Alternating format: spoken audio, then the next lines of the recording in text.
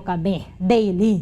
So, may kuan na paginaya dira, o kuan ano mga nagakatabo, may aksidente diri, may shooting, kuan ano na dira nga mga insidente, makita ninyo live na with live footages or mga files na naton. So, hindi lang siling yang hasta ka lang yan sa paghawma o mo kon pag-imagine na sinadara, and sa mga wala man Facebook or bisa may Facebook man na dira, pero do medyo basic kaya, pandaron mo lang yung imo nga radyo. We are the hot medium. So, sige lang yung imo ubra, sige ba yung imo nga pamati. Amo na nga sa mga ahensya sa gobyerno, kabay pang hindi man kamo mangin aloof sa media bala. Nga siling nga do bumbu ni basikon ano naman ka mga kontrobersiya na dili bisang kontrobersiya pa na kon issue na sabta lang kay nga away man kita di may ginapanitan. Magluwas lang ya kung may mga lapses sa dirati sa way man lang na yan naton. But ginatagan ginaton isang patas nga tsansa ang kadaysa. May kontrobersiya man na or issue man na yung ibo nga ginatubang, sabta lang kaya nga natinguan naton, gida nga ton nga ikasarang or naton masarangan nga tanan ka mo mapasabat. Ilabi na ko mga issues ka mga ginatubang. Ano pag ginayhan ko nining mas dalago nga mga problema nga ginatubang sa nga tonisyon nga pungsod or sa issue or problema nga concerned sang inyo nga agency. So, dapat gidya nga mabatian ka mo. Kung accomplishment pa nila siya, ginabalita naton para mapahibalo sa mga pumuluyo nga gamuning ahensya sang gobyerno is performing.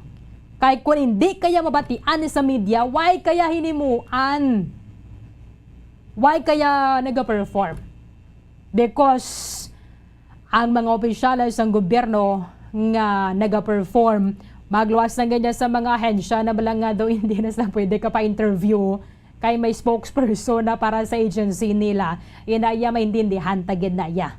Kaya meron na mga agency nga do maskin siya pa yung head sa amuna iya being extension office or amuna nga field office, may spokesperson gina sila for the whole bureau or for the whole commission or for the whole department or agency. Tinaya mga pipilama lang na sila. Due time lang na sila. Pero kung pwede lagi na sa makapa-interview, mapa-interview ba na sila mo? Mayara pag siya gana, iba manguhit na na yung buhaman ko bala, no? Kung maiban mo yung sus kapila mo na yung tawgan, kapila mo na yung textan, why gid siya reply ka bastos bala? No? Ako na bastusan, iko na sang nagpakilala ka bala formally. Tapos, ma-request ka dira for interview, sa mo niya nga time, sa mo nga oras. Kung isa, igwa na mag-reply, 3 na kadlaw yung nakaligad. Di kung breaking ng balita, why na ano na to? Panos na katama ang iyang kina-replyan. Pero maiban man niya yung basta mo nga concern. Amo na mga agency nga mga gusto nato na bala? Una gid Governor Bong Lacson, isa mo lang ka-text, so pag-reply dayon. Okay na dayon for interview. Aton sa pila ka mga department heads sa dira sa may Kapitolyo. Philippine Statistics Authority, okay na dayon. Pwedeng Land Transportation Franchising and Regulatory Board nga niyo. So sa pagkadugay, hindi ko sagin mo pag gani ma-interview. Same man sa Land Transportation Office. Nga mo pag gani mga hensya, nga damo na mga issue nga natubang nila. Aton sa mga Philippine National Police Officials, okay man.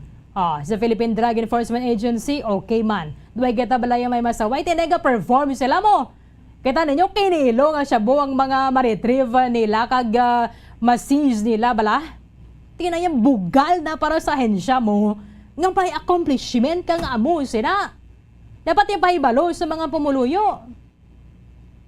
Nga, nari kami dari, you can trust us. We are performing sa ngamon nga responsibility and the public should know.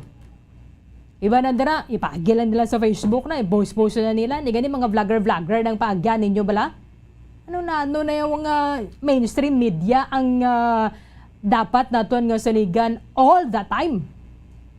Ting iba na dira, isa pila lang niya ka sinigundo sang video amo to ng patihan niya to pero way gapati na sa radyo kaga sa television or sa may iban pang mainstream media. Kung isang lado hindi na naton sinimaintindihan ng pila naton ka mga kauturan nga kung na mo ni heads ang departamento gapalagyo may iba naton sa mga kauturan hindi naman na dapat mapatihan na amo ng patihan na nila. So, amo lang na nga to na ang appeal malang na nato na.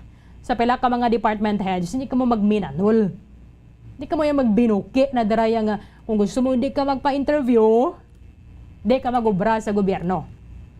Okay? Pwede ka gusto magpa-interview, bisan ka natanyag para sa imo mo nga posisyon, especially kung ikaw dala department head, hindi ka mag-uyat sa mo nga posisyon. Kay basta department head ka, automatic may mga interviews sa ginadira. Ay sunong interview hunta ang pinakamanubo dira sa inyong opisina, syempre ikaw gid nga department head. Magluwas lang kung may i-designate ina siya, nga ti do medyo alang-alang gi ko subong, ang head lang to abis ang amo nga section ang tawagan mo ay number niya amo ning iya sini nga pangalan. Pero kung aga pa interview, way ni mo, mo lang na yang ato na. Amal na ito interpretation na dira basta nagapalagyo, why na hinimuan. No? Kung may hinimuan ka man, why na naabig apply sa abi matrabaho lang ko diri pusipus lang kuya kag kwan. Hindi lang kuya magpabuyagyag na dira kwan ano mga hinimuan di. Inaya para lang na sa imong pribado nga kabuhi. That is just for your private life. Pero kung nara ka sa gobyerno, especially department head ka, mapahibalogig ka mo kung ano mga ginaobra ninyo dira. Okay, sige. Good luck sa kaya Dr. Renante Lucena kag ma-enjoy mo ning siling mo mulits. Dapat 60 ka bumulits, ma-retire ka na, no? 100% na naguro. Ayaw mo mabaton. Nga ba siling nga nila, gimantuod, ni ka mag-retire ka nag-ugod ka na bala, no? Dapat kita ma-retire ka na medyo early pa man. As importante lang ginadara, we have naka-invest na kita bala. Naka-invest na for the future. And wala sa nila, dapat makaset aside. Nagigisa lang sa mga financial advisors bala. Makaset aside kita sa aton sweldo sang pang-retirement. Kay para pag edad mo 61, lagaw-lagaw ka na lang mamodjas kay ubuson mo na lang ito kung himo nga gintipon. Sige, sa 6 minuto sa nabilin, antay sa alas 9 sa aga, pagbalik naton ang desisyon sang Land Transportation Franchising and Regulatory Board nga pasakaan na ang pamasahe sa mga pampubliko nga mga jeep from 9 pesos diri sa aton sa Bacolod and Negros Occidental and Western Visayas, mahimo ini siya nga 11, not 12. Okay? Hindi siya 12, kundi ang basihan sina atong 9 pesos nga pamasahe naton antes ang COVID-19 pandemic. Balikan ta diri sa Bombohanay Big Time. Bombo Radio, ang panunumpa. The inaugural of Ferdinand Romualdez Marcos Jr., 17th President of the Republic of the Philippines. Maging bahagi ng kasaysayan. Tumutok sa gagawing blow-by-blow coverage ng mga Bombo Radio at Star FM stations sa inaugurasyon ng susunod na presidente mula mismo sa National Museum sa Maynila. Hindi lamang mapapakinggan, mapapanood din sa mga digital platforms ng Bombo Radio Philippines. Ang panunumpa, the inaugural of Ferdinand Romualdez Marcos Jr. Tandaan, sa Hunyo 30, araw ng Huwebes, simula alas 11 ng umaga, dito lamang sa Bombo Radio Philippines. Fast Radio Bombo! Matapos nga nagbalatian ang bugo sa kalibutan dulot sang coronavirus disease, isa naman sa karon kabalatian ang bulos sa ginakadlukan worldwide, ang monkeypox. Ano ang ginatawag na monkeypox? Well, sunod sa World Health Organization o kung WHO, ang monkeypox ang isa inik infectious disease nga dulot sang monkeypox virus. Kung maghambal naman kita monkeypox virus, isa ini ka orthopox virus nga mo ang ginatulaan sa mga sintomas nga daw kaangay sa smallpox apang less severe. Ang monkeypox ginakabig nga less contagious kag mangintulaan sang less severe nga mga balatian kung ikumpara sa smallpox. Simuloan nga ang smallpox na eradicate na ini sa tung 1980 apang ang monkeypox nagapadayon nga nagaduging sa mga kapungsuran sang Central kag West Africa. Sa karon, mayara duha ka distinct clade ukon subtype, ang West African clade kag ang Congo Basin clade nga amuman ang ginatawag Central African clade. Ang monkeypox ang ginakabig nga zoonosis. Ukon isa ka sa isang balatian nga naghalin sa mga sapat padulong sa humans. Mga sapat kaangay sang squirrels, ilaga, amo kag iban pa. Human to human transmission is limited. Monkeypox is transmitted to humans through close contact with an infected person or animal or with material contaminated with the virus. Base pa sa key facts ng World Health Organization ukon WHO nga ang monkeypox virus mahimo ini matransmit ukon malaton sa iban pinaagi sa bodily fluids, lesions sa panit ukon internal mucosal surfaces kaangay sa mga naghalin sa baba ukon tutunlan sang pasyente, respiratory droplets kag mga contaminated objects ukon materials kaangay sang beddings. Samtang, base naman sa fact sheet sang Mayo Clinic nga isa ka medical center sa Minnesota, USA, nga kun matapikan ang isa ka tawo sang monkeypox virus, ang initial symptoms amo ang paghilanat, paglingin sang ulo, nagahinubag ang mga lymph nodes, kag pagadasnan sang pagtinubo-tubo sang mga rashes sa lawas tubtob nga magmangin flat patches ini. Amat-amat nga magaulbo o kon mangin nodules tubtob nga magbinitog-bitog kag mangin pus-filled blisters. Ini nga nagalabot sa 5 tubtob 7 ka adlaw. The rash heals by scabbing over. Makabig na nga infectious ang isa ka pasyente sa pagsugod pagid lamang sang paghilanat sini. Samtang pamangkot, may bulong na bala ang monkeypox? Well, dugang pa sa fact sheets ng WHO ng vaccines nga ginusar sadto sa pag-eradicate sang smallpox sa bugos sa kalibutan, amo man karon ang ginatublok sa mga tao batok sa monkeypox kag ang antiviral agent nga gin-develop para sa smallpox treatment nangin lisensyado naman para sa treatment sang monkeypox. Newer vaccines have been developed, of which one has been approved for prevention of monkeypox.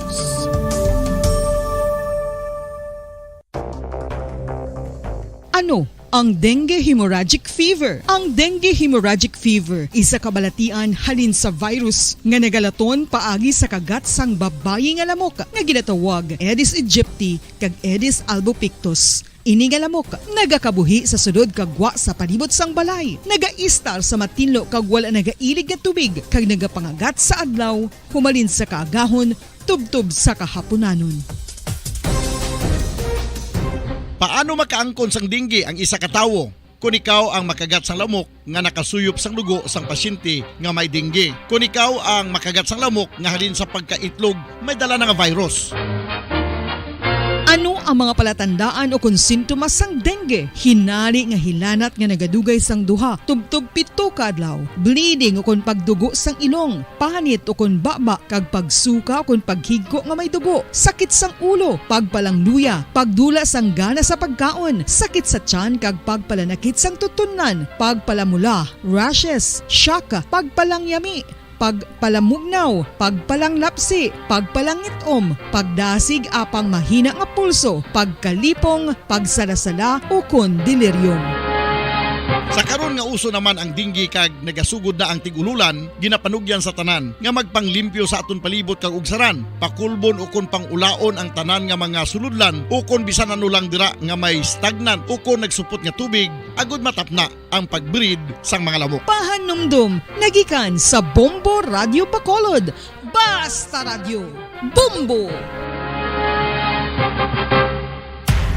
Makapila ka beses kung magpangapi sa isang adlaw, maghinay-hinay lang sa pag-inom sang kape bakod may ara ini sang ini maayo nga epekto sa lawas. Apang paano bala may bulan kung masobrahan na kita sa kape.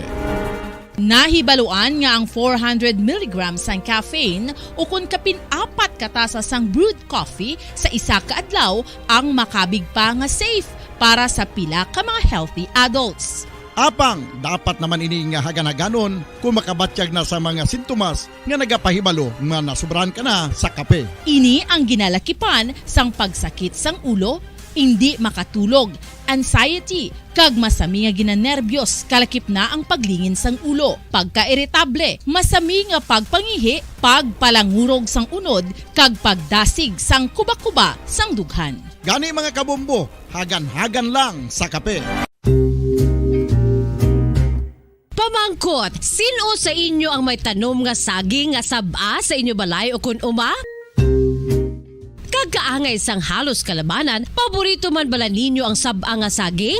Nga wala labot pwede makaon kon fresh, luto o kon bisan hilaw, pinaagi sa pagtanok sini. Paborito ini naton nga snacks kun himuon nga banana Q, banana chips, crisp banana fritters o kun turon, namit man ini prituhon, plus ginahimo man ini bilang ketchup, banana ketchup. Kag ang luto nga saba, ginalunod ini sa mga potahe kaangay sang pochero.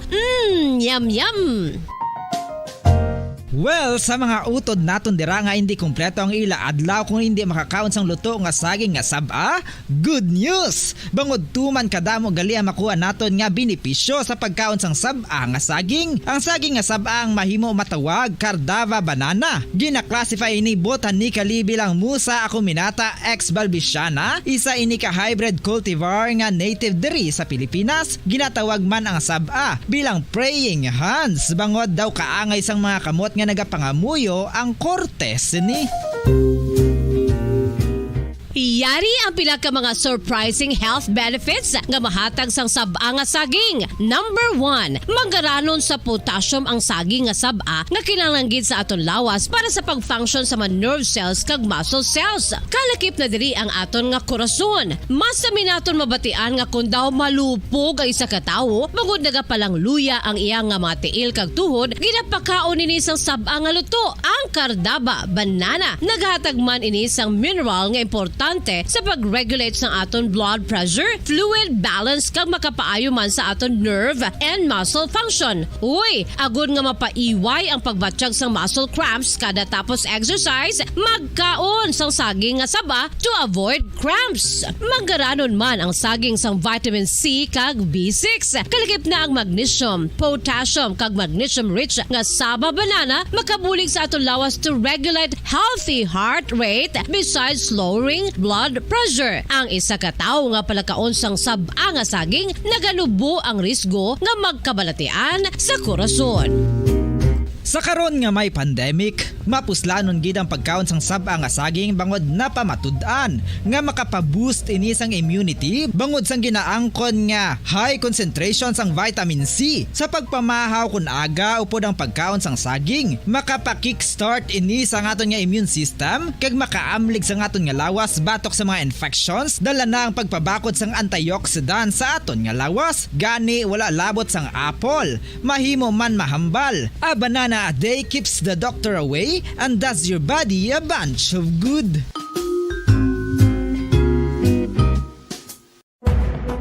Madamos ang sahi sa pagpamasahe kay isa na diri ang foot massage. Magluwas sa relaxing feeling nga mahatag sini, nakaibalo-bala ka mo. Nga madamo man ini sa benepisyo sa lawas. Ang pagmasahe sang tiil ang maka-improve sang blood circulation. Bangod nagabulig ini sa pag-transport sang oxygen sa cells sang lawas. Nagapromote man ini sang mas maayo nga tulog, kag ginabulong ang sakit sa ulo, migraine, sakit sa liog kag likod. Nagapa-improve man ini sang modo kag nagabulig bato sa depresyon. Magluwas diri, ginapabilin sini nga healthy ang tiil kag malayo sa food problems. Bangod gina-stimulate sini ang mga ugat diri kag ginabuhinan ang stiffness kag sakit sa dapa-dapa. Gani mga kabombo, maayo gid sa lawas ang foot massage. Kabombo, paborito mo man bala ang tambo? Aton hibaluon kung paano ang nutrisyon nga aton makuha sa paborito naton nga tambo. Ang tambo o kon ang bamboo shoot ang manggaranon sa dietary fiber, manubo ang calories kag puno sang essential nutrients. Suno sa pagtuon sang comprehensive reviews in food science and food safety, ang tambo ang bugana sa protina, carbohydrates, amino acids, minerals, fats, sugars, fibers kag inorganic salts. Santo sa pila ka research, ang phytosterols kag phytonutrients sa tambo ang ideal sa pagtunaw sang harmful LDL cholesterol sa lawas. Ang vitamins kag minerals sa tambo ang ideal man para sa pag-improve sang immune system. Ang antioxidants sa tambo ang importante man para sa pagpabaskog sa sulod kag gwa sang lawas. Santo naman sa research ng Journal of Ethnopharmacology, ang tambo ang mayara sang anti-inflammatory kag analgesic o kon pain-killing properties. Luyag mo bala mga kabumbo nga mapanubo ang imo nga bugat? Nakasiguro ka bala nga nagakaigo ang imo nga pamaagi? Isa sa masami nga ginahimo sang iban nga mga luyag magpanubo sang bugat amo ang starvation diet ukon pagpagutom. Ini ang hinali nga pag-utod ukon pagpanubo sang intake sang calories nga gina-consume sa kada adlaw. Ginapinsar sang iban nga epektibo ini nga strategy sa madasi nga pagpanubo sang bugat.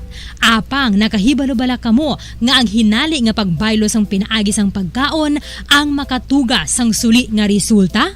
Naibaluan nga ang pagkaon sang tuman kadyutay o kon pagpagutom ang hindi maayo nga ideya kag ini ang makatuga agud nga magdako na gid ang bugat. Suno sa mga doktor, ang pagbalansi sang pagkaon sang manubo sa calories nga diet ang pinakaepektibo nga makabulig agud mapanubo ang bugat. Ang pagpanipilyo ang isa sa mga pinaka-importante nga tikang. Agod mamintinar ang matinlo nga hygiene sa isa ka persona. Apang makapila bala ka beses ini ginahimo sa isa ka adlaw. Suno sa American Dental Association, ginarekomendar ang pagpanipilyo sang makaduha ka beses sa isa ka adlaw. Sunod diri, maayo ang pagpanipilyo sa aga kag sa gabi gamit ang isa ka soft brittle brush. Para sa optimum dental health, ginapahayag sang ADA ang pagpanipilyo sang 2 ka minutos kag siguraduhon nga matinluan gid ang kada ngipon. Importante man nga tinluan ang tunga sang ngipon, isa ka beses kada adlaw. Importante man nga tinluan ang gum line, bangod posible ini nga tiniran sang bakterya. Friendly advice from Bombo Radio Bacolod.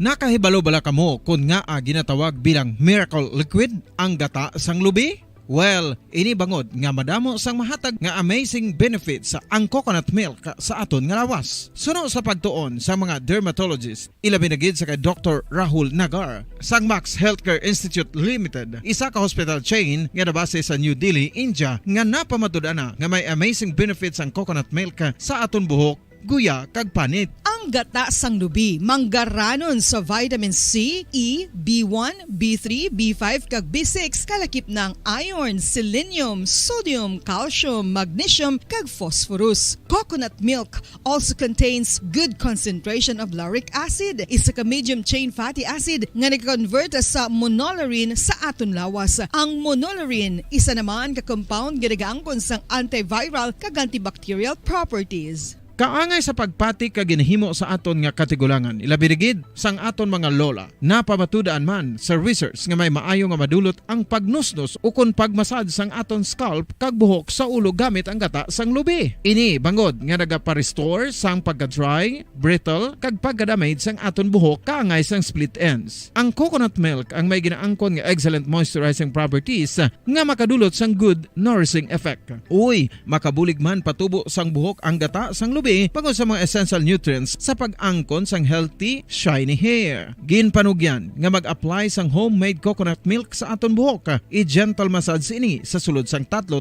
ka minutos kag padasunan sang pagbutang sang hot towel. Pagkatapos sang 20 minutos, shampoohan ini.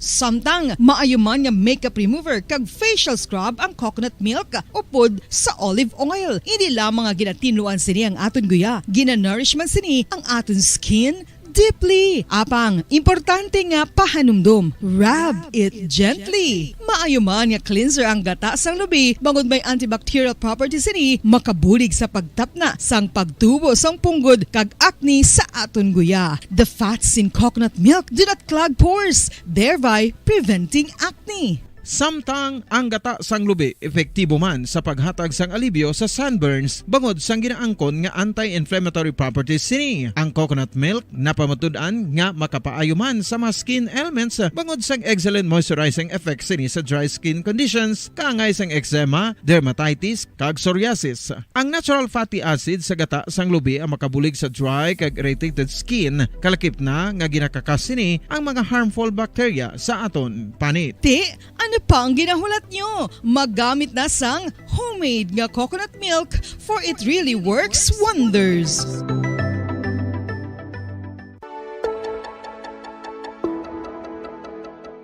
Luyag mo bala nga mabuligan ang imong guya nga magmangin mahining ukon makaangkon sang top of the line highlighter nga pwede lamang maangkon na sa sulod sang balay. Huo mga kabombo! No fancy skincare products, no messy do-it-yourself masks, kag ini ang pinaagi lamang sa ice cubes nga madamo naman ang nagahimo sini kag nagahambal nga epektibo ang ini nga beauty regimen kag skincare tip. Suno sa mga dermatologist, makabuligid ang pagnusnos sang ice cube sa aton guya adlaw-adlaw. Ang ice makadulot sang pagpahugot sang aton panit sa guya bangod gina-constrict sini ang mga blood vessels diri. Rason nga nagakipot man ang mga pores kag wrinkles sa aton guya. Nagapakupos pa ini sa mga inflammations kaangay sang eye bags kag pagpalangharok sang aton mga mata. Ang pag-rub sang ice cube sa aton guya makahatag sang soothing effect kung may nagatubo nga acne. Kag ang kabugnaw sang ice nagapapana sang pagpalamula sang panit dulo sang dalalagko nga mga punggod nga nagatubo kalakip na ang sunburns kag rashes. Makabulig man ang pagnusnos ng ice cube sa aton guya sa pag-reduce sa mga aging signs kaangay sang fine lines kag wrinkles ukon pagkurinot sang panit. Ini bangod nga ang coldness sang ice nagabulig sa pagpahugot sa mga pores sa aton panit, making your skin look firmer and younger. Apa ang importante nga pahanumdum, kung mag-rub o kung magnusnos ang ice cube sa guya, dapat inanay lang kag in circular motion for best results. Makaisa man lang ka best kada adlaw dapat nga mag-apply sang ice cube sa guya. Gani, ano pa ang ginahulat mo? It's time for Ice Ice Baby! Magluwas sa baboy, baka kag manok, may isa ka karne nga sara nga mahimo alternatibo nga iserbe sa lamesa sa mga Pinoy kag ini ang rabbit meat o kon karne sang kuneho. Suno sa pagtuon, mas matinlo ini kag mas healthy kung ikumparar sa iban nga karne sang sapat. Ang rabbit meat ang sara nga lutuon sa pamaagi nga naanda na sang kadamaan, kaangay sang adobo, lumpia Shanghai kag lechon. Apang ano bala ang mga benepisyo sini sa ikaayong lawas? Ini ang mayara sang mataas nga porsyento sang easily digestible protein kag nagaunod sang jutay nga fat kung ikumparar sa iban nga sahi sang karne. Nagaunod man ini sang jutay nga calorie value sang sa iban kag almost cholesterol free ini. Gani makabig siya nga heart patient friendly. Mas jutay man ang sodium content sa rabbit meat, samtang mas madamo naman ang calcium kag phosphorus content sini. Mga carcinogenic foods o kuntigi nga mga pagkaon mangintunaan sang cancer. Nakahibalo bala kamo nga ang mga tigi o konsunog nga parte sang pagkaon kaangay sang barbecue kag inasal makabig nga carcinogenic o kon mangintunaan sang pagtubo sang cancer sa aton lawas. Kung naghambal kita carcinogen o kung carcinogenic, amoy ni ang substance, radionuclide o kung radiation nga nagapapromote sang carcinogenesis o kung pagporma sang cancer. Madamo ang mga carcinogenic foods nga nangin paborito naton. Kaangay sa mga processed meat, overcooked foods, kag mga fried foods like french fries. Abaw! Ang paborito ta nga pork barbecue kag chicken inasal. Nga gina-request tagid nga well done ang pagluto o kung ginapatigi-tigi tagid. Makabig nga carcinogenic, processed meat, overcooked foods, and fried foods may increase risk of some types of cancer. Ang mga chemical nga ginausal sa processed kag cured meat, kaangay sang nitrates nga isa ka food preservatives para sa bacon, subong man sausages kag ham, mahimo makaproduce man sang carcinogens. Wala labot sa mga carcinogenic foods, mayara man nga ginatawag non-radioactive carcinogens nga mangintunaan man sang cancer. Kaangay sang paghaklo naton sang asbestos kag aso sang sigarilyo. Gani, likawan gid ang pagkaon sang batok o konsunog nga pagkaon. Sa tuman ka kapoy, pag-abot sa balay, kung kaisa nagkakatulugan na lang ang isa ka persona. Apang sa babayi antes magdulog, may mga ritual pa nga dapat himuon kaya nga isang paghukas sang makeup. Ano ini ka importante? Ang pagkakas sang makeup kag pagpanghilam o sangguya antes magtulog ang maayo para sa panit bangod ginakakas sini ang mga cosmetics, impurities kag higko sa surface ng skin nga makatugas ang iritasyon o kung pagpadasig sang pagtigulang sini kung hindi mahimo. Ginabuhinan man sini ang risgo sa pagdevelop sang pimples, pagpula sang guya, blackheads kay iban pa nga size sang blemishes. Naga-promote man ini sang cellular renewal paagi sa paghukas sang dead skin. Importante ang paghukas ang makeup bangod ginapahanugutan sini ang panit nga makaginhawa. Ano ang masami nga rason sa pagsakit sang aton tiyan? Ang pagsakit sang aton tiyan, ang bangod sa sahi sang pagkaon nga aton masami ginakaon. Suno sa oncologist nga si Dr. Isaac David Ampil II, ang masami nga pagsakit sang tiyan ang bangod sa hyperacidity. Suno diri, ang pagsaka sang acid ang nagatuga sang pagsakit sang tiyan. Ini ang ginatumod nga sinisikmura o kung stomach ache. Ang usual nga ginatunaan sini amo ang pagkaon sa mga pagkaon nga mataas sa acid content. Kaangay sang citrus fruits, kag labaw sa tanan, ang spicy food. Ang iban nga sources amo ang alcohol, coffee, kag masami ang pagpagutom. Ang stomach pain, ang bangod man kung kaisa sa ulcer kung sa diin ginadigest sang acids ang lining sang stomach. Apang agud masiguro ang gintunaan sang stomach pain, mas maayo nga magpakonsulta sa doktor. Mga kabombo, ilabilagid sa mga kababainhan. Kung ikaw magtulog, nagasuksok ka bala sang bra o kung wala. 8 minutos sa nakaligad sa Takna Galas sa Nuevas sa Aga. Pabalikan na sa pagpangalaga na diri sa palatunturan Bomboharay Big Time. Maayo ini nga balita para sa mga nagabiyahe sa nga pampublikong jeep pero dugang nga pala sa na para sa mga commuters o kon sa mga nagasakay sa public utility jeepney nga traditional or modern jeepneys kay ginaprobahan na sa nga Land Transportation Franchising and Regulatory Board ang dugang 2 pesos sa pamasahe sa bilog ng Pungsod, Pilipinas. Butsulingon ang 9 pesos subong nga pamasahe dari sa aton sa Western Visayas plus 2 mahimo ina siya nga 11 pesos. Okay, para nga klaro dira sa aton ang mga kauturan and hindi 12. Hindi 12 ang minimum nga pamasahe sa public utility jeepneys dari sa aton sa Western Visayas, but 11. Kay ang ginaprobahan sang Land Transportation Franchising and Regulatory Board nga 2 pesos. Idugang ini sa regular gidya nga pamasahe nga mayara sang fare matrix. Bot silingon ang aton nga pamasahe nga regular base sa fare matrix is 9. Kaya kung madamdaman ninyo before ang COVID-19 pandemic. In fact, 850 lang ni gani bumbulits no? 850 lang ni siya gani ang regular naton nga pamasahe sa ginaprobahan sang Land Transportation Franchising and Regulatory Board sang August 2018. 2018 ang last nga ginaprobahan sang LTFRB nga pamasahe for the whole Western Visayas kag sa iban pa nga parte sa aton nga pungsod. However, nahimo ini siya nga 10 pesos. Sang nagsugod ang COVID-19 pandemic sang 2020 nga ginpatuman sang aton nga gobyerno ang lockdown kag mayara sang limit sa ginapasakay nga mga pasahero sa public utility jeepneys and other vehicles. That is why nga sa kaluoy naton sa mga driver nahimo siya nga 10 pesos. But ang aprobado gidya sang LTFRB nga mayara sang fare matrix 9 pesos. Kay tiginahimo naman ang naton nga 9 because why naman lang gid ginasinsilihan ang noibi mo, di ba la?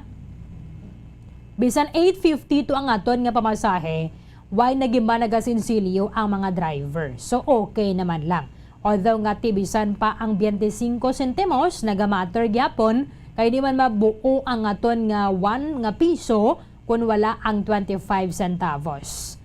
However, ti sa kaluoy naton sa mga drivers kay apektado to nagligad ang ilang income kaya nagpatuman ng gobyerno sang 50% seating capacity. And then may mga barrier pa to nagligad until such time nga do karigma na sa mga barrier ka mga nagkakalagisi na no. And then nag 75% subong ganiya nagagilinutok na mga commuters di ba la? I'm sure nga makarelate gid mga commuters kung nakaisa ganin bisan medyo tibi na lang niya pagpungko mo kon makaabot ka lang to sa imo nga destinasyon ti okay naman lang. So 100% na sang seating capacity ang ginapasakay subong sa mga public utility jeepneys. So, ginaprobahan kahapon sang LTFRB ang 2 pesos nga saka. Ang aton nga minimum fare is 11 pesos. When we say minimum fare, that is your pamasahe sa una nga 4 ka kilometros. Sa una nga 4 ka kilometros, amo na ang imo nga pamasahe. That is why, nga for example, halin ka sa Bata, manaog ka sa downtown, ang imo nga pamasahe kung sa Subong is 10 pesos. Kung halin ka naman sa Bata, pero sa Libertad kaya manaog, ang imo nga pamasahe is 13 pesos. Correct, no? Bumulits, 13 pesos na. Kay mas malayo ang Libertad. So, nagadugang ina siya sa per kilometer. Sa first 4 kilometers mo, ang imo nga pamasahe is 10. Kung sa Subong, although originally 9 na siya dapat. 9. Pag pataksi na 8 kilometers, so ang imo na nga pamasahe, may 11, may 12, or 13. Amo na sa makotoran naton nga taga-barangay Handumanan, ang inyong nga pamasahe, mas dako gid man niya kay mas malayo kamo. So, sa mga netizens bala, nga ara sa aton page, mga nagareklamo nga 20 ang inyo pamasahe from Handumanan. I think pamasahe ninyo before is 15 or pila pamasahe ninyo man from Handumanan before COVID-19 pandemic. Kay mas malayo kamuya sa Bacolod mo. So, ang 10 pesos nga minimum fare subong, ga-apply lang na siya for the first 4 kilometers. Sa una nga 4 ka kilometros. Kung naglapaw ka na dira, madugang na nga madugang ang imo nga pamasahe. So, kung nalin kaya Sandumanan, 15 pesos. Ang Granada, gani Bombo, just pila? Before, 13, pamasahe nyo. 18, sang una. Sa Subong ya, 20. 18 man gyapon. Sang wala pa yung COVID, pila, 15. Okay, doon mo na. Kaya mas malayo ka mo ya mas malayo ka mo sa Bacolod mo. So, +1 na plus piso naman lang na siya. So, amo nang pag-compute sa nga to nga pamasahe. Deklaro na kita na dara, amo ning pag-clarify sang Land Transportation Franchising and Regulatory Board. I-check natin sa piyak kalinya, Bombo Carla May Defensor. Sa report, kamin. Arlene, so nangin bias ang desisyon sang LTFRB nga dugangan sang 2 ka piso ang pamilete sa Subong Bomborlin. Amoy nasuno kay General Secretary Diego Malacad sang Undok Bomborlin. So sa yati bias no kay tungod nga jeep lang o kung PUJ lang ang napahanugutan o kung nadugangan ang pletehanay Bomborlin. So 2 ka pisos no ang gindugang ti dapat tanan gid Bomborlin no mapamotor tricycle, bus, kag taxi dapat may ara man sang increase o kung dugang piso bi o kung 2 ka piso bi sa pamasahe Bomborlin no. So ti ini ang ila sini nga hingyo kun tani tanan na Bombolin ugali kay PUJ lang ang gin-increasean o kon na PUJ lang ang naging padugangan sa nga plete nga 2 ka pisos Bombolin. So muna sa gihapon ng ila sini nga ginahingyo nga kun tani parihuso na sa area sa nga US Bombolin nga kwaon o kung buhinan na excise tax Bombolin. So mo man sa gihapon ng ila sini nga ginahingyo nga kwaon kag kung buhinan ini nga excise tax kay mo man sa gihapon no matgataas sa gihapon ang presyo sa nga gatong Bombolin, pero sa gihapon makabulig no sa aton sini nga mga PUJ drivers sa Bombolin ini nga dugang nga 2 ka piso sa nga dugang sa pamilete Bombolin kag ang ila sina diri nga gina pagadugangan sang 2 ka pesos amo ang 10 pesos Bombo Arlene ang ining nga ginsaka sang during pandemic iti una-una ti 8 pesos no kun 9 pesos Bombolin iti nagsaka piso 9 kun gin 9 pesos na lang iti 850 no ang pamasahe so gin 9 pesos na lang sang nag-pandemic ginhimo 10 pesos Bombolin. So dira sila dugang kaya mo paning kay ilas sabi makambalik kita nga ginahimo ni sang Bangko Sentral ng Pilipinas sa mga sinsilyo bala Bombo Carl. Pero do hindi bala ma-honor kun especially kung mga yara sa public utility vehicles. Magamit na naton sa mga malls na lang gid. Yes, so no? Yes, sakto gid Kaya actually, no ang sang una bala magplete ka bala 8.50 nga may 2 ka 25 kohon. Pagbutang sang driver do na itsa niya pa nablangan do na suya siya bala. Pero tani hindi man sila magamusin na kaya mo gimana yung pamasahe before 8 pesos and 50 centavos. Amo gina yung taning pamasahe naton subong. Ang problema lang niya base ko do nakalipatan na nibla sang LTFRB Bombo Carl ngang sukot dari sa aton is 10 pesos. Pero sa National Capital Region ang ila dito is 9 plus 1 sila nagligad. Kay una to nga may approval ang LTFRB so nag-10 naman sila dito. So subong piso na lang yung idugang sa ila.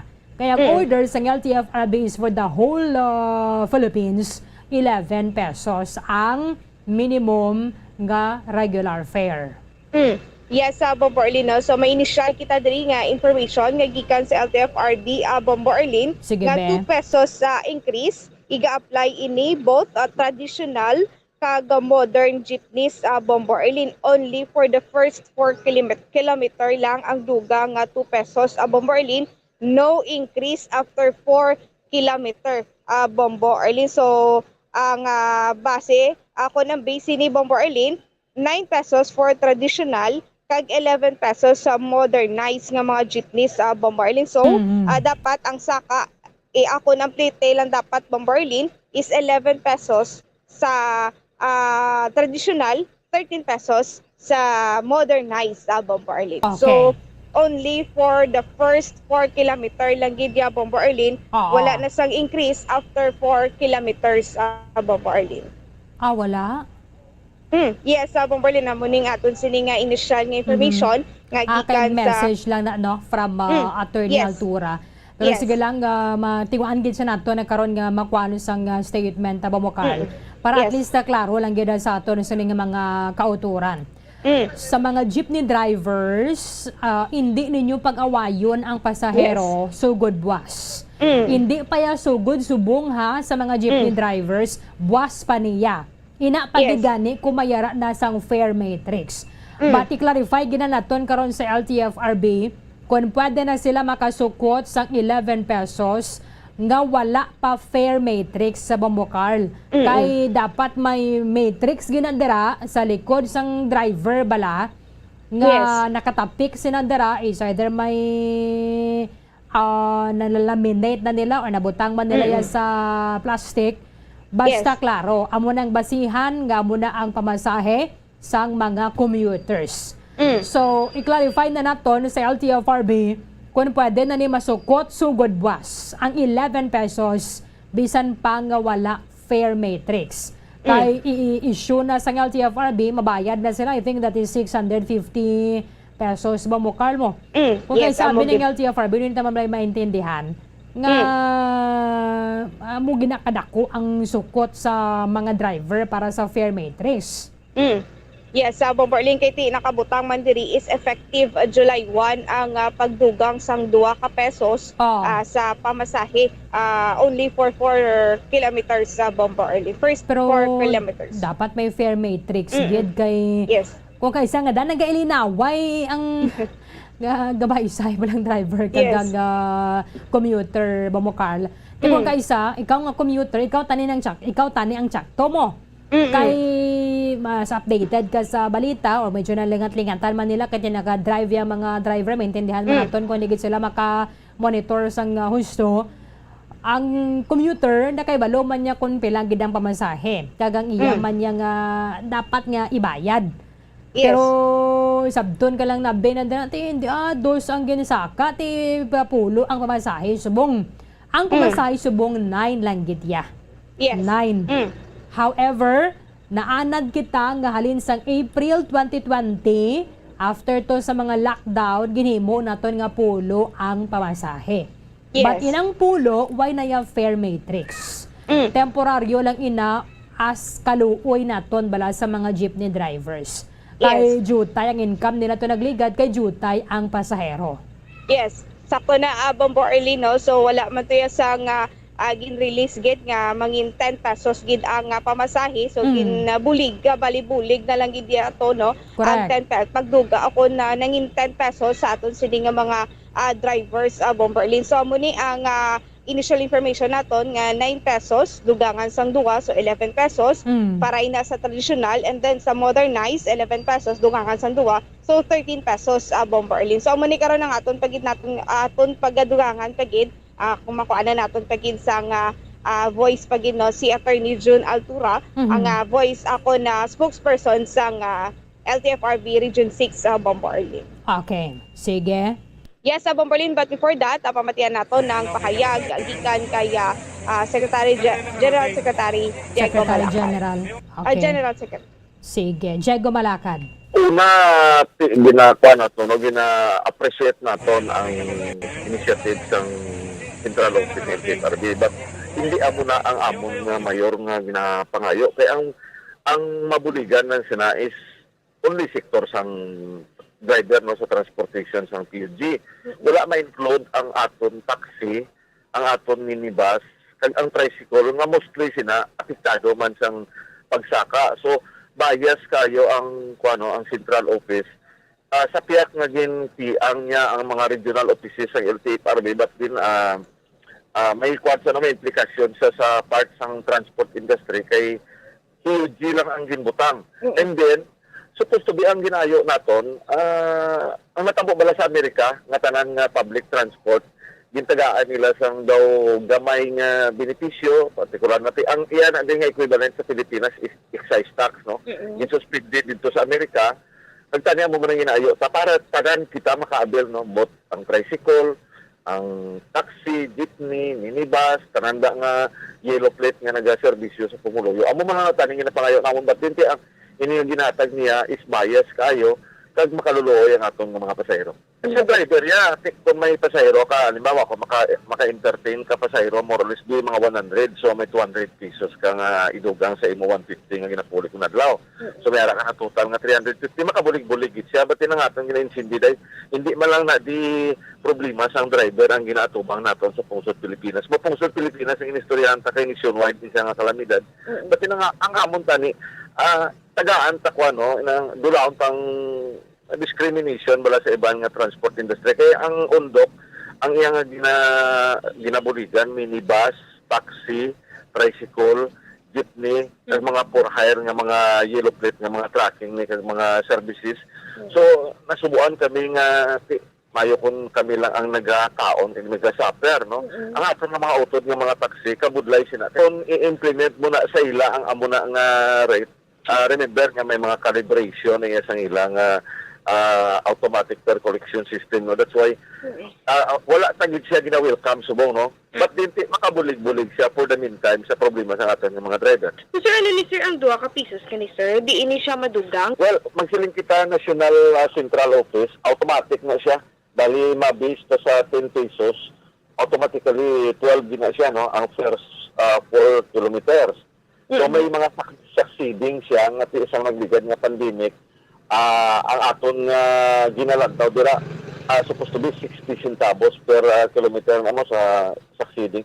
Pero gin-implement sa halimbawa handumanan flat rate na lang siya no kay kabudlay mag-identify inaablang magsimit ka first floor kabudlay na mo song ginbutang na lang dila per area na halimbawa Bangga Kabug mga mamo na bala Bangga Alihis Bangga Kamital Bangga Kuri amo na lang din specify para hapos na sa pumuluyo no kay hindi na siya bala magtumangkot nga ara na ko sa first kilometers ara na ko sa 5 per bangga na lang na actually ang 12 himuon ta na para do hindi budlay ma-meeting naman diwat kinag-meeting kami kagapon na launa kay ginantisipar ta na ma-meeting naman na diwat kung paanong scheme no kag opdan naton kag encourage ang posible mapungko nga committee on transportation sa NGC para mangin balance ang aton pag-entertain sa pasahero kung hindi mag-ilinaway bala kay sa ahaw lang nga 2 ka pesos ilinaway ang pasahero daluoy kita sa aton nga mga stakeholder.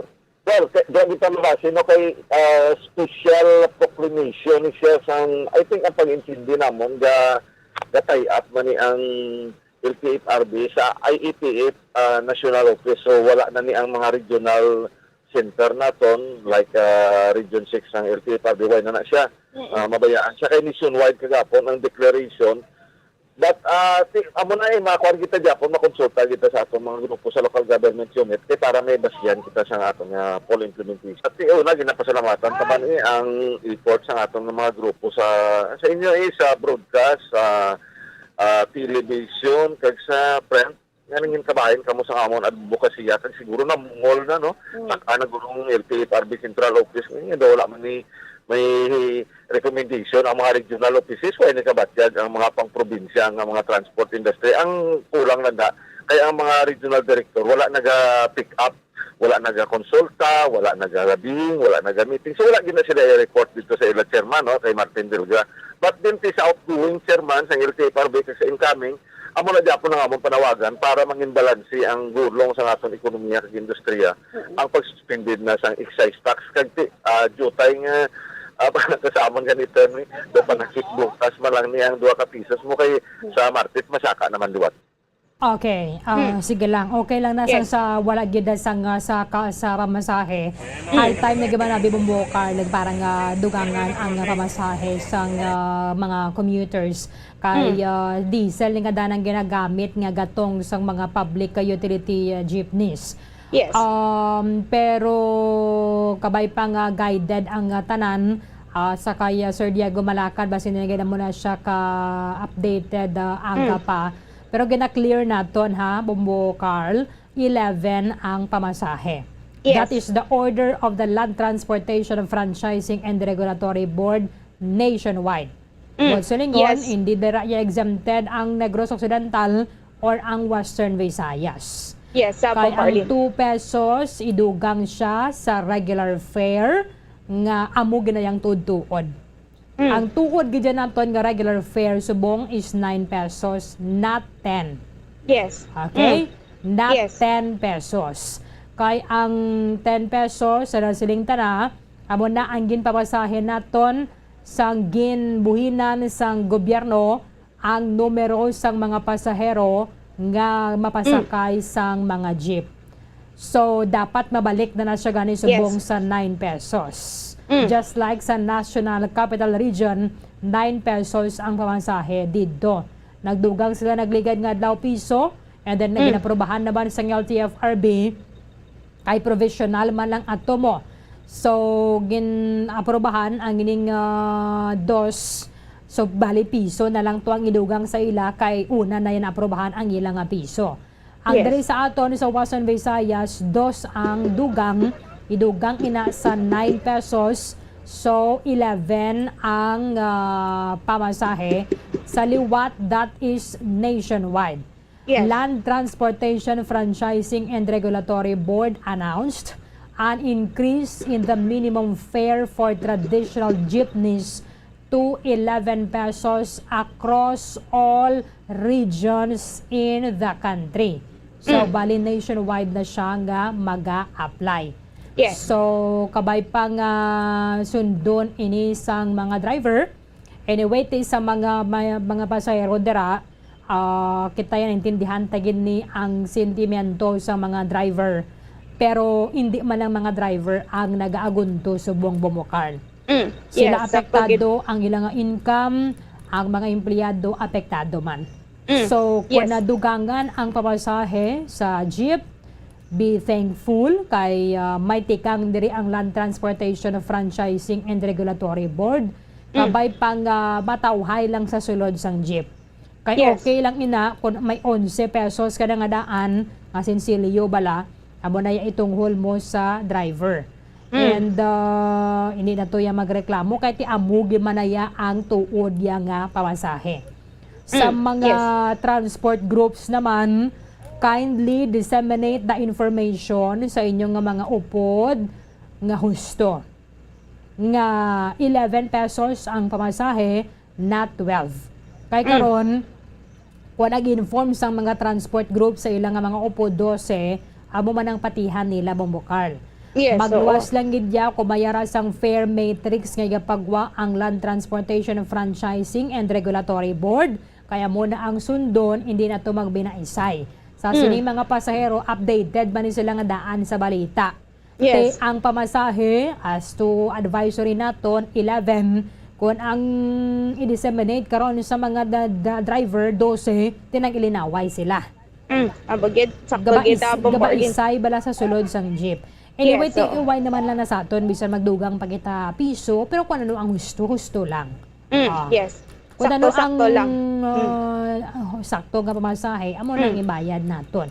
Magluwas lang niya kung may kabubuton kaya, for example, abida do dawa kaya tibayad ka daya 20, amo nga keep the change na lang na. Tiwag na problema.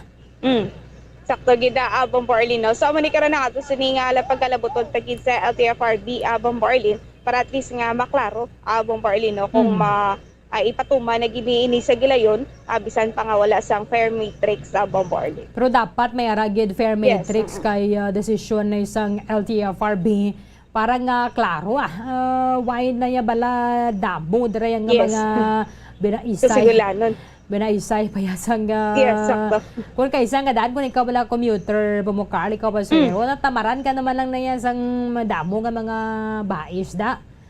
Kung sugot niya 12, tiyatag mo naman lang kung hindi niya tanin sakto.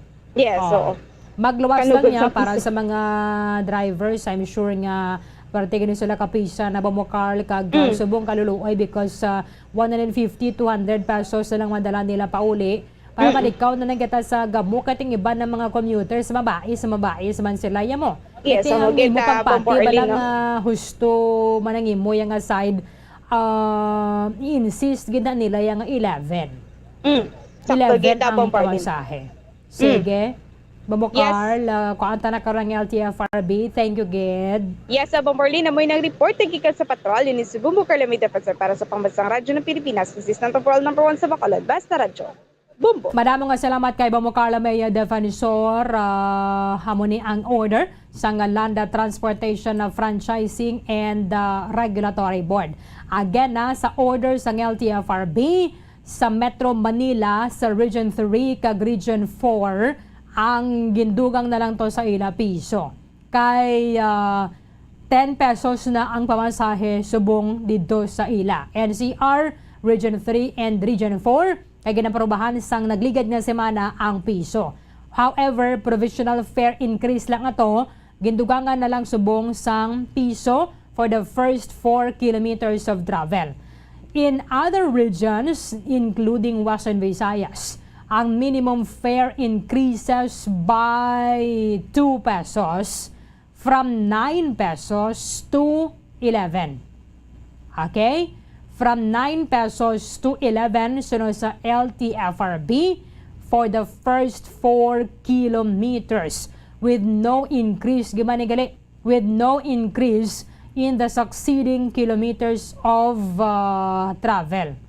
Ay, tipirdi na yung driver, Bumbolets. Liwata, minimum fare increases by 2 pesos from 9 pesos to 11 for the first 4 kilometers with no increase in the succeeding kilometers of travel. Di ko na rin katobi karon sa dumanan, bilang imong pamasahe po ang 11 lang. Dapat maklarify ni sang LTFRB. Ang agency, okay. So, ang minimum fare naman para sa modernized jeepney or modern PUJs nationwide from current nga 11 sumahimo na nga 13 pesos ang ilang pamasahe. Sige lang, kag ginatinguan naton nga makuha sa nga pahayag direk LTFRB. Kindly standby lang gid sa aton sa mga koturan kay parang klaro bala sa aton na tanan di kitaya siling nga ay nang gasalang isaga kita.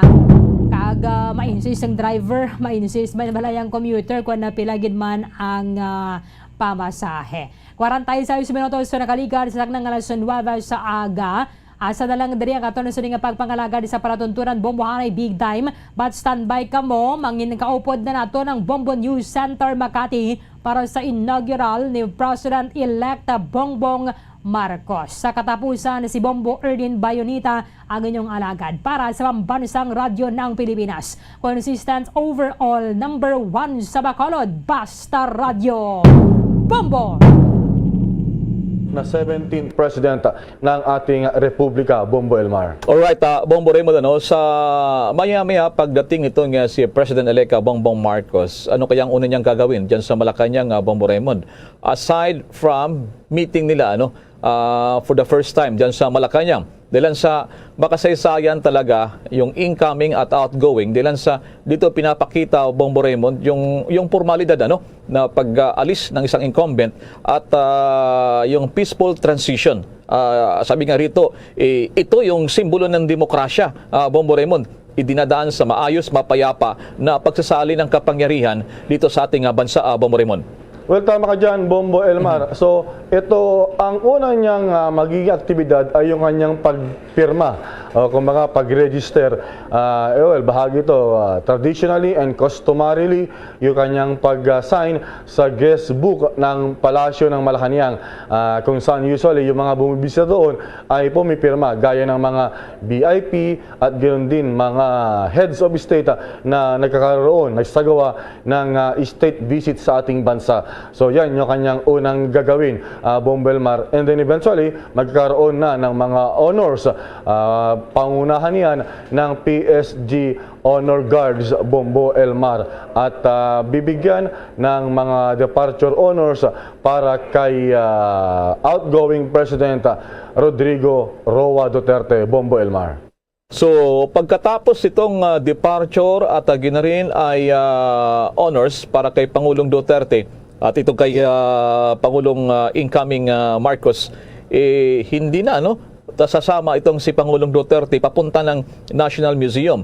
Although hindi naman ito mandatory, ito na binabangitan kayo sa ating coverage sa Bombo Raymond, pero pwede rin sana siyang sumama. Dahil sa naalala natin nung panahon na Bombo Raymond, nitong si dating Pangulong Pinoy, Bombo Raymond, at si Pangulong Gloria ba yan? Bombo Raymond, papunta ng Quirino Grandstand, Bombo Raymond. So, ngayon hindi na mangyayari yan, Bombo Raymond. Well, usually ang nangyayari kasi by ating history, Bombo Raymond, tradisyon noon na magkasama in one presidential o kaya ay VIP car itong outgoing at incoming president papunta sa kumbaga inaugural place.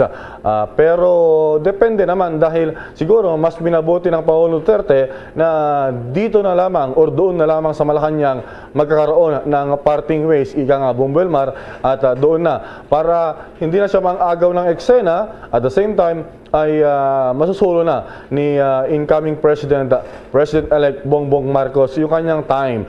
Diretso na siya from Malacanang Palace, diretso na sa National Museum of Arts o National Museum para sa kanyang inaugural o kaya magbibigay na rin ng kanyang talumpati. At eto na, pagkatapos ng kanyang inaugural speech, inaugural address, ay babalik siya ng Malacanang, this time as the new president na Bombo Elmar. Doon na siya gagawaran ng tinatawag na full military honors being the 17th President at Commander-in-Chief ng ating Armed Forces of the Philippines, Bombo Elmar. Okay. Kanina ipinakita natin ating video, no? Doon din sa ating nakakapanood din sa ating social media accounts, sa Facebook at YouTube channel, ay napapanood din tayo ng live, ano, mga kabombo Star Nation. Doon sa hindi makakapunta sa National Museum, sa Metro Manila, ay dito po ay makikita nyo rin dito, hindi lamang maririnig, kundi sa mga video ng ating direktang mga pag-ulat ng ating mga kasamahan mula mismo dyan sa may bahagi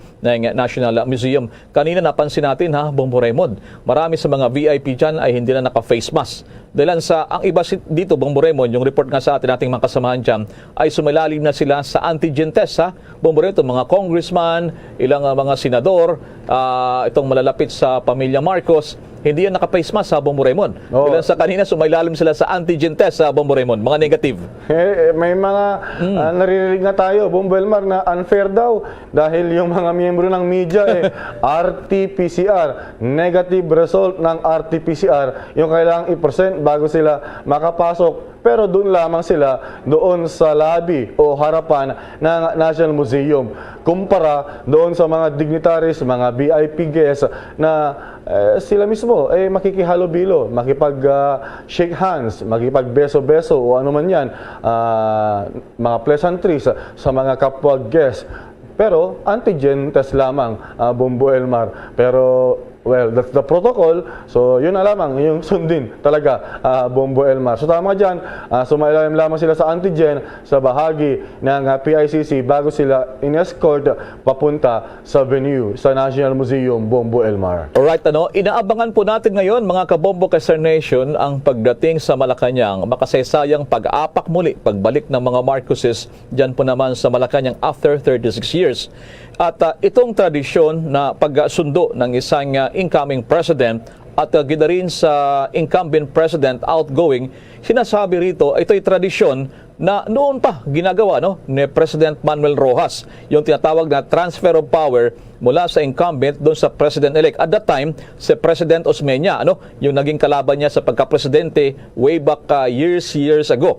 So talagang pinapractice pala ito, itong tradition ito, at kung saan nga ay magkikita sila ng Pangulo at ng susunod naman na Pangulo ng Pilipinas. Sa ibang banda naman, mga kabomba, yung initial nating impormasyon hanggang sa mga oras na to, maganda yung lagay ng panahon. Diyan po naman sa may Quirino Grandstand, na kung saan nga ay nandyan yung nakapark na napakaraming mga tao sa Philippine International Convention Center at gina rin dyan sa National Museum of Fine Arts at mga lugar dyan ng Manila City Hall na malapit lamang dyan sa National Museum ay mamaya kukuha tayo ng mga direktang pag-ulat maging kina Bombo Gerald Ulip at Bombo Dennis Samito at si Bombo Nali Soberano, yung ating news team ay nakaantabay dyan.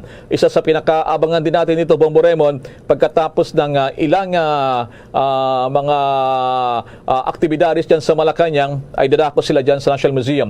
I-check muna natin si Bombo Annalise Soberano. Bomboan, kumusta ngayon dyan sa mga paligid nitong National Museum, ang mga paghanda at mga naobserbahan natin? Bomboan, habang inantay natin yung hanggang mamaya pong katanghaliang tapat ng Bombo Annalise. Yes, Bombo Elmar, dito nga sa bahagi na PICC, kitang-kita na nga dito ay wala ng mga sasakyan na paalis papuntang National Museum. Bandang alas 9:45 nang magsimula, na natigil na yung biyahe papuntang PICC, papuntang National Museum.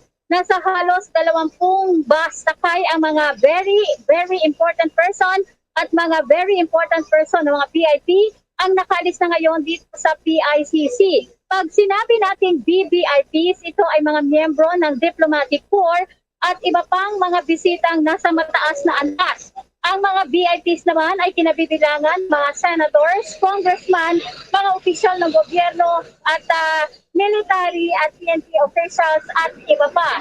Hindi natin matanaw po ang mga sakay, kung sino-sino ang mga sakay sa mga bus dahil ilan sa mga bus dito ay heavily tinted. Bawat bus ay may mga security escort sa loob, may mga PNP personnel at PSG member na nakasakay. May hagad naman mula sa Highway Patrol Group ang nag-aalalay sa mga bus paalis dito sa PICC. Napagkasunduan kasi sa ng subcommittee na lahat ng VIPs at VVIPs ay dadaan muna dito sa PICC. Dito sila isa sa ilalim sa security inspection at sila ay isa sa ilalim din sa antigen test. At kapag negative ang kanilang result, agad makakasakay sila ng bus at aalis dito sa PICC. So sa ngayon, wala na mga VVIPs at VIPs ang paalis dahil ay naka-standby na lang yung ibang mga bus dito at ilang mga sasakyan ng PNP at mga motorsiklo ng Highway Patrol Group Bombo Elmar. Yung mga bus naman na naghatid kanina galing dito sa PICC papuntang itong National Museum ay unti-unti na rin nagsibalikan dito sa PICC kasi dito sila magpa-park Bombo Elmar. So dito naman kitang-kita din natin ay may mga security pa rin sa harap, sa likod, kaliwat kanan ang mga security dito sa PICC. So yan ang latest Bombo Elmar mula dito sa PICC. Bombo Anali Montaño Soberano nag-uulat para sa Pambansang Radyo ng Pilipinas. Basta Radio, Bombo! Bomboan, pahabol lamang, kumusta ang lagay ng panahon dyan sa lungsod ng Pasay sa pag-alis dyan ng mga very important persons sa Bomboan? Tirik na yung araw, Bombo Elmar. Kitang-kita mo naman, no? At ang liwanag na at mainit na dito. Although, mahangin dito sa may bahagi ng PICC, Bombo Elmar, dahil malapit naman tayo sa may bahagi ng Rojas Boulevard. So far, maganda ang panahon ngayon dito sa bahagi ng PICC. Naku, Bombo Raymond, ang ganda ng lagay ng panahon, taliwas dun sa mga naunang pagtayo ng pag-asa. Although it could change, Ganun naman ang panahon kasi sapagkat nung unang mga pagtayo ng pag-asa ay maring umulan ng itong oras. Pero ngayon, napakaganda ng lagay ng panahon, Bombo Raymond. Dilansa, isa sa mga report nating natanggap mula pa kahapon, posibleng ipasok sa loob yung programa ng Legislative Building. Ito po yung National Museum kung sakaling magtuloy-tuloy ang pag-ulan. Pero ngayon, napakaganda ng lagay ng panahon na Bombo Raymond. That's right, pero sa ganitong mga pagkakataon ay magiging irrelevant anuman ang weather o sama o kabuti ng panahon dahil hindi pwedeng i-postpone ito regardless kung uulan, babagyo o anuman ang mangyari dyan sa ating kung magbaha. Tuloy na tuloy dahil ito ay iniaatas ng ating saligang batas, Bombo Elmar. So hindi pwede pagpaliban dahil batay sa ating 1987 Constitution ay dapat by noontime ng June 30 ay dapat mayroon ng bagong presidente na manunumpa sa ating bansa, Bombo Elmar. So talagang kumbaga all ears, all eyes ang nakatutok ngayon dito sa historic event ng ating bansa. At tama ka dyan, balikan ko lamang, Bombo Elmar, yung sinasabi mo na after 36 years, muling magbabalik ang pamilya Marcos sa Palasyo ng Malacanang. At naalala ko yan, 4 years old lang pala ako noon nung huling nakatungtong ang mga Marcos noong 1986 bago sila kumbaga ay lumisan ng Malacanang noong 1986, Bombo Elmar. So ngayon lang ulit. So siguro ngayon this time ay masaksihan ko na ng mas malinaw yung pag-upo ng mga Marcos sa administrasyon, Bombo Elmar. Alright, Bombo Raymond. So ngayon wala pa si President-elect Bongbong Marcos sa Bombo Raymond. Nating inabangan patungo ng Malacanang, Bombo Raymond as of this moment.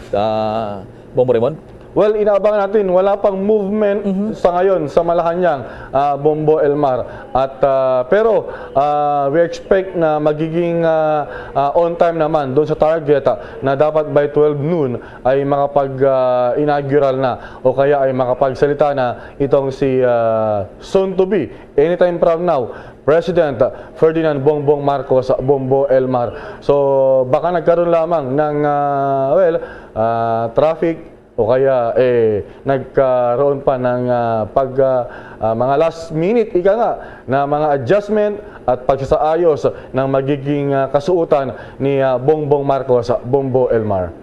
Yun nga, yung kanyang susuotin, yung puti na long sleeve na barong at tingnan natin mamaya kung ano yung magiging dating niya bilang bilang bagong Commander-in-Chief dahil hindi lamang siya Chief Executive ng ating national government kundi siya rin ay magiging Commander-in-Chief ng ating AFP, Bombo Elmar. Kanina nababanggit mo itong barong nitong si President-elect Bongbong Marcos. Ito'y dinisenyo pala nitong si Pipito Albert Bongbong Raymond, isang sikat na personalidad na nagdidisenyo kung saan nga ay kabilang ito sa kanyang isusuot mamaya Bongbong Raymond. At ganda rin itong si incoming First Lady, ipinapakita din natin dyan sa ating screen, Bongbong Raymond, yung talagang magara na actually ipinagbalaki na nitong sabi nga ito ni incoming President, inspired sa Rayadillo, Bongbong Raymond, di ba, nung panahon ng Katipunero, itong na parang may ka sa harap, itong mga Katipunero noon. So inspired yan, yung isusuot daw nitong si President-elect Bongbong Marcos na gawa nitong si Pipito Albert. Yan, Rayadillo, yung nasa harap Bongbong Raymond na parang dire-diretso hanggang sa baba. Yan, yung sinasabi na inspired doon sa uniforme ng mga makaluma naman na panahon nitong si mga Katipunero na siyang inspired na isusuot mamaya Bongbong Raymond. Bongbong Elmar, so yan yung unang barong na susuotin niya yung kanina, yung sinasabi mo, Bongbong Elmar. Ito, yung kanyang susuotin sa kanyang inaugural.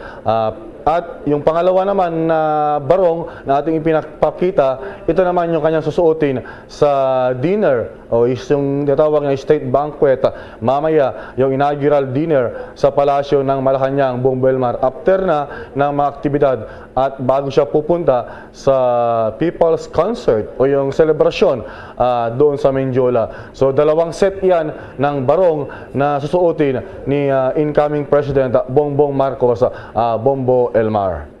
Bongbong Raymond, linawin ko lamang dahil sa kadalasan yung miyembro ng mga diplomatic corps, ito yung makitawan ng iba't ibang bansa sa iba't ibang dako ng mundo, itong mga ambassadors nila, kadalasan yung kanilang pag-call, itong dati ang tawag ito, Van de Honor, ito yung lumang pangalan, Bongbong Raymond.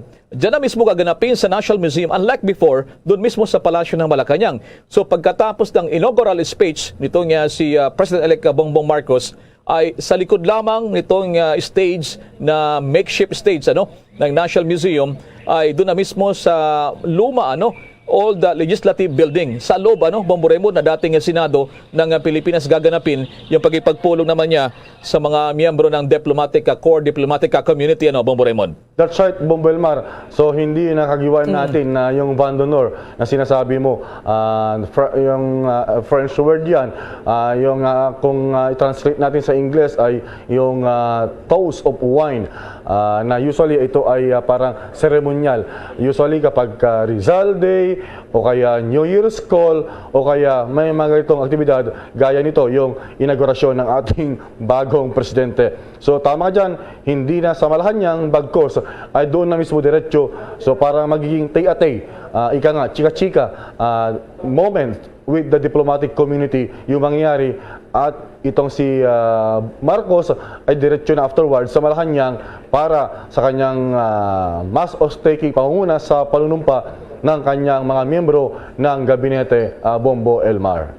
Alright, Bongbong Raymond, so ano pa mga programa dyan? Pagkatapos ng ilang seremonya sa Malacanang, kasama na itong departure honors, yung Presidential Security Group sa dalawang leader ng ating bansa, pagsapit nila sa National Museum, Bongbong Raymond, ano pa ang mga inasa tayong aktibidades? At least magkaroon tayo ng idea, yung senaryo, Bongbong Raymond. Well, una dyan, syempre, yung pagkanta, ito na yung inaugural ceremony, yun yung tatawag na singing of the Philippine National Anthem o yung ating pambansang awit na Lupang Hinirang, at yung ecumenical o kaya yung interfaith prayer, at sundan yan ng military civic parade, at saka yung pagbasa, reading ng joint resolution ng houses gaya ng Senado at ng Kongreso o yung House of Representatives, Bongbong Elmar, at yung administration ng oath of office ni President-elect Ferdinand Bongbong Marcos. At sundan yan yung inaugural address ng bagong presidente. At tama ka dyan kanina, yung susunod naman, yung Van de Honor na, o yung kanyang pagharap sa diplomatic corps or diplomatic community, Bongbong Elmar. At ito yung bago rito sa aking nasaksihan sa mga nagdaang mga turnover o inaugural, itong civic military parade kumbaga parang show of force, pakitang gilas ng ating AFP. So ito parang nangyari sa mga ibang bansa gaya China, sa Russia, sa US, na talaga makikita mo yung parada ng ating iba't ibang units o kaya mga iba't ibang mga command ng AFP para ipakita yung kanilang gilas, lalo na yung ating Philippine Air Force na naka-schedule yung kanilang kumbaga pagpapalipad yung F-150, yung bagong acquire mula sa South Korea. Bombo Raymond, Elmar. Yes. nababanggit po itong military civic parade, batay sa ating mga nakalap na impormasyon, noong panahon ng pag-upo ni dating Pangulong Fidel Ramos, kanyang ginawa din itong military civic parade dyan naman sa Quirino Grandstand. Although nung panahon na nitong mga nakalipas na presidente kay dating Pangulong Erap, dating Pangulong Pinoy at pag-upo ng Pangulong Duterte at walang ganito na civic military parade. Although sa mga kasaysayan pa, ang panahon ng tatay ni President-elect Marcos ay may mga ganito rin, Bombo Raymond, itong military civic parade na tulad ng mga nakikita natin noong panahon pa na wala pang pandemya, yung mga pag-selebrasyon ng ating araw ng kasarinlan, ito ay show of force na sinatawag ng Bombo Raymond. So ngayon ulit magkakaroon ng ganitong makulay na military civic parade, Bombo Raymond. That's right. Maliban sa kanyang tatay kasi na dating nagsilbi bilang sundalo, Bombo Elmar, itong sa kaalaman ng ating mga kabayan na hindi masyadong aware rito, itong si incoming President Bongbong Marcos ay mahilig din sa militar dahil siya ay tapos ng iba't ibang mga military trainings.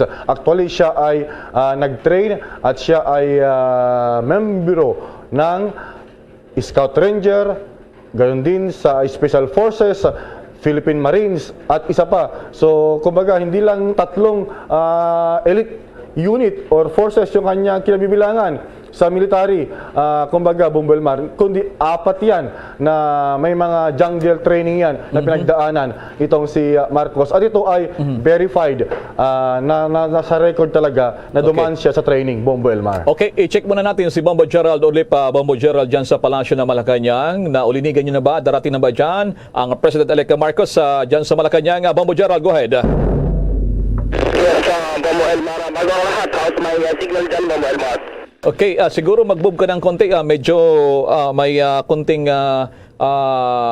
choppy, Bombo Gerald. Okay, go ahead, Bombo Gerald. Please come back. Sa Bombo Elmar, dahil dito nga sa Palasyo ng Malacanang ay nagpatay na sila ng signal ng komunikasyon pansamantala at talagang nawawala yung signal ng ating komunikasyon kanina, kaya hindi tayo makapag-go dito sa ating video report at back to the old days, yung kapanahunan mo, Bombo Elmar, itong reporting natin ngayon. So medyo hindi nasunod itong itinerary, itong schedule ng pagpunta dito ni President-elect Ferdinand Bongbong Marcos dahil dapat sa mga oras na ito ay dumating na, pero hanggang sa ngayon ay wala pa naman. So patuloy na hinihintay yung kanyang convoy na galing nga doon pa rin sa National Museum. Bombo Elmar, kanina ay may mga dumating na dito na mga sasakyan, yung mga VIPs din, at nakita natin na mayroong isang tangke dito ng sundalo sa may gate malapit dito sa New Executive Building dito sa Malacanang, at mayroon yung mga nakaantabay na rin dito nag-aabang dito sa pagdating ng President-elect, at base dito sa schedule, Bombo Elmar, ay nakatakdang mag-usap at magpulong itong incoming president at itong dating si Pangulong itong kasalukuyang Pangulong si Rodrigo Duterte ng mga 20 to 25 minutes at pagkatapos niyan ay pupunta na itong si President-elect Marcos doon sa kanyang inaugurasyon sa National Museum, habang si Pangulong Rodrigo Duterte ay didiretso na doon sa Davao. At may sinasabi naman kanina na baka posibleng magbago pa yung isip ni ni Pangulong Duterte at dumalo doon sa inaugurasyon pero hindi na niya tatapusin. So yan yung naririnig natin kanina dito, Bombo Elmar, Bombo Raymond, pero tignan natin kung masusunod dyan at sinasabing babalik dito si Presidente na pagbalik dito ng manunumpa mamaya si Bongbong Marcos kung alas 2 ng hapon babalik dito at sinasabing magkakaroon ng cabinet meeting. Tignan natin kung magpapaunlak din ng press conference mamaya. So far dito, Bombo Elmar, yung panahon hindi kagaya doon sa National Museum, medyo maalinsangan dito. Hindi naman masyadong umaaraw, Bombo Elmar, Bombo Raymond, at pabor itong panahon, lalong-lalo na yung mga nag-aabang dito. At mahigpit pa rin yung seguridad dito, Bombo Elmar, na ipinatutupad. Nag-lockdown na rin dito sa compound ng Malacanang at wala lang ibang mga pinapapasok dito. Kaming mga media ay nandito na sa loob ng Malacanang compound dito sa NEB, sa New Executive Building at mahirap nang lumabas dito, Bombo Raymond, Bombo Elmar, at mamayang hapon na lang siguro makakalabas dito kapag binuksan na ulit itong Malacanang, pero malamang ay uwian na yan at hanggang sa ngayon ay inaabangan pa rin talaga. Mayroon yung mga dumadaan dito ng mga sasakyan pero yung talagang pupunta dito si President-elect Ferdinand Bongbong Marcos ay patuloy pa rin inaantabayanan kung anong oras nga talaga darating dito sa Malacanang grounds dito sa pagkikita nila ni Pangulong Rodrigo Duterte, Bombo Elmar, Bombo Raymond. Alright, stop by ka muna dyan, Bombo Jer, para naman doon sa ating mga listeners, mga viewers, ay makikita nyo yung live feed natin mula dyan sa Malacanang, maging sa National Museum. Si Bombo Jane Buna, kumusta natin dyan sa National Museum habang nag-aantay rin ang napakaraming mga bisita at ating mga publiko dyan sa lungsod ng Manila. Go ahead, Bombo Jane Buna, sa harap ng National Museum.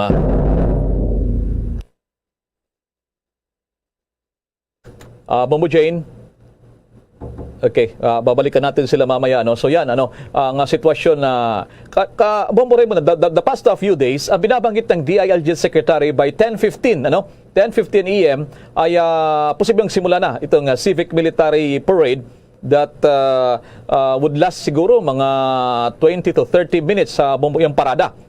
Pero hanggang ngayon, almost 10:15 na ay hindi pa nagsimula ang pagdating nito si President-elect Ferdinand Bongbong Marcos Jr. Pero sabi mo nga natin kanina diyan sa Malacanang, wala namang dito, Bongbong, importante dito yung alas 12 ng katanghalian, yung pagpanunumpa at pag-take oath ng bagong presidente, Bombo Raymond. That's right, Bombo Elmar. Gusto ko sana tanongin kanina si Bombo Gerald kung baka ang magiging announcement mamaya announcing the arrival of the late President-elect Bongbong Marcos dahil late siya ng ilang minuto na doon sa 9:50 AM supposedly na arrival na ibinigay, Bombo Elmar.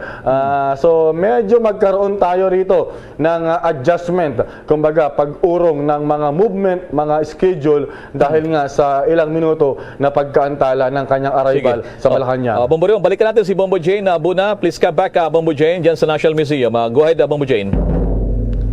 Bombo Elmar, sa mga oras na ito, announcing the arrival.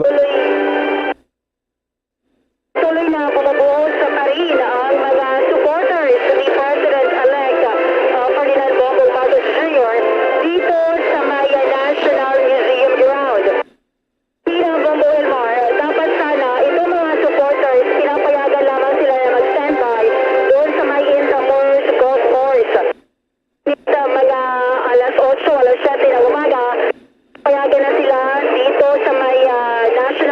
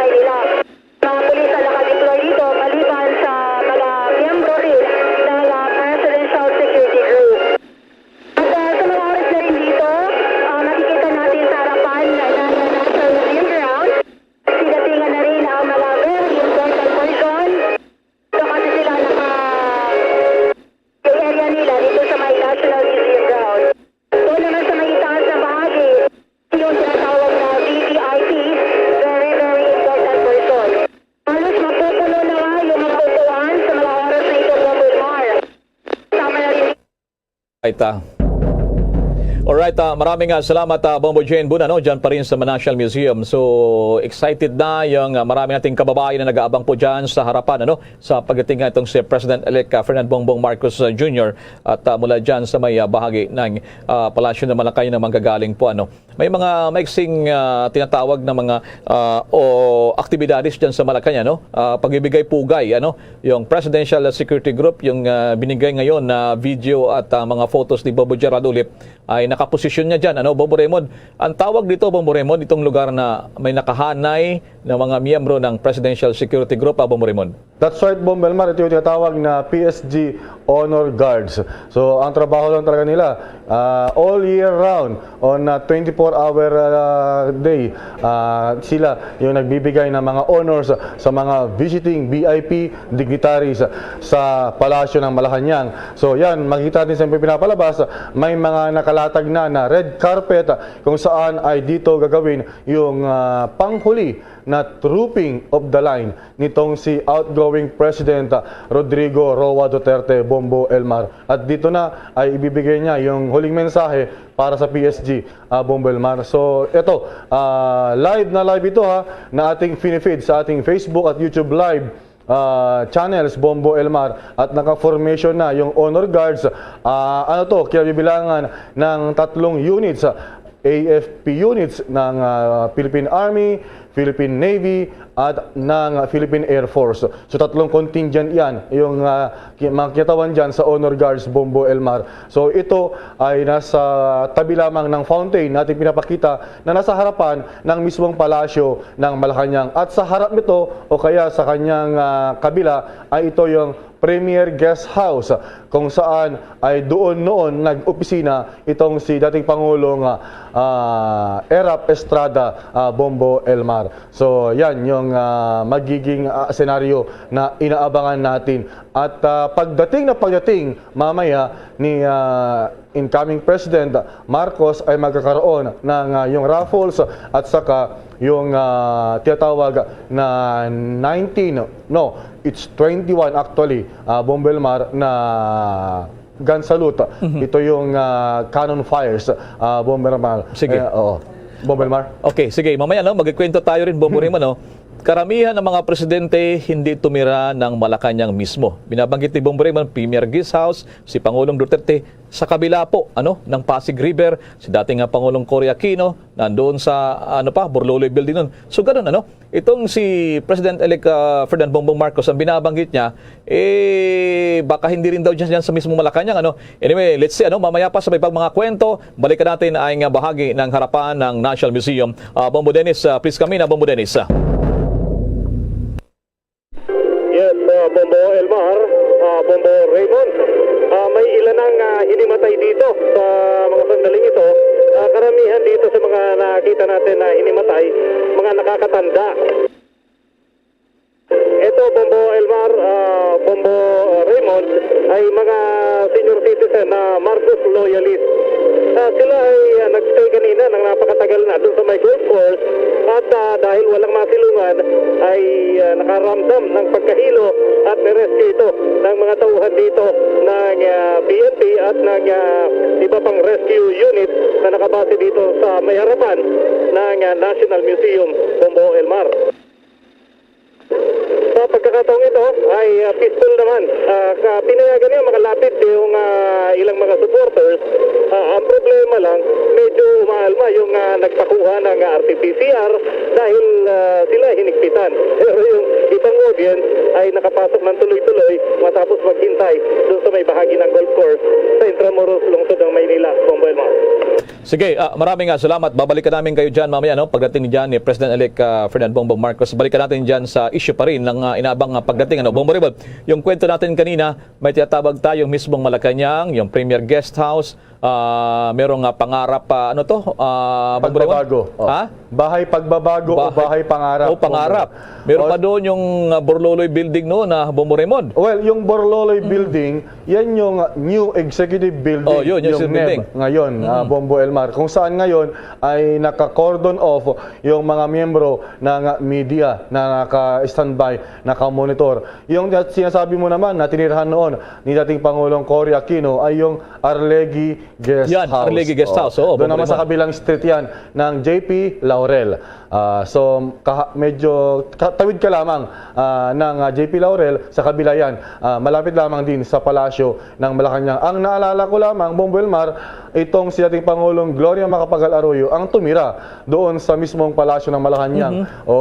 Nakwekwento nga ng mga PSG noon na alas 2, alas 3 sa madaling araw ay bumababa yan si dating Pangulong Gloria Arroyo dahil siya ay mayroong mga ginagawang mga trabaho. So yan yung naalala ko. Bombo Raymond, maputol kita, even kay Pangulong Pinoy, sa pangarap, bahay pangarap pa rin sa pagtawid ng Pasig River. Bombo Raymond. Pero ngayon, pinaganda na ng Pangulong Duterte yung lugar na yan, doon sa Presidential Security Compound, yung katapat ng Malacanang na across ng Malacanang, tatawid ka ng Pasig River, Bombo Raymond. Actually, Bombo Elmar, tatlo yung pangalan yan eh. Yung tinitirahan nila ngayon sa may PSG compound. Dati yan, bahay pangarap. Then eventually, naging bahay pagbabago nung panahon ni Pinoy, dating Pangulong Aquino. Ngayon pala, naalala ko, ang sa panahon ni Pangulong Duterte ay naging Malago Guest House. Bombo Elmar. So ito actually ay itinayo panahon pa yan ni dating Pangulong Quezon at ito ay para sa mga kumbaga guest house talaga ito. Dito pinapatira yung mga bisita noon, mga VIP, mga dignitaries from other countries na dumadalaw sa ating bansa. At doon din sa PSG compound dati ginagawaran ng military honors yung mga visiting heads of state, Bombo Elmar. Pero yun nga, nailipat lamang yung ganong mga seremonya doon sa Palace o Malacanang grounds noong mga panahon na ni dating Pangulong Gloria Macapagal Arroyo, Bombo Elmar. Ano nakapagtataka, ilang mga presidente ayaw tumira dyan sa Malacanang, ha? Itong makabago na after ng EDSA People Power Revolution, Bombo Raymond. Well, ang kwento-kwento, Bombo Elmar, may multo raw. Kaya ayaw daw nilang doon dahil meron daw doon sa harapan kasi mga kaibigan, mga kabombo, mga ka-Star Nation, ay merong malaking, siguro baka 100-year-old na ito, yung Balete Tree. Balete Tree. Yung maling Balete. Meron daw nakatira doon na kapre. Kwentong barbero ba ng mga PSG. Meron daw doon ang tawag diyan, may pangalan yan, Bombo Elmar, si Mr. Brown. Mr. Brown yung tawag nila doon sa malaking mama raw na may tabako doon sa bahagi ng Malacanang. So yun daw, ayaw daw lang tumira doon. Sige. Bombo Raymond, check lang natin si Bombo Gerald dyan sa Malacanang mismo. Bombo Gerald, anong observe mo dyan? Please come back, Bombo Gerald. Go ahead, Bombo Gerald. Come in. Go. Okay, inabang na natin any moment from now darating na itong si President-elect Bongbong Marcos sa makasaysayang pag-aapak niya.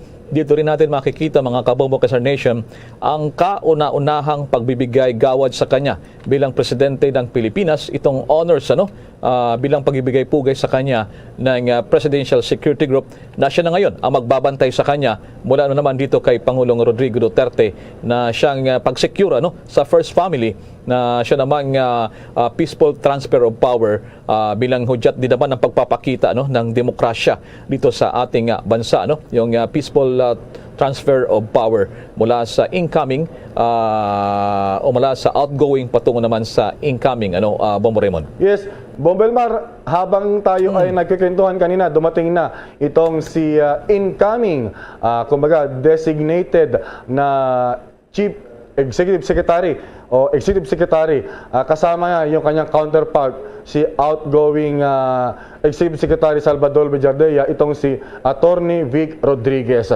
So sila kanina ay nagkausap-usap na. At itong si Pangulong Duterte ay lumabas na sa kanyang tanggapan para salubungin. So hudyat na ito na paparating na sa Malacanang grounds itong si President-elect Ferdinand Bongbong Marcos. So si Pangulong Duterte ay naglalakad na sa hallway mula dito at dinaanan niya itong si Mejaldea at Atty. Vic Rodriguez at sila ay nasa yung tinatawag na music room.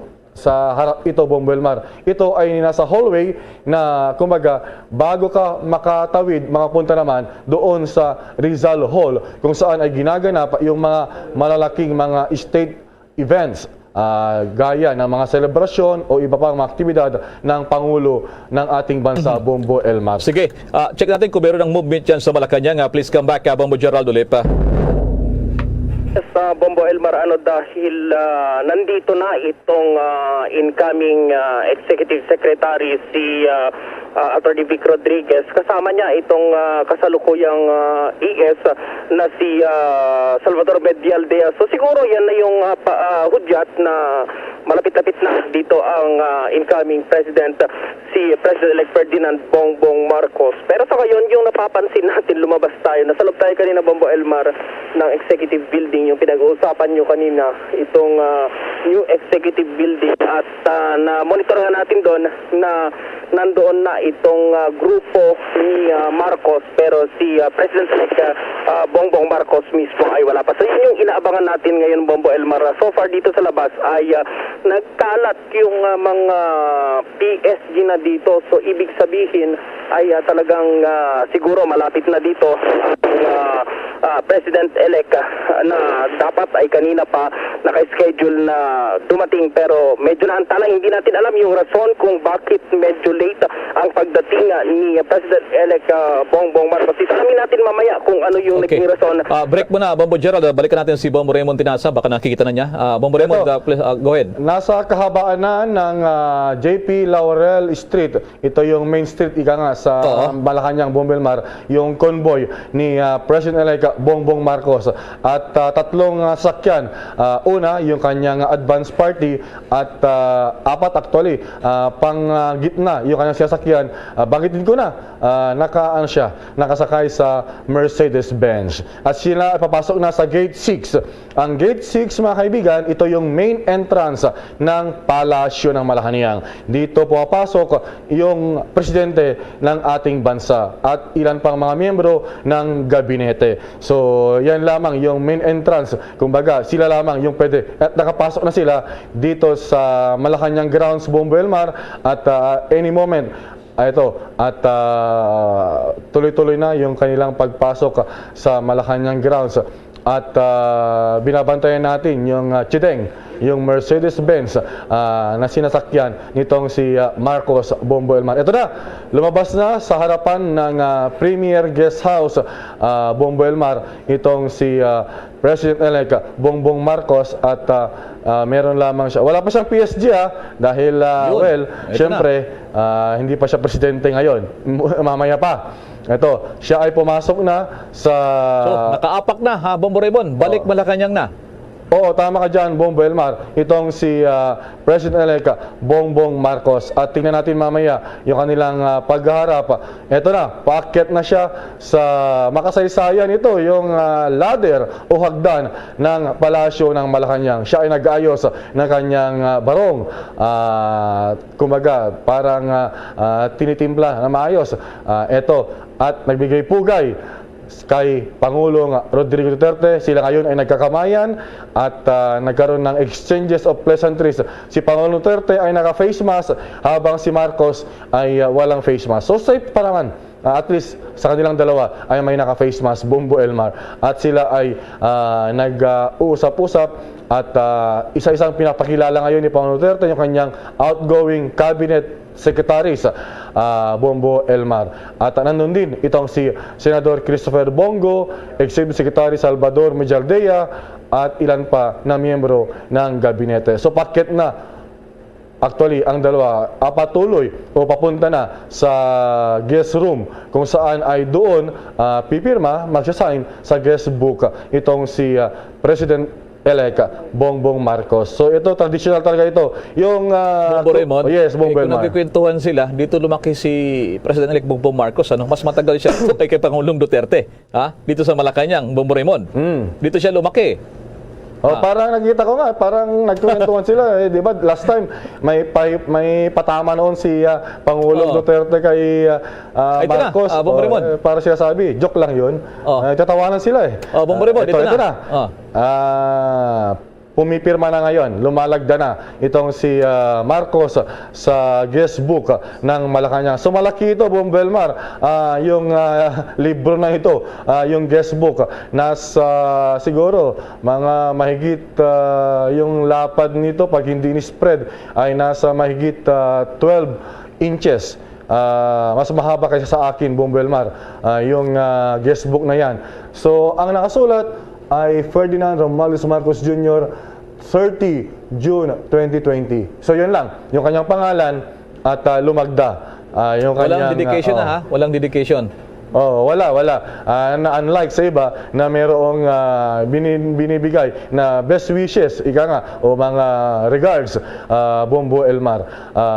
Eto na, naglalakad na sila papasok sa, ang tawag natin dito, yung sa music room, pwede ring guest room, holding area. So dito usually tinatanggap ng Pangulo ng bansa ang kanyang mga bisita. Nung panahon ni dati Pangulong Cory, dito nagsimula yung tawag na music room. Kasi dati dito pwedeng kumbaga ay mag-relax at makapag sound trip, music, Bongbong Elmar dito sa kwarto na ito. Maraming kwarto kasi ito, Bongbong Elmar.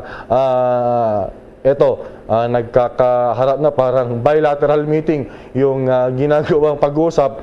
So magkatabi naman sa harap itong si Executive Secretary Salvador Mejaldea at si incoming Executive Secretary Vic Rodriguez. Bongbong Elmar. Itong pag-akyat ni President-elect Bongbong Marcos, ito yung start na rin ng kanyang presidency, ano?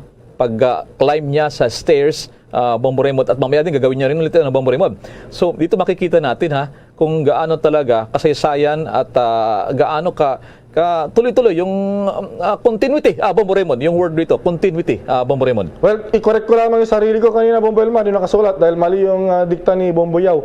Yung nakasulat kanina, 30 June 2022, Yes. instead of 2020, nadulas yung dila ko kanina. So 30 June 2022 yung isinulat doon ni Marcos. Ito, nag-uusap yung dalawa, Bongbong Elmar, at okay naman. Parang walang nangyari. Pero parang walang patusada. Pambihira itong nila pagkikita. Kasi hindi naman ito nagkakasama maging sa kampanyahan na Bongbong Raymond. Sabi nga, nung a few days ago dyan sa may Davao City, first time nagkakasama sila sa same stage. At ngayon, at the same time, itong mabusisi nilang pag-uusap ngayon na sila lang nagkakarinigan. Maybe at this moment in time, Bongbong Raymond.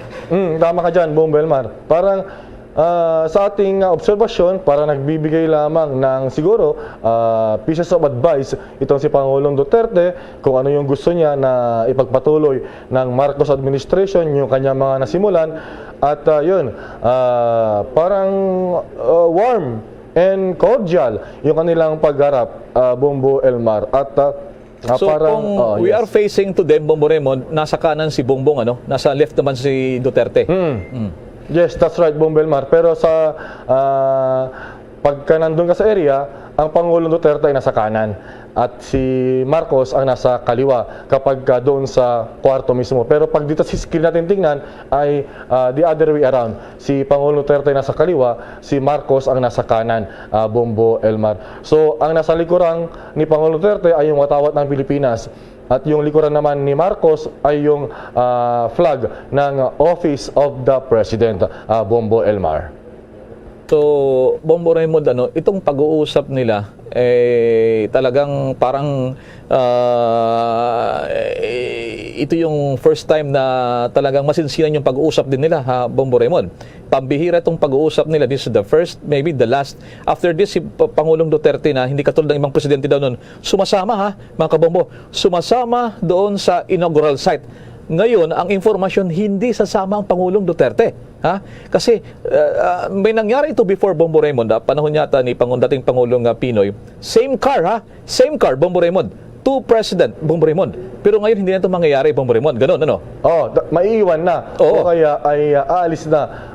After ng departure honors para kay Pangulong Duterte, siya ay aalis na. At ang ating impormasyon siya na nga ay uuwi na diretso ng Davao City kung saan ay meron namang naghihintay sa kanya doon na parang homecoming party gaya ng report ng Bombo Davao kanina.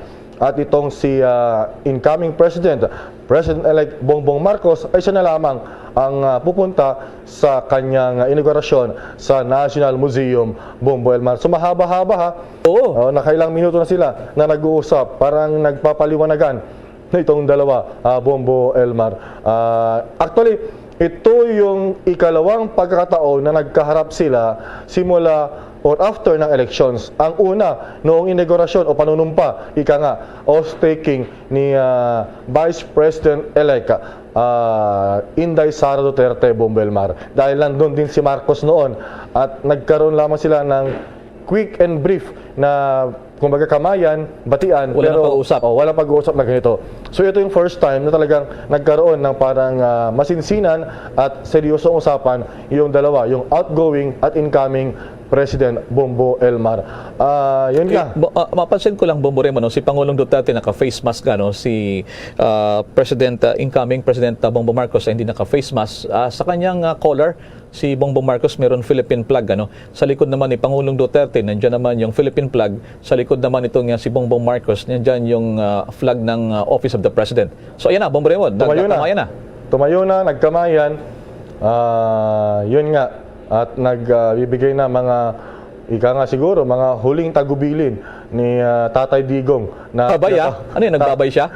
Parang nagsabi na ng kanyang parang mga mensahe rin yung mga gusto niyang At ito na, i-guide na itong si Marcos papunta doon sa Palace Grounds. Sa baba lamang ito, Bombo Elmar, kung saan ay doon gaganapin yung ilang mga military honors o departure honors to be specific para kay Pangulong Duterte. So ito na, nalalapit na, ilang minuto na lamang ay magkakaroon na tayo ng bagong Pangulo ng ating Republika, Bombo Elmar. Makasaysayan itong kanilang pagbaba sa stairs, itong hagdanan, Josh? Oo. This is the last time na si Pangulo bababa dito sa hagdanan na to, na napakarami ng kasaysayan na naging piping saksi sa mga nagdaang kasaysayan ng Pilipinas. Ibang klase itong hagdanan na yan, Bombo Raymond. Ano yan, Bombo? Gawa yan sa Nara. Pure talaga yan. So, over 100 years na yan. So, bago sila bumaba, nagpa-photo pass hagdanan, sa taas. Ganun ka-importante itong hagdanan, Bombo Raymond. Customarily yan, Bombo Elmar. Lagi yan, kahit nung panahon ni dating Pangulong Noynoy. Ito, Bombo Raymond, ang ko rito ang tingin, pagbaba sa pwesto ng Pangulo, sa hagdanan din, bababa sa hagdanan. Pag-akyat mamaya nitong si President-elect Marcos, upo naman niya, Bombo Raymond. Ito kasi yung parang symbolism ito, Bombo Elmar. Yung pag-akyat, ito yung ascending into power. Yung descending, yung pagbaba naman, ito yung descending out from power. So si Pangulong Duterte, siya yung magde-descend na, kumbaga paalis na ng kapangyarihan, Bombo Elmar. At si Marcos na yung packet na. At pwesto naman doon sa dating pwesto ni Pangulong Duterte. Ito na, makasaysayan ito sa ating pambihirang bahagi ng ating kasaysayan dahil ito na yung huli na pagtungtong, paglakad ni Pangulong Duterte sa Malacanang grounds as the President of the Republic. At ito na yung kanyang huli. Kumbaga ito na yung stepping outside the seat of power from Malacanang, ika nga, Bombo Elmar. Bye-bye Malacanang, In few minutes, Bombo Raymond, dito rin siguro masaksiyan natin could be emotional moment for Pangulong Duterte, For so many years, 6 years, nakakasama niya itong Presidential Security Group. Palagi siyang binibigyan ng mga arrival honors, mga departure honors, Bombo Raymond, Kasi part yan ng seremonya, Bombo Raymond. Ito This will be the last time. Ito na yung departure honors muna ito, Bombo Raymond. Departure honors na para kay Pangulong Duterte. At magbibigay na siya ng kanyang huling mensahe ng pasasalamat na rin sa PSG Honor Guards, Bombo Elmar. At eto na, nagbibigay na yung adjutant o yung commanding officer ng Honor Guards, Bombo Elmar, para sa pagbibigay pugay kay Pangulong Duterte. Ayan, at ang dalawa, at ito ay kasabay ng pagsasawing papawid ng ating mamaya, yung pambansang awit. Ito yung so ito yung napakinggan natin na awitin, Bongbong Elmar. Ito yung karaniwan na ginagamit kapag may mga military honors. Pero medyo natigil o nawala lamang ito, yung himig na ito, yung military hymn, dahil ang ipinalit ni Pangulong Duterte ay yung kanta, yung version ni Freddy Aguilar, yung kay Pangulong Duterte. So, yan. Ngayon, Bongbong Raymond, ito ay departure honor. So, ito ay pagpupugay kay Pangulong Duterte bilang outgoing president. Mamayang hapon, after ng inaugural address ni President-elect Marcos, bibigyan naman siya ng arrival honors na, Bongbong Raymond. Bibigyan ng arrival honors ng PSG Honor Guards o ng AFP, Bongbong Elmar, dahil siya na yung bagong presidente. Pero this time ay parang ibinibigay pa yung buong moment para kay Pangulong Duterte sa kanyang nalalabing mga oras at minuto bilang Pangulo ng ating Republika. At siya naman ay, bagamat hindi na siya presidente, siya pa rin ay entitled naman na magkaroon ng mga dalawang PSG o kumbaga ay miyembro ng PSG na kasama niya hanggang sa kanyang huling sandali.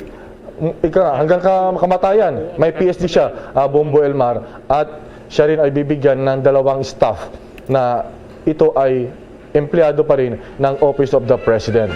So yan, yung magiging buhay pa rin ni Pangulong Duterte. So, meron pa rin siyang PSG, meron pa rin siyang staff, Bongbong Elmar. Red carpet itong dinadaanan ni Pangulong Duterte. Mapansin mo, yung kanyang, taka 3/4 pa rin yung kanyang barong habang naglalakad dito sa red carpet. So sabi ko kanina, this could be an emotional moment for Pangulong Duterte for the last time or the last moment in time ng kanyang buhay bilang presidente. Lalatag siya rito sa Palace Grounds at nakasalamuhan niya itong Presidential Security Group na naging kaagapay niya sa matagal na panahon, nagbabantay sa kanyang seguridad, ay kanyang bibigayin siya ng pagpupugay. Ito na. Ito actually yung tinatawag natin na trooping of the line. Yes, ito na yung panghuli na gagawin ito ni Pangulong Duterte. Yung kanyang trooping of the line sa huling pagkakataon bilang presidente ng bansa at Commander-in-Chief ng AFP, Bongbong Elmar. After nito ay paalis na si Pangulong Duterte. So, abangan natin, Bongbong Elmar, baka mamaya may pagbabago, baka may binulong si Marcos na sama ka doon sa National Museum, baka bigla sasama. So, hindi natin masabi dahil protocols can be broken by the President. So yun lamang, ang pwede, sabi nga ni Erap noon, Bongbong Elmar, ang pwede lang malate at pwedeng lalabag sa protocol ay yung Pangulo mismo. Dahil ang Pangulo ang naglilikha o kaya ay nagpapatupad ng mga protocols sa Bongbong Elmar. Sabi nga rito, hindi naman niya nakataga sa bato, Bongbong Raymond, na So yan lamang ay bahagi ng mga ceremonials at na rin itong tinatawag naman ng mga protocols. Si PSG Chief Colonel Randolph Kabangbang pa ba ngayon ang happy dyan na Bongbong Raymond? Yes, Bongbong Elmar. Pero most likely ay siya ay babalik general na pala itong si Randolph. Babalik siya sa kanyang mother unit at bibigyan na ng ibang posisyon dahil ang papasok na ay itong kasalukuyang AFP spokesman, itong si Colonel Zagala, Bongbong Elmar, na dati na rin miyembro ng PSG noong panahon ni Erap, Bongbong Elmar. So kumaga, balik pagiging PSG. This time ay PSG commander na itong si Colonel Demi Zagala, Bongbong Elmar. Pag ganyan PSG ka, madali ka mag-general. Kay Colonel Kabangbang, siya ay Brigadier General ngayon na Bongbong Raymond. Ikaw yung, kasi Bongbong Elmar, pag ikaw ay nasa PSG, lalo pag ikaw yung hepe, malapit ka sa kalan, ika nga. So, ang mismong katabi mo, kasama mo ay mismong Commander-in-Chief. So, talagang chances are, mas advantageous sa kanila. Mas madali silang ma-promote sa kanilang ranggo, Bongbong Elmar. So itong punto na ito, nagpapasalamat na ng Pangulong Duterte sa pagbibigay sa kanya ng departure honors ng PSG, Bongbong Raymond. That's right, Bongbong Elmar. Ito na. At ibinibigay na yung huling mensahe rin ng PSG. At yun, may body language lang. Minimestra si Pangulong Duterte na parang ang ibig sabihin siguro parang stay the line. Kumbaga stay na kung ano man yung kanyang iiwan. Parang nagbibigay lamang siya. Napansin ko parang medyo naluluha si President-elect Marcos. Medyo nagpahid siya. O pakinggan natin, Bongbong Raymond. Pangulo Rodrigo Roa Duterte, Pangulo ng Republika ng Pilipinas, ang kanyang taos-pusong pasasalamat sa parangal na ating iginawad sa kanya sa umagang ito. Baba. Kalis.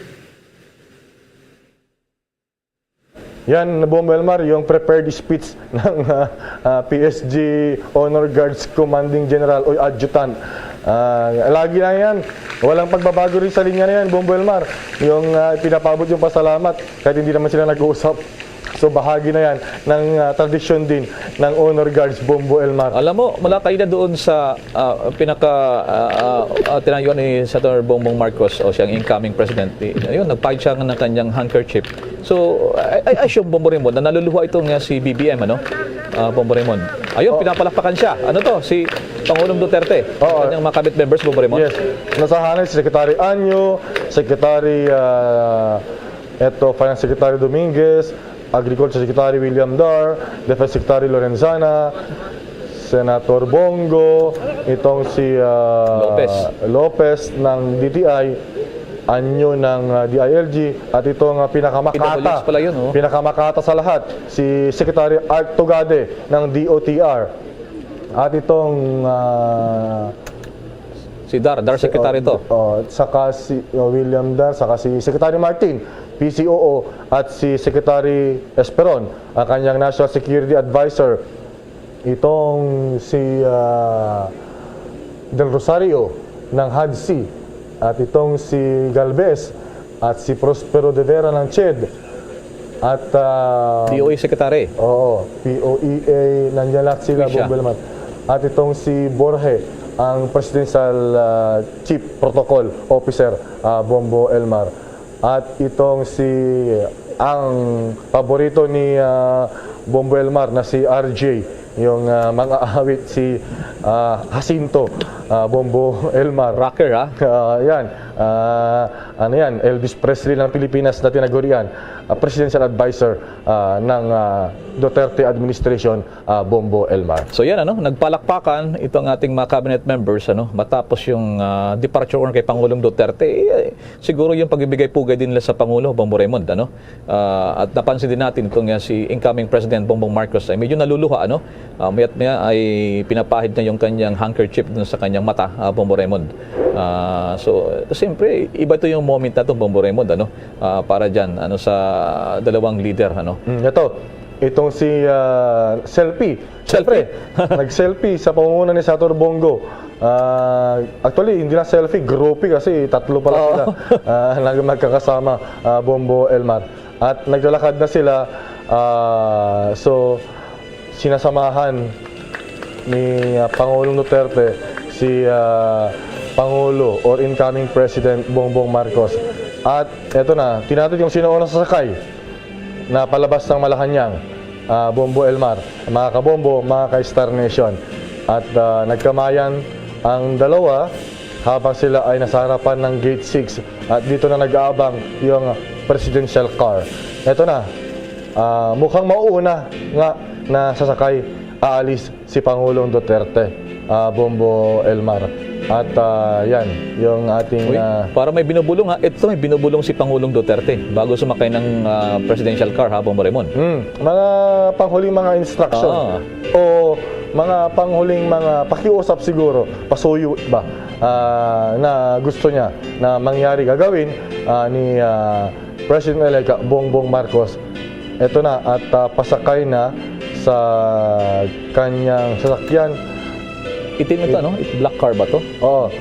Ito yung Toyota yan, Bombo Elmar na V8 yan. Magastos to, mahal to sa gasolina o diesel. 8 bulbs So yan, pasakay na itong si Pangulong Duterte. At wala na siyang magiging gaya dati na convoy. Si BBM, incoming president. So, nandiyan siya nakaabang lang siya nung kumakaway kay Pangulong Duterte. Sarap yun. So, ayan, umusad na yung sasakyan, Bombo Raymond.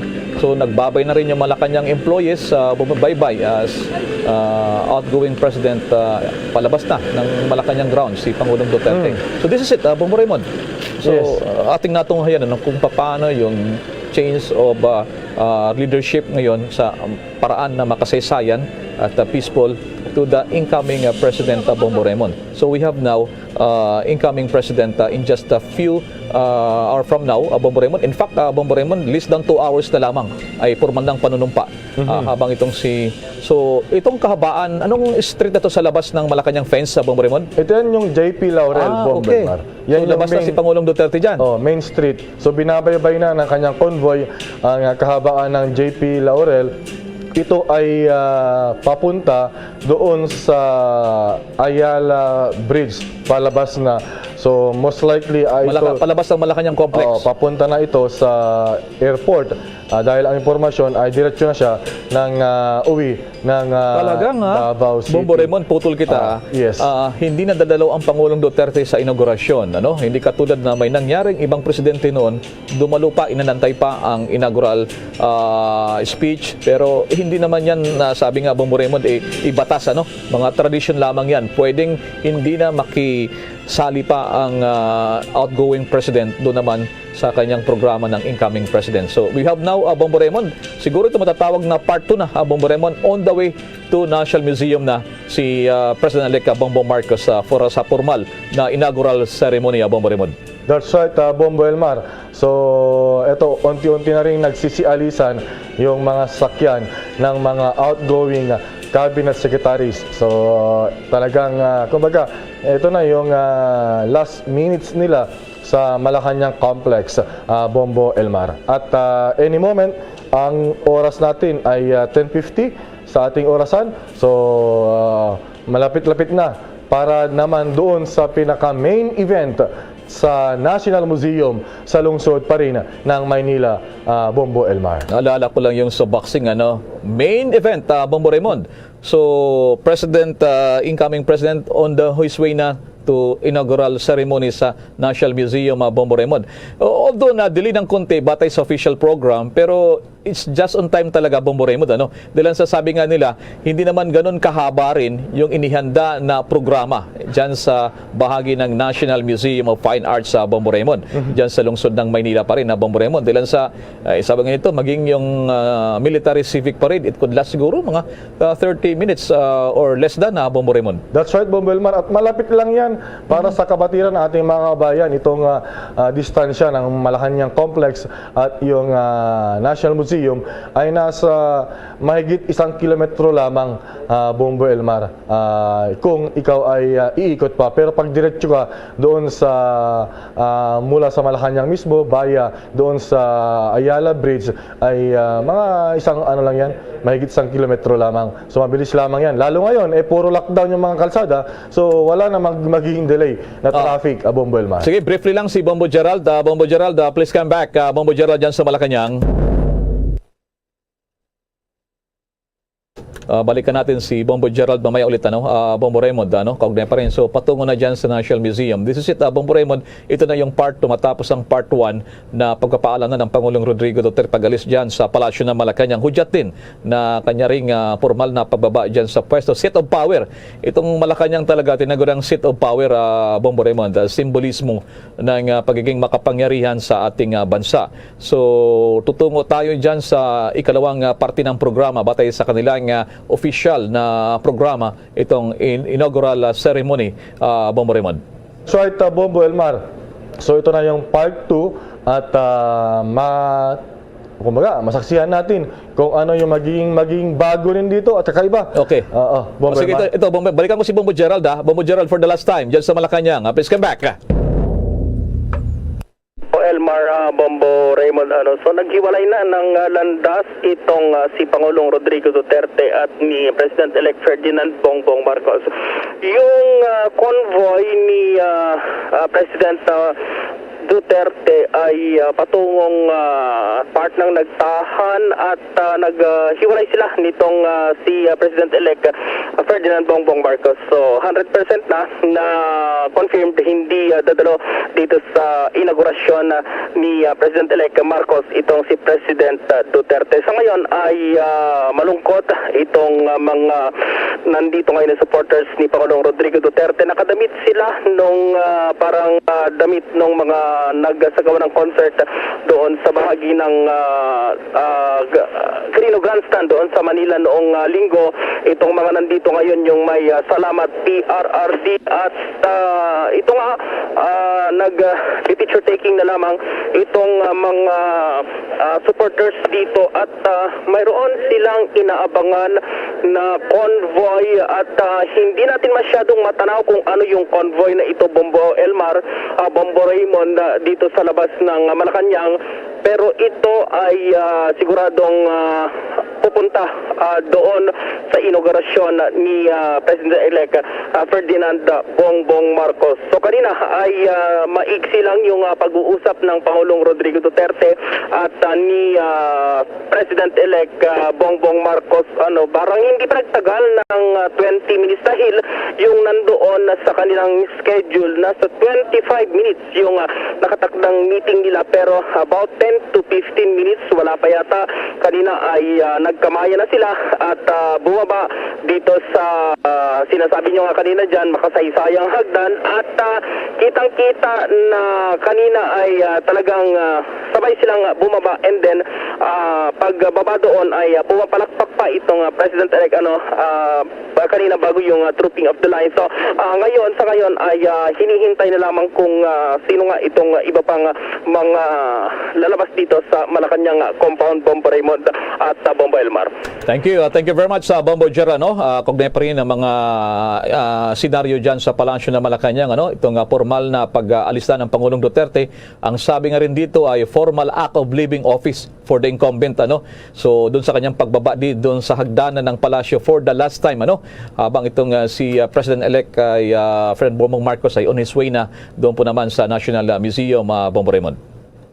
Bombo Elmar, so yan na, kumbaga inahantay din natin yung mga advisories pa kung saan talaga pupunta si Pangulong Duterte as we speak, Bombo Elmar.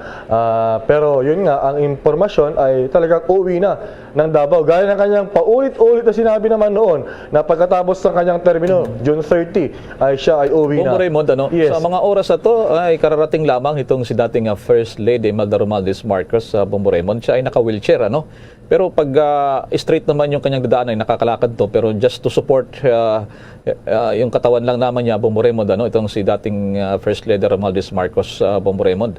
So karating lamang dyan sa National Museum at umakyat siya ng stairs, although nakasakay doon sa kanyang wheelchair, Bombo Raymond. So if just a few minutes ay masaksiyan na natin yung formal na pagkasagawa rin ng programa dyan, yung inaugural ceremony dyan sa lugar na yan, Bombo Raymond. So ayan, yung ina ni PBBM nga ang tawag rito, President Bongbong Marcos, President-elect Ferdinand Marcos, dyan po naman sa may bagay ng National Museum. Na kanina pa nag-aantay yung lugar na yan. Pero hanggang sa mga oras maganda yung lagay ng panahon, mga kabombo kay Star Nation. Taliwas doon sa ng pagtayan ng pag-asa na magkakaroon ng mga pag-ulan. So inaantay natin yung pag-alis, pagtulak ng convoy. Ito nga si President-elect Bongbong Marcos dyan po naman sa Palasyo ng Malacanang. Actually, Bombo Raymond, usually from Malacanang to National Museum, mga ilang minuto lamang ang layo niya, Bombo Raymond. Parang dadaan sila sa Ayala Bridge in Tulay, Bombo Raymond. That's right, at tatawid sa may San Marcelino or Marcelino, Bombo Elmar Street. At doon ay tatawid na doon sa tinatawag na kumbaga yung panulukan dyan sa Taft Avenue. Tatawid lamang doon at yun na, yung bukana na. So, siguro hindi abutin ng 5 minutes o 5 minutes, Bombo Raymond, higit pa. Maximum yan, Bombo Elmar, yung 5 minutes. Bilis lang, Pero dahil convoy, eto na, nagbago na yung setup. Kanina ay 4 yung sakyan ni incoming President-elect Bongbong Marcos. 4 lamang sila kanina. Siya ay nakasakay sa kanyang sakyan, yung Mercedes-Benz. Pero this time, mahaba na yung kanyang convoy na nakaposisyon na, nakaporma na. Ngayon, meron na siyang 4 na haggard, yung kumbaga motorcycle riders na mga miyembro ng PNP.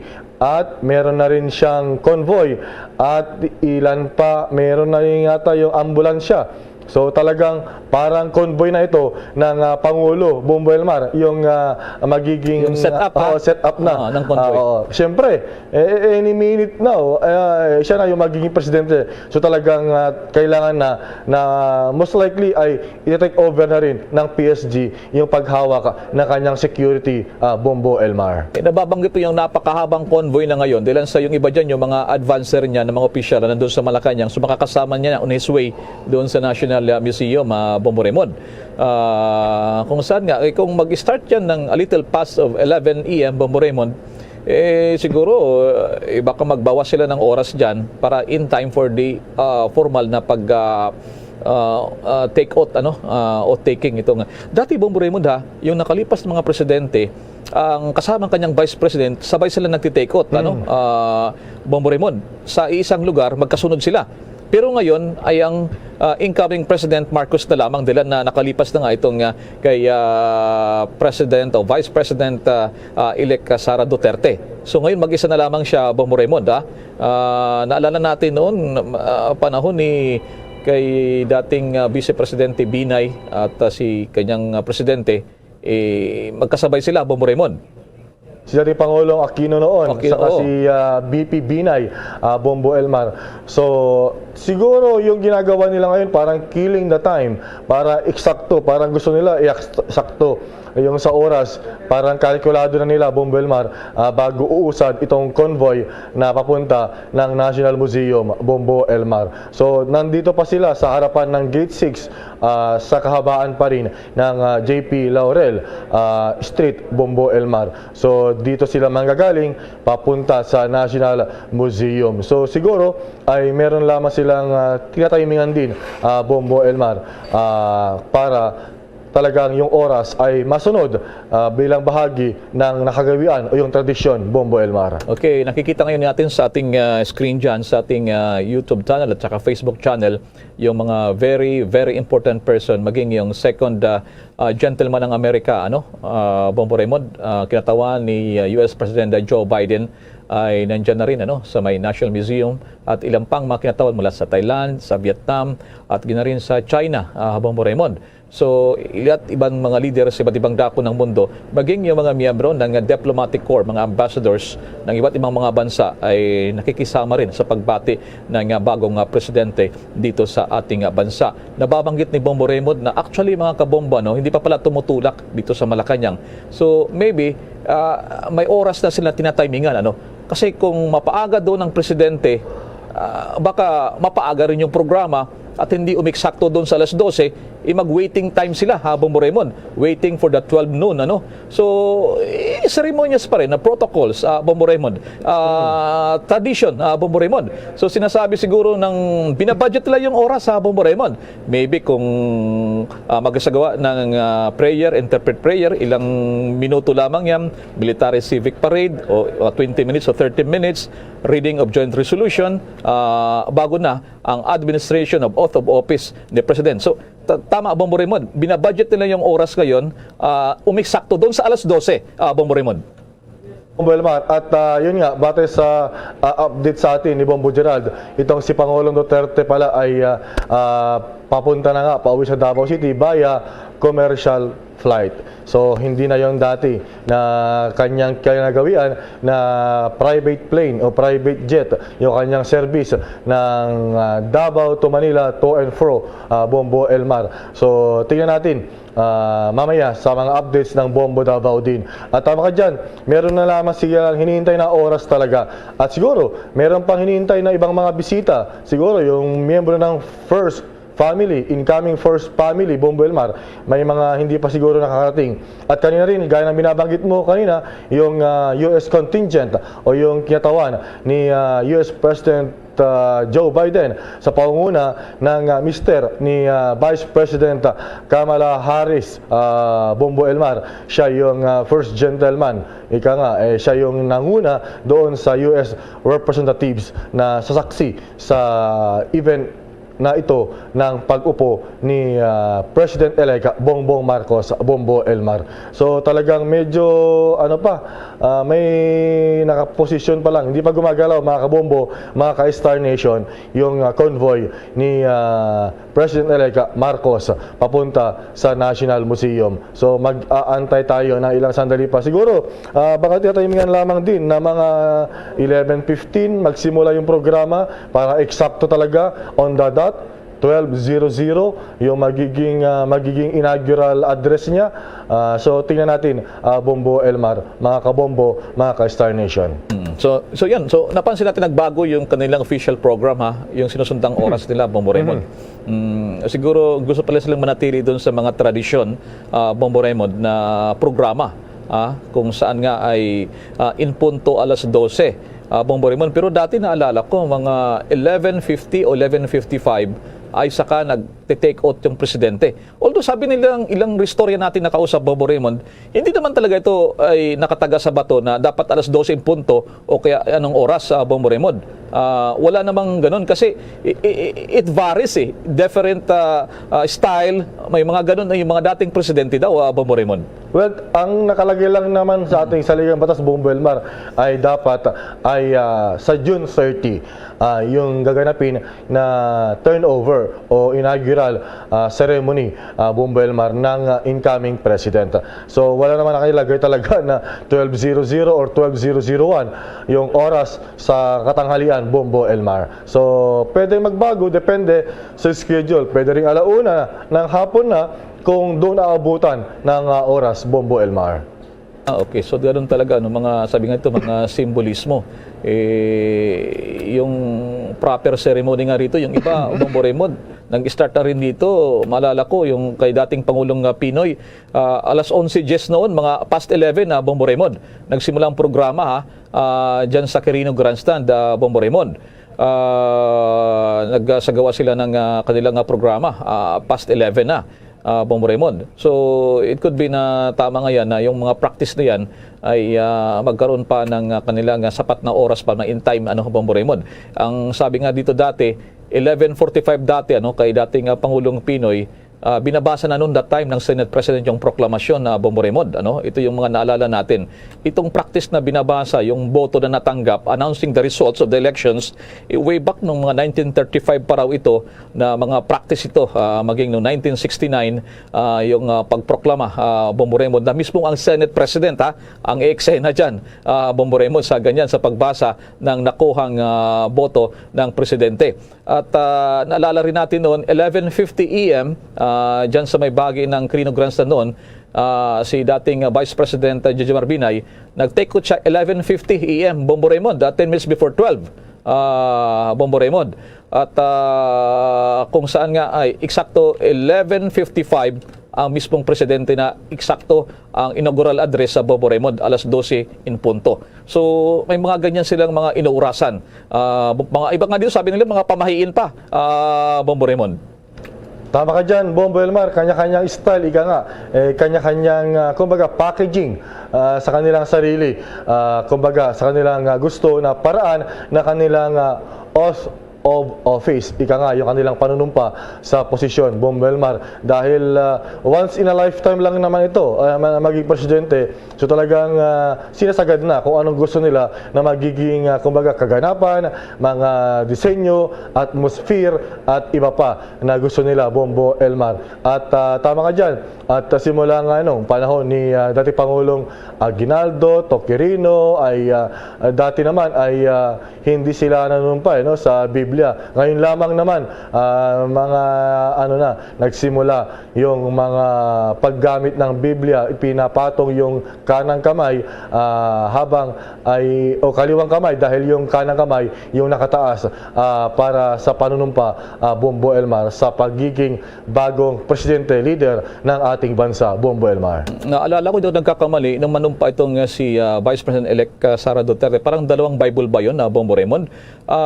Mamaya makikita rin natin yung panunumpa nitong si bagong presidente na si President-elect Bongbong Marcos. Ang sinasabi nila dito, Bombo Raymond, itong paggamit ng Bible, mula pa rin ito sa 1996 pa, na paggamit. Mula pa noong pa ni Aguinaldo kay Quirino na babanggit mo kanina, hindi sila gumamit ng Bible at that time. Dahil sa meron daw separation of church and state, Bombo Raymond.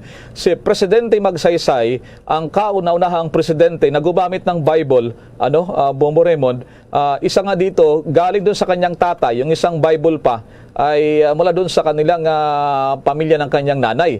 So, yun ang ginamit nila. So, dinalagay doon sa lectern. Noong 1957 daw, si Carlos P. Garcia naman ay nag-take out din doon sa isang gobernador, Bombo Raymond.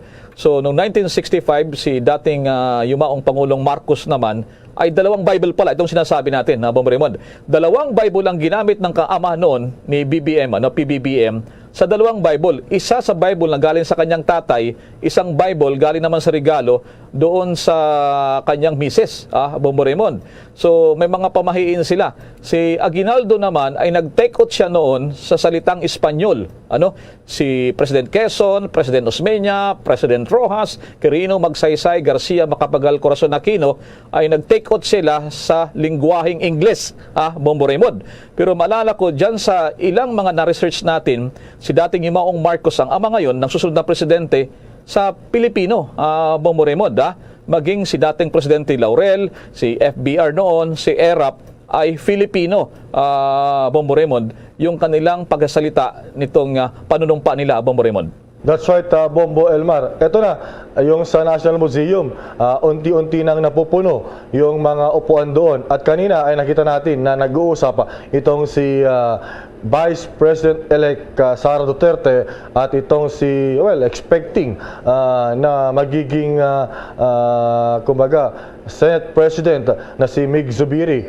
Pero mamaya, ang babasa o magbabasa ng yung minutes na kanilang pinagtibay na resulta ng botohan o yung Board of National Canvassers ay itong si Senate President Tito Soto III pa rin, Bombo Elmar. Bilang huli na kanyang kumbaga act na rin ito bilang senator dahil siya ay outgoing, retiring senator na rin itong si Soto. At nasa likuran naman niya itong si dating Pangulong ERAP Estrada. So unti-unti na napupuno yung ginawang entablado sa harapan ng National Museum, Bombo Elmar. At talagang maganda yung panahon, maliwalas, nakikisama doon sa pagbubukas ng bagong yugto, ng bagong chapter ng ating kasaysayan, Bombo Elmar. Right, Bombo Raymond, alam mo, pinapakita natin sa ating video sa YouTube talagang ang laki ng pinagbago ng National Museum, Bombo Raymond. Napakagara, napakaganda, bagong mga pintura, may mga red carpet, at nagkaroon pa ng makeshift tents dyan, Bombo Raymond. You can just imagine, maging yung lagay ng panahon ay nakisama, Bombo Raymond.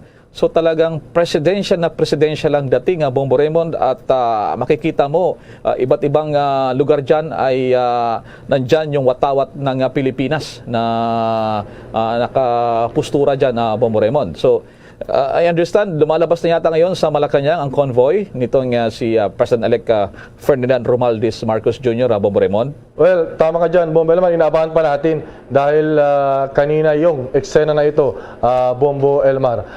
Kumaga, binabalikan lamang yung eksena kanina yung kanyang pagpasok. Pero sa ngayon ay hindi pa gumagalaw. Pero yun nga, sa ating impormasyon, ito ay dadaan sa Ayala Bridge, patagos ng San Marcelino, papunta sa National Museum. So mabilis lamang din ang biyahe, mamaya lamang, Bombo Elmar. So medyo talaga may konting mga adjustment, pagbabago sa schedule dahil nga sa pagkaurong, pagkaantala ng nauna kanina na schedule ng bahagi ng part 1 ng inaugurasyon, Bombo Elmar. Right, Bombo Raymond, talagang sabi nga rito, marami na ang di makapigil hininga, Bombo Raymond. Excited for this moment, sa kasaysayan ng ating bansa, na pambihira na nangyayari, Bombo Raymond. Every 6 years lamang nangyari yung ganito sa ating bansa, Bombo Raymond, na may ganitong pambihirang tanawin at pambihira din na okasyon sa puntong ito, Bombo Raymond. Makasaysayan itong Old Legislative Building na ngayon ay National Museum of Fine Arts sa Bombo Raymond. Yung dating mga presidente na nanumpa din dito ay nung panahon ng 1935 pa, si Manuel Luis Quezon. At noong Oktubre 1943 ba yun, Bombo Raymond, Jose P. Laurel. At si Manuel Rojas, naging presidente 1946, ay dito rin ginanap yung kanyang panunumpa. And then now, ay itong si incoming president na si Ferdinand Bongbong Marcos Jr. So talagang puno din ng kasaysayan at kwento itong National Museum ngayon na Bombo Raymond na naging Senate President noon itong yumaong dating presidente na ama ngayon ni PBBM, ni incoming President Marcos, si dating yumaong Pangulong Ferdinand Marcos, naging presidente dito sa lugar na ito na dating tawag nga rito ay Legislative Building, Bombo Raymond. Ito po ay hugis na sabi nga rito ay inspired doon sa disenyo rin sa mga building sa Amerika, Bombo Raymond. That's right, Bombo Elmar. At ito nga, all systems go nga. Itong inaantabayan natin na military civic parade. So yan yung kumbaga, talaga ako rin mismo inaabangan ko ito dahil sa mga kinover natin noon. Ikaw siguro na-cover mo si dating Pangulong Fidel Ramos, Bombo Elmar. Pero yun, sa mga sinundan ko kasi na kinover noon ay walang nagsagawa ng military civic parade, Bombo Elmar. So yan yung isa sa mga highlights na kaabang-abang ng ating mga kababayan. Lalo na yung mga nakatutok sa Facebook Live, YouTube Live ng ating broadcast, Bombo Elmar. Alright, so inabangan natin yung kinatawan pala ng China na nandito sa Pilipinas sa Bombo Raymond, si Chinese Vice President Wang Qishan at itong si US Vice President Kamala Harris husband na si Doug M. Hoff, kabilang sa mga foreign dignitaries na dumadalo ngayon na Bombo Raymond sa mga oras ito, na nagpadala rin ng kanilang mga kinatawan dito sa Pilipinas. At liban nga dyan sa kinatawan din ng Santo Papa, nandito rin ang Dean ng Diplomatic Corps, Bombo Raymond, na kasama pa pang mga opisyal ng ating mga imbahada ng ating pinamataan ko, Bombo Raymond, dyan sa ating video, si dating Pangulong Erap at katabi niya itong si dating Pangulong Gloria Macapagal Arroyo, blazing red si dating Pangulong Gloria, Bombo Raymond.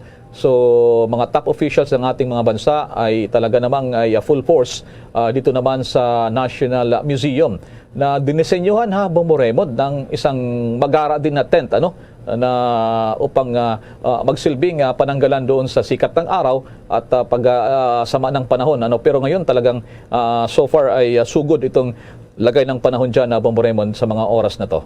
Katabi nitong si dating Pangulong Estrada at dating Pangulong Gloria Macapagal Arroyo, itong si incoming Executive Secretary Attorney Vic Rodriguez, Bombo Elmar, na nauna kanina na dumating sa Malacanang at nauna ring umalis para nga siyempre mauna siya sa National Museum para sa kanyang pagdating ng kanyang principal ika nga Bombo Elmar. So yan yung ating mga ito. At Bombo Raymond, bago kita ipagpatuloy, tinan ko ba ng mood dyan kay Bombo Dennis sa lugar niya? Bombo Dennis, dyan sa may National Museum pa rin. Bombo Dennis, briefly, go ahead.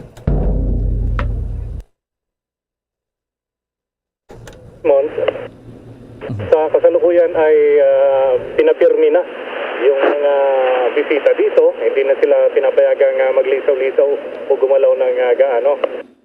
Tingnan mo.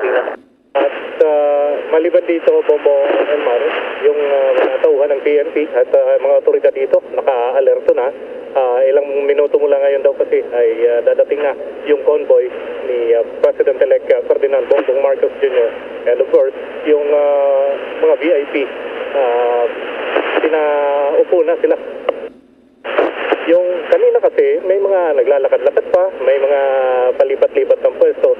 So, nagsuggest dito na pumirmi na doon sa kanilang kinalalagyan.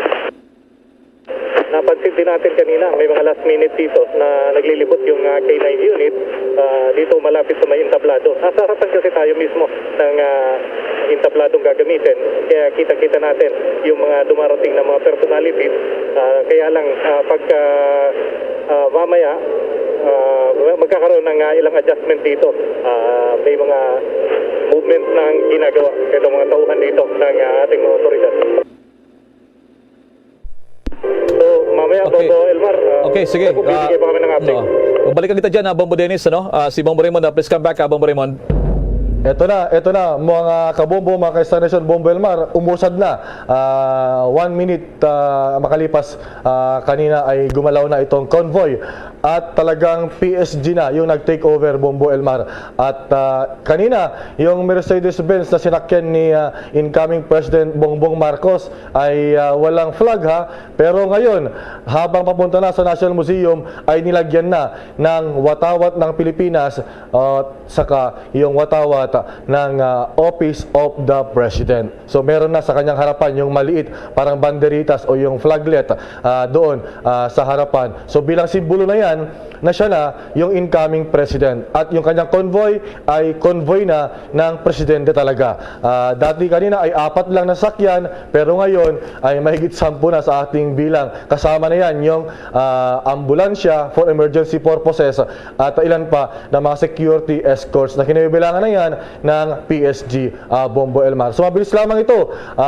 Habang nag-uusap tayo ay sa ating pagtaya ay nandun na sila sa Ayala Bridge. Ito ay kakaliwa papunta doon sa National Museum, Bombo Elmar. So dito na, pagbaba pa lamang, we expect na talagang hudyat na yan ng pagsisimula ng mga seremonya dyan sa National Museum. At yan nga ay magiging mabilis lamang. Ito, at marami yung ating mga kababayan na lumabas sa kanilang mga tahanan para kumaway kay BBM, ika nga, Bombo Elmar. At yun, siya naman ay hindi tinamad o hindi nagdamot.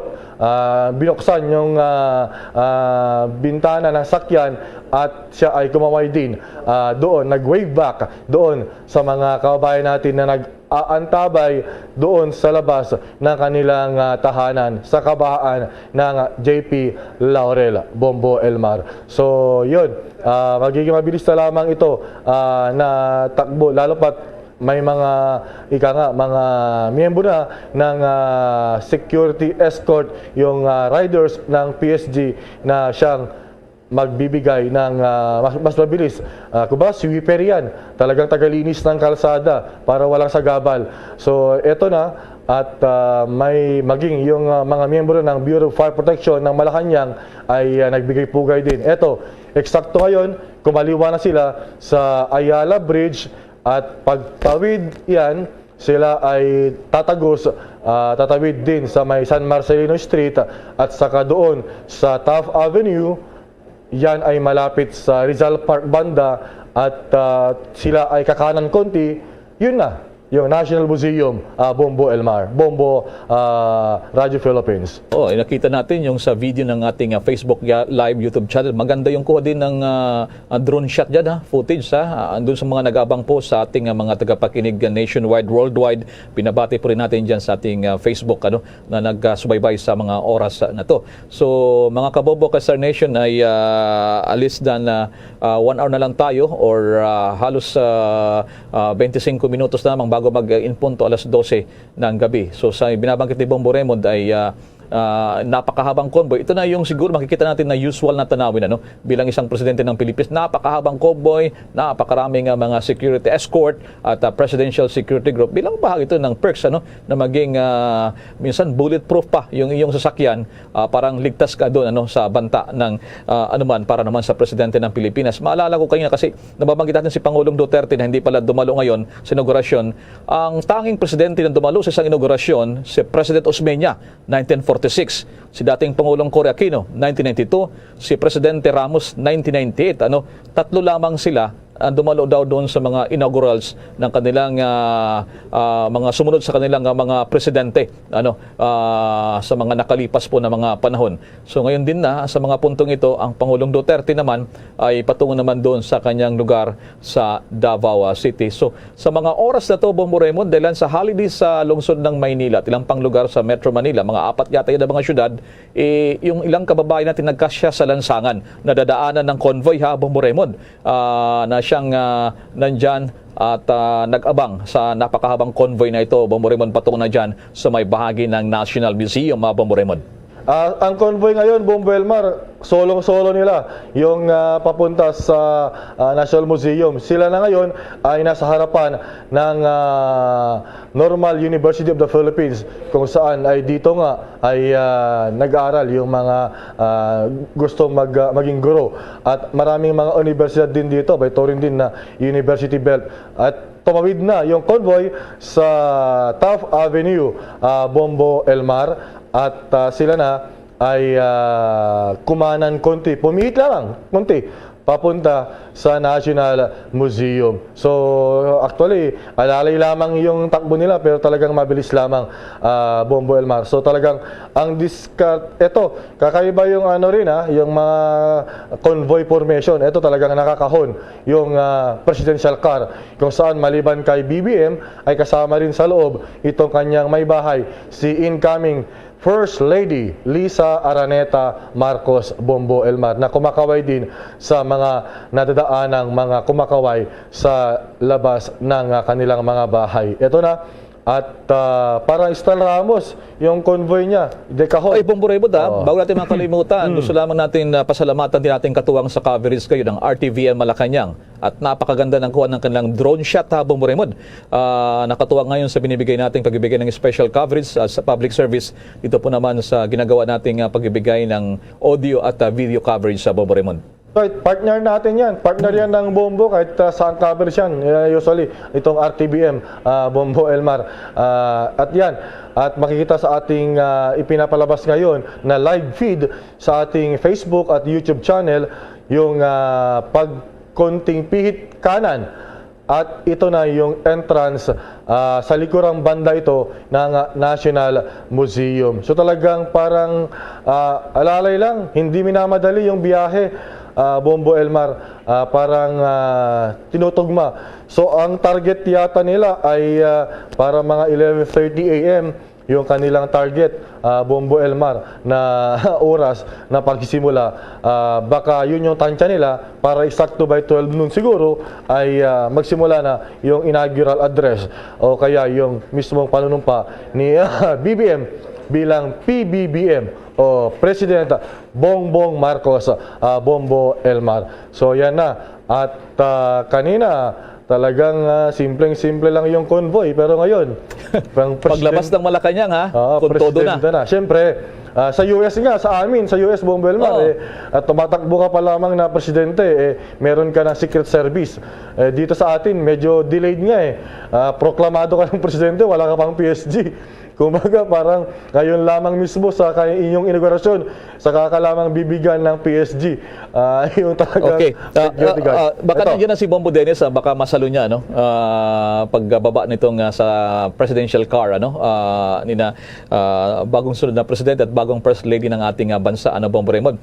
Mismo pala sa talagang harap ng makeshift na stage ng National Museum ay tumigil na itong presidential car para sa ilang minuto from now on ay magsisimula itong formal na programa para naman sa makasaysayan na presidential activity, itong inaugural address din na inabangan natin at presidential oath, itong si Presidente Bongbong Marcos Jr. susunod na sa mga ilang minuto simula ngayon, Bombo Raymond.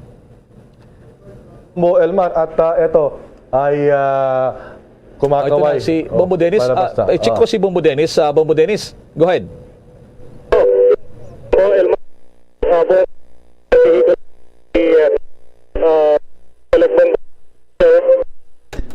Sige, Bombo Dennis, babalikan namin kayo dyan, Bombo Dennis.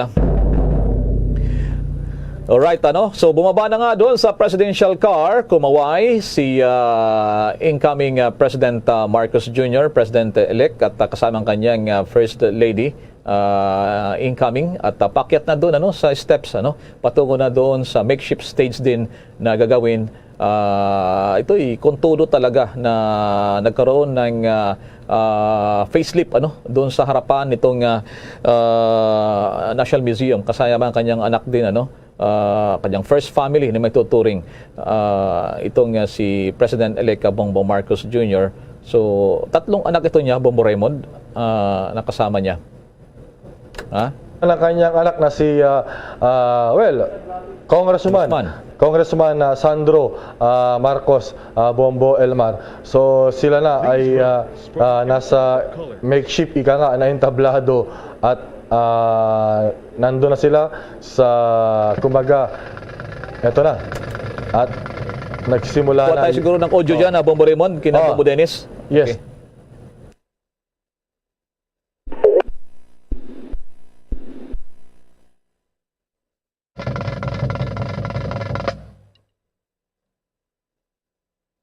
Okay, mga kabombo, doon sa mga nakikita natin sa Let us nakapanood all po. rise for the Philippine National Anthem.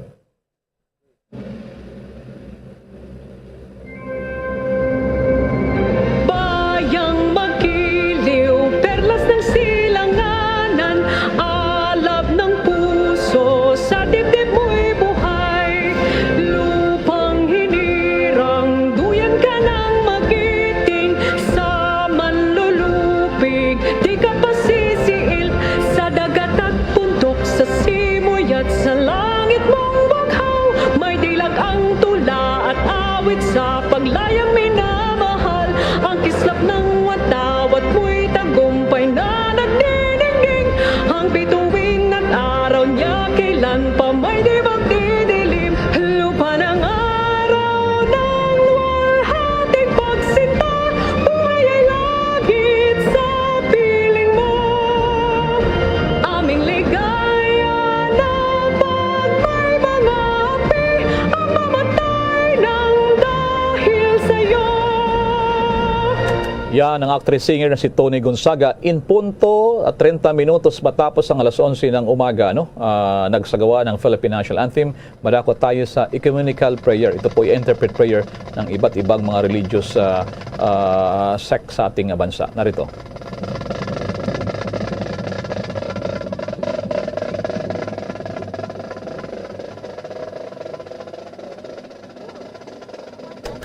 Ang ibang religion sa ating bansa ay mayroong kinatawan sa magaganap na interfaith For prayer. the ecumenical prayer.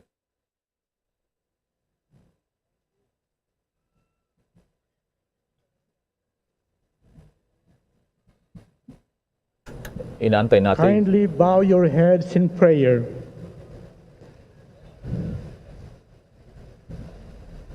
Sa ngalan ng Ama at ng Anak at ng Espiritu Santo. Amen. O Diyos naming maawain at mapagmahal, kami ay nagpapasalamat sa araw na ito na inyong nilikha, puspos ng biyaya para sa mundo at mga Pilipino, kung saan aming tinatanggap ang aming bagong Pangulo.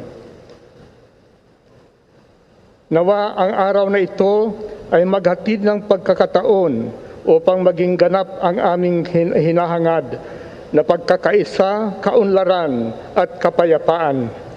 Maging hudyat nawa ito ng tunay na pagbabago, paglilingkod at pag-asa. Sa ngalan ni Kristo na aming Panginoon, kasama ng Espiritu Santo. Amen. Bismillahirrahmanirrahim.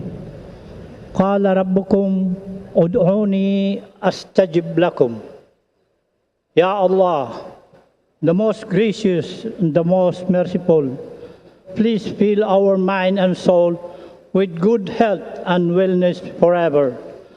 Bless us and our future leader, Ferdinand Romualdez Marcos Jr., a good health and spirit of wisdom so that he may serve his countrymen. We pray that our nation be crowned with compassion and nurtured by your love.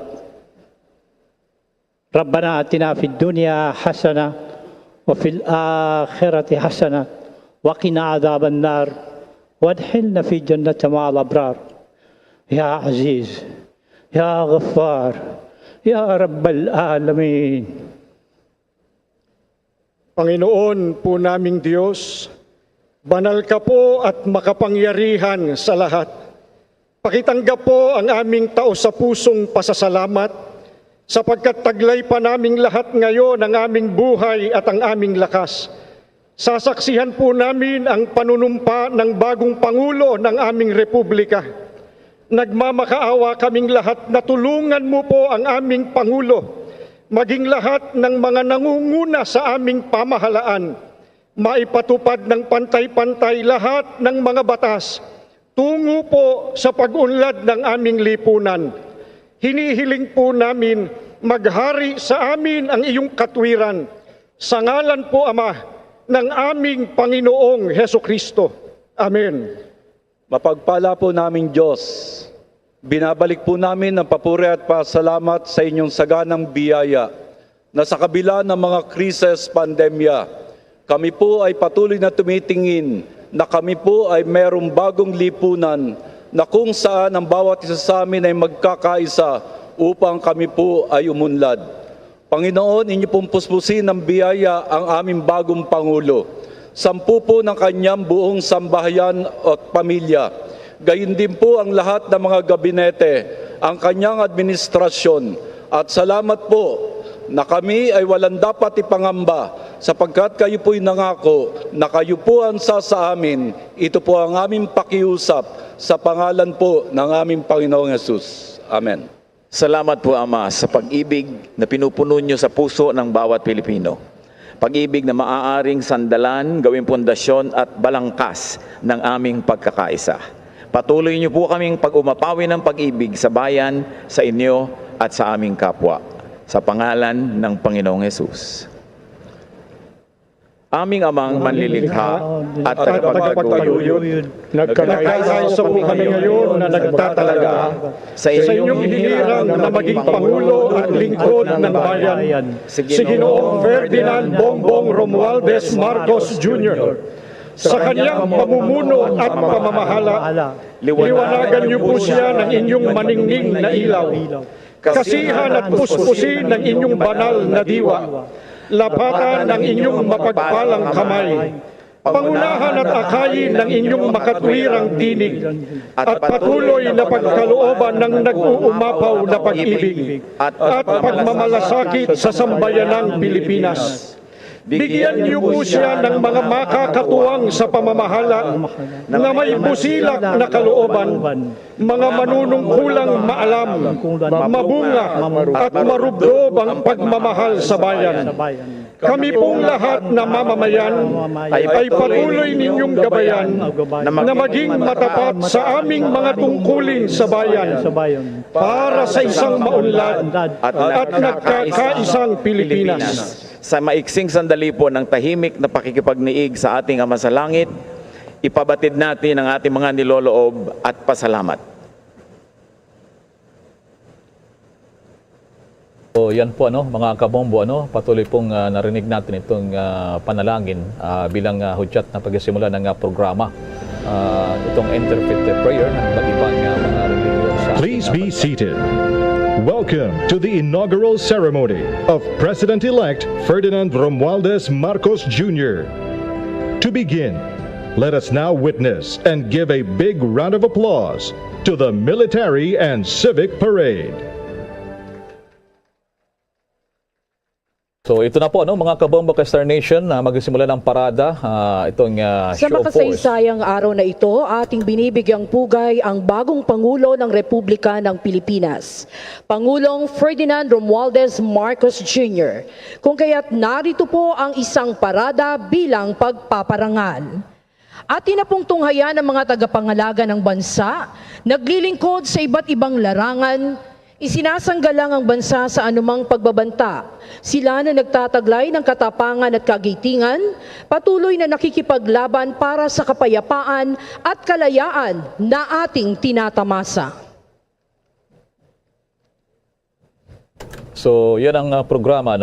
Doon sa mga hindi nakakakita doon sa ating pinapanood na video, si President-elect Bongbong Marcos ay kasama niya kanyang 3 anak. Pawang lalaki ito. Bububungan po ang parada na kinabibilangan ng ating core ng mga kadete ng Sandatahang Lakas at Pambansang Pulisya ng Pilipinas, gayon din po ang Tanod Baybayin.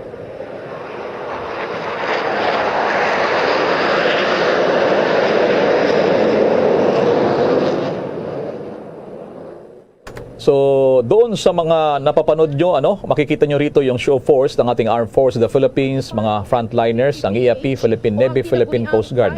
Kanina sa nababanggit ko, kasama ng first family, doon sa mga hindi pa nakakaalam, 3 ang anak dito ng first family, ng first couple. Si Sandro, isa pong kongresista dyan sa 1st District, 28 anyos. Si Simon, 26 years old, at si Vincent, 25 years old. So, pawang lalaki to na anak nila at wala pang mga asawa. At ang First Lady naman, ito nga si Attorney Liza Aranita Marcos. Balikan ulit natin ang ating audio dyan sa National Museum. So ito ay pagbibigay pugay sa bagong presidente ng Pilipinas.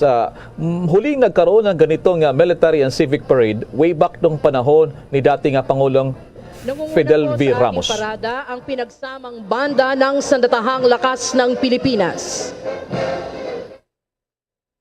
Okay, so yun po ang banda na sagitan na po ngayon, ang EAP band, doon mismo sa pinaka-stage nitong maiksi lamang ito, mga kabumbok restoration, dapat napakabilis, para in punto bago mag alas 12 ay makapanumpa na itong si PBBM, si incoming President Marcos. Ang commander ng tropa, Major General Jonas R. Lumawag, Philippine Navy Marines. Ang unang brigada sa kasuotang gala ay nasa pamumuno ni Brigadier General Alvin P. Flores, Army. Ang unang batalyon ay binubuo ng Corps ng mga kadete ng Sandatahang Lakas ng Pilipinas na pinangungunahan ni Cadet First Class Edmond D. Logroño. Mula sa prestiyosong Philippine Military Academy, ang mga ginuot binibining ito ang mamamahala sa iba't ibang sangay ng Sandatahang Lakas. Ikinikintal sa kanilang puso't isipan ng kagitingan, integridad at katapatan. Sila na sa hinaharap ay magiging kaagapay sa pagsusulong ng kapayapaan at kaunlaran ng bansa. Sumusunod ang batalyon ng mga kadete mula sa kilalang Philippine National Police Academy sa pangunguna ni Cadet Second Class Joshua R. Pulido. Hinuhubog ang karakter ng mga kadeteng ito upang mamuno sa hinarap ng nananaig ang paglilingkod, karangalan at hustisya, gayon din bilang makadiyos, responsable at respetadong mga public safety officers. So talaga, Bombo Raymond, bumaba pa rito sa Metro Manila mga kadete mula sa PMA at na rin dyan sa Silang Cavite para makilahok dito. Sa pagdating ng watawat ng Pilipinas.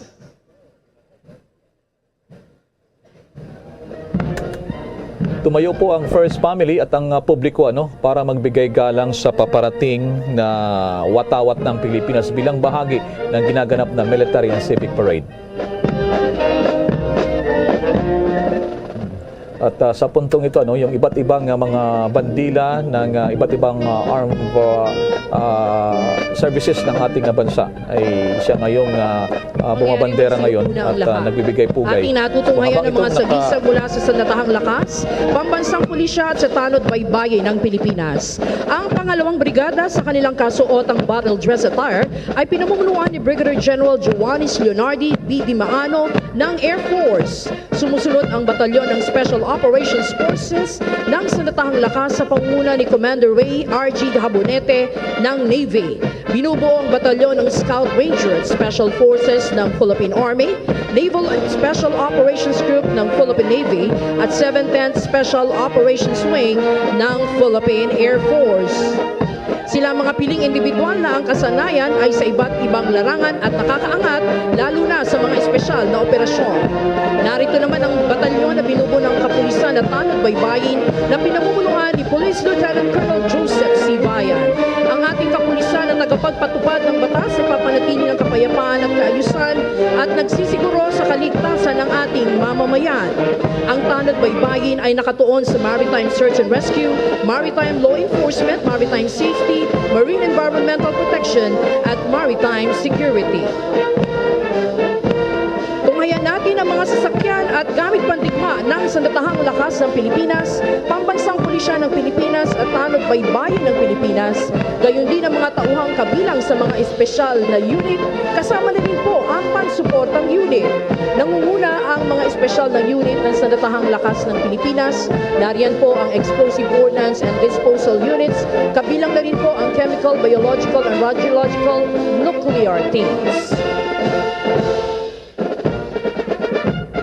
So talagang mabilis lamang itong ginaganap ngayon na civic military parade, ano, mga kabombo?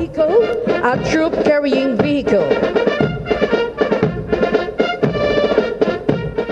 Narito rin po ang 11 Metrong Rigid Hull inflatable boat ng Naval Special Operations Group ng Philippine Navy. Ginagamit ito sa mga espesyal na operasyon bilang suporta sa maliitang SEAL operation. Ang tinaguriang combat arm of decision ng Armor Assets. Nangunguna ang Commando V-150 na pangunahing nakadisenyo para sa panloob na operasyong pansiguridad ng bansa. Kasabay ang SIPA Armored Fighting Vehicle ng Philippine Army na gumaganap para sa panloob na seguridad. Nariyan din po ang V-300 Armored Personnel Carrier ng Philippine Marine Corps, isang uri ng sasakyan na magagamit sa lupa o tubig man. Natutunghayan naman po natin ang artillery assets na binubuo ng mga kanyon ng Sandatahang Lakas ng Pilipinas. Nangunguna ang 20mm M39 anti-aircraft cannons at iniakma ito bilang ground-based weapons mula sa dating F-5 Freedom Fighters aircraft. Sumusunod ang Atmos 155mm howitzer system na binuo bilang shoot-and-scoot weapon na agarang magre-responde sa mahirap na kalupaan at kritikal na lugar. Kontrolado ito ng electronic suit na may inertial navigation system-based gun, laying method at automatic loader.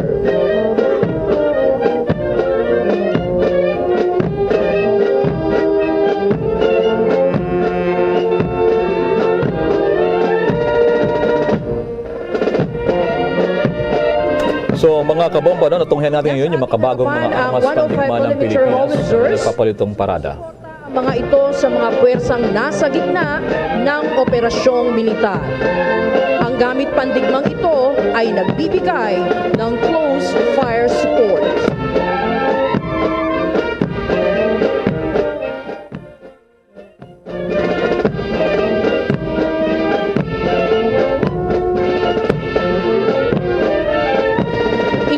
Nakikita ang 8-ton Ural trucks at 1 1/4 ton Sadco. Ang mga sasakyang ito ay ginagamit bilang bahagi ng combat support units. Gayon din sa panahon ng kagipitan, partikular sa humanitarian assistance and disaster response. Mga espesyal na sasakyang naglalaman naman ng mga gamit pang komunikasyon at sistemang pang-impormasyon na may kakayahan upang maisakatuparan ang ugnayan sa pamamagitan ng radio communication sa iba't ibang frequency bands. Ang mga sasakyan naman po at kagamitan ng ating pambansang pulisya ng Pilipinas at Tanod Baybayin ng Pilipinas na pawang ginagamit sa iba't ibang larangan, seguridad at maging sa kampanya laban sa terorismo at humanitarian assistance and disaster response.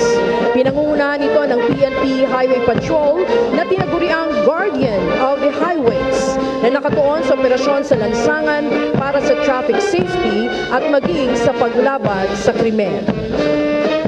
Nariyan po ang mga sasakyan ng NCRPO, ang Forensic Group Scene of the Crime Operatives, ang Chemical, Biological, Radiological, Nuclear and Explosives, at ang pinagsanib na Explosive Ordnance at K9 Mobile Vehicle Van.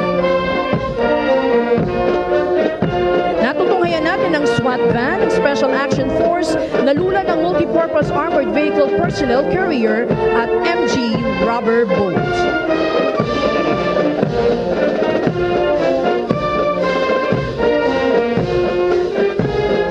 Mula naman sa Tanod Baybayin, nariyan ang bomb squad, ambulance at mga patrol cars.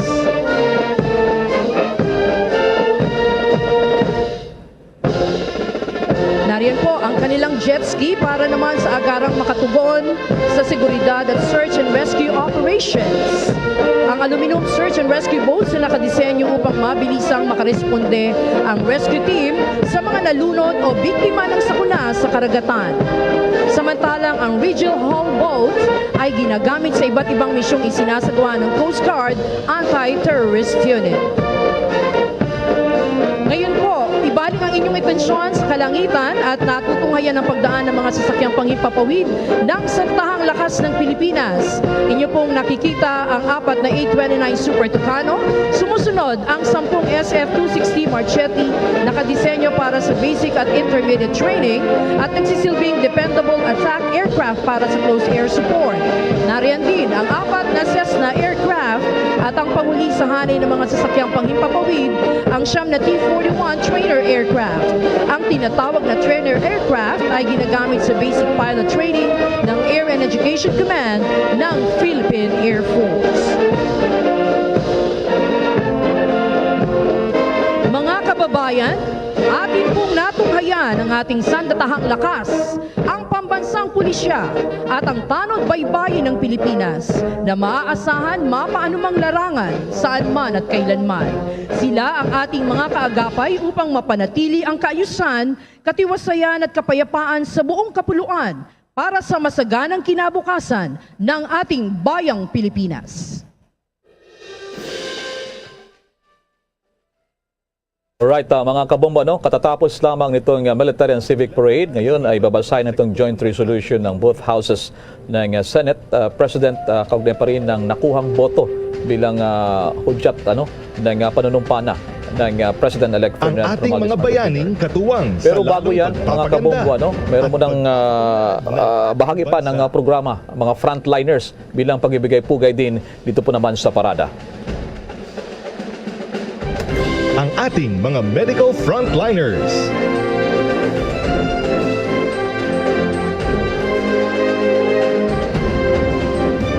Sila pala ang panghuli, Sa panahon dilim ng pandemya, ang mga bayaning nagniningning ng pinakamaliwanag.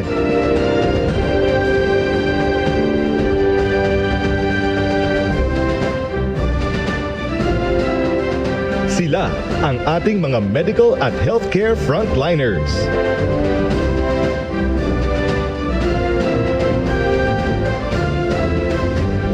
Nanganganib sa bawat araw upang masigurong ligtas at protektado ang bawat pamilyang Pilipino. Nag-standing ovation po ngayon ang mga bisita sa panguna ng susunod na Pangulo ng Bansa. Pagbibigay pugay sa ating medical teams na bayani sa panahon naman nitong pandemya. Sa ibayong lupa man o karagatan, ang manggagawang Pilipino ay tinitingala ng ibang bayan. Dahil sa kanilang husay, galing, at pagmamahal sa trabaho.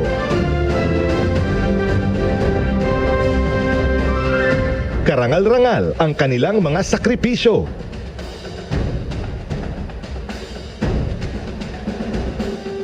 Malayo sa kanilang mga mahal sa buhay.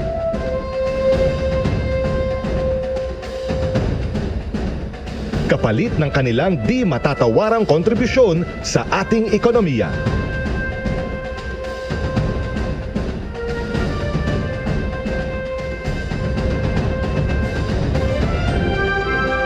Mga atletang Pinoy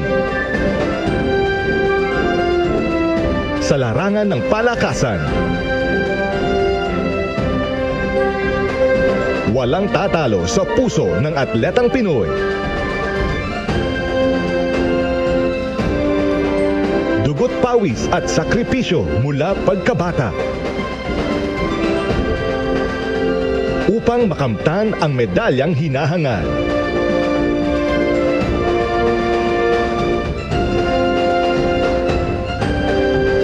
Ang karangalang inyong dala para sa bansa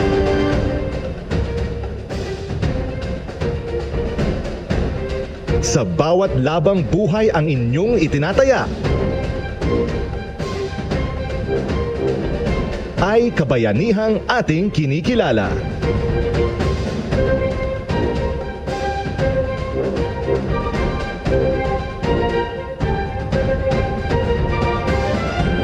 manggagawang Pilipino.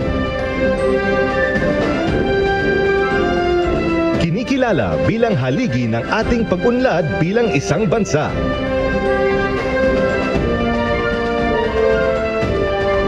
Ang kanilang pagpupunyagi at pagsisikap na maitaguyod ang pamilyang Pilipino sa kabila ng anumang balakid ay ating bigyang dangal. Anumang industriya o antas ng panunungkulan, ang bawat manggagawang Pilipino ay bahagi ng pagbabago.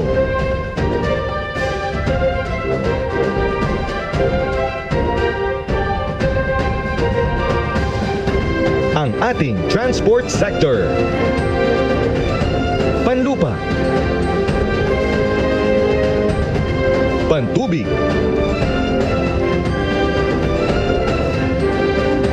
o panghimpapawid.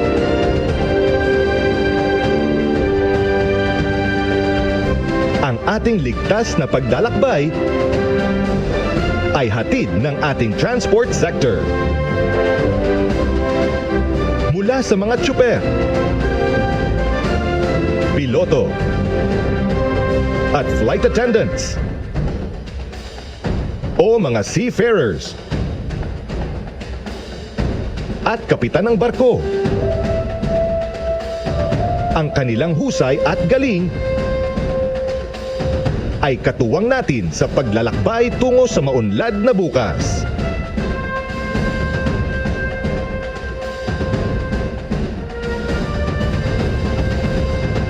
Isang pagpupugay sa ating mga magsasaka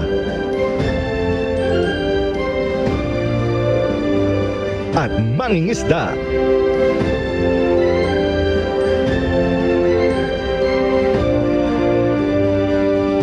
Kinikilala natin ang huwarang kontribusyon ng ating mga bayani sa pagpapaunlad ng sektor ng agrikultura.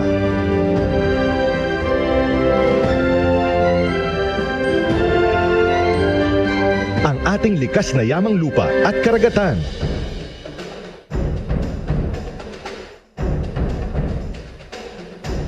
kasama ang mga makabagong teknolohiya,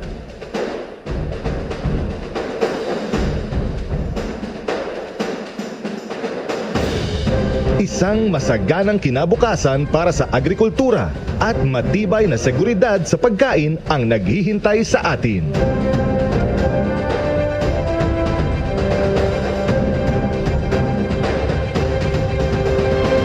Ang ating Street Management Services Sector. Malinis, ligtas, at maayos na mga kalye at lansangan. Hatid ng ating mga kababayan sa serbisyo.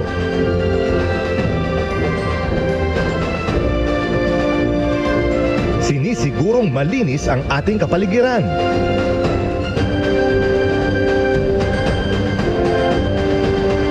Maginhawa ang daloy ng trapiko.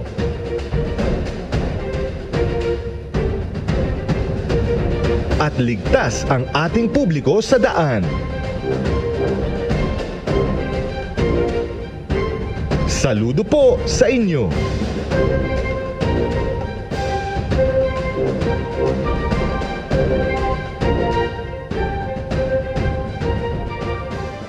Ang ating construction industry. To read the joint resolution from the Senate and House of Representatives, Senate President Vicente Tito Soto III.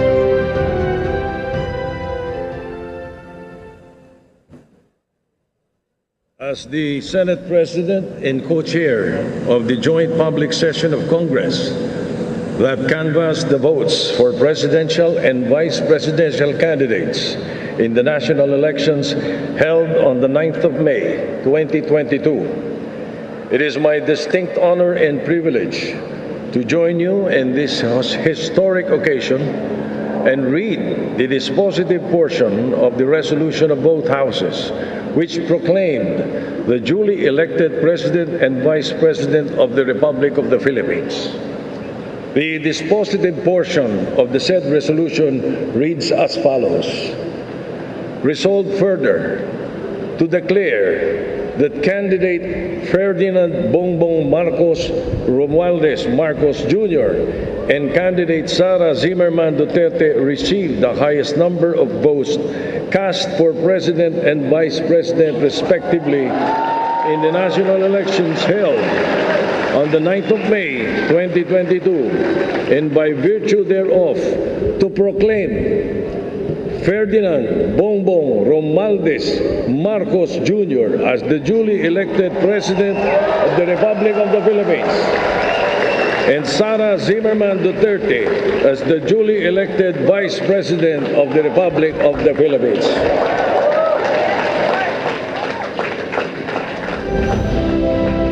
To administer the oath of office to President-elect Ferdinand Romualdez Marcos Jr., Chief Justice Alexander G. Gesmundo. May we request on stage Attorney Liza Araneta Marcos, Ferdinand Alexander Sandro Marcos, Joseph Simon Marcos, and William Vincent Marcos to witness the oath taking.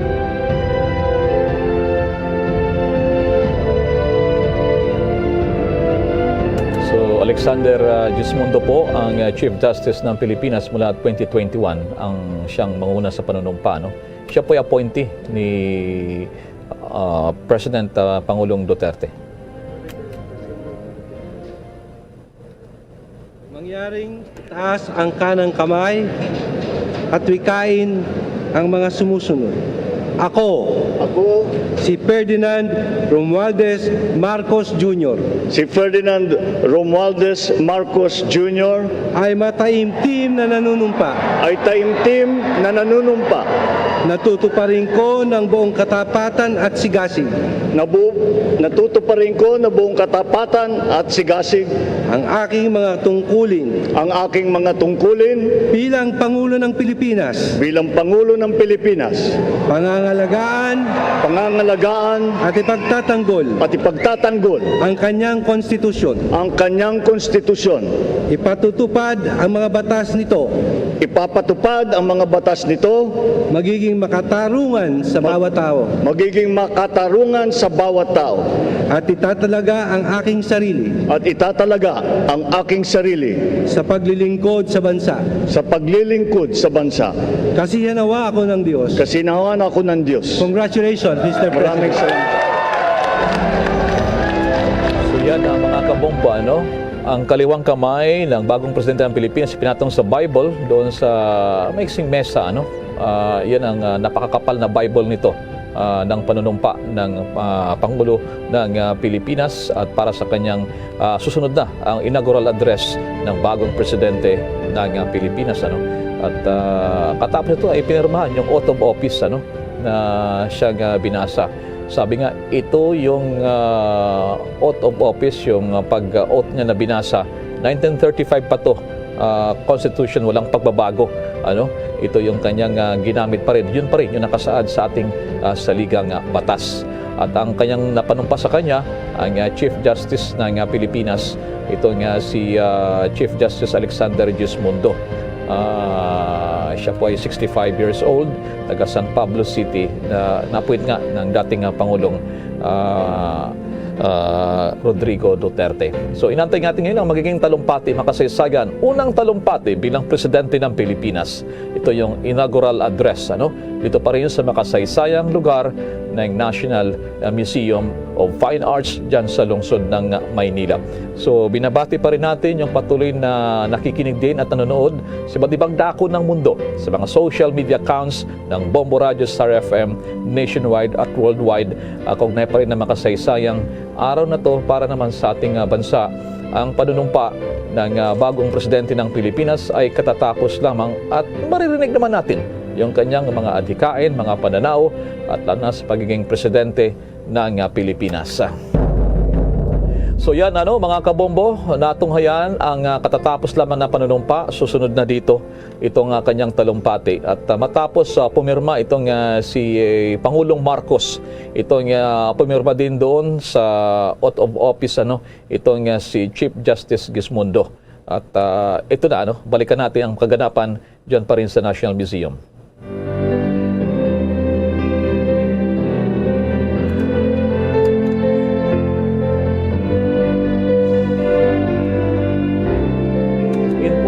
Eksakto alas 12 Bombo Raymond. Yes, Bombo Elmar, talagang eksakto talaga yung oras. Sa ngayon ay alas 3 o kaya 3 minuto makalipas ang alas 12 ng katanghalian. Ito na, so pirmado na ng dalawa, si Chief Justice Gismundo at itong si bagong Pangulo ng Republika na si Ferdinand Bongbong Marcos Jr. Bombo Elmar. So siya ngayon ay kumakaway sa audience at ito na ang pinakaabangan natin yung kanyang inaugural address. Bombo Raymond? Yes, Bombo Elmar. So, noong unang plano nitong si Pangulong Marcos ay walang podium, kahapon yatang lahat nag-decide na magkaroon ng podium siya para hindi siya mawala doon sa teleprompter. Yung teleprompter nasa left and right niya kung saan doon niya babasahin at yung kanyang prepared speech, Bombo Raymond. Tama ka dyan, Bombo Elmar. At talagang gagamit ng teleprompter na. Siyempre, baka mawala sa kanyang gustong mga sabihin para organisado yung kanyang magiging talumpati. Lalo pat, ito tama kayo sinabi mo kanina, kauna-unahan na magiging talumpati speech ni Marcos bilang presidente na ng ating bansa, Bombo Elmar. So yan yung ating aabangan kung kanyang yung kanyang magiging siguro mga first order of the day at lalo na yung mga gusto niyang gawin sa loob ng 6 na taon ng kanyang panunungkulan. So dito niya ilalatag, ipipresenta rin yung kanyang agenda for the next 6 years, Bombo Elmar, ng pagiging presidente, Bombo Elmar. So yan yung ating mga aabangan yan. At after nito, mga kaibigan, mga kabombo, mga ka-Star Nation, ay yung Band d'Honor o yung Diplomatic Community Courtesy Call at kumbaga tay-atay pagkipag-chika. Ito na. At ito, mga kabayan, ang bagong presidente ng Republika ng Pilipinas, President Ferdinand Bongbong Marcos Jr. His Excellency David Hurley, Governor General of Australia, and First Lady Linda Hurley, their Excellencies, Special Envoys, and Heads of Delegations, His Excellency, Most Reverend Charles John Brown, and the esteemed members of the Diplomatic Corps, Vice President Sara Duterte, President Fidel Ramos, President Joseph Ejercito Estrada, President Gloria Macapagal Arroyo, Senate President Vicente Soto III, and the honorable members of the Philippine Senate, House Speaker Lord Alan J. Velasco, and the honorable members of the House of Representatives, Chief Justice Alexander Gismundo, and the honorable justices of the Supreme Court, of course, First Lady Lisa Araneta, and my children, Alexander, Sandro, Simon, and Vincent. I cannot proceed without a special greeting, of course, to the former First Lady Imelda Romualdez Marcos.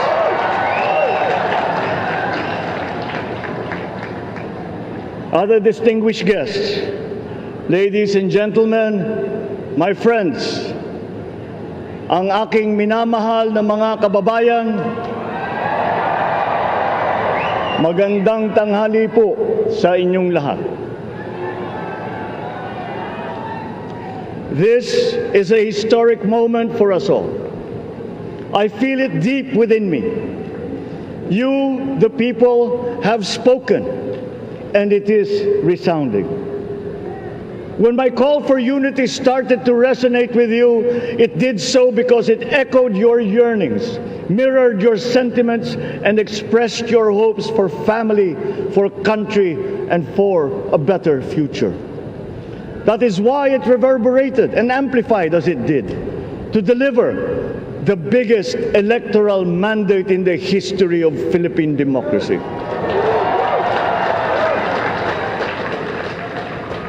By your vote, you rejected the politics of division. I offended none of my rivals in this campaign. I listened instead to what they were saying. And I saw little incompatibility with my own ideas about jobs, fair wages, personal safety, and national strength, and ending want in a land of plenty. I believe that if we but focus on the work at hand and the work that will come to hand, we will go very far under my watch. You believe that too. At pinakinggan ko ang tinig ninyo na ang sinisigaw ay pagkakaisa, pagkakaisa, pagkakaisa. We will go farther together than against each other, pushing forward, not pulling each other back, out of fear, out of a misplaced sense of weakness. But we are the furthest from weak. The Filipino diaspora flourishes even in the most inhospitable climes, where they are valued for their quality.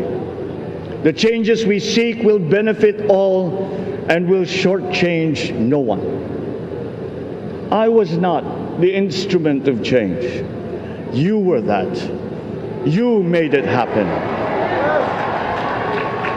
I am now.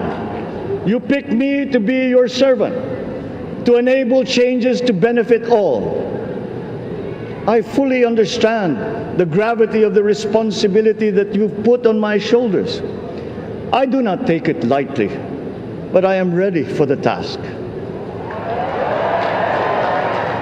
I will need your help. I want to rely on it. But rest assured, I do not predicate success on the wide cooperation that's needed. I will get it done. I once knew a man who saw what little had been achieved since independence in a land of people with the greatest potential for achievement, and yet they were poor. But he got it done, sometimes with the needed support, sometimes without. So will it be with his son. You will get no excuses from me.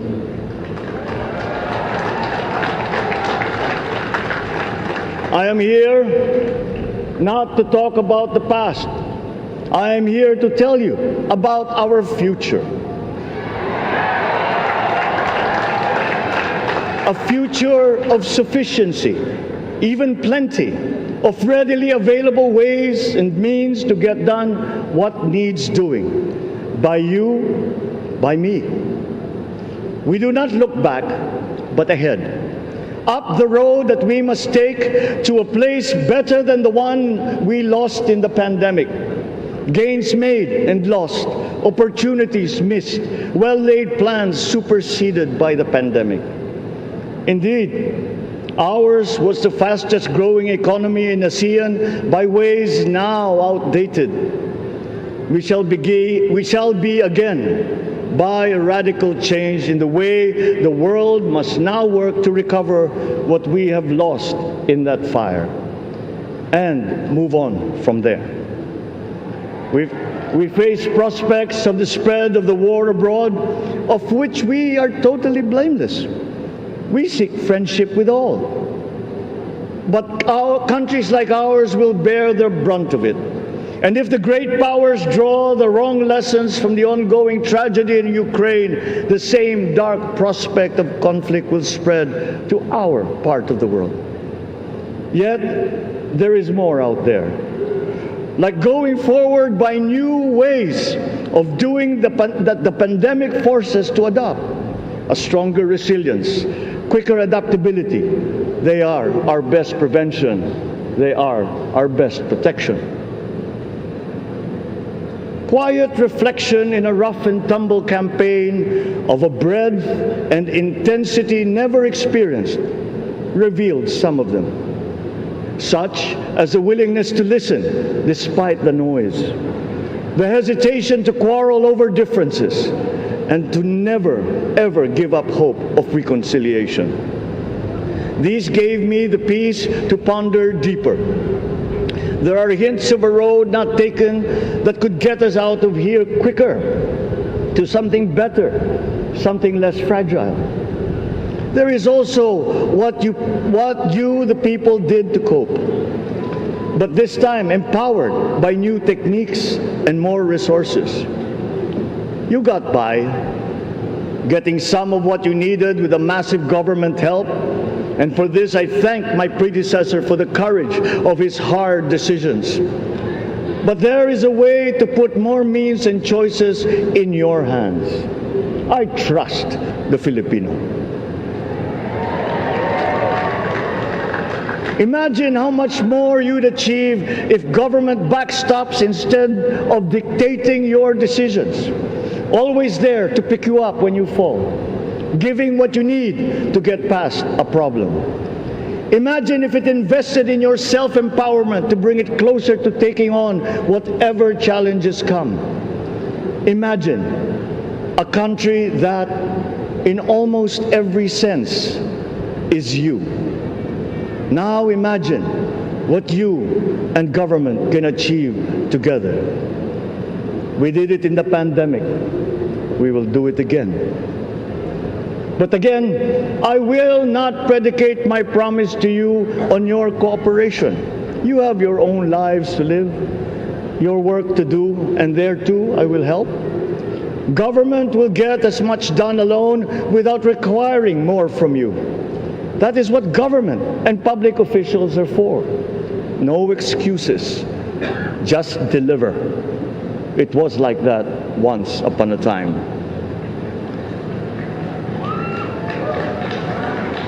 I did not talk much in this campaign. I did not bother to think of rebutting my rivals. Instead, I searched for promising approaches better than the usual solutions. I listened to you. I did not lecture you who has the biggest stake in our success. And the forthcoming State of the Nation will tell you exactly how we shall get this done. In this fresh chapter of our history, I extend my hand to all Filipinos.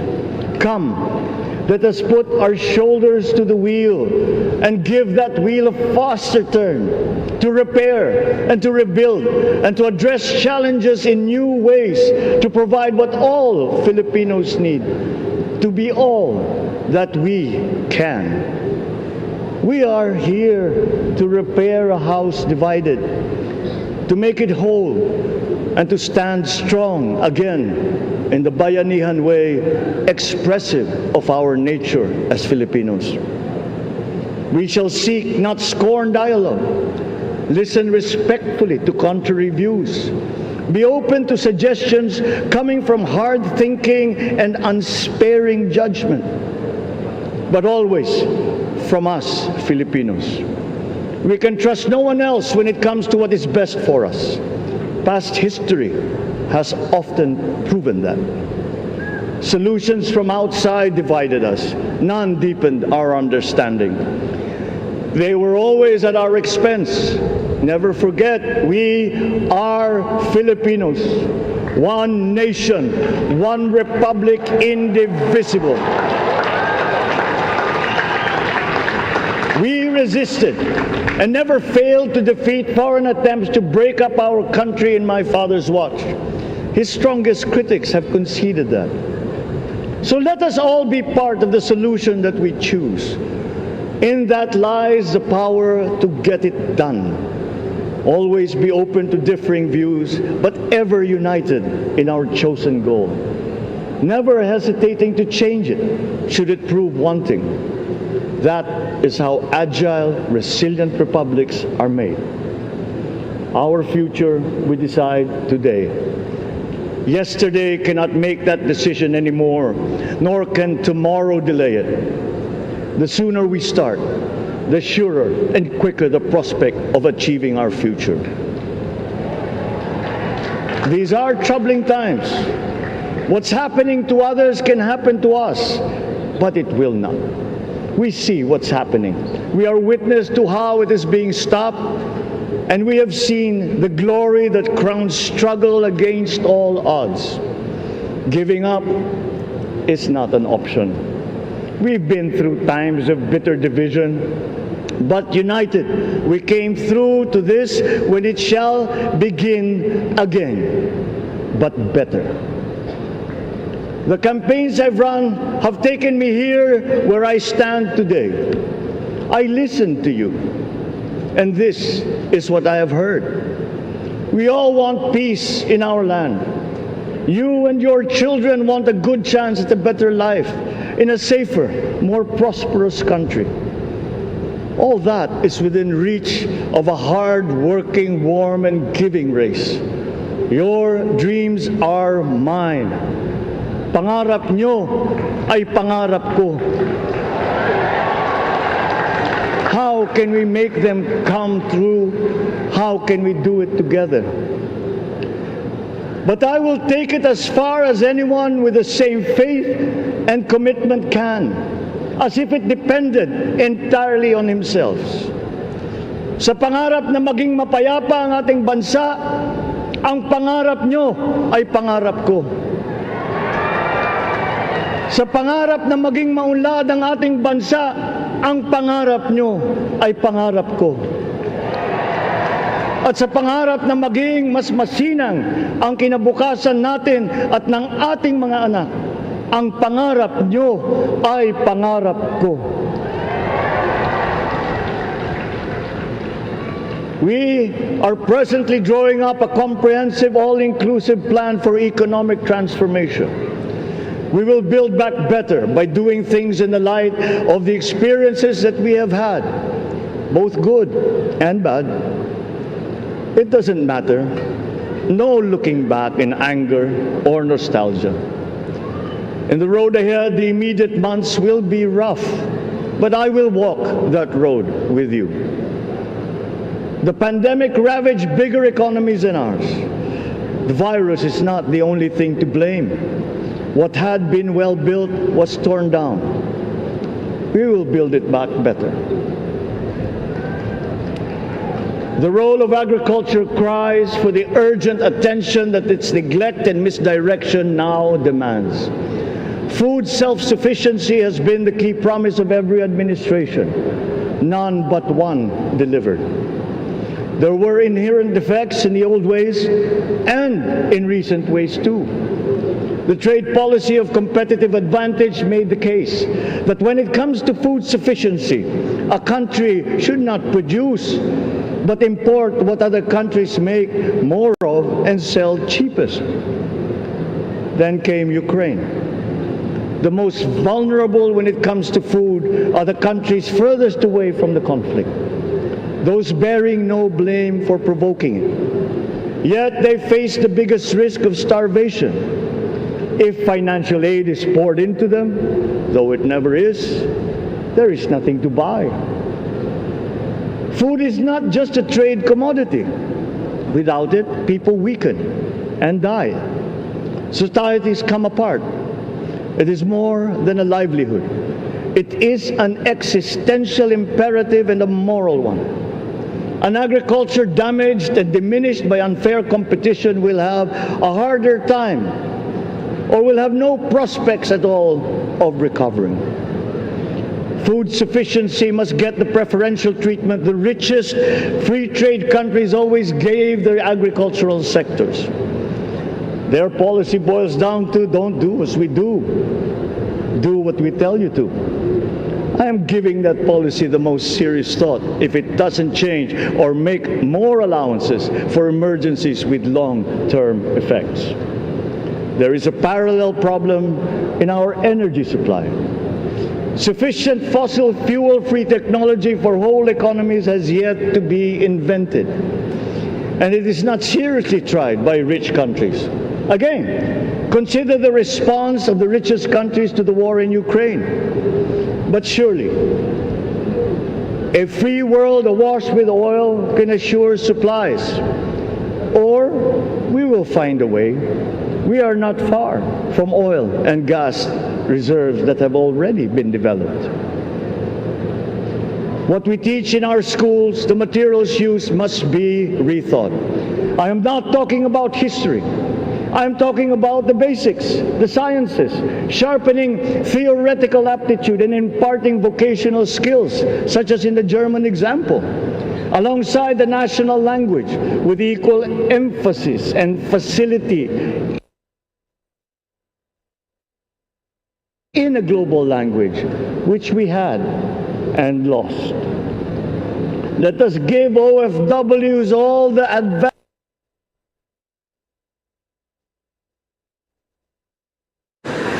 Then they are exploited by traffickers. Once we had an education system that prepared coming generations for more and better jobs. There is hope for a comeback. Vice President and soon-to-be Secretary of Education, Sara Duterte Carpio, will fit that mission to a T. A T. Unprepared, under-equipped, and understaffed to fight the next pandemic. To start with, we never got over the pandemic of poor, if any, free public health.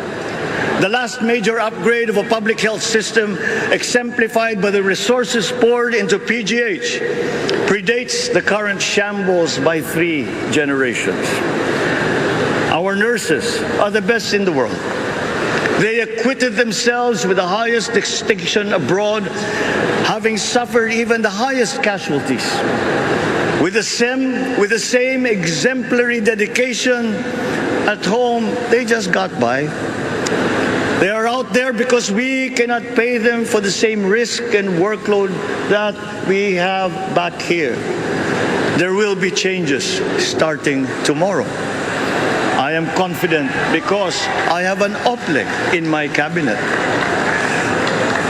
There were shortcomings in the COVID response. We will fix them out in the open. No more secrets in public health. Remember, I speak from experience. I was among the first to get COVID.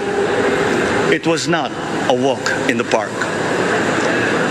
My father built more and better roads, produced more rice than all administrations before his.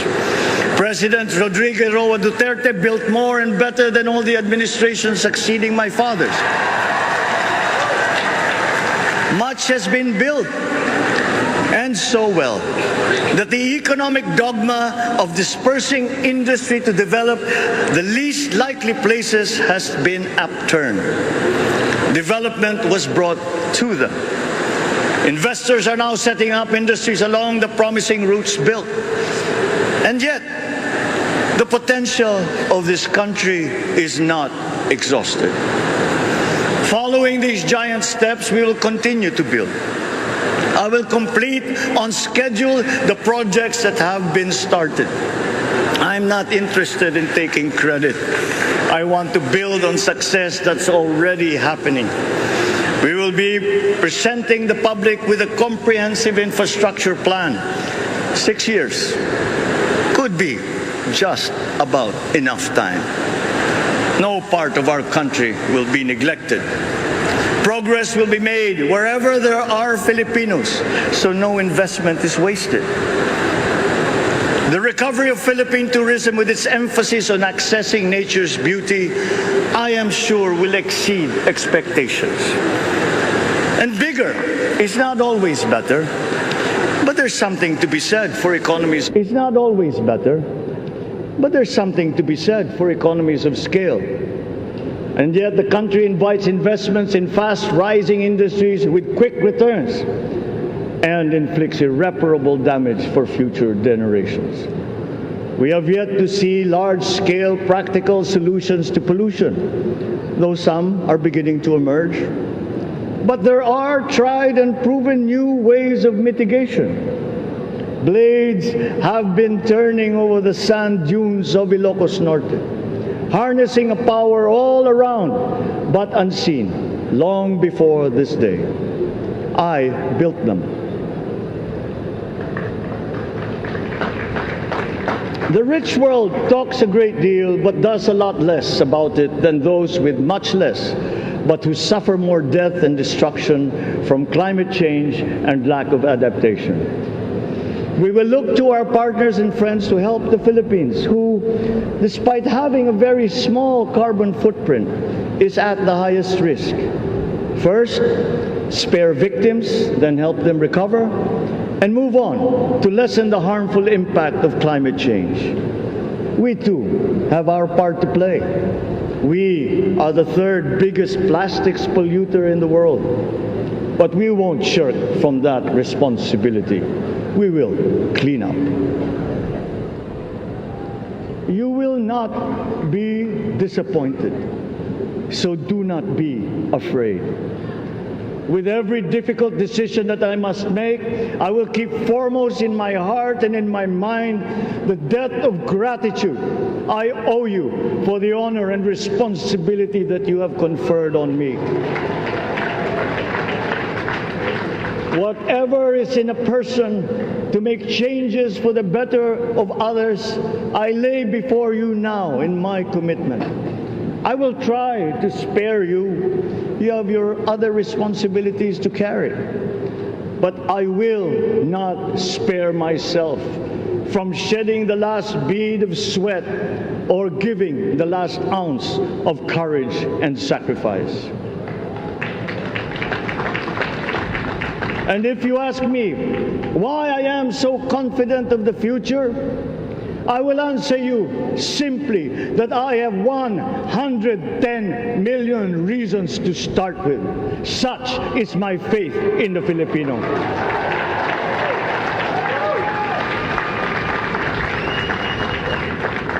Believe, have hope. The sun also rises like it did today and as it will tomorrow. And as surely as that, we will achieve the country all Filipinos deserve. God bless the Philippines. God bless our work. Maraming salamat po sa inyong lahat. Mabuhay ang Pilipinas. Magandang tanghali po.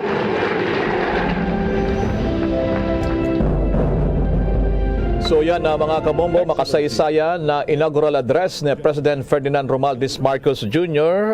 Bombo Raymond, mga kabombo kay Star Nation, ay sa aking pagtaya inabot lamang ng 26 minutos yung kanyang talumpati ngayong hapon, mga kabombo kay Star Nation. So yun ang kanyang naging talumpati, Bombo Raymond. That's right, Bombo Elmar. At sa loob ng 26 minutes na yan, medyo nanibago yung tenga ko. Wala akong narinig ngayon na gaya ng ating nakagawian, nakasanayan na mga extra na mga ad-libs, yung dating mga estilo ni dating Pangulong Rodrigo Duterte. Ngayon ay talagang tumutok lamang yung talumpati ni Pangulong Marcos doon sa kanyang prepared na speech, Bombo Elmar. At biglang lamang din parang rundown yung naging talumpati, kumbaga sum up lamang. So kanyang sinasabi sinabi na talagang kanyang commitment ay ibangon ang Pilipinas at muli nanawagan ng pagkakaisa at kooperasyon. Pero hindi daw niya iaasa ang trabaho sa ating mga kabayan. Kumbaga, dapat ang national government ang kikilos para sa taong bayan at hindi vice versa. At kanyang tinumbok yung mga pangunahing problema na kanyang pagtutuunan, lalo na yung sektor ng agrikultura na napalugmok at napabayaan daw na ito dapat ay prioridad dahil ang pagkain ay hindi lamang pang kalakaran, pang trade, kundi ito ay talagang pangangailangan para sa ating existence, Bombo Elmar. At Bombo Raymond, yes. babalikan natin yung recap, sa iba pang mga highlights ng pantalumpati. Hanggang ngayon ay sa puntong ito naman ay ito ay photo opportunity, So nagkasama na ngayon sa entablado ang Pangulo at ang pangalawang Pangulo, Bombo Raymond. Katapos lang. Ito first family at yung second family, ika nga, Bombo Raymond. Ibig sabihin, yung presidente at saka yung vice-presidente yung kanyang pamilya.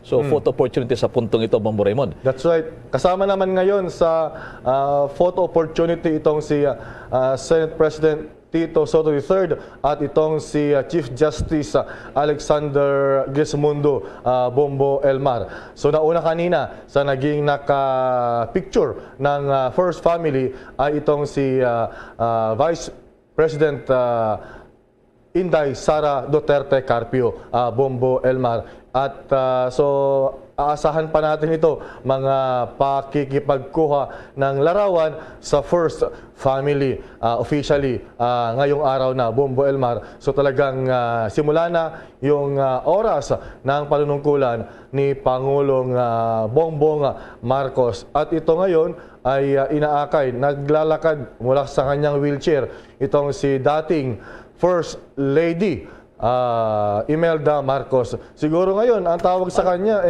First Grand Lady o Grandmother itong si Imelda Marcos, Bombo Elmar. At kasama dito, Bombo Raymond, parang 92 years old na itong si dating First Lady, Bombo Raymond.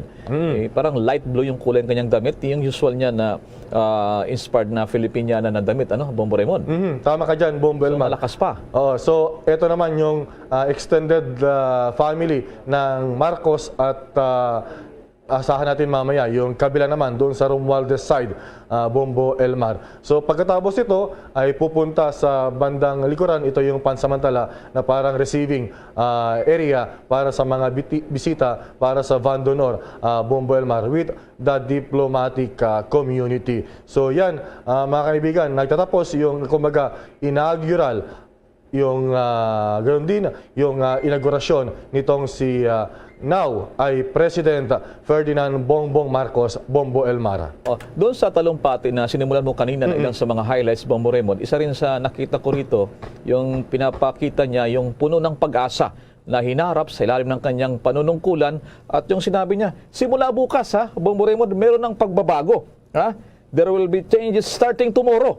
Yun ang mariing binabanggit niya doon sa kanyang talumpati at walang lugar sa ating bansa na hindi pagtutunan ng pansin sa ilalim ng kanyang panunungkulan. So maraming pangako, Bombo Raymond, at yung pananaw na pag-asa sa hinaharap ng ating bansa.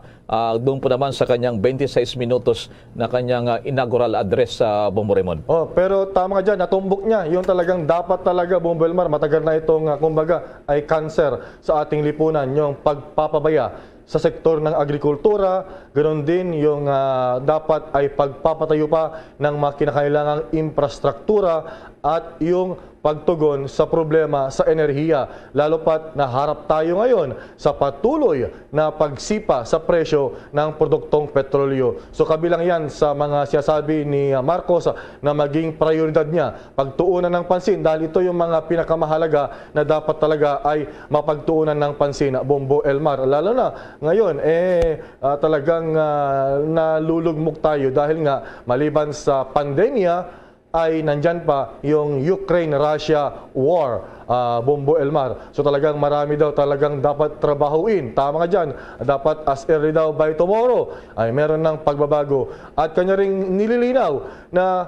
hindi niya ititigil bagkus ay ipagpapatuloy at ikompleto yung mga nasimulan na, nasa pipeline na, ika nga, na mga infrastructure project na simulan maging bago pa itong Duterte administration at kanyang binibigyan din na hindi siya mang-aagaw ng credit at ito raw ay to give the credit to whom it is due, ika nga Bombo Elmar. So ngayon sa mga sandali ito, mga kabombo, mga ka-Star Nation, ang kasama naman ni Pangulong Marcos, kausap niya ay yung mga miyembro ng Diplomatic Corps, yung ating mga kinatawan, mga kumbaga ambassadors mula sa iba't ibang bansa na mayroong kumbaga embahada o konsulada dito sa ating bansa, Bombo Elmar. Sa masasum up natin sa kanyang talumpati, nakita ko Bombo Raymond, sabi niya, sapat na ang 6 na taon na Bombo Raymond. Wala siyang hingin sa ating taong bayan, kundi ang gobyerno ang dapat na ibigay yung nararapat sa pangangailangan ng taong bayan dahil sa suportado naman daw siya ng 110 milyon na populasyon ng ating bansa. Bago tayo magtapos pa sa dagdag ng mga detalye, si Bombo Dennis, i-check ko muna Bombo Dennis, yung mga nangyayari pa ngayon dyan sa paligid nitong National Museum of Fine Arts dyan sa lungsod ng Makati o lungsod ng Maynila. Bombo Dennis, go ahead.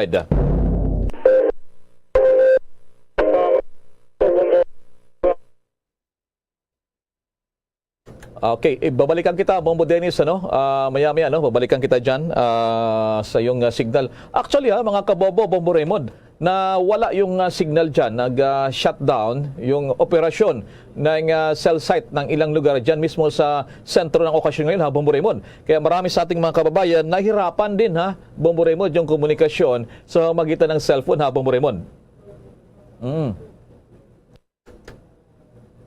Communication, yung two-way radio system, talagang na-intercept din ng intelligence yung ating security sector, Bombo Elmar, at na-apektuhan din. Parang nangyari ito noong 2015 PayPal visit. Itong si Pope Francis, Bombo Elmar, nung nagpunta dito sa bansa, ay maging yung ating mga radyo noon ay maliban sa mga cellphones ay apektado yung signal ng mga radyo, Bombo Elmar. So talagang maigpit. Nandyan kasi lahat yung mga, kumaga, nandyan ang bagong Pangulo, nandyan yung mga former presidents, Arroyo, Estrada, at nandyan pa yung diplomatic community at mga VIP mula sa US pa, China. So talagang hindi maaaring magkamali, hindi pwedeng mag-risk, ika nga, Bombo Elmar. Siguro, itry natin din na mabalikan yung bahagi pa ng ating mga reporters na nakadeploy sa iba't ibang bahagi ng Metro Manila. Pero siguro, from my end, Bombo Elmar, yan yung kabuuan ng ating special coverage ng Bombo Radio Philippines. At siguro, Bombo Raymond, bago ka magtapos yung mga inasahan pa na schedule at para din maasahan from time to time, magbibigay tayo ng updates at hanggang mamayang gabi sa mga schedule pa dyan sa Malacanang, Bombo Raymond. Well, eto yung abangan natin mamaya, Bombo Elmar, ay merong after nito, yung Van d'Honor dyan sa National Museum. Sundan yung mga 2:40 p.m. yung mass oath-taking o yung panunumpa ng mga bagong miyembro ng gabinete. Doon na po yan sa Palasyo ng Malacanang at pagkatapos niyan ay merong dinner. Ika nga doon sa Malacanang at panghuli, mga alas 9 na yan ng gabi, ay yung People's Concert. Pero sa labas ito ng Malacanang Complex. Sa kabila lang to, yung tinatawid natin dati kapag may rally sa may Mendiola, banda, Bombo Elmar. Malapit lamang din sa Malacanang. So yan yung abangan natin na mga maghapong aktibidad, schedule ni bagong presidenteng Bongbong Marcos, Bombo Elmar. Sige, pa-extra muna natin, sina Bombo Dennis sa kanyang team dyan. Magpaalam na kayo, Bombo Dennis. Maraming salamat sa inyong panghuling report dyan, Bombo Dennis. Bombo Dennis. Okay. Sige, Bombo Raymond, maraming salamat na nakasama. Mga tao rito, mga nanood, itong talumpati ni President Bongbong Marcos Jr., indikasyon na pagkatapos na ng aktibidad, ganun din yung mga tauhan ng PNP, nagluwag na ng kanilang pagbabantay at may mga inaalalayan pa dito yung mga hinimatay during talumpati ni President Bongbong Marcos, pero ito yung namatay na si kaso na ng ating mga first responders. At live mula dito sa National Museum, kasama ko si Bombo Jane Buna at si Bombo Everly Rico. Ako si Bombo Dennis Hamito para sa Pambansang Radio ng Pilipinas, Basta Radio, Bombo. Maraming salamat Bombo Dennis, Bombo Jane at Bombo Everly, Bombo Raymond. Maraming salamat din sa naging co-partner ko, Bombo Raymond. Maraming salamat. That's right, Bombo Elmar. Maraming salamat din. At ito yung ating kabuuan nga ng ating special coverage ng Bombo Radio at ng Star FM. Bahagi pa rin po yan ng aming commitment na public service sa buong sambayan ng Pilipino. Ako po, si Bombo Raymond Tinaza, nag-uulat. Basta Radio, Bombo! At doon naman sa mga himpilan po ng Bombo Radio Philippines stations, sa mga nationwide at worldwide, maraming salamat po at maya-maya sa ating pang mga updates sa patuloy nating paggantabay doon po naman sa presidential coverage nitong mahalagang araw na ito, makasaysayan. Ito naman po si Bombo Maracol para sa Pambansang Radyo ng Pilipinas. Basta Radio, Bombo! Salamat tayo mga kabinan. Ato siningan nyo center sa ato sinipaghatag siya sa live. Mga kabinan sining anigurasyon ni Presidente Bongbong Marcos ika-17 nga presidente sa Republika sang Pilipinas, no? Ito iya sa may National Museum, among venue sining inauguration mga kabinan, no? So karon dugangan na pa niya sa aton center may madugang po yung aktibidades karon sa hapon ang oath taking man sa mga bago cabinet members kag of course ang dinner kano dito iya sa Malacañang. So kumpleto ang first family, of course upod si dating former First Lady, no, Imelda Romualdez Marcos, ha, ito sa inauguration. Ang tatlo ka mga former president, no, tumanto si FBR Fidel Ramos, Presidente Estrada, kag former President Gloria Macapagal Arroyo. Of course, si Vice President Sara Duterte, naman sa main stage kaina, nagpungko. Of course, ito ang mga cabinet members ni Presidente Marcos, sa mga membro sa diplomatic corps.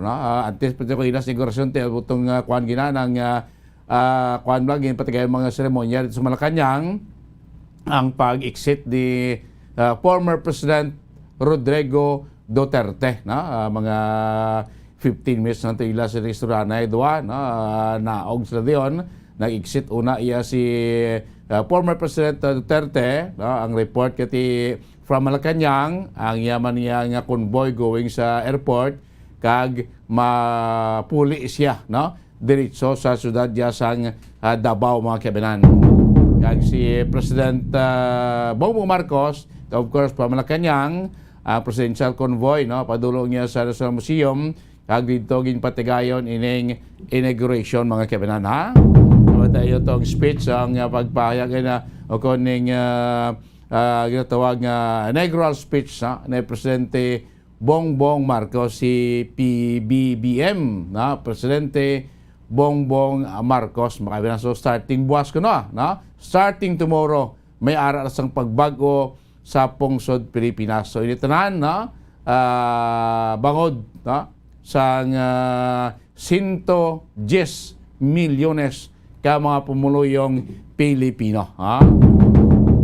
Inaburang ito tagaan niya sa course ang pagtamod sa bansang agrikultura ang food sufficiency. Muna nga gain ko ito isa sa mga mayor nga punto niya. So initanan kadalagan maangkon bangod sang 110 milyones ka mga Pilipino, every atagsa ka mga lugar may Pilipino dapat mga labot ang inatawag nga progreso. So natapos exactly mga 12:31 natapos ining inauguration ceremony, exactly 12 noon nag-take oath si Presidente Bongbong Marcos, of course, sa nagpa-take out siya aton siya ang aton sining Chief Justice, mga kabanan, ang Chief Justice naton nagpa-take out siya, Chief Justice Alexander Gismundo, namoting panguna sa outtaking, of course, in the background, iya sining immediate first family, tatlo mga bata. Of course, si First Lady Liza Araneta Marcos ng ating Rochesney from Negros, from City of Bago, mga kaibigan. Tara na, subong effective at 12 noon, mga kaibigan, ang pungko na si Presidente Bongbong Marcos na ato sa ika-17 nga presidente sang Republika sang Pilipinas. Of course, opoder sa nato si Vice President Sara Duterte. So bantayan niyo mga kabinado, huwag kasi mapita, huwag ang dalpin sa mamasunod ng Public Affairs Program, diya sa Bombo Radio Bacolod, kaganapan sa buong adlaw, mga programa na bilin pa nga mga hilikoton sa sining first day of office ni Presidente Bongbong Marcos kag Vice President Sara Duterte. So yun na nakagpumadabalik sa iyo karoon palatuntunan, kanto kita sa ato niya pagpangalagan din sa inyo palatuntunan, Bombo Hanay sa Udto. Yun na atong panabalikan makaligan lamang pinaka-importante nga mga pahanomdom.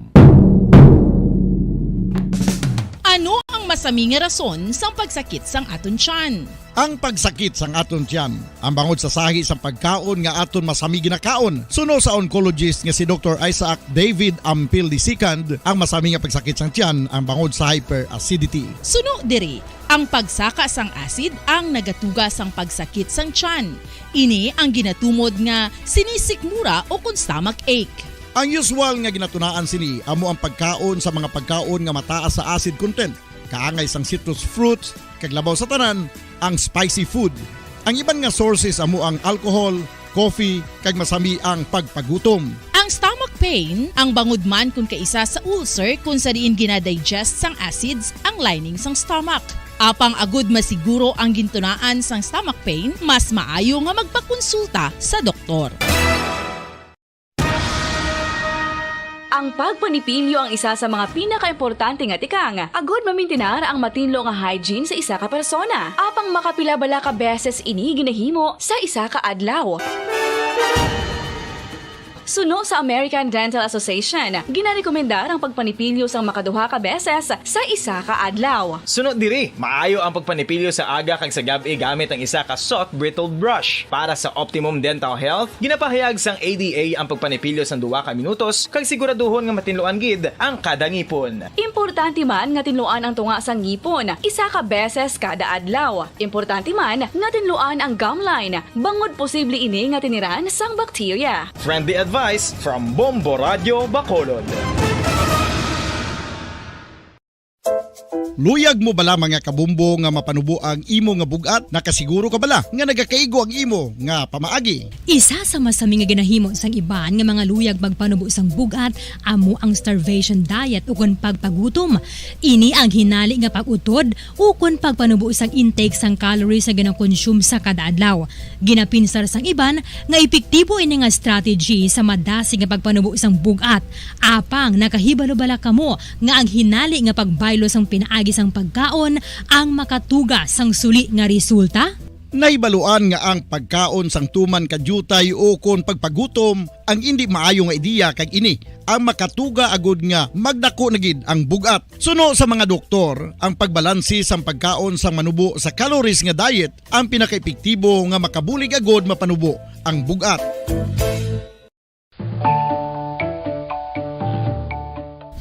Kabumbo, paborito mo man bala ang tambo? Aton hibaluon kung paano ang nutrisyon nga aton makuha sa paborito naton nga tambo. Ang tambo o kon ang bamboo shoot ang manggaranon sa dietary fiber, manubo ang calories kag puno sang essential nutrients. Suno sa pagtuon sang comprehensive reviews in food science and food safety, ang tambo ang bugana sa protina, carbohydrates, amino acids, minerals, fats, sugars, fibers kag inorganic salts. Santo sa pila ka research, ang phytosterols kag phytonutrients sa tambo ang ideal sa pagtunaw sang harmful LDL cholesterol sa lawas. Ang vitamins kag minerals sa tambo ang ideal man para sa pag-improve sang immune system. Ang antioxidants sa tambo ang importante man para sa pagpabaskog sa sulod kag gwa sang lawas. Santo naman sa research ng Journal of Ethnopharmacology, ang tambo ang mayara sang anti-inflammatory kag analgesic o kon pain-killing properties. Madamos ang sahi sa pagpamasahe kay isa na diri ang foot massage. Magluwas sa relaxing feeling nga mahatag sini, nakaibalo-bala ka mo. Nga madamo man ini sa benepisyo sa lawas. Ang pagmasahe sang tiil ang maka-improve sang blood circulation. Bangod nagabulig ini sa pag-transport sang oxygen sa cells sang lawas. Nagapromote man ini sang mas maayo nga tulog, kag ginabulong ang sakit sa ulo, migraine, sakit sa liog kag likod. Nagapa-improve man ini sang modo kag nagabulig bato sa depresyon. Magluwas diri, ginapabilin sini nga healthy ang tiil kag malayo sa food problems. Bangod gina-stimulate sini ang mga ugat diri kag ginabuhinan ang stiffness kag sakit sa dapa-dapa. Gani mga kabombo, maayo gid sa lawas ang foot massage. Pamangkot, sino sa inyo ang may tanom nga saging nga saba sa inyo balay o kun uma? Kagkaangay sang halos kalabanan, paborito man bala ninyo ang saba nga saging? Nga wala labot pwede makaon kon fresh, luto o kon bisan hilaw, pinaagi sa pagtanok sini. Paborito ini naton nga snacks kun himuon nga banana Q, banana chips, crisp banana fritters o kun turon, namit man ini prituhon, plus ginahimo man ini bilang ketchup, banana ketchup. Kag ang luto nga saba, ginalunod ini sa mga potahe kaangay sang pochero. Yum yum! Well, sa mga utod naton dira nga hindi kumpleto ang ila adlaw kung hindi makakaon sang luto nga saging nga saba, good news! Bangod tuman kadamo gali ang makuha naton nga benepisyo sa pagkaon sang saba nga saging. Ang saging nga saba ang mahimo matawag Cardava banana. Gina-classify ini botanically bilang Musa acuminata ex balbisiana, isa ini ka hybrid cultivar nga native diri sa Pilipinas. Ginatawag man ang saba bilang praying hands. Bangod daw kaangay sang mga kamot nga nagapangamuyo ang kortes ni. Iyari ang pila ka mga surprising health benefits nga mahatag sang saba nga saging. Number 1, manggaranon sa potassium ang saging nga saba nga kinahanglan sa aton lawas para sa pag-function sa mga nerve cells kag muscle cells. Kalakip na diri ang aton nga korason. Mas sa minaton mabatian nga kun daw malupog ang isa ka tawo, magud nagapalang luya ang iyang nga mga tiil kag tuhod, ginapakaon ini sang saba nga luto. Ang Cardava banana naghatag man ini sang mineral nga importante sa pag-regulate sa aton blood pressure, fluid balance kag makapaayo man sa aton nerve and muscle function. Uy, agud nga mapaiway ang pagbatsyag sang muscle cramps kada tapos exercise, magkaon sang saging nga saba to avoid cramps. Manggaranon man ang saging sang vitamin C kag B6. Kalakip na ang magnesium, potassium kag magnesium rich nga saba banana makabulig sa aton lawas to regulate healthy heart rate besides lowering blood pressure. Ang isa ka tawo nga palakaon sang saba nga saging naganubo ang risgo nga magkabalatian sa korason. Sa karon nga may pandemic, mapuslanon gid ang pagkaon sang saba nga saging bangod napamatud-an nga makapaboost ini sang immunity bangod sang ginaangkon nga high concentration sang vitamin C sa pagpamahaw kun aga upod ang pagkaon sang saging. Makapa-kickstart ini sa aton nga immune system kag makaamlig sa aton nga lawas batok sa mga infections, dala na ang pagpabakod sang antioxidant sa aton nga lawas. Gani wala labot sang apple, mahimo man mahambal. A banana a day keeps the doctor away and does your body a bunch of good. Makapila ka beses kung magpangapi sa kadlaw, maghinay-hinay lang sa pag-inom sang kape bagod may ara ini sang hindi maayo nga epekto sa lawas. Apang paano bala mibuan kung masobrahan na kita sa kape? Nahibaluan nga ang 400 mg sang caffeine o kung kapin-4 katasa sang brewed coffee sa isa ka adlaw ang makabig pa nga safe para sa pila ka mga healthy adults. Apang, dapat naman ini nga haganaganon kung makabatyag na sa mga sintomas nga nagapahibalo nga nasubrahan ka na sa kape. Ini ang ginalakipan sang pagsakit sang ulo, hindi makatulog, anxiety, kag masami nga ginanerbiyos, kalakip na ang paglingin sang ulo, pagka-irritable, masami nga pagpangihi, pagpalangurog sang unod, kag pagdasig sang kuba-kuba sang dughan. Gani mga kabombo, hagan-hagan lang sa kape. Mga carcinogenic foods o kuntigi nga mga pagkaon mangintunaan sang cancer. Nakahibalo bala kamo nga ang mga tigi o konsunog nga parte sang pagkaon, kaangay sang barbecue kag inasal makabig nga carcinogenic o kon mangintunaan sang pagtubo sang cancer sa aton lawas. Kung naghambal kita carcinogen o kung carcinogenic, amoy ni ang substance, radionuclide o kung radiation nga nagapapromote sang carcinogenesis o kung pagporma sang cancer.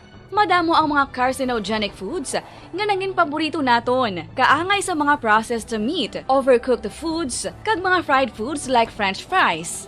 Abaw! Ang paborito ta nga pork barbecue kag chicken inasal. Nga gina-request tagid nga well done ang pagluto o kung ginapatigi-tigi tagid. Makabig nga carcinogenic, processed meat, overcooked foods, and fried foods may increase risk of some types of cancer. Ang mga chemical nga ginausal sa processed kag cured meat, kaangay sang nitrates nga isa ka food preservatives para sa bacon, subong man sausages kag ham, mahimo makaproduce man sang carcinogens. Wala labot sa mga carcinogenic foods, mayara man nga ginatawag non-radioactive carcinogens nga mangintunaan man sang cancer. Kaangay sang paghaklo naton sang asbestos kag aso sang sigarilyo. Gani, likawan gid ang pagkaon sang batok o kon sunog nga pagkaon.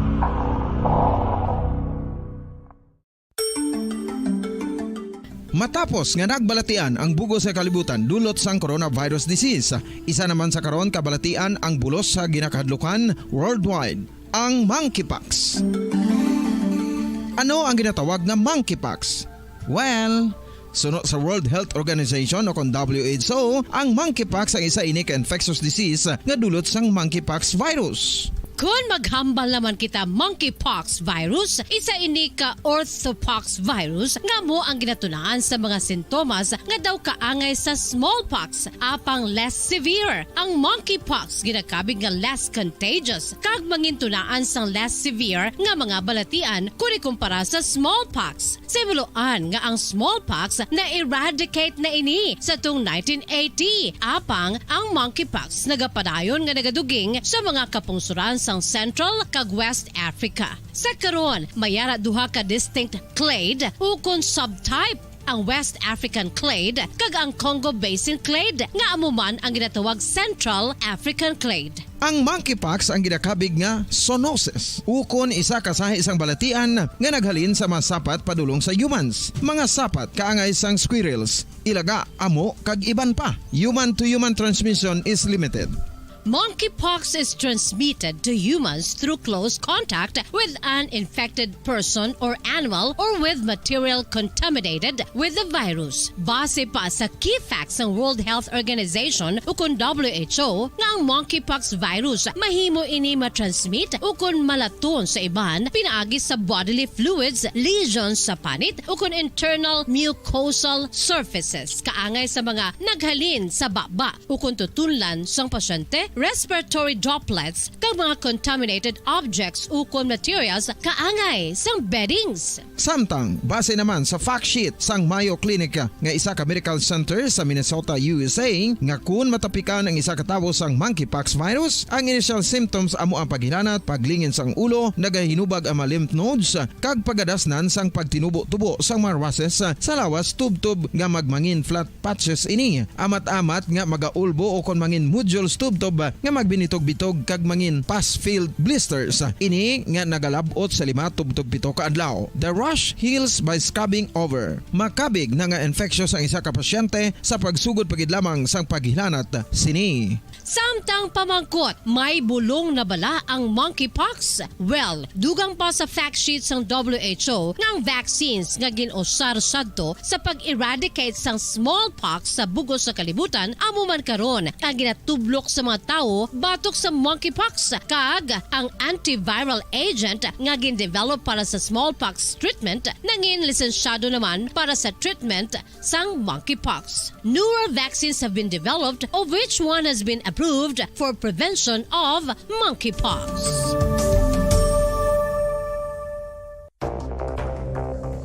Ano ang dengue hemorrhagic fever? Ang dengue hemorrhagic fever isa kabalatian halin sa virus nga nagalaton paagi sa kagat sang babayi nga lamok nga ginatawag Aedes aegypti kag Aedes albopictus. Ini nga lamok nagakabuhi sa sudod kagwa sa palibot sang balay. Nagaistar sa matinlo kag wala nagailig nga tubig kag nagapangagat sa adlaw humalin sa kaagahon tubtub sa kahaponanon.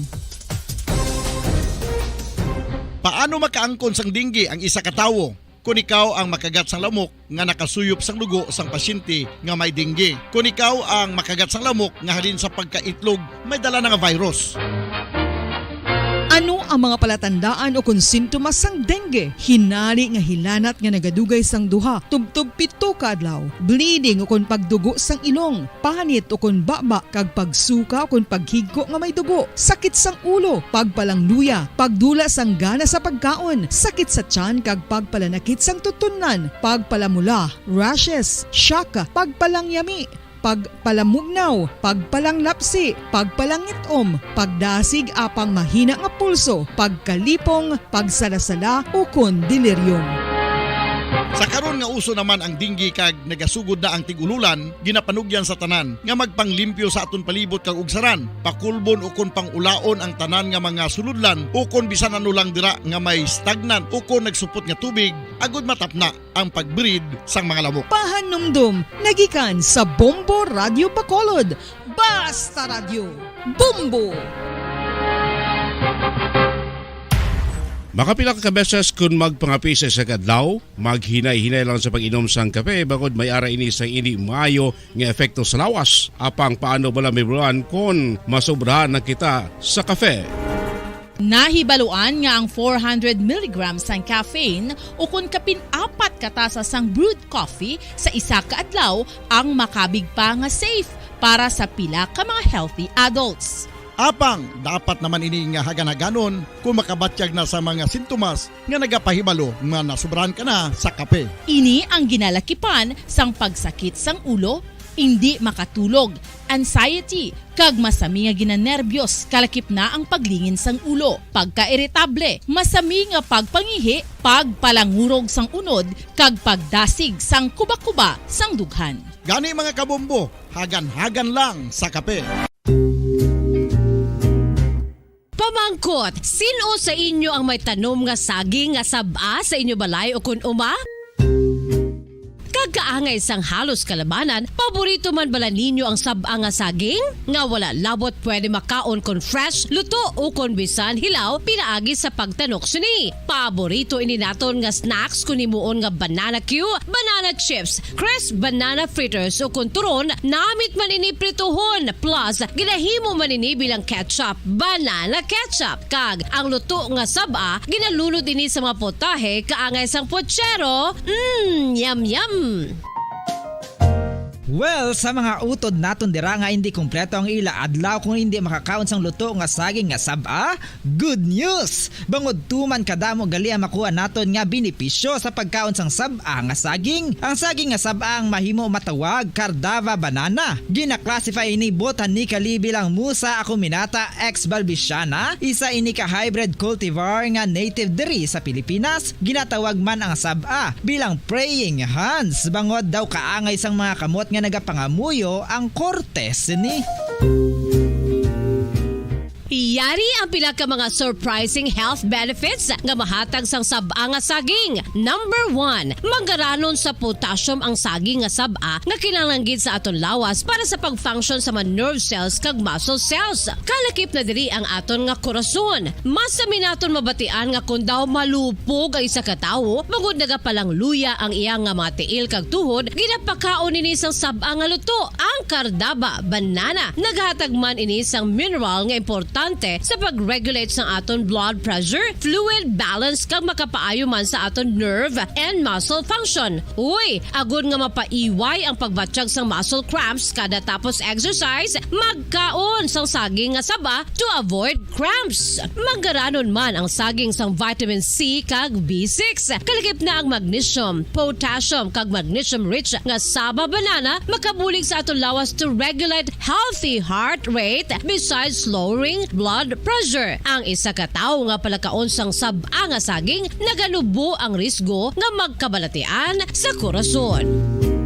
Sa karon nga may pandemic, mapuslanon gid ang pagkaon sang saba nga saging bangod napamatud-an nga makapaboost ini sang immunity bangod sang ginaangkon nga high concentration sang vitamin C sa pagpamahaw kun aga upod ang pagkaon sang saging makapa-kickstart ini sa aton nga immune system kag makaamlig sa aton nga lawas batok sa mga infections dala na ang pagpabakod sang antioxidant sa aton nga lawas gani wala labot sang apple mahimo man mahambal. A banana a day keeps the doctor away and does your body a bunch of good.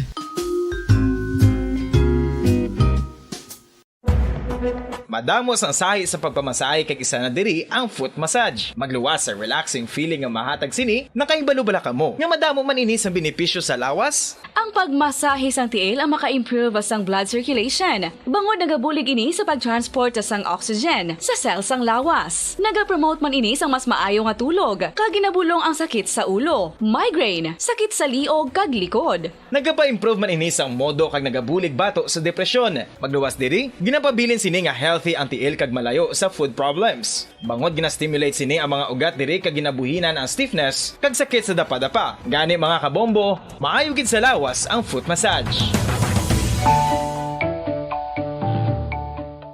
Kabombo, paborito mo man bala ang tambo? Aton hibaloon kung paano ang nutrisyon nga aton makuha sa paborito naton nga tambo. Ang tambo o kon ang bamboo shoot ang manggaranon sa dietary fiber, manubo ang calories kag puno sang essential nutrients. Suno sa pagtuon sang comprehensive reviews in food science and food safety, ang tambo ang bugana sa protina, carbohydrates, amino acids, minerals, fats, sugars, fibers kag inorganic salts. Santo sa pila ka research, ang phytosterols kag phytonutrients sa tambo ang ideal sa pagtunaw sang harmful LDL cholesterol sa lawas. Ang vitamins kag minerals sa tambo ang ideal man para sa pag-improve sang immune system. Ang antioxidants sa tambo ang importante man para sa pagpabaskog sa sulod kag gwa sang lawas. Santo naman sa research ng Journal of Ethnopharmacology, ang tambo ang mayara sang anti-inflammatory kag analgesic o kon pain-killing properties. Luyag mo bala mga kabumbo nga mapanubo ang imo nga bugat? Nakasiguro ka bala nga nagakaigo ang imo nga pamaagi? Isa sa masami nga ginahimo sang iban nga mga luyag magpanubo sang bugat amo ang starvation diet ukon pagpagutom. Ini ang hinali nga pag-utod ukon pagpanubo sang intake sang calories sa gina-consume sa kada adlaw. Ginapinsar sang iban nga epektibo ini nga strategy sa madasig nga pagpanubo sang bugat. Apang nakahibalo-bala kamo nga ang hinali nga pagbaylo sang pinaagi sang pagkaon ang makatuga sang suli nga resulta? Naibaluan nga ang pagkaon sang tuman kadyutay o kon pagpagutom ang hindi maayo nga ideya kag ini ang makatuga agud nga magdako na gid ang bugat. Suno sa mga doktor, ang pagbalansi sang pagkaon sang manubo sa calories nga diet ang pinaka-epektibo nga makabulig agud mapanubo ang bugat. Ang pagpanipilyo ang isa sa mga pinaka-importante nga tikang. Agod mamintinar ang matinlo nga hygiene sa isa ka persona. Apang makapila-bala ka beses ini ginahimo sa isa ka adlaw. Suno sa American Dental Association, ginarekomendar ang pagpanipilyo sang makaduha ka beses sa isa ka adlaw. Suno diri, maayo ang pagpanipilyo sa aga kag sa gabi gamit ang isa ka soft brittled brush. Para sa optimum dental health, ginapahayag sang ADA ang pagpanipilyo sang 2 ka minutos kag siguraduhon nga matinluan gid ang kada ngipon. Importante man nga tinluan ang tunga sang ngipon, isa ka beses kada adlaw. Importante man nga tinluan ang gum line, bangod posible ini nga tiniran sang bakterya. Friendly advice from Bombo Radio Bacolod.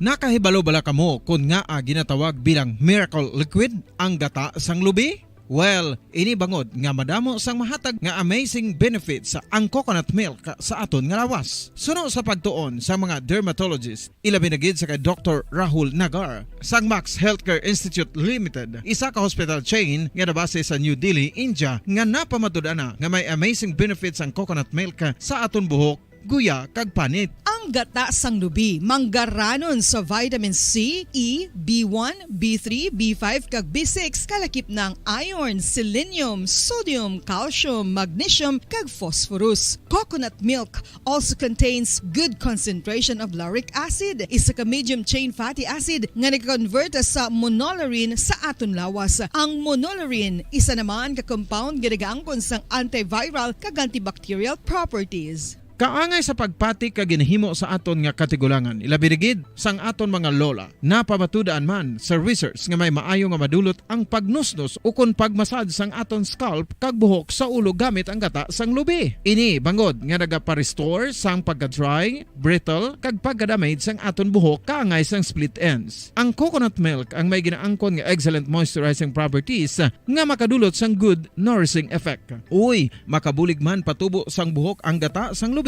bangod sa mga essential nutrients sa pag-angkon sang healthy, shiny hair. Ginpanugyan nga mag-apply sang homemade coconut milk sa aton buhok. I-gentle massage ini sa sulod sang 3 to 5 ka minutos kag padasunan sang pagbutang sang hot towel. Pagkatapos sang 20 minutos, shampoohan ini.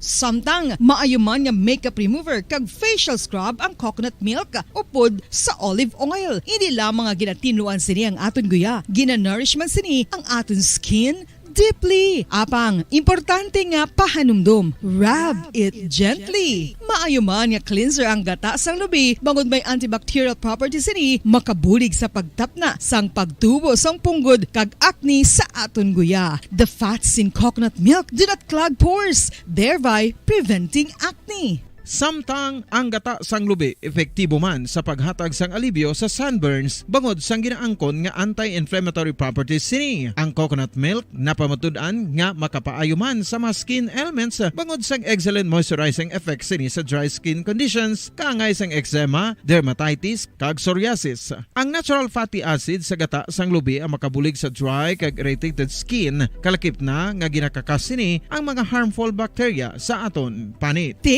Ano pa ang ginahulat nyo? Maggamit na sang homemade nga coconut milk for it really works wonders.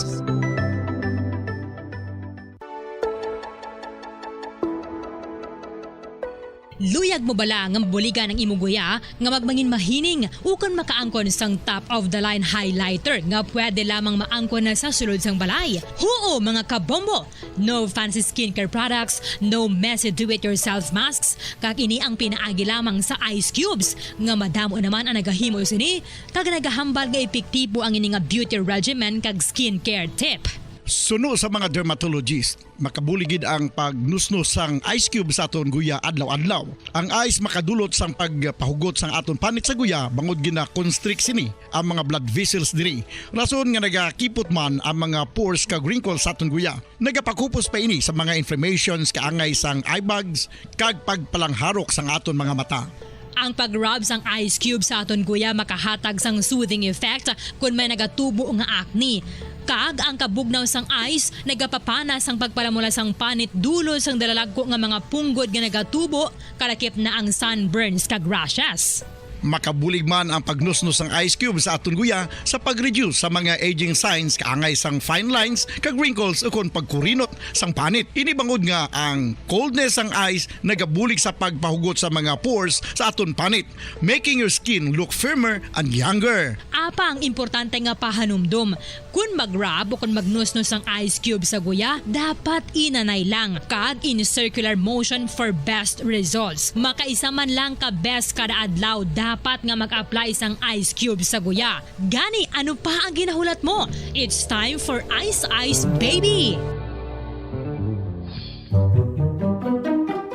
Magluwas sa baboy, baka kag manok, may isa ka karne nga sara nga mahimo alternatibo nga iserbe sa lamesa sa mga Pinoy kag ini ang rabbit meat o kon karne sang kuneho. Suno sa pagtuon, mas matinlo ini kag mas healthy kung ikumparar sa iban nga karne sang sapat. Ang rabbit meat ang sara nga lutuon sa pamaagi nga naanda na sang kadamaan, kaangay sang adobo, lumpia Shanghai kag lechon. Apang ano bala ang mga benepisyo sini sa ikaayong lawas? gatas. Ini ang mayara sang mataas nga porsyento sang easily digestible protein kag nagaunod sang jutay nga fat kung ikumparar sa iban nga sahi sang karne. Nagaunod man ini sang jutay nga calorie value sa iban kag almost cholesterol-free ini. Gani, makabig siya nga heart patient friendly. Mas jutay man ang sodium content sa rabbit meat. Samtang, mas madamo naman ang calcium kag phosphorus content sini. Mga carcinogenic foods o kuntigi nga mga pagkaon mangintunaan sang cancer. Nakahibalo bala kamo nga ang mga tigi o konsunog nga parte sang pagkaon kaangay sang barbecue kag inasal makabig nga carcinogenic o kon mangintunaan sang pagtubo sang cancer sa aton lawas. Kung maghambal kita carcinogen o kung carcinogenic, amoy ni ang substance, radionuclide o kung radiation nga nagapapromote sang carcinogenesis o kung pagporma sang cancer. Madamo ang mga carcinogenic foods nga nangin paborito naton. Kaangay sa mga processed meat, overcooked foods, kag mga fried foods like french fries. Abaw! Ang paborito ta nga pork barbecue kag chicken inasal. Nga gina-request tagid nga well done ang pagluto o kung ginapatigi-tigi-tagid. Makabig nga carcinogenic, processed meat, overcooked foods, and fried foods may increase risk of some types of cancer. Ang mga chemical nga ginausal sa processed kag cured meat, kaangay sang nitrates nga isa ka food preservatives para sa bacon, subong man sausages kag ham, mahimo makaproduce man sang carcinogens. Wala labot sa mga carcinogenic foods, mayara man nga ginatawag non-radioactive carcinogens nga mangintunaan man sang cancer. Kaangay sang paghaklo naton sang asbestos kag aso sang sigarilyo. Gani, likawan gid ang pagkaon sang batok o konsunog nga pagkaon. Sa tuman ka kapoy, pag-abot sa balay, kung kaisa nagkakatulugan na lang ang isa ka persona. Apang sa babayi antes magdulog, may mga ritual pa nga dapat himuon kaya isang paghukas sang makeup. Ano ini ka importante? Ang pagkakas sang makeup kag pagpanghilam o sang guya antes magtulog ang maayo para sa panit bangod ginakakas sini ang mga cosmetics, impurities kag higko sa surface sang skin nga makatugas sang iritasyon o kung pagpadasig sang pagtigulang sini kung hindi mahimo. Ginabuhinan man sini ang risgo sa pagdevelop sang pimples, pagpula sang guya, blackheads kay iban pa nga size sang blemishes. Naga-promote man ini sang cellular renewal paagi sa paghukas sang dead skin. Importante ang paghukas sang makeup bangod ginapahanugutan sini ang panit nga makaginhawa. Ano ang masami nga rason sang pagsakit sang aton tiyan? Ang pagsakit sang aton tiyan, ang bangod sa sahi sang pagkaon nga aton masami ginakaon. Suno sa oncologist nga si Dr. Isaac David Ampil II, ang masami nga pagsakit sang tiyan ang bangod sa hyperacidity. Suno diri, ang pagsaka sang acid ang nagatuga sang pagsakit sang tiyan. Ini ang ginatumod nga sinisikmura o kung stomach ache. Ang usual nga ginatunaan sini amo ang pagkaon sa mga pagkaon nga mataas sa acid content. Kaangay sang citrus fruits, kag labaw sa tanan, ang spicy food. Ang iban nga sources amo ang alcohol, coffee, kag masami ang pagpagutom. Ang stomach pain, ang bangod man kung kaisa sa ulcer kung sa diin ginadigest sang acids ang lining sang stomach. Apang agud masiguro ang gintunaan sang stomach pain, mas maayo nga magpakonsulta sa doktor. Mga kabombo, ilabinagid sa mga kababainhan. Kung ikaw magtulog, nagasuksok ka bala sang bra o kung wala. Madamo ang mababayi, ang wala nagasuksok sang bra kung sila ang magtulog. Magluwas nga ini ang komportable para sa ila, isa sa mga rason kung nga madamo ang wala nagasuksok sang bra kung magtulog, amo ang kahadlok nga makaangkon sang breast cancer. Kangawa nga hindi magdako kag mapunggan sini ang pagkupos sang dughan. Apang suli sa ginapatihan sang kadamaan, wala sang medical evidence nga nagapamatuod nga malain ang pagsuksok sang bra. Depende sa kadakuon sang dughan. Ang pagsuksok sang bra ang makalimit sang breast movement nga makabulig sa pagpamagan sang breast pain kag nagatuga pa sang mas komportable nga pagtulog. Bangod wala sang major benefits ang pagsuksok sang bra samtang nagakatulog, wala man ini sang major negative nga konsekwensya. Ang importante, matinlo kag masami ini nga ginalabhan agon nga malikawan ng mga skin issue tugas sang balhas kag bacteria.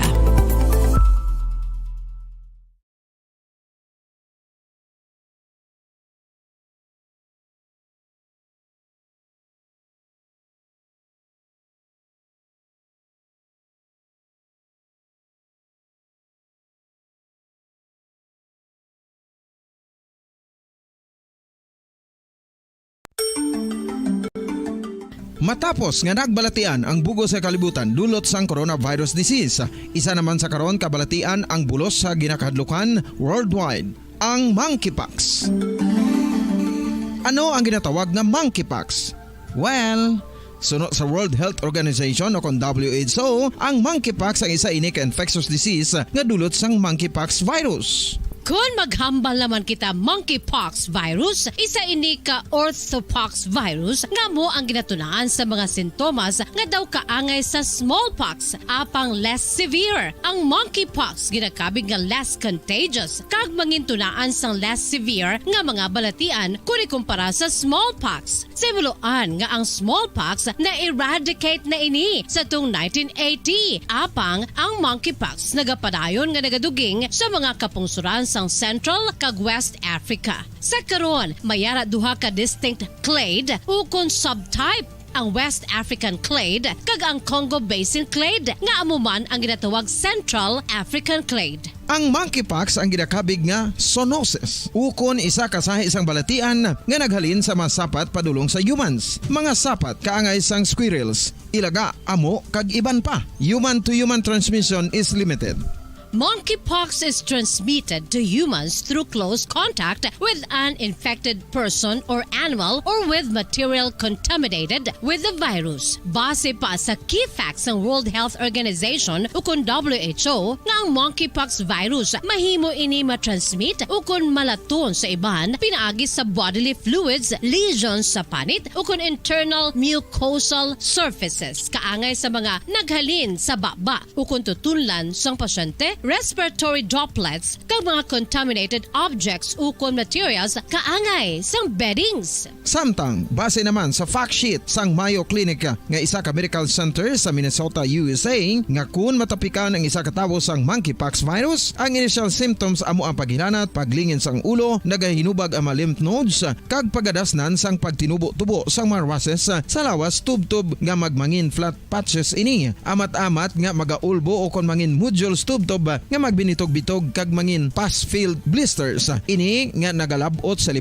tubtub 7 ka adlaw. The rash heals by scabbing over. Makabig na nga infectious ang isa ka pasyente sa pagsugod pagid lamang sang paghilanat sini. Samtang pamangkot, may bulong na bala ang monkeypox? Well, dugang pa sa fact sheet ng WHO nga ang vaccines nga ginusar sadto sa pag-eradicate sang smallpox sa bugos sa kalibutan amo man karon ang ginatublok sa mga tao batok sa monkeypox kag ang antiviral agent nga gin-develop para sa smallpox treatment nangin lisensyado naman para sa treatment sang monkeypox. Newer vaccines have been developed of which one has been approved for prevention of monkeypox.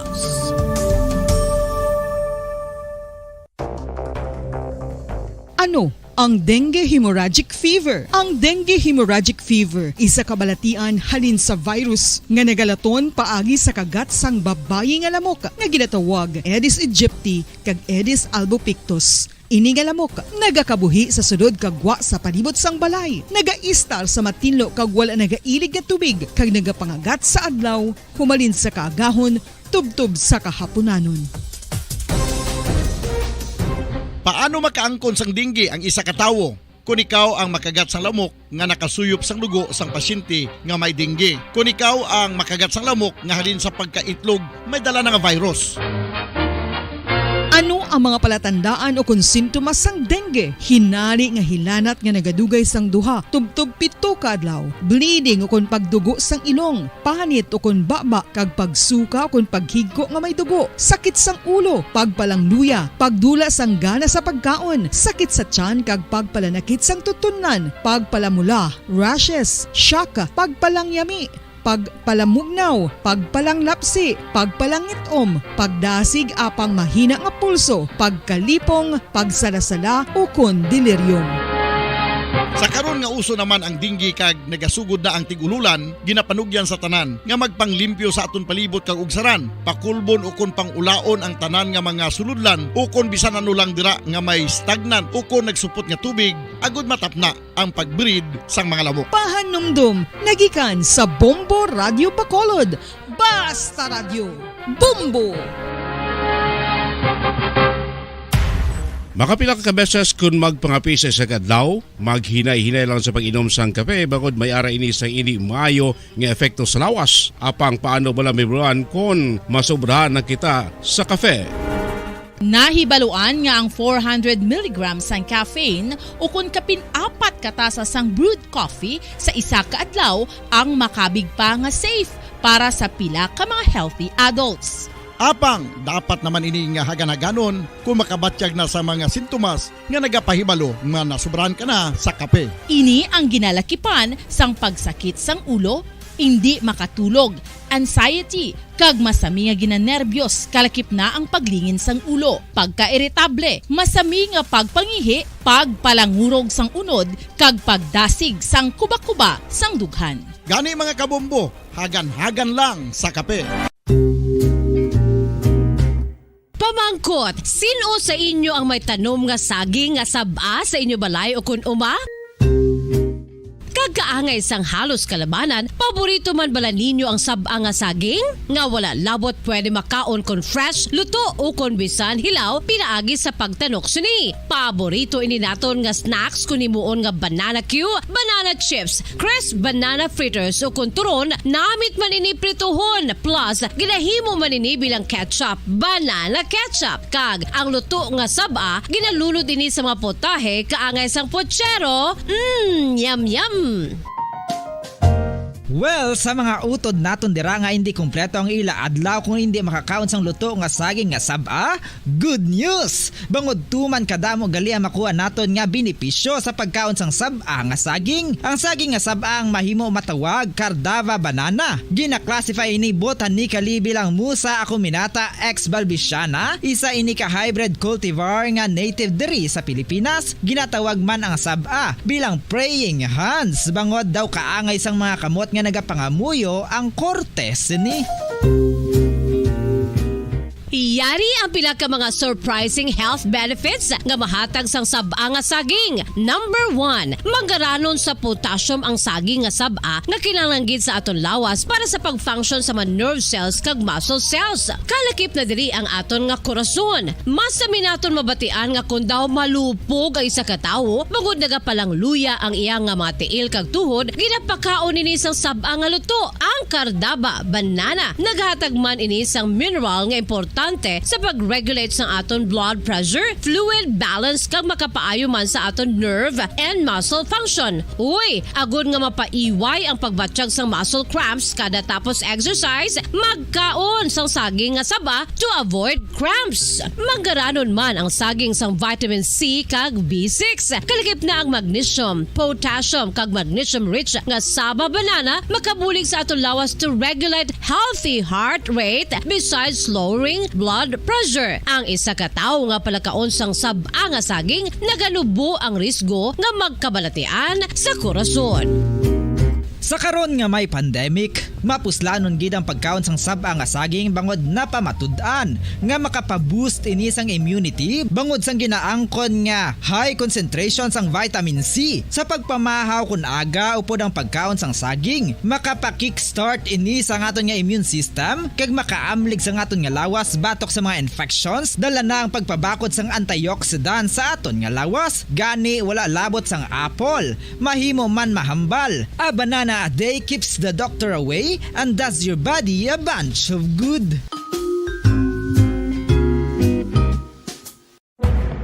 Madamos ang sahi sa pagpamasahe kag isa na diri ang foot massage. Magluwas sa relaxing feeling nga mahatag sini, nakaibalo bala kamo. Nga madamo man ini sa benepisyo sa lawas. Ang pagmasahe sang tiil ang maka-improve sang blood circulation. Bangod nagabulig ini sa pagtransport sang oxygen sa cells sang lawas. Nagapromote man ini sang mas maayo nga tulog, kag ginabulong ang sakit sa ulo, migraine, sakit sa liog kag likod. Nagapa-improve man ini sang modo kag nagabulig bato sa depresyon. Magluwas diri, ginapabilin sini nga healthy ang tiil kag malayo sa food problems. Bangod ginastimulate sini ang mga ugat diri kag ginabuhinan ang stiffness kag sakit sa dapa-dapa. Gani mga kabombo, maayo gid sa lawas ang foot massage. Mga kabombo, tambo. Paborito mo man bala ang tambo? Aton hibaluon kung paano ang nutrisyon nga aton makuha sa paborito naton nga tambo. Ang tambo o konang bamboo shoot ang manggaranon sa dietary fiber, manubo ang calories kag puno sang essential nutrients. Suno sa pagtuon sang comprehensive reviews in food science and food safety. Ang tambo ang bugana sa protina, carbohydrates, amino acids, minerals, fats, sugars, fibers kag inorganic salts. Santo sa pila ka research, ang phytosterols kag phytonutrients sa tambo ang ideal sa pagtunaw sang harmful LDL cholesterol sa lawas. Ang vitamins kag minerals sa tambo ang ideal man para sa pag-improve sang immune system. Ang antioxidants sa tambo ang importante man para sa pagpabaskog sa sulod kag gwa sang lawas. Santo naman sa research ng Journal of Ethnopharmacology, ang tambo ang mayara sang anti-inflammatory kag analgesic o kon pain-killing properties. Luyag mo bala mga kabumbo nga mapanubo ang imo nga bugat? Nakasiguro ka bala nga nagakaigo ang imo nga pamaagi? Isa sa masami nga ginahimo sang iban nga mga luyag magpanubo sang bugat amo ang starvation diet ukon pagpagutom. Ini ang hinali nga pag-utod ukon pagpanubo sang intake sang calories sa gina-consume sa kada adlaw.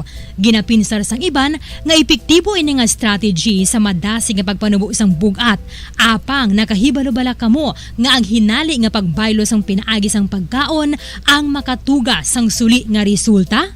Naibaluan nga ang pagkaon sang tuman kadyutay o kon pagpagutom ang hindi maayo nga ideya kag ini ang makatuga agud nga magdako na gid ang bugat. Suno sa mga doktor, ang pagbalansi sang pagkaon sang manubo sa calories nga diet ang pinakaepektibo nga makabulig agud mapanubo ang bugat.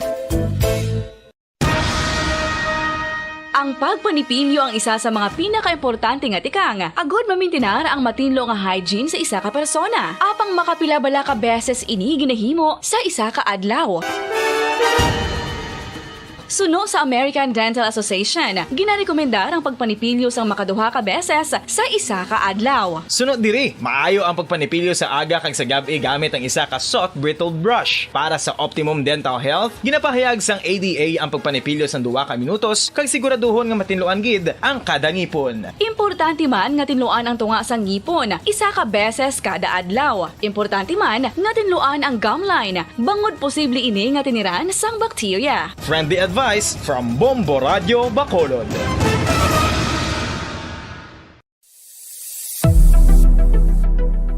Nakahibalo bala kamo kung nga ginatawag bilang miracle liquid ang gata sang lubi? Well, ini bangod nga madamo sang mahatag nga amazing benefits sa ang coconut milk sa aton nga lawas. Suno sa pagtuon sa mga dermatologist, ilabi na gid sa kay Dr. Rahul Nagar sang Max Healthcare Institute Limited, isa ka hospital chain nga nabase sa New Delhi, India, nga napamatud-ana nga may amazing benefits ang coconut milk sa aton buhok, guya kag panit.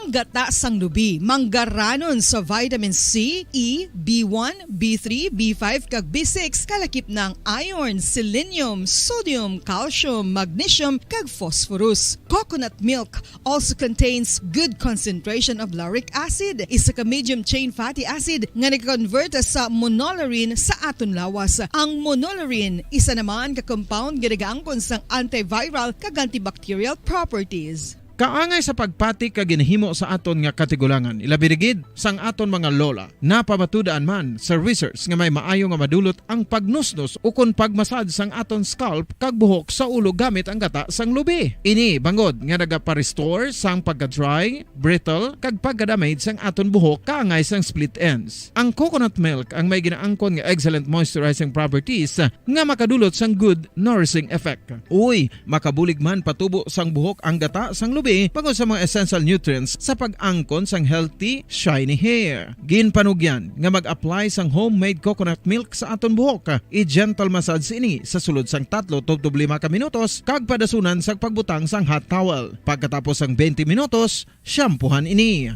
Samtang maayo man nga makeup remover kag facial scrub ang coconut milk upod sa olive oil. Hindi lamang nga ginatinluan sini ang aton guya, ginanourish man sini ang aton skin, deeply. Apang importante nga pahanumdum, rub it gently. Maayo man nga cleanser ang gata sang lubi, bangod may antibacterial properties ini, makabulig sa pagtapna sang pagtubo sang punggod kag acne sa aton guya. The fats in coconut milk do not clog pores, thereby preventing acne. Samtang ang gata sang lubi epektibo man sa paghatag sang alibyo sa sunburns bangod sang ginaangkon nga anti-inflammatory properties sini. Ang coconut milk napamatud-an nga makapaayo man sa mga skin ailments bangod sang excellent moisturizing effect sini sa dry skin conditions kaangay sang eczema, dermatitis kag psoriasis. Ang natural fatty acid sa gata sang lubi ang makabulig sa dry kag irritated skin, kalakip na nga ginakakas sini ang mga harmful bacteria sa aton panit. Ano pa ang ginahulat nyo? Maggamit na sang homemade nga coconut milk for it really works wonders.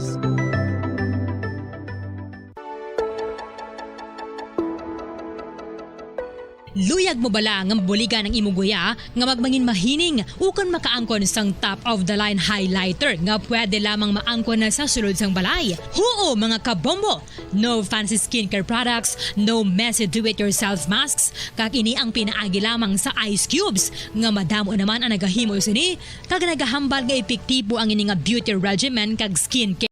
Oras nga bombo Radyo Bacolod Philippine Standard Time, 38 minutos na nga nakaligad sa takna ang alauna sa hapon. Mga kaibigan, welcome na din sa nga pusan nga bahin sa atong pagpangalagad. Mga kaibigan, siling uto sa inyong platuntunan bombo hanay sodo. Kapatay mga kaibigan, kayo na ang aton nga full coverage sa aton negosasyon ni Presidente Bongbong Marcos dito sa National Museum ang tanan nga mabisita subong matinong tamo ni ang iya pagtubang sa mga membro sa diplomatic corps kay karon sapon ng mass oath taking man sa mga mga membro na siya sini gabinete nga mag-apod sa serbisyo susunod sa nga katuig karon sa gabi ang panihapon dito iya mismo sa Malacanang, first night ni Presidente Bongbong Marcos as ika-17 Presidente sa Republika sa Pilipinas unay gabi sa Malacanang mga kabinan upod sa iya sining first members ng first family of course the First Lady Liza Reneta Marcos mga kabinan so ito sa national nato niya pangmanwa sinaton as of 12 noon nag-take effect na ang official nga function sa mga newly elected public officials naton sa mga another term para sa mga re-elected public officials naton for the next sa local for the next 3 years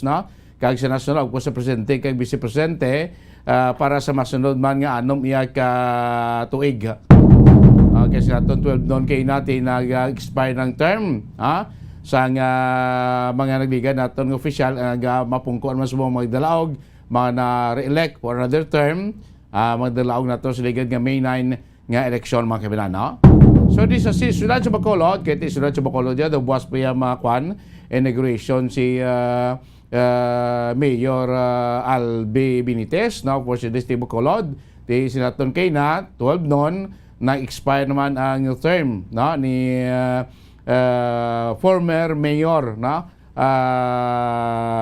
Ebilio Bing Lunardia.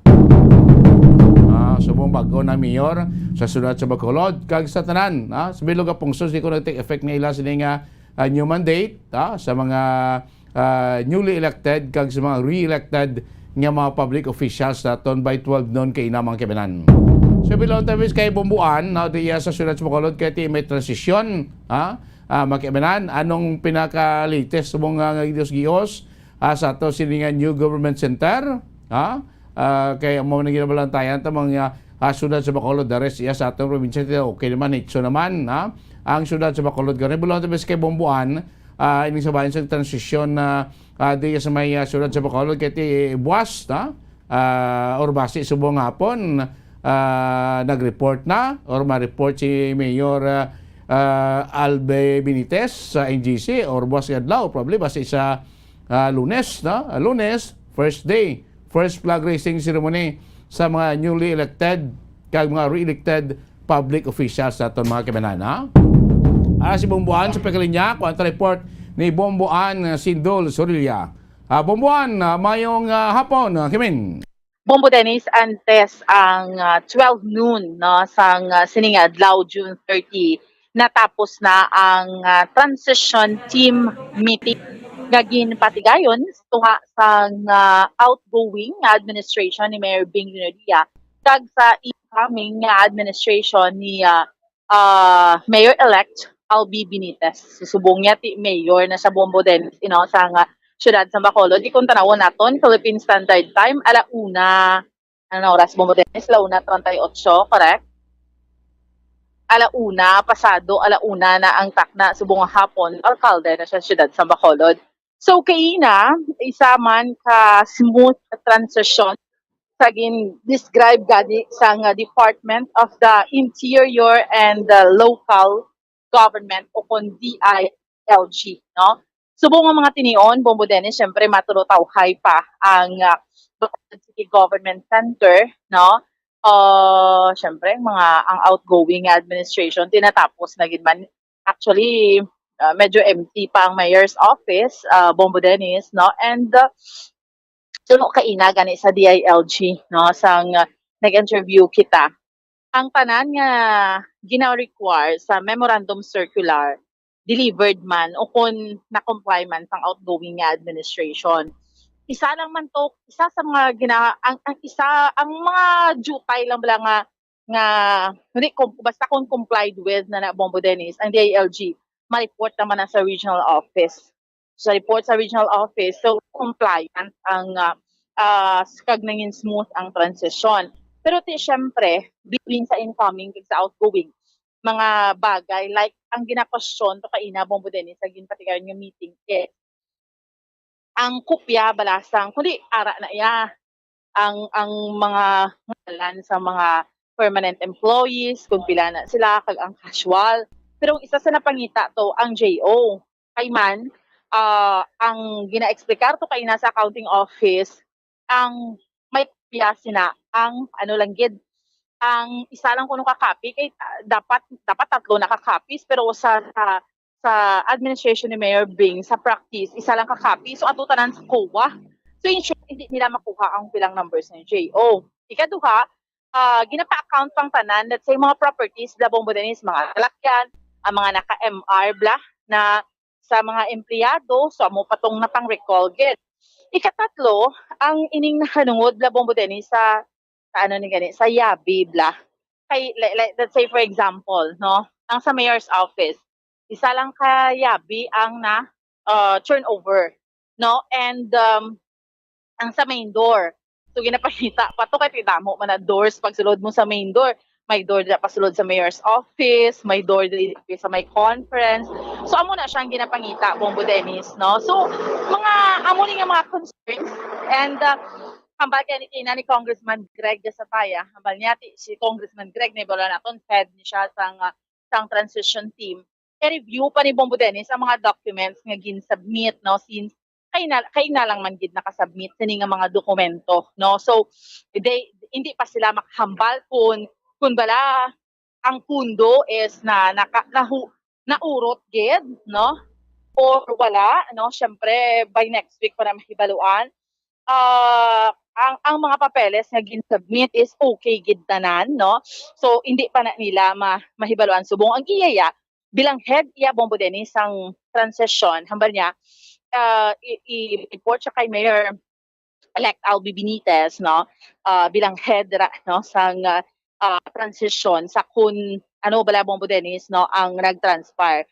So all in all ang niya ti ara man na comply Manila, but somehow may pila ka mga dokumento nga nablang hindi gid siya bala id nga amuna. So amo na bala Bombo Dennis, no. So amo ni si pila sa mga bagay. But then natapos man again ang si Mayor Bing kag si Mayor Albi wala Bombo Dennis, no? Ang sa kay Mayor Albi Benitez na nag-represent si Congressman Greg Desataya bilang head ng transition team, ara sanday councilors Al Victor Espino, no? Former councilor Cesar Distrito, the rest ng miyembro sa transition team, ang city administrator, no? Bombo Dennis nga si Attorney Pacifico Maghari, ang City Legal Officer Attorney Carlos Ting, at si Attorney Joseph Chu Abe, no, bilang Secretary to the Mayor.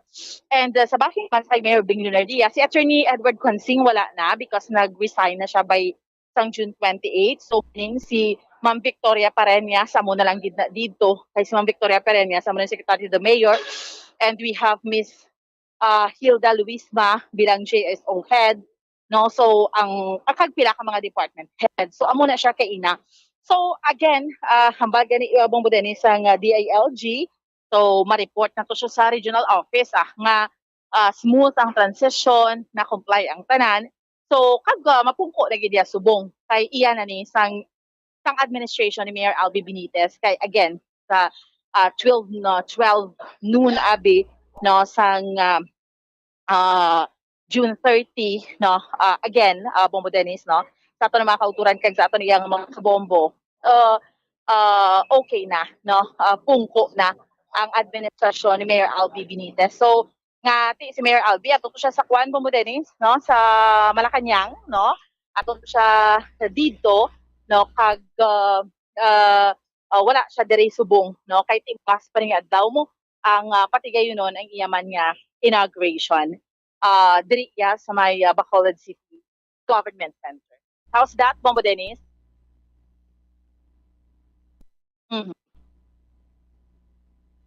Bombo Dennis?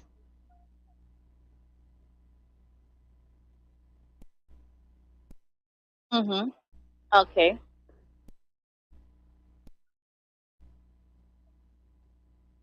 So Bombo Dennis, no, amo ni so far ang update report nato ni Badulong para sa pagpangalagad sang bombohanay sa Udto. Ini si Bombo Ansindol Sorilla para sa Pambansang Radyo ng Pilipinas, consistent overall, number 1 sa Bacolod, Basta Radyo. Bombo!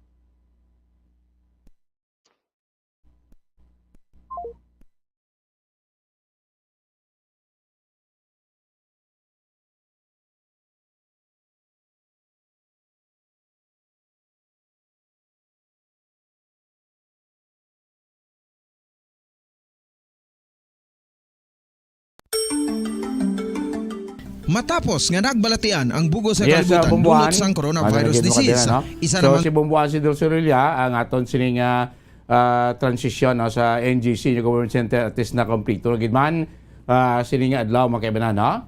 Kaya pamangkot tayo kay Bumbuan kumot sa pagpanaog ni former Mayor Billy Benardi o Podemaco Terminos, ang mga GO, anong status, kag sinabalaan naton ang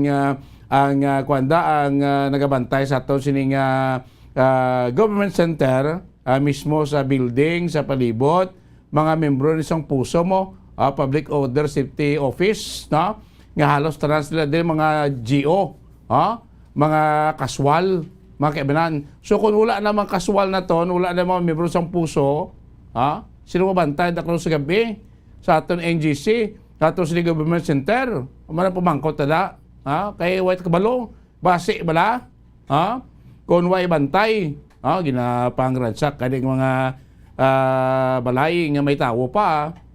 No, ayan pang wala sa tawo, sabagay ti aram daguro aton nga kuana, aton nga kapulisan. Magkaibanan kasi naton ti mo end man sang termino sa mga co-terminos, especially sa aton mga executive assistant sa aton nga mga nagpananaog na nga mga mayor, mga chief executive sa mga banwa kasunod, dire sa probinsya, kag suma sa bugos iyang kuanabi nga Pilipinas. Kaya kuan man siya mo, appointed sa si mayor, wala naman poder mayor, wala naman tapos niya, so maupod man sila biya mga kabinan. So subong adlaw, wala dito, wala nakapadulong si Mayor Albi Benitez sa NGC ito sa Metro Manila, tambong siya to sa negosasyon, no, ni Presidente Bongbong Marcos kay ibuwas pa man yung schedule dyan mo, nga magpadulong o buwas pa man schedule dyan sa iya negosasyon diri iya sa syudad sa Bacolod. Di probably basi karon sapon kung makingagaw si Mayor Albi sa pag puli dire kay basi kung makadalikyat sa bladang karon sa Kuanaw sa NGC, sa ato siningan New Government Center mga kaibigan. Kaya mo ni karon aton nga Lilion no hibolon no despite hindi may pila pa ka mga bato ginanay bumuan no isa lang kuno ka ayabi ang gitron over sila ayabi dira sa opisina no sa mayor's office mga kabinan no ti idibla sa normal do tatlo ginang yabi nga ginadala ginapadala or ginaupod nabutang kabla sing doorknob kundi may yabi da sa normal ya tatlo gina. So, ang duwa ginabangkot, di nagkadto, abe. Kaya isa lang ko na kayabi ang turnover. Di ko problema, hindi mo problema. Ako isa lang kayabi. Para sigurado, isli doorknob. Bago na mga doorknob da. Para may bago naman ngayabi. Nga mo naman yung turnover sa mga sunod. Kung sino mo na pungko, dira. Tapos kumplito, wala. Kahit so, mas lang dati malak, safety. Ang aton nga mga opisina. Ano ito, aton nga opisina, diri sa may syudad diya sa Bacolod, no? Mga kaabinan. So, muna kahinasin naton, nahitso na giman ng session diya for the city of Bacolod, probability buwas, inaugurasyon, probability makitaan tagi ni guro ang mga newly elected nga mga public officials, probability buwas gini sa guro makareport, kasi buwas Birnes pumalang, may opisina pa ya. Ma-report sila guro as sitting elected officials sa mga banwa naton kag syudad, of course sa mga distrito sa mga congressional district kay pila man niya kay mga distrito may mga panibag-uman nga ma-elected nga mga congressman, of course sa mga board members kasi iban pa yan nga mga opisina. Pero ang ginabantayan ng mga kwagidi ang mga lokal bala mga banwa kasyudad, especially sa mga masupog-supog ang kwentuhanay sa nga magkasumpong nga grupo nga sa dentik sa mga ikumpid kakaperde sa ilang pangontra mga kebenan. So kung hindi makareport si Mayor Albi Benitez sa buong adlaw kahit sa Metro Manila, pumasi ka makadilikyat sa sapon, kung makalabay sa NGC, probability buwas bantayan nyo man na sa buong radyo Bacolod na ito madalon sa inyo ang ang inaugurasyon sa Mayor-elect sa Bacolod, si Mayor Albi Benitez mga kaibigan. Siguro pa si buwas kung tapos sa iya sa inaugurasyon, diretso lang sa pungko sulod sa opisina ito Nakos na ito, buwas Friday pa man niya, may opisina pa. For the rest, ganoon iban, probably Monday, July 4, muna yung mag-report nila sa ila sinitag sa opisina, especially sa mga bag-o na iliher ng mga public officials naton. By Monday, first flag raising ceremony. Muna may bantayan naman sa mga newly elected naton ng public officials, ang first day of office nila, first flag raising ceremony po sila nga mga constituent, mga empleyado, sa mga banwa kag syudad sa aton siniya nga probinsya. So far, duway naman problema, so naman tanan, duway naman tayo mga report nga nabaton, nga may pila pa ka mga pila pa ka mga problema. Ang ibalantayan, subong naman tayo mga kaibigan sa Blas Negros Oriental, kundi si incumbent Mayor Ruel Digamo na perde. Naperde ito sa mo sa kay Henry Tives, ang Mayor sang Bayawan. Ang report na kami mga petisyon sa korte, sa Comelec, in bank. Kaya may isa mga nagpapili nga Ruel Digamo ang ngalan ng gindala. Pero sa pagmatuon di Ruel Digamo yung ngalan, sa iya certificate filing niya, Ruel Digamo man gindala niya. Pero gindeklara nga nuisance sang Comelec. Nagproblema karon kay may boto kay Ruel Digamo to nga gindeklara nga nuisance nga dako man, kay may boto man kay incumbent abe, Mayor Ruel Digamo. Pero naperde siya ni Mayor Tives. Ang problema sa mong to sa Negros Oriental to, sa Dumaguete City to, sa provincial capital nila daw pangbaralan nila to kapon singkwan sing mga trucks ng probinsya ibutan cyclone wire palibot sang Kapitolyo kay hindi na kuno pag pasakaon to ang nagdaog nga gobernador si Mayor Henry Tives ang former mayor sang Bayawan mga kaibigan. Kay ginahulat pa nila mga desisyon kay ang grupo ang pansin naton ang kampo ni incumbent o tapos na ba former Mayor Governor Roel Digamo nagpahayag sila petisyon nga dapat ang boto nga nagkadto sa kay Roel Digamo the same gingalan mo, the same spelling, dapat makakredit siya. Kaya kung mag-credit siya, madaog siya gapon, madako gapon ang boto ya against sa gindeklarar ng gobernador, nagdaog gobernador, nga si former Bayawan City Mayor Henry Teves Makabinan.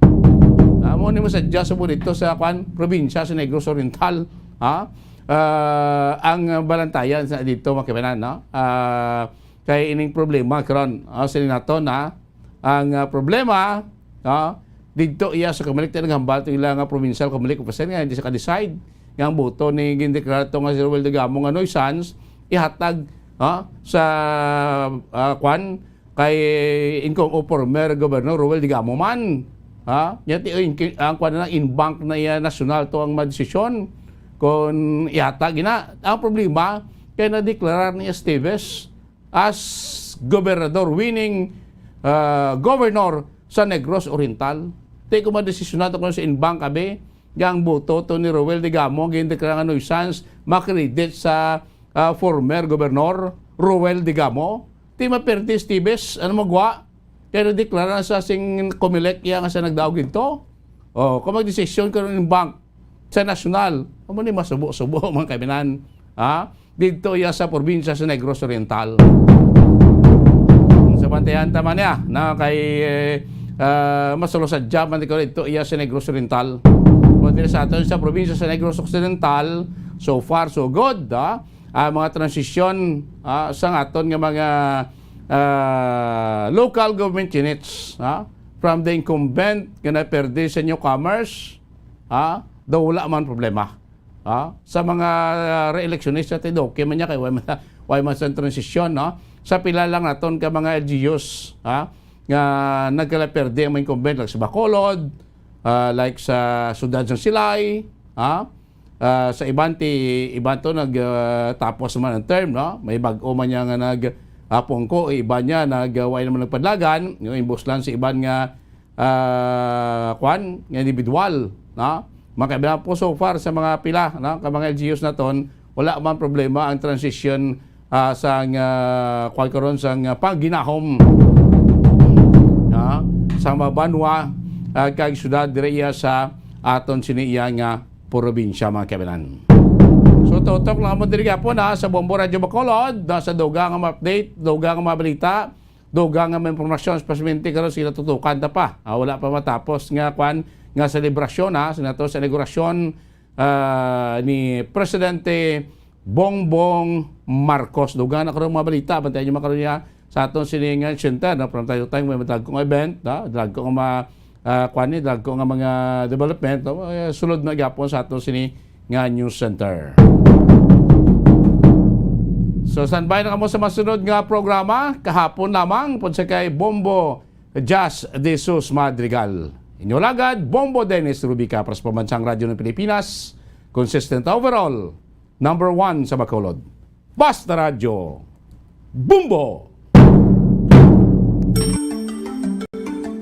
Matapos nga nagbalatian ang bugos sa kalibutan dulot sang coronavirus disease, isa naman sa karon kabalatian ang bulos sa ginakadlukan worldwide, ang monkeypox.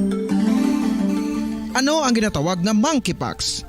Well, suno sa World Health Organization o kung WHO, ang monkeypox ang isa ini ka infectious disease nga dulot sang monkeypox virus. Kung maghambal naman kita monkeypox virus, isa ini ka orthopox virus nga mo ang ginatunaan sa mga sintomas nga daw kaangay sa smallpox, apang less severe. Ang monkeypox ginakabig nga less contagious, kag mangintunaan sang less severe nga mga balatian kung ikumpara sa smallpox. Simuloan nga ang smallpox na-eradicate na ini sa tung 1980, apang ang monkeypox nagapadayon nga nagaduging sa mga kapungsuran sang Central kag West Africa. Sa karon, mayara duha ka distinct clade o kon subtype ang West African clade kag ang Congo Basin clade nga amuman ang ginatawag Central African clade. Ang monkeypox ang ginakabig nga zoonosis. Ukon isa ka sa isang balatian nga naghalin sa mga sapat padulong sa humans. Mga sapat kaangay sang squirrels, ilaga, amo kag iban pa.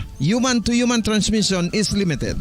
Monkeypox is transmitted to humans through close contact with an infected person or animal or with material contaminated with the virus. Base pa sa key facts ng World Health Organization o kung WHO nga ang monkeypox virus mahimo ini matransmit o kung malaton sa iban pinaagi sa bodily fluids, lesions sa panit o kung internal mucosal surfaces kaangay sa mga naghalin sa baba o kung tutunlan sang pasyente, respiratory droplets kag mga contaminated objects ukon materials kaangay sang beddings. Samtang, base naman sa fact sheet sang Mayo Clinic nga isa ka medical center sa Minnesota, USA, nga kun matapikan ang isa ka tawo sang monkeypox virus, ang initial symptoms amo ang paghilanat, paglingin sang ulo, nagahinubag ang mga lymph nodes, kag pagadasnan sang pagtinubo-tubo sang mga rashes sa lawas tubtob nga magmangin flat patches ini. Amat-amat nga magaulbo o kon mangin nodules tubtob nga magbinitog-bitog kag mangin pus-filled blisters. Ini nga nagalabot sa 5-7 ka adlaw. The rush heals by scabbing over. Makabig na nga infectious ang isa ka pasyente sa pagsugod pagid lamang sang paghilanat sini. Samtang pamangkot, may bulong na bala ang monkeypox? Well, dugang pa sa fact sheets ng WHO nga ang vaccines nga ginusar sadto sa pag-eradicate sang smallpox sa bugos sa kalibutan amo man karon ang ginatublok sa mga tao batok sa monkeypox kag ang antiviral agent nga gin-develop para sa smallpox treatment nangin lisensyado naman para sa treatment sang monkeypox. Newer vaccines have been developed of which one has been approved for prevention of monkeypox.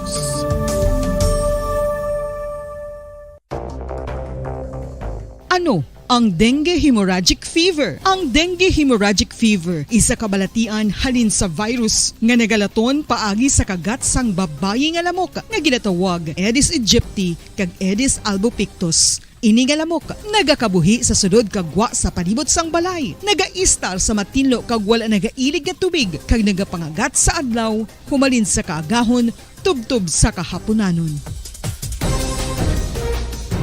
Paano makaangkon sang dengue ang isa ka tawo? Kung ikaw ang makagat sang lamok nga nakasuyop sang dugo sang pasyente nga may dengue. Kung ikaw ang makagat sang lamok nga halin sa pagkaitlog may dala nga virus. Ano ang mga palatandaan o kung sintomas sang dengue? Hinali nga hilanat nga nagadugay sang duha, tubtob 7 ka adlaw, bleeding o kung pagdugo sang ilong, panit o kung baba, kag pagsuka o kung paghigko nga may dugo, sakit sang ulo, pagpalangluya, pagdula sang gana sa pagkaon, sakit sa tiyan kag pagpalanakit sang tutunan, pagpalamula, rashes, shock, pagpalangyami, pagpalamugnaw, pagpalanglapsi, pagpalangitom, pagdasig apang mahina nga pulso, pagkalipong, pagsalasala o kun delirium. Sa karon nga uso naman ang dengue kag nagasugod na ang tigululan, ginapanugyan sa tanan nga magpanglimpyo sa aton palibot kag ugsaran, pakulbon o kon pangulaon ang tanan nga mga suludlan o kon bisan ano lang dira nga may stagnant o kon nagsupot nga tubig, agud matapna ang pagbreed sang mga lamok. Pahanumdum, nagikan sa Bombo Radio Bacolod. Basta Radio, Bombo! Makapila ka beses kung magpangapi sa isa kadlaw, maghinay-hinay lang sa pag-inom sang kape bakod may ara ini sang ini maayo nga epekto sa lawas. Apang paano bala mibruan kung masobrahan na kita sa kape. Nahibaluan nga ang 400 mg sang caffeine o kung kapin-4 katasa sang brewed coffee sa isa ka adlaw ang makabig pa nga safe para sa pila ka mga healthy adults. Apang, dapat naman ini nga hagan-haganon kung makabatyag na sa mga sintomas nga nagapahibalo nga nasubrahan ka na sa kape. Ini ang ginalakipan sang pagsakit sang ulo, hindi makatulog, anxiety, kag masami nga ginanerbiyos, kalakip na ang paglingin sang ulo, pagka-irritable, masami nga pagpangihi, pagpalangurog sang unod, kag pagdasig sang kuba-kuba sang dughan. Gani mga kabombo, hagan-hagan lang sa kape.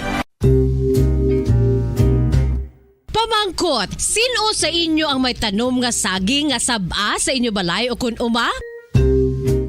Kagkaangay sang halos kalabanan, paborito man bala ninyo ang sab-a nga saging? Nga wala labot pwede makaon kon fresh, luto o kon bisan hilaw, pinaagi sa pagtanok sini. Paborito ini naton nga snacks kun himuon nga banana Q, banana chips, crisp banana fritters o kun turon, namit man ini prituhon, plus ginahimo man ini bilang ketchup, banana ketchup. Kag ang luto nga sab-a, ginalunod ini sa mga potahe kaangay sang pochero.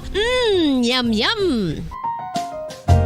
Well, sa mga utod naton dira nga hindi kumpleto ang ila adlaw kung hindi makakaon sang luto nga saging nga sab-a, good news! Bangod tuman kadamo gali ang makuha naton nga benepisyo sa pagkaon sang sab-a nga saging. Ang saging nga sab-a ang mahimo matawag Cardava banana. Gina-classify ini botanically bilang Musa acuminata ex balbisiana, isa ini ka hybrid cultivar nga native diri sa Pilipinas. Ginatawag man ang sab-a bilang praying hands. Bangod daw kaangay sang mga kamot nga nagapangamuyo ang kortes ni.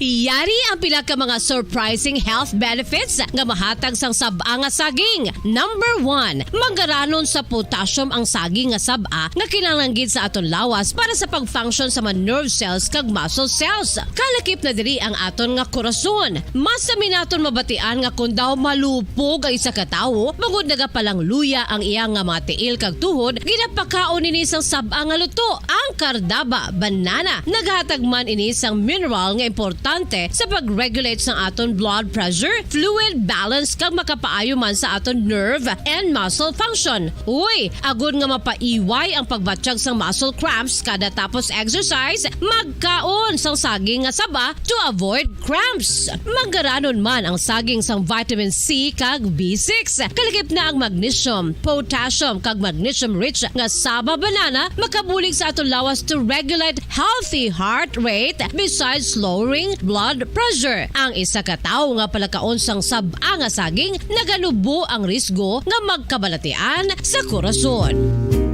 Sa karon nga may pandemic, mapuslanon gid ang pagkaon sang sab-a nga saging bangod napamatud-an nga makapaboost ini sang immunity bangod sang ginaangkon nga high concentration sang vitamin C sa pagpamahaw kun aga upod ang pagkaon sang saging. Makapa-kickstart ini sa aton nga immune system kag makaamlig sa aton nga lawas batok sa mga infections, dala na ang pagpabakod sang antioxidant sa aton nga lawas. Gani wala labot sang apple, mahimo man mahambal. A banana a day keeps the doctor away and does your body a bunch of good.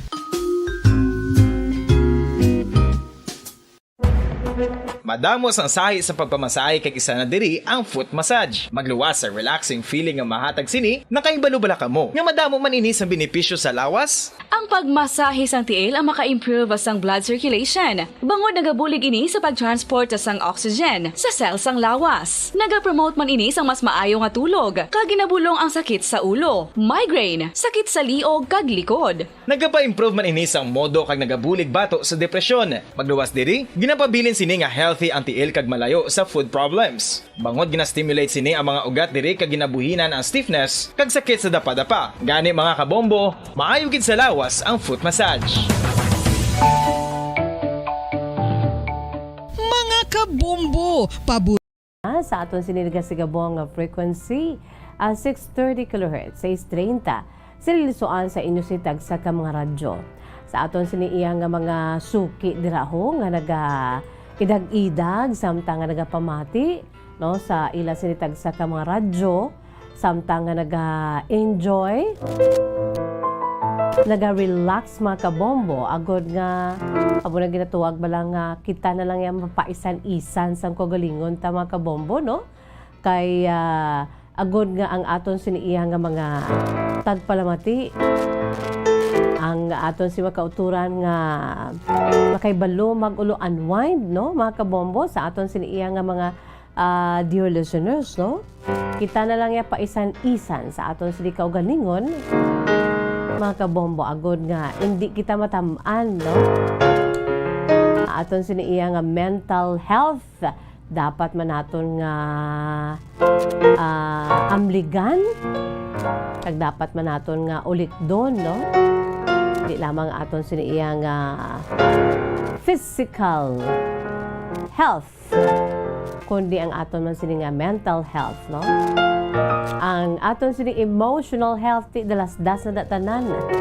Once gani sa halin sa utok, dalas-das na datanan, mga kabombo. So welcome diri sa atong palatuntunan kahapon lamang samtang nagaulo unwind aton si mapinalangga nga matag palamati ang aton si Masuki, no? Ara na dira sila ho nagapariser na sa aton siniyang nagasigabo nga 630 kHz 630 sa lilisuan sa inyo sitag sa kamang radyo, no? Ara na kamo dira ang radyo nga normal nga pwede maliso. Ang radyo nga mayara kamo sang or ma-exercise ninyo ang inyo siniyang freedom, no? What is your favorite station nga gusto ninyo nga ipamatian, mga kabombo? Ano ang inyo siniyang paboritong estasyon nga pamatian? Di ko nakalansang lamang sa isa ka estasyon, sa isa ka AM station, hindi naman manami kay hindi ninyo iya ma-exercise, no? Ang inyo sininga freedom, mga kabombo, no? So kinanglan ang inyo sininga radyo ya normal kaangay diri sa ginapang baylo naton nga radyo, no? Baylo radyo naton nagapadayon. So kung mayara ka mo mga kabombo sang radyo dira nga nakalansang lamang sa isa ka estasyon sa AM station, pwede ninyo diri nga mapabayluhan, no? Lalabot nga tagan ka mo namon sang nagainaw-inaw brand new nga radyo, mga kabombo, may ara pa kamo sang 1,000 ka pesos. 1,000 pesos para ihatag namon sa inyo samtang bayluhan pa namon ang inyo sining nga radyo. O, dapat nagaandar ha. Hindi pwede nga wala nagaandar ka guba. Okay? By the way, sa sining nga hapon mga kabombo, sa gihapon, ang inyo sining nga pila na kaadlaw, ika-third nato, no? And I'm sure matapos naton ang makahalawat-hawat nga kasaysayan. True to life story sang aton siniyang letter sender, si Ma'am Alicia Caro sang Silay City, no? Kahapon ba may nag-text sa akon, Miss Jazz, do sini pamatyagan kumo atong very suspense bala nga parte sang kasaysayan ni Manang Alicia, siling niya do ginapananaw ko nga ara siya sa gubat. May nag-mensahe sa ako na Miss Just daw ginapananaw ko nga yara si Manang Alicia sa gubat, no? Nagakabit-kabit daw ala Tarzan. Ti sining ko tutuod ginaya regani iya siniya nga papel o iya sini nga yellow pad, mga kabombo, no? Ti makita nyo da may back to back pagani ni, no? So, kung kamo mayroon man sa makasaysayan kaangay sini mga kabombo, pwede gid kamo, no? Pwede nyo gid mapadala diri sa aton sining estasyon, sa aton siniyang address, kahapon namang program, care of DYWB, Bombo Radio Bacolod, CBS Development Corporation Building, Lacson Street, Mandalagan, Bacolod City. No, pwede kamo dira ka padala kay agud nga mataga naton sang nagakaigo nga panahon, no? Ipanamita naton na inyo si makasaysayan, no, diri sa atong palatuntunan kahapon lamang. Di si Miss Jazz, samtang ginabasa man ini on air, di ako mismo daw ginaano man daw ginakaratan ng kutugapon nga naglaya si Manang Alicia gikan sa balay sa esin nga bana, ginalagas yan sa iya bana ka mga kauturan nga lalaki.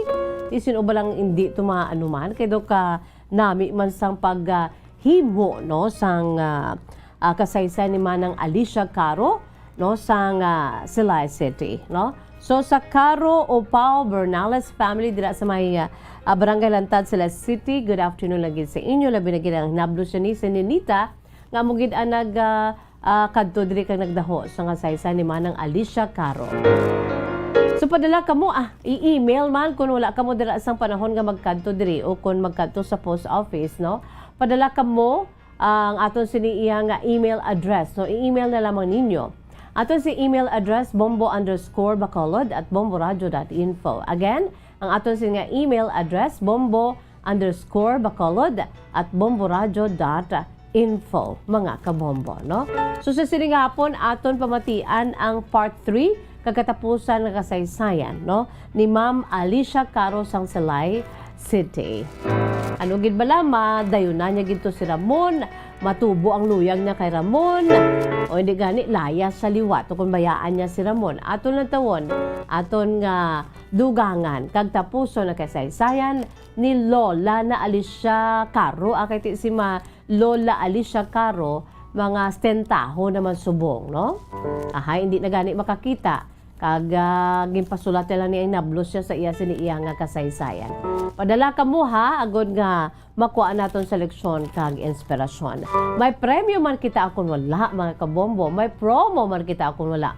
Importante, no, makapaambit kita sa inyo sini mga kasaysayan kag makuhaan, no? Mapuslan ang aton sini mga naagyan sa kabuhi, aton mga kahapon lamang, napuslan o kung mapuslan sa aton siniiya nga mga tagpalamati ang aton siniiya nga mga suki, mga tumalanaw, no, mapuslan kag di makuhaan man sa leksyon kag inspirasyon, mga kabombo. Okay na kita dira. Abi padala na kamo.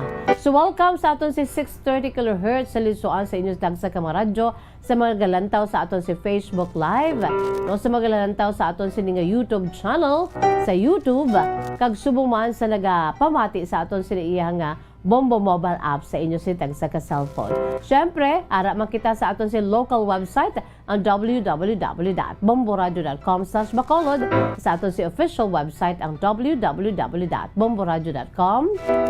Mga kabombo. Philippine Standard Time, 18 minutos na nakalipas sa takna nga las 2, mga kabombo. Yari anay ang aton siniiya nga pambukas nga bahanon para gid sa aton si mga pinalangga nga mga tagpalamati. I would like to dedicate this to you. Sa mga mahilig sa mga ambahanon, sa mga music, isa ka beautiful song nga amo ini ang second runner-up sa Bombo Music Festival 2019, no? Nangin second runner-up ini kaga bugalon kita nga magpaambit sa inyo. Aton makitaan sa Facebook Live, YouTube channel, kamabatian sa aton si 630 kHz sa aton si Bombo mobile app, sa aton si tagsa ka mga cellphone. Ang ambahanon, Mahal Ka ng Mahal Ko, no, second runner-up sa Bombo Music Festival 2019 edition. Yari mga kabombo, aton lang tawon, kag pamatian, ang ambahanon, Mahal Ka ng Mahal Ko ni Miss Regine Talk.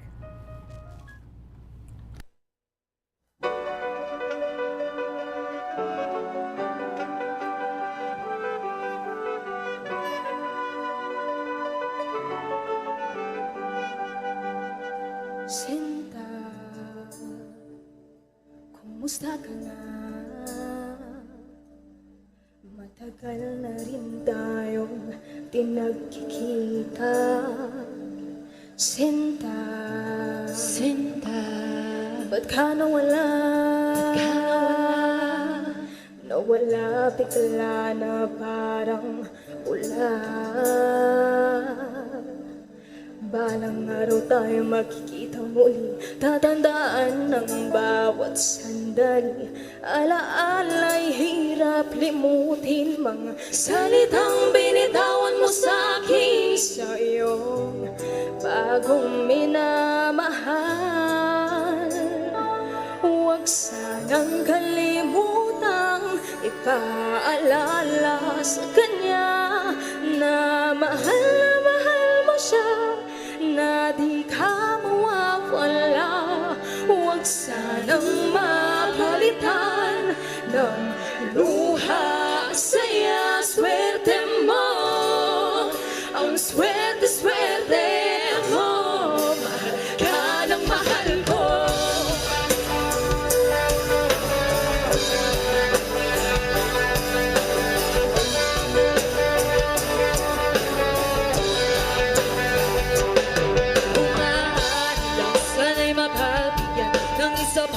Pagkakataon, isang segundo, isang minuto, isang segundo, isang minuto.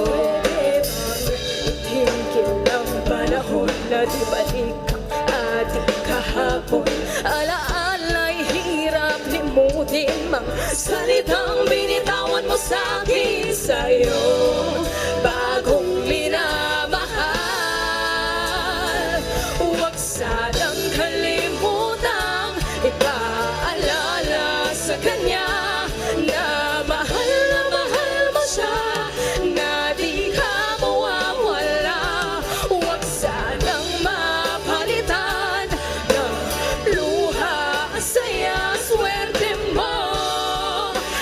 swerte, swerte mo.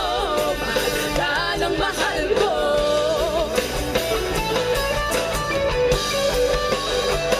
Bakit ba? Bakit ba? Manap ng iba. Bigay ko man lahat, lahat sa'yo. Ano bang meron siya nang wala ako? Bakit ba? Iniwan mag-isa. Nagdurugo ang puso ko sa tuwing makita kang kasama siya. Nagmumukha na akong tanga. Huwag sanang kalimutang ipaalala sa kanya na mahal mo siya, na di ka mawawala. Huwag sanang mapalitan ng luha ang saya. Swerte mo, ang swerte, swerte mo. Mahal ka ng mahal ka. Mahal ka ng mahal ka.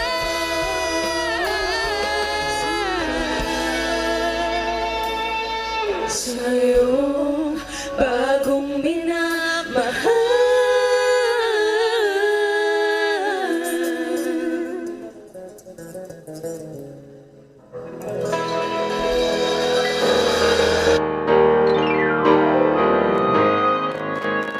Philippine Standard Time, 23 minutos na nakalipas sa takna ng alas 2. Apoy at mga kabombong aton si pambukas nga mahanon para gid sa inyo tanan-tanan. No? Sa mga nagalantaw dira, nag-enjoy, no? Pinaagi sa aton siniiyang na Facebook Live kag YouTube channel sa DYWB Bombo Radio Bacolod. No? Ang aton sini ginapabugal.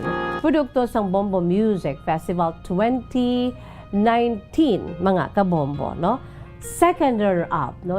Second runner-up winner ato mga kabombo.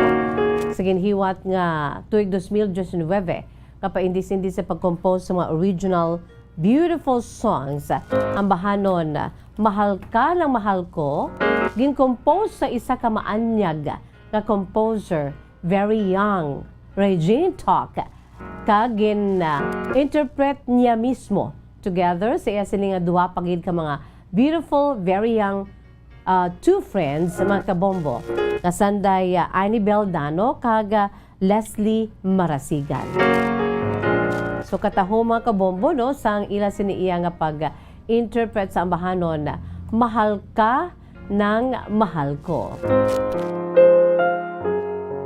Philippine Standard Time, 24 minutos na nakalipas sa takna nga alas 2 mga kabombo.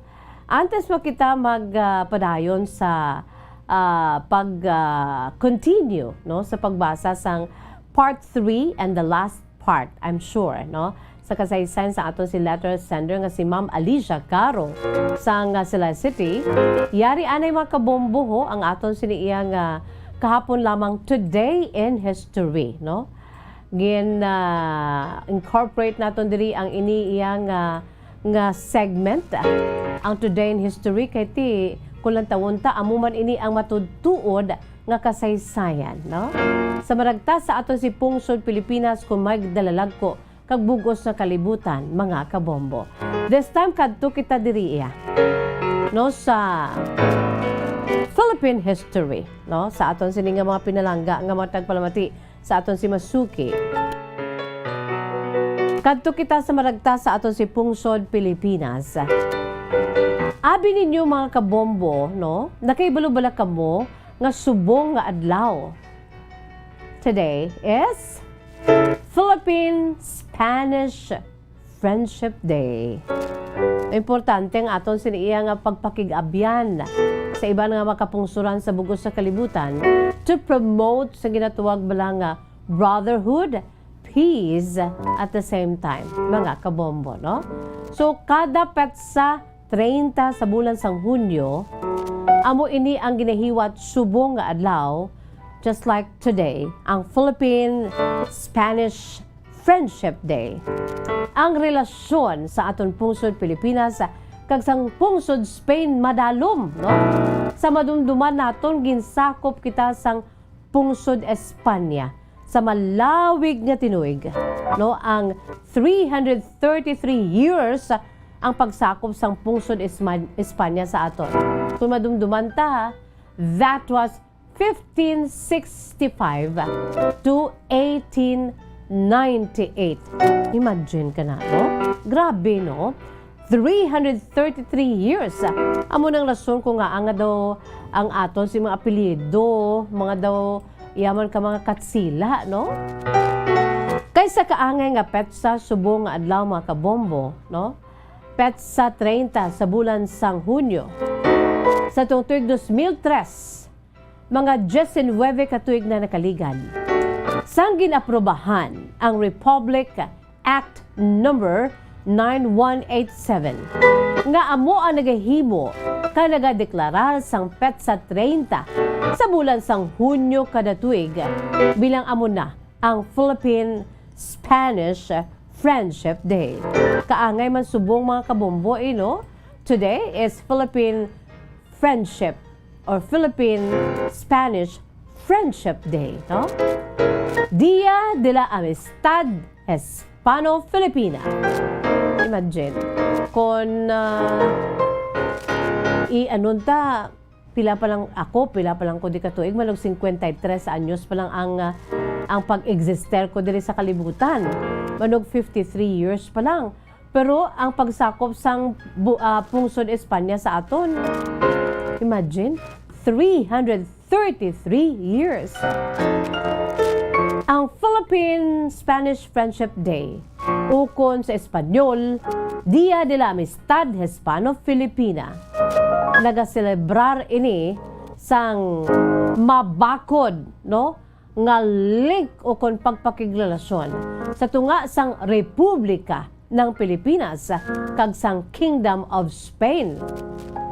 And it commemorates the day when General Emilio Aguinaldo, President of the First Philippine Republic, issued a decree requiring the last Spanish soldiers who had been besieged for almost a year inside Baleares Church be treated not as enemies and prisoners of war, but as friends, mga kabombo, no? It also ordered that they receive the necessary permission for their return to Spain.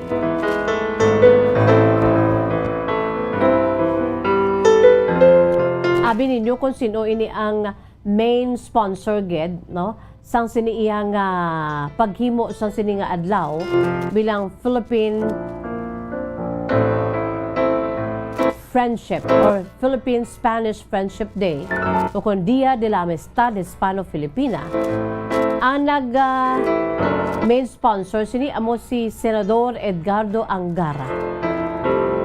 Kung sa din iya ini gin-describe ang amo nga okasyon bilang glorious day for both countries.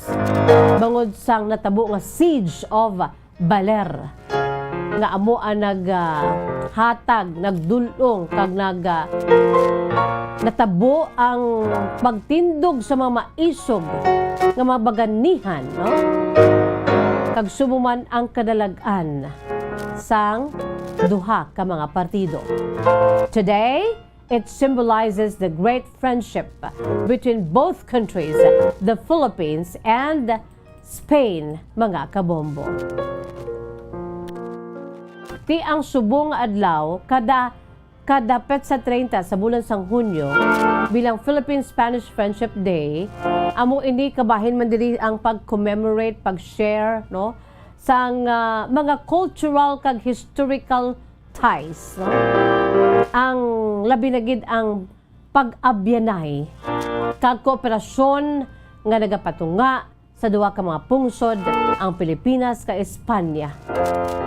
Amo nang rason kung sa diin ginadeclare man ang amo nga adlaw bilang National Special Working Holiday kung may ara nga sadto nadeklarar ini mga kabombo, no, sa mga past presidents. Labi na gid mga kabombo ang pagdeklara sa National Special Working Holiday kag special non-working holiday dito sa may Aurora Province, mga kabombo. No, kay ti dito mo natabo ang the siege of Baler.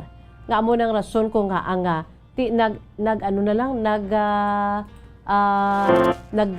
nangin mag-abyan ang duha ka mga pungsod pagkatapos ng 333 years na pagsakop sa mga katsila sa aton sini nga pungsod. Ginpasar ang ini nga bill nga nanginlayi na mga kabombo sa July 22, 2002. Republic Act number 9187 nga amo ang nag-aprobar sa February 5, 2003 o ginaprubahan sa tong February 5, 2003 both as means to strengthen the relationship between two nations and that share each history, values, and traditions. Damo kita nga mga tinaga, damo kita nga mga ginapatihan,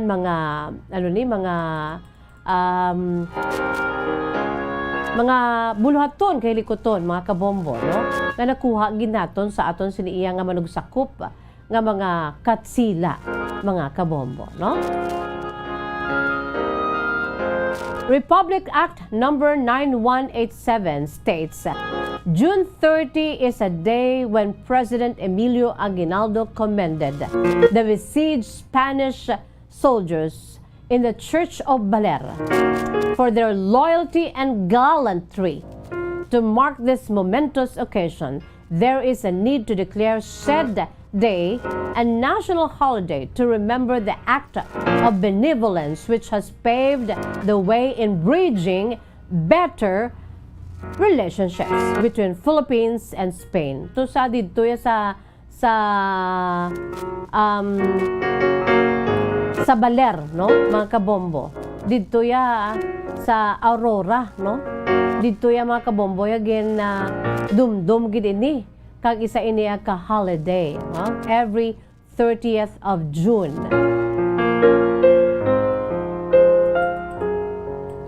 So sa maragtas sang pungsod Pilipinas, hasta nasubong, padayon kita nga naga-exister bila isa na ka hilway nga pungsod. Hindi na ya kun usuyo nato ng aton siniiya nga maragtas kang mga activities sa ginahiwat naton kada tuig, no? Ang Philippine Independence Day amo na siya ang ginadumdum ta ang aton sinikahilwayan batok sa mga manugsakop nga mga katsila. So that is why nga ginadumdum gid ini kay 333 ka tuig kita agin sakop sa mga dumuluong katsila, mga kabombo.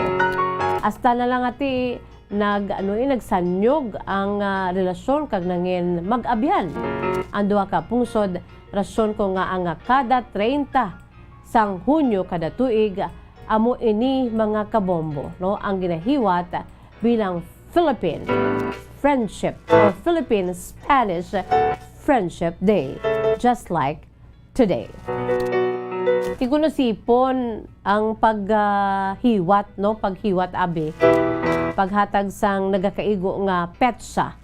No, kung isipon ti mga 19 katuig pa lamang ang nakaligad, kaya ginsuguran nini ang Philippine-Spanish Friendship Day that was only June 30 of 2003. So mga 19 years pa man lang, no? Kaway pati, amo na sa gihapon, padayuno nato ng aton si pagpakigabyan sa aton si mga, especially mga neighboring countries diri sa riyon sang Asya.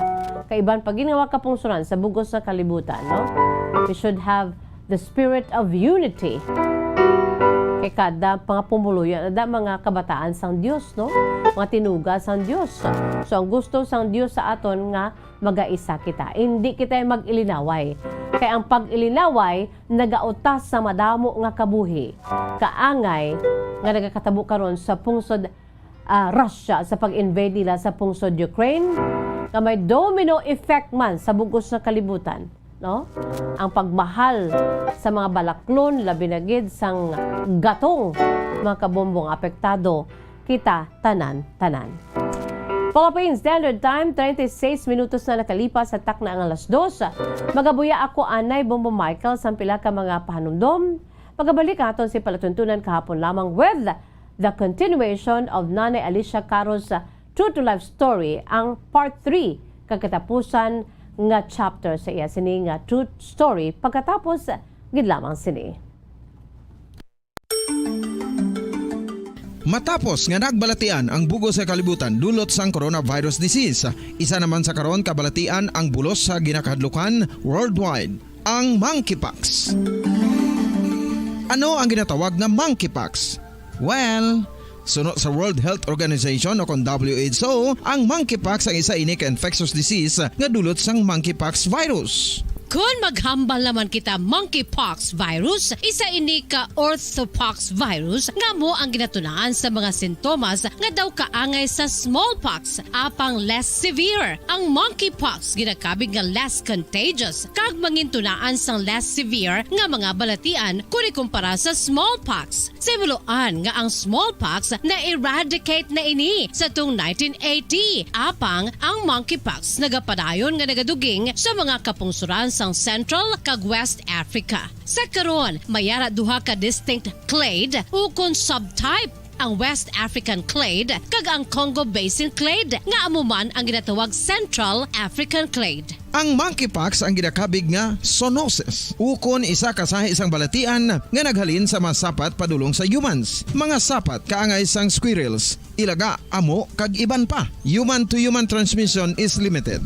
Monkeypox is transmitted to humans through close contact with an infected person or animal or with material contaminated with the virus. Base pa sa key facts ng World Health Organization ukon WHO nga ang monkeypox virus mahimo ini matransmit ukon malaton sa iban pinaagi sa bodily fluids, lesions sa panit ukon internal mucosal surfaces kaangay sa mga naghalin sa baba ukon tutunlan sang pasyente, respiratory droplets kag mga contaminated objects ukon materials kaangay sang beddings. Samtang base naman sa fact sheet sang Mayo Clinic nga isa ka medical center sa Minnesota, USA, nga kun matapikan ang isa ka tawo sang monkeypox virus, ang initial symptoms amo ang paghilanat, paglingin sang ulo, nagahinubag ang mga lymph nodes kag pagadasnan sang pagtinubo-tubo sang mga rashes sa lawas tubtob nga magmangin flat patches ini. Amat-amat nga magaulbo o kon mangin nodules tubtob nga magbinitog-bitog kag mangin pus-filled blisters. Ini nga nagalabot sa 5-7 ka adlaw. The rash heals by scabbing over. Makabig na nga infectious ang isa ka pasyente sa pagsugod pagid lamang sang paghilanat sini. Samtang pamangkot, may bulong na bala ang monkeypox? Well, dugang pa sa fact sheet ng WHO nga ang vaccines nga ginusar sadto sa pag-eradicate sang smallpox sa bugos sa kalibutan amuman karon ang ginatublok sa mga tao batok sa monkeypox kag ang antiviral agent nga gin-develop para sa smallpox treatment nangin lisensyado naman para sa treatment sang monkeypox. Newer vaccines have been developed of which one has been approved for prevention of monkeypox.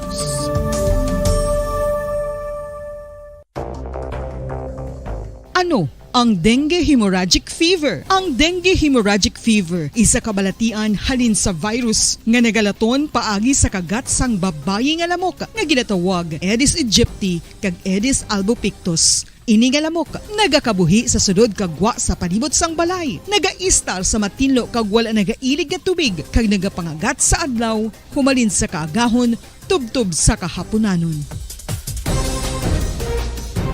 Paano makaangkon sang dengue ang isa ka tawo? Kung ikaw ang makagat sang lamok nga nakasuyop sang dugo sang pasyente nga may dengue. Kung ikaw ang makagat sang lamok nga halin sa pagkaitlog may dala nga virus. Ano ang mga palatandaan o kung sintomas sang dengue? Hinali nga hilanat nga nagadugay sang duha, tubtob 7 ka adlaw, bleeding o kung pagdugo sang ilong, panit o kung baba, kag pagsuka o kung paghigko nga may dugo, sakit sang ulo, pagpalangluya, pagdula sang gana sa pagkaon, sakit sa tiyan kag pagpalanakit sang tutunan, pagpalamula, rashes, syaka, pagpalangyami, pagpalamugnaw, pagpalanglapsi, pagpalangitom, pagdasig apang mahina nga pulso, pagkalipong, pagsalasala o kon delirium. Sa karon nga uso naman ang dinggi kag nagasugod na ang tigululan, ginapanugyan sa tanan nga magpanglimpyo sa aton palibot kag ugsaran, pakulbon o kon pangulaon ang tanan nga mga suludlan o kon bisan ano lang dira nga may stagnant o kon nagsupot nga tubig, agud matapna ang pagbreed sang mga lamok. Pahanumdum, nagikan sa Bombo Radio Bacolod. Basta Radio, Bombo! Makapila ka beses kung magpangapi sa isa kadlaw, maghinay-hinay lang sa pag-inom sang kape bakod may ara ini sang ini maayo nga epekto sa lawas. Apang paano bala mibruan kung masobrahan na kita sa kape. Nahibaluan nga ang 400 mg sang caffeine o kung kapin-4 katasa sang brewed coffee sa isa ka adlaw ang makabig pa nga safe para sa pila ka mga healthy adults. Apang, dapat naman ini nga hagan-haganon kung makabatyag na sa mga sintomas nga nagapahibalo nga nasubrahan ka na sa kape. Ini ang ginalakipan sang pagsakit sang ulo, hindi makatulog, anxiety, kag masami nga ginanerbiyos, kalakip na ang paglingin sang ulo, pagka-irritable, masami nga pagpangihi, pagpalangurog sang unod, kag pagdasig sang kuba-kuba sang dughan. Gani mga kabombo, hagan-hagan lang sa kape.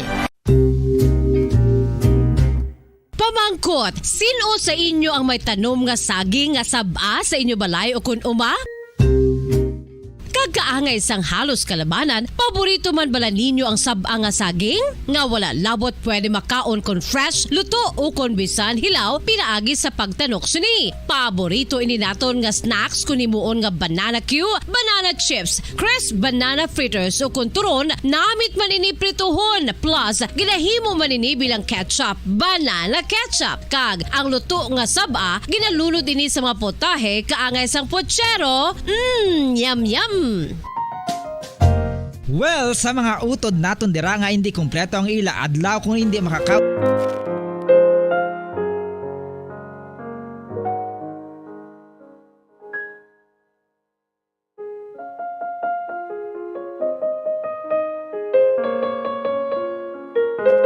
Philippine Standard Time, 44 minutos na nakalipas sa takna nga las 2 mga kabombo.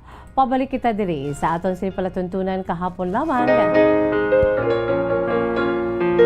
Sa gihapon nining inyo alagad sa kahanginan si Bombo Jazz de Jesus Madrigal. Si Miss Jazz para lamang sa inyo sa sinadlaw sang Webes. Maguluan wine kitaan na huwa, no? Yari na ang part 3 sang True to Life story sa aton siniiyang letter sender. Nga nagapakilala lamang sa kay Ma'am Alicia Caro, no, mga 70s naman ang edad ni Ma'am Alicia Caro, mga kabombo, no? Stentahon naman, hindi na gani makakita, pero nag-request sa iya si mga mata. Ang iya siniiya nga mga himata, mga kabombo, no? Ilabi na ginaya siniya nablos si Ma'am Nanita o Pao Bernales, no? Na padala sa iya siniiyang siniiyang kasaysayan, no? Siya niya ang sulat, no? Sa kasaysayan ni Ma'am sa iya sininga tiya, no, ni Ma'am Alicia Caro, mga kabombo. Yari na ang part 3, no?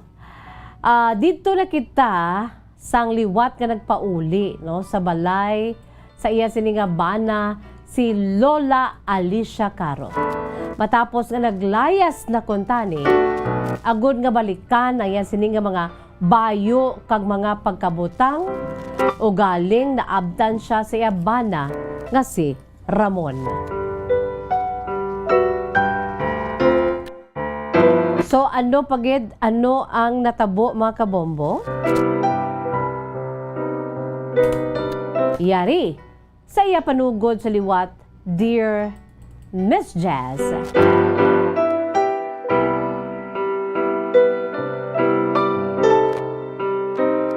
Bisan amo na to ang sitwasyon ko, Miss Jazz, nakaabot gid man ako sa balay sang bana ko.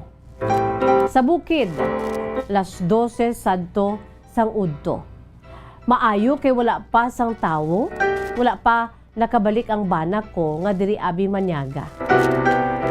So Miss Just gindali-dali ko panulod ang mga bayo ko ka mga pagkabutang sa isa ka sako. Kaysa ti wala pa tuya, wala pa kuya mga maleta, sako tuya ang ginasudlan man sang mga ginapanggas ang bana ko nga si Ramon nga humay kag subong man mais. Grabe ang pagdali-dali ko Miss Just Panghimos kay ti siling ko base mabdan ako sang bana ko. Kay gabalik na siya kun utok para manyaga. Siling ko gani kung tani nag-early ako o kung temprano pa ako balik sa balay sang bana ko para nga temprano pa man ko makaabot agod nga wala pa siya ato pa siya nagatrabaho sa uma. Pero bangod sa natabo sa akon Miss Just sa ginagas pa ako sa mga amo, sang dako nga amo nga napilas pa ako. So bangod kay sirado ang bugos nga balay, gintukuran ko sang battery sang flashlight ang bentana kag nagpulupong ko anay kay purtigid sa akon kakapoy. Nag-idag-idag ako Miss Just anay sa makadali sa ginpang sampaw-sampaw nga ulunan. Kay grabe gid ang kakapoy ko plus nga damo dugo ang nagagwa sa akon pilas sa tiil.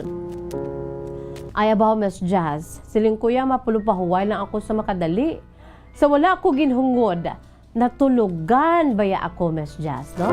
Ti kundi, bangod kay natulugan ako, naabtan ako sang bana ko nga si Ramon.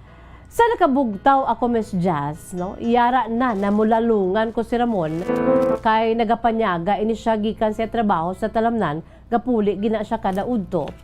Pagmuklat ko Miss Just sa akon nga mga mata, iyara ang bana ko nga si Ramon. Nagapungko sa katre, tupong sa akon, ka nagatulok sa akon, samta nagatulo ang iya sini mga huluha. Nagahibi Miss Just si Ramon. Bangod kay nabatsagan niya nga puwerte ang iya sini nga kaluoy sa akon. Sa akon sini nga sitwasyon, Miss Just, kag nakita niya ang nagadugo ko nga pilas sa tiil. Miss Just, gilayon nga nagdulong ang manghod ni Ramon kay ginambalan niya nga tagai kami di sang sang pagkaon kay ari diri si Manang mo or si Inday Alicia. Gilayon nga nagdulong ang manghod ni Ramon sang pagkaon agod nga mapakaon ako kay grabe ang akon sini nga kagutom. Pagkatapos ginsag uban pa ako sang tubig sang bana ko agod nga gamiton sa akon sini nga pagpaligo. Huya-huya makutani nga magkaon pero Miss Just nagkaon gid ko damo kay grabe gid ang kagutom ko.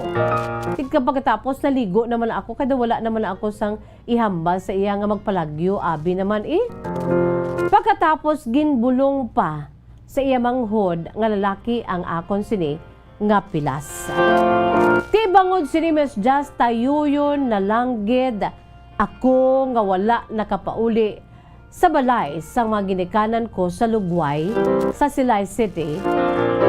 Wala naman ako sang abi nga mapuli ko siling ko. Sige na lang gani kay do kakapoy gid sa akon. So rason Miss Just nga ti liwat kami nga nag-upod na lamang sang bana ko nga si Ramon. Apang sa sulod sang duha ka tuig namon nga pag-upod naman Miss Just, wala gihapon sang kalinungan bangod sa amon gihapon nga sitwasyon. Ang issue nga wala gid ako ya naluyag sa akon bana. Kay napilitan lang ko yang gipakasal ako sa akon mga ginikanan. So gani samtang nagadugay, naglabot sa punto Miss Just nga ang bana ko nga si Ramon nagplano na lamang siya. Siling niya, mga sawa na lang ko gani isang iban. Kay bisan hikap daw hindi ko kahikap kag kalambing sa sawa ko nga si Alicia. Tiyan mo to Miss Just. Apang bangod sa iya tuman nga kaluyag sa akon Miss Just. Suno pa sa iya sang ulihi sang naistoryahan namon. Nga kung maghambal siya kuno sang iban nga babayi nga nagaplano siya nga magpangita sa iban nga babayi agud nga pangasawon. Ang akon dayon nawong ang iya sini nga makitaan. Subod silingon grabe gid ang kaluyag sang bana ko sa akon Miss Jazz. Kay kun maghambal babayi, ako na dayon niya ang akon sining itsura nga suro pa sa iya kagwapa gid. Ay ti nagsugod man lang ni sang time to nga nakita nila ang akon si picture. Ti amo to Miss Jazz kag kun magpauli siya sa balay, bisan nga plano siya sa gwa nga mangita sa iban nga pangasawon, magpuli siya sa balay kuno adto dito gihapon ako. Ang akon si gihapon ang itsura ang nagatampad sa iya kay ti asawa niya ko.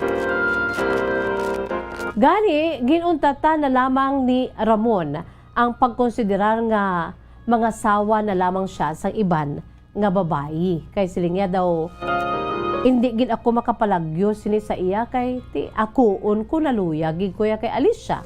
Amo na abi Miss Jazz, sa uli ko na lang na naibaluan sa nag-istorya kami sang bana ko nga si Ramon.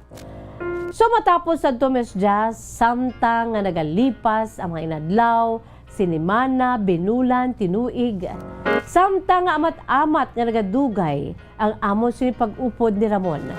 Ay ahay, amat-amat man nga nahulog baya ang buot ko Miss Jazz sa iya. Bangon sa iya sini nga pagkapisan, responsable, mapinalanggaon sa akon, kag matinatapon. Ti bata pa kuya Miss Jazz mo, 16 kuya nga nagpakasal sa iya, wala pa kuya sang maan kung ano man dira. Rason magusto kuya kung tani mapuli sa akon maginikanan, kay gusto ko pa yung maghuluhampang man. Subangon kay kulang ako sa ihibalo, si Ramon at tanan Miss Jazz ang nagpuno. Bangod nga napalangga ko na si Ramon, kag dili na Miss Jazz, amat-amat na nga nagtubo ang akon luyag sa akon siningabana. Dito Miss Jazz kag nangin malipayo na kami sa akon sinibana nga si Ramon. Nga nadayon gid man ang honeymoon namon ni Ramon. Grabe no? Si Michael nagayuhom-yuhom gino. Momo Michael. Ako si partner sa technical side, no? Nadayon gid man ang amon honeymoon ni Ramon sa kadugay nga tinuig nga grabe gid ang pagpanginpadlos ko na sa Miss Jazz kay hindi kuya. Labi na gid sa honeymoon namon ginaano ko siya, ginaguramos ko siya Miss Jazz. Ti amo to kag nangin malipayon ang amon si pag-upod ni Ramon. Isa sad to ka best Miss Jazz. Malipayon or kundi happy na kami. Naghambal siya nga anniversary namon sa February 9. So, kundi ako niya, wala ako na Miss Jazz, ginadumdum mo siya, yan nadumduman niya. Amo ko na ka-espesyal sa kabuhi sang akon bana. Siling niya, Inday Alicia, dumdumon tagid nga ang aton siniiya nga wedding anniversary, Pebrero 9. So, antes pa man sang February 8, nagpasilay ining si Ramon. Nadumduman ko, Miss Jazz, ang wala siya abi dira. Nadumduman ko nga may bayo ko. Gindala ko man na pagkadto na kay Ramon. Kung may bayo ko, nga nadala ko, ang ina nga bayo ko, sang time nga nagpakasal kami. Gani, sa nakitaan ko, bangon kay ti, luyag na ako sa akon siningabana.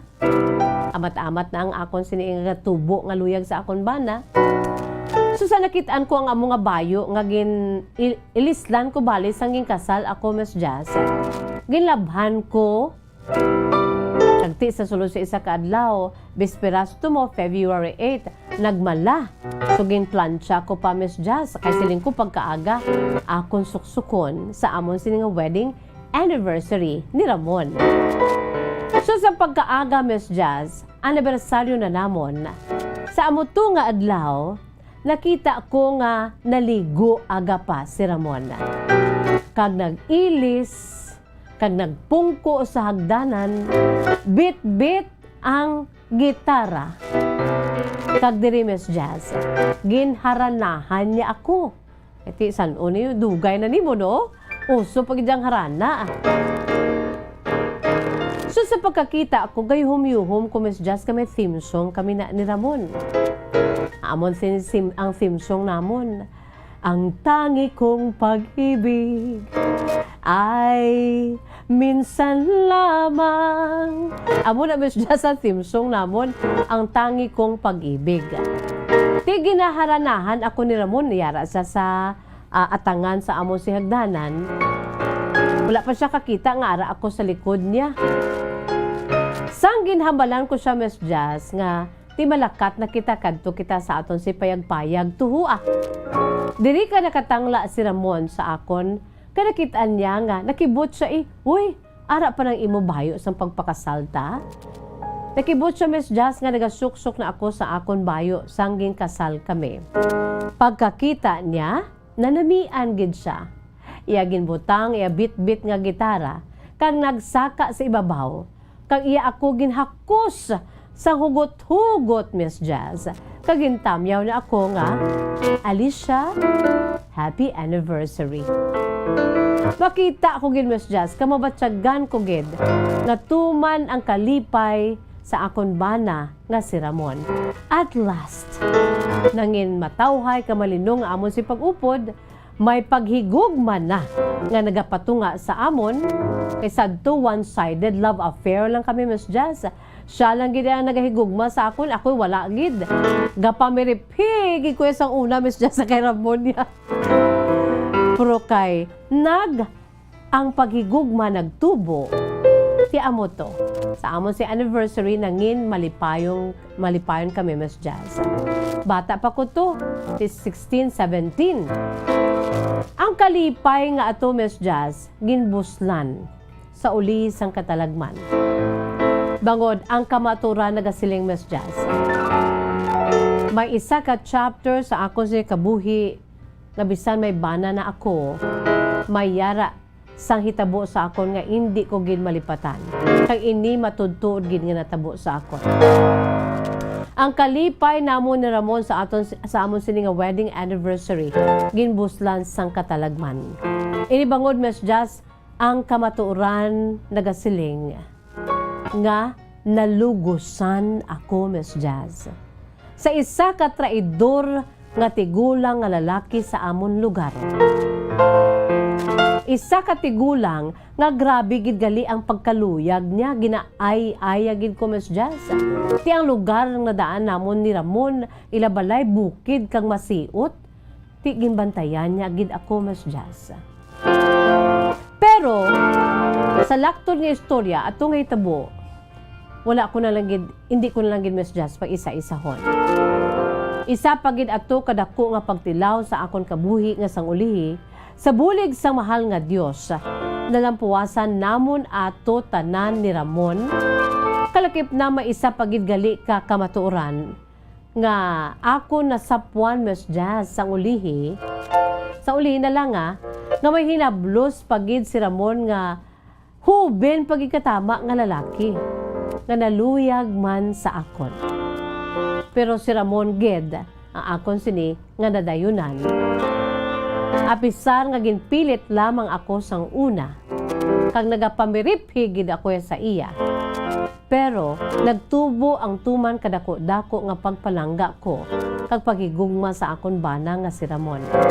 Bangod kay palangga niya man ako katama Miss Jazz, nga bisan may plano siya nga magpakasal na lang, mangasawa na lang sa iban nga babae kay nihikap daw hindi siya makahikap sa akon. Pero wala gid siya tuman sa sini nga handom kay luya gid siya sa akon. Bangod sini Miss Jazz ginbalikan ko man Miss Jazz si Ramon sang ulihi sang matudtuod genuine nga paghigugma. Ya daw kaangay sa bato ko nga tagipusoon sadto. At least ang ulihi nangin mahumok kanatun-an gid man nakon nga palanggaon ang akon bana nga si Ramon. Miss Jazz, sang ulihi napatay si Ramon. Grabe gid ang akon siniiya nga talangison kay ti gusto ko pa nga maupod ang bana ko ka mapabatsyag sa iya ang akon sini nga pagpalangga. Pero ti isang uli napatay ang akon bana. Rason man Miss Jazz nga nakapamana ako sa ikaduha. Amo na ini si Nestor, nga lain naman nga chapter sa akon kabuhi. Miss Jazz, amo ini ang parte sa akon kabuhi nga hindi ko ginmalipatan. Kag sa karon nga 10 taon na ako, kag hindi na gid ako makakita ang kalingawan ko, amo na lamang ang magpamati sa Bombo Radyo. Ang akon sini nga radyo, gaunay na yung radyo namon Miss Jazz sa Bombo Radyo. Wala na naialiso-liso, no? Kag kada Domingo Miss Jazz, nagapamati man ako sa Bombo Harana nga programa. Kag diri ko nabatian na may nag-request kay Bombo Daniel sa ambahanon ang tangi kong pag-ibig. Kag kada makabati ako Miss Jazz samtang nga naga paurok-urok pamati sang Bombo Harana, nagahilibion ako Miss Jazz. Nagatulo ang ako sin nga luha. Bangod amo ini ang masami nga ginakanta kag ginaharana sa ako ni Ramon sang ako si una nga bana, ang tangi kong pag-ibig. Samtang mabatian ko man ang bahanon nga ginatiguluhan love story sa Bombo Harana, nga amo naman ang amon theme song sa ikaduha ko nga bana nga si Nestor. Well, Miss Jazz, amo ini ang hindi ko malipatan nga inagyan sa akon kabuhi. Ang akon sini nga love story, Historia de un Amor. Binagid ang inagyan ko sa akong duha ka mga bana, labanagid sa first husband ko, nga si Ramon. Miss Jazz, tubtum lamang din akon si pagsaysay, madawag nga salamat. Sa imo, Miss Jazz, kagkabay pa, ang mabasahan mo ang akon sini nga sulat. Akon gid paghulaton, ang imo pagbasa sa akon nga sulat. Ang tagpadala, si Lola Alicia Caro, sang Silay City. Amo yan mga kabombo ang pagkompleto na naton sa kasaysayan, no? Sa aton sininga letter sender, si Lola Mrs. Alicia Caro, sang Barangay Lantad, Silay City.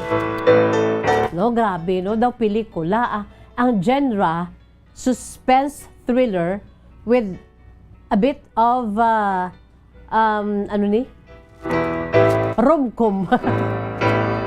Romantic comedy, mga kabombo. No? Baw ka nami man sang kada man of her life, may theme song mo.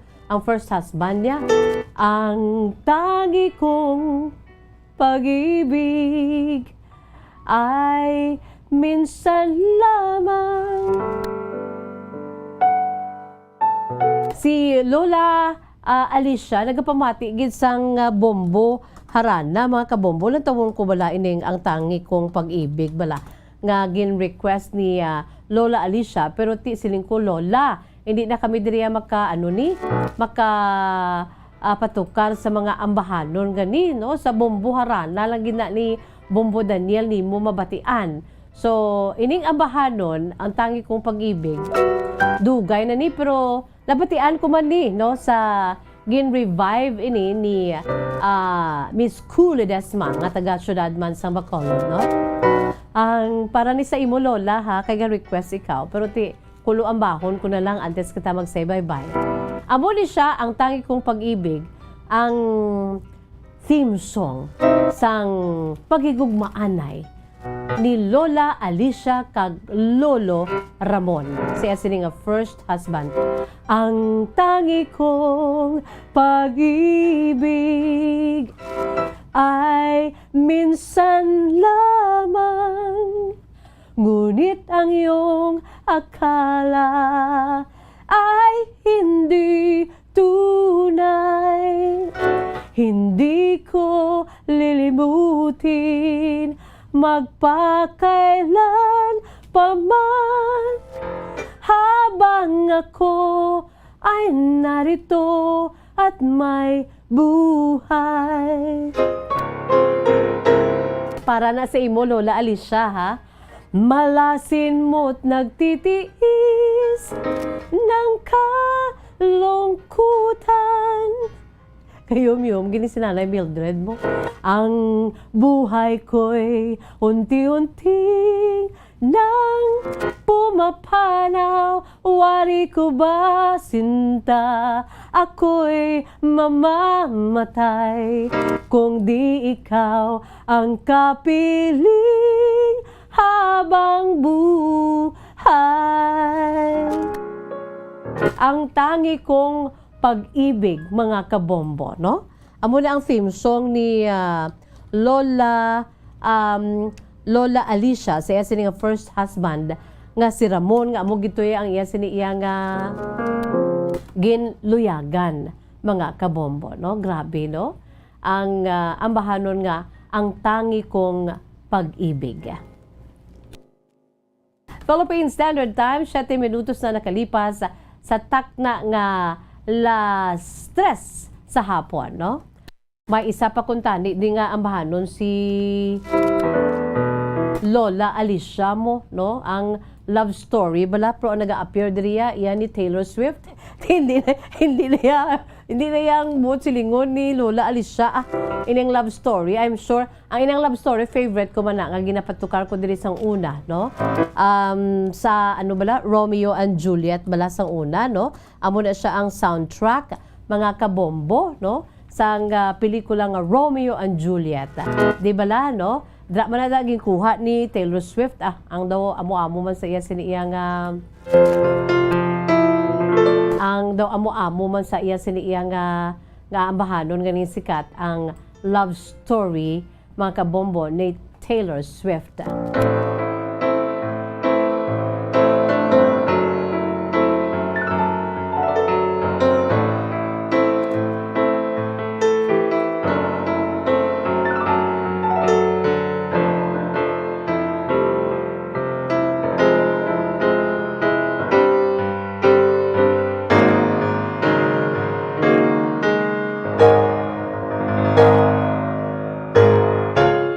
Gani Bombo Anthony man as Bombo Anthony, Bombo Michael ang love story bala. Okay.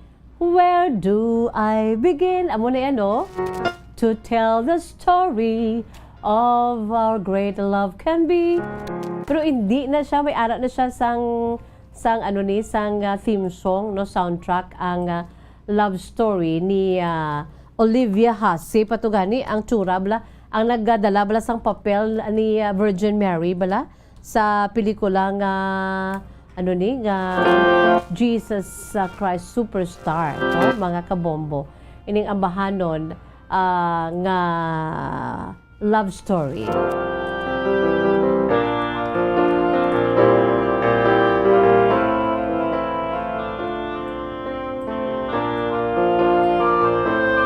Dumduman ko pa na ang pelikula ng 1968, pero makitaan ta pa na sa mga old bala nga mga pelikula, mga kabombo, no? Ang love story. Ate, sige, sakay ginaano ko tani ang lyrics ang love story mo kay nami niyaw kay ang ginatuwag nga ang tangi kong pag-ibig ti ara dayon. Ang love story, gina-research ko daw kabudlay pa ang istorya bala ni Romeo and Juliet. When the two young members of feuding families meet, forbidden love ensues. The love story of Romeo Montague and Juliet Capulet. Wow. Yan na ni Shakespeare, no? So sa kay Lola Alicia, Lola, salamat gid ha. From the bottom of my heart, thank you so much. So sa imo siniya nga pagpaambit diri, damo gid sa mga nag-enjoy man no, sa aton siniya nga mga pinalangga nga mga tagpalamati sa aton si Masuki. Ang okay, amo ni siya ang A Time for Us, no? A time for us, someday will be. Amo na siya gali ang love, ang soundtrack ni Romeo and Juliet, no, nga A Time for Us. So salamat gid sa imo Lola Alicia Caro, kung mayara man kamo sa mga kasaysayan kaangay sini, pwede nyo gid ipadala, no?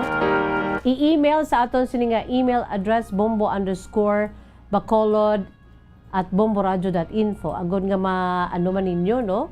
Mapadalaman ninyo ang inyo siniiya nga mga kasaysayan kag makuan man naton sa leksyon kag inspirasyon kag magkahulo-unwind kita mga kabombo, ano?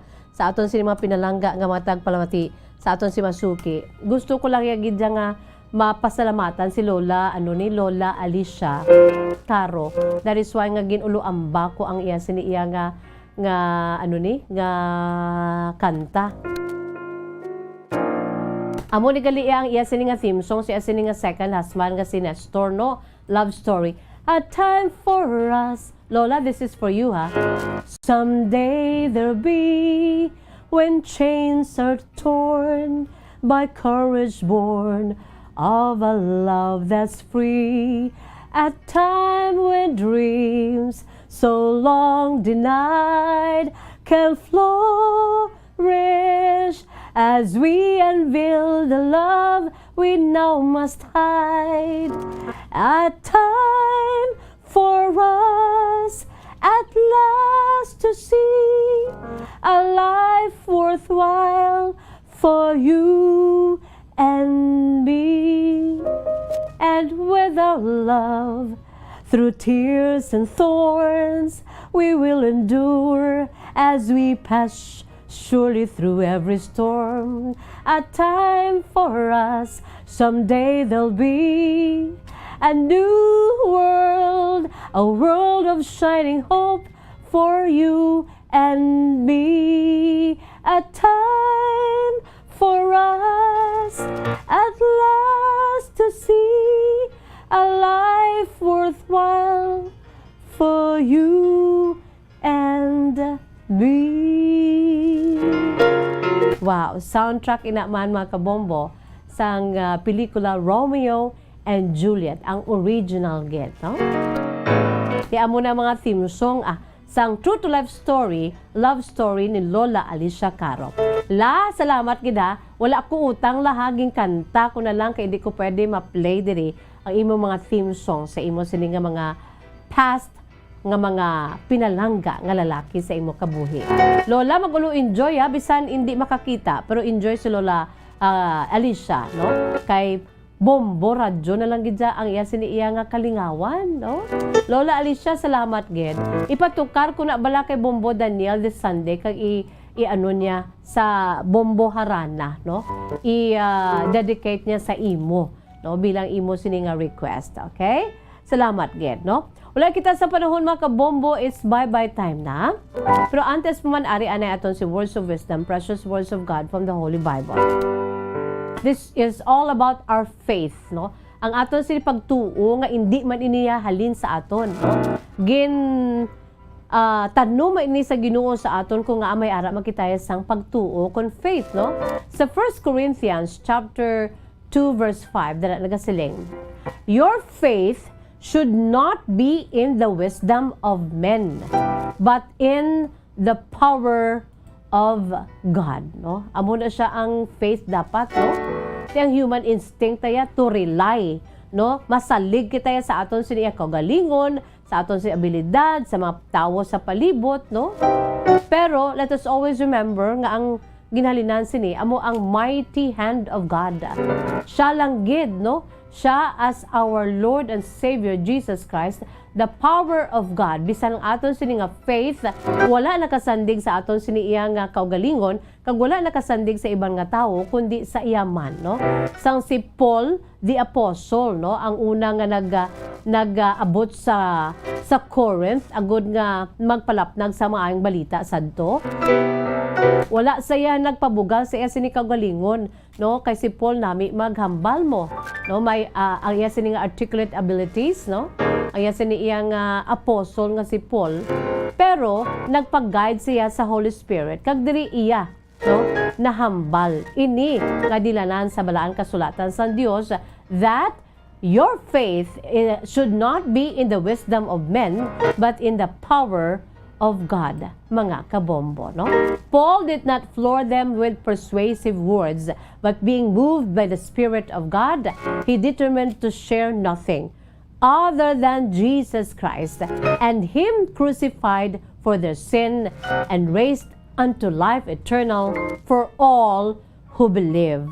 So ang aton sini nga faith, ang ginsuguran sini tanan nagikan sa aton sini mahal nga makaako. It's bye-bye time na mga kabombo. Inisagapon ninyo alaga sa kanginan, Bombo Jazz, De Jesus Madrigal. Si Miss Jazz para lamang sa inyo, God bless us all.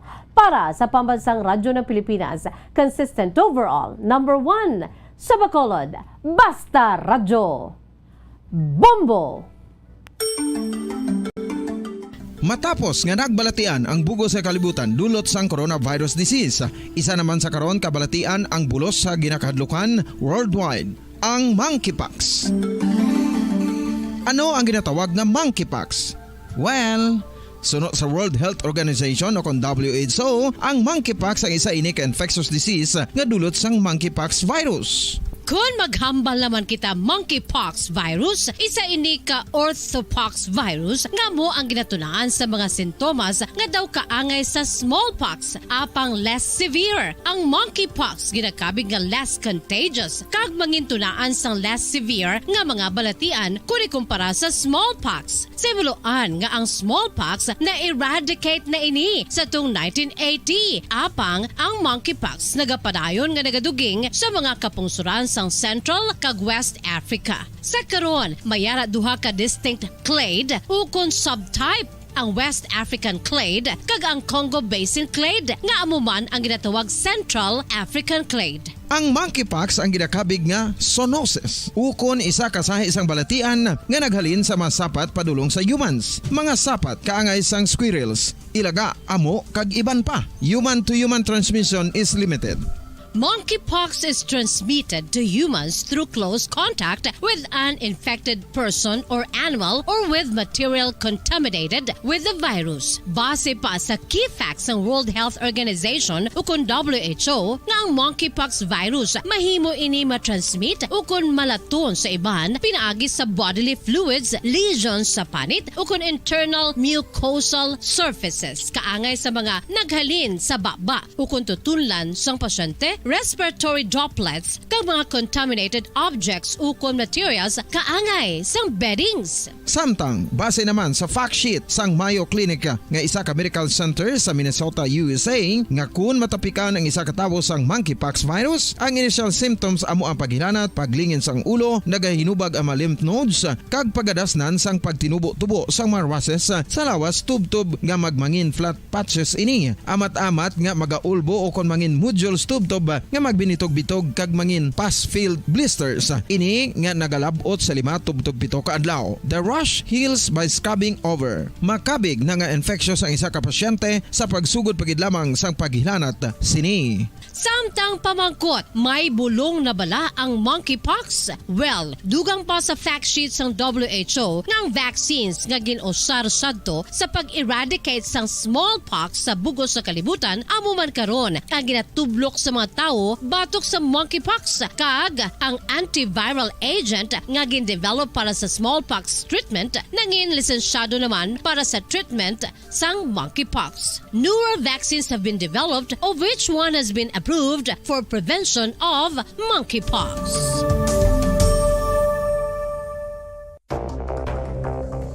Ano ang dengue hemorrhagic fever? Ang dengue hemorrhagic fever isa kabalatian halin sa virus nga nagalaton paagi sa kagat sang babayi nga lamok nga ginatawag Aedes aegypti kag Aedes albopictus. Ini nga lamok nagakabuhi sa sudod kagwa sa palibot sang balay, nagaistar sa matinlo kag wala nagailig nga tubig kag nagapangagat sa adlaw, humalin sa kaagahon, tubtob sa kahaponanon. Paano makaangkon sang dengue ang isa ka tawo? Kung ikaw ang makagat sang lamok nga nakasuyop sang dugo sang pasyente nga may dengue. Kung ikaw ang makagat sang lamok nga halin sa pagkaitlog may dala nga virus. Ano ang mga palatandaan o kung sintomas sang dengue? Hinali nga hilanat nga nagadugay sang duha, tubtob 7 ka adlaw, bleeding o kung pagdugo sang ilong, panit o kung baba, kag pagsuka o kung paghigko nga may dugo, sakit sang ulo, pagpalangluya, pagdula sang gana sa pagkaon, sakit sa tiyan kag pagpalanakit sang tutunan, pagpalamula, rashes, shock, pagpalangyami, pagpalamugnaw, pagpalanglapsi, pagpalangitom, pagdasig apang mahina nga pulso, pagkalipong, pagsalasala ukon delirium.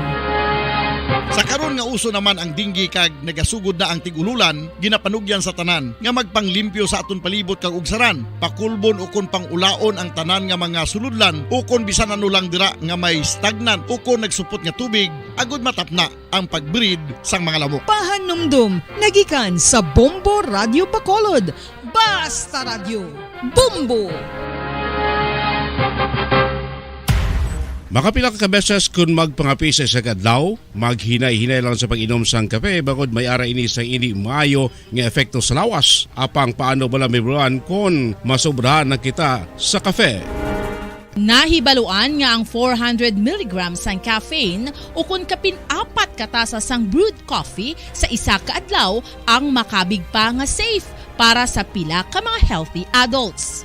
Apang dapat naman ini nga haganaganon kung makabatyag na sa mga sintomas nga nagapahibalo nga nasubrahan ka na sa kape. Ini ang ginalakipan sang pagsakit sang ulo, hindi makatulog, anxiety, kag masami nga ginanerbiyos, kalakip na ang paglingin sang ulo, pagka-iritable, masami nga pagpangihi, pagpalangurog sang unod, kag pagdasig sang kuba-kuba sang dughan. Gani mga kabombo, hagan-hagan lang sa kape. Pamangkot, sino sa inyo ang may tanom nga saging nga saba sa inyo balay o kun uma? Kagaangay sang halos kalabanan, paborito man bala ninyo ang saba nga saging? Nga wala labot pwede makaon kon fresh, luto o kon bisan hilaw, pinaagi sa pagtanok sini. Paborito ini naton nga snacks kun himuon nga banana Q, banana chips, crisp banana fritters o kun turon, namit man ini prituhon, plus ginahimo man ini bilang ketchup, banana ketchup. Kag ang luto nga saba, ginalunod ini sa mga potahe kaangay sang pochero. Yum yum. Well, sa mga utod naton dira nga hindi kumpleto ang ila adlaw kung hindi makakaon sang luto nga saging nga saba, good news! Bangod tuman kadamo gali ang makuha naton nga benepisyo sa pagkaon sang saba nga saging. Ang saging nga saba ang mahimo matawag Cardava banana. Gina-classify ini botanically bilang Musa acuminata ex balbisiana, isa ini ka hybrid cultivar nga native diri sa Pilipinas. Ginatawag man ang saba bilang praying hands, bangod daw kaangay sang mga kamot nga nagapangamuyo ang kortes ni. Iyari ang pila ka mga surprising health benefits nga mahatag sang saba nga saging. Number 1, manggaranon sa potassium ang saging nga saba nga kinahanglan sa aton lawas para sa pag-function sa mga nerve cells kag muscle cells. Kalakip na diri ang aton nga korason. Mas sa minaton mabatian nga kung daw malupog ang isa ka tawo, magud nagapalang luya ang iyang nga mga tiil kag tuhod, ginapakaon ini sang saba nga luto. Ang Cardava banana naghatag man ini sang mineral nga importante sa pag-regulate sa aton blood pressure, fluid balance kag makapaayo man sa aton nerve and muscle function. Uy, agud nga mapaiway ang pagbatsyag sang muscle cramps kada tapos exercise, magkaon sang saging nga saba to avoid cramps. Manggaranon man ang saging sang vitamin C kag B6. Kalakip na ang magnesium, potassium kag magnesium rich nga saba banana makabulig sa aton lawas to regulate healthy heart rate besides lowering blood pressure. Ang isa ka tawo nga palakaon sang saba nga saging naganubo ang risgo nga magkabalatian sa korason.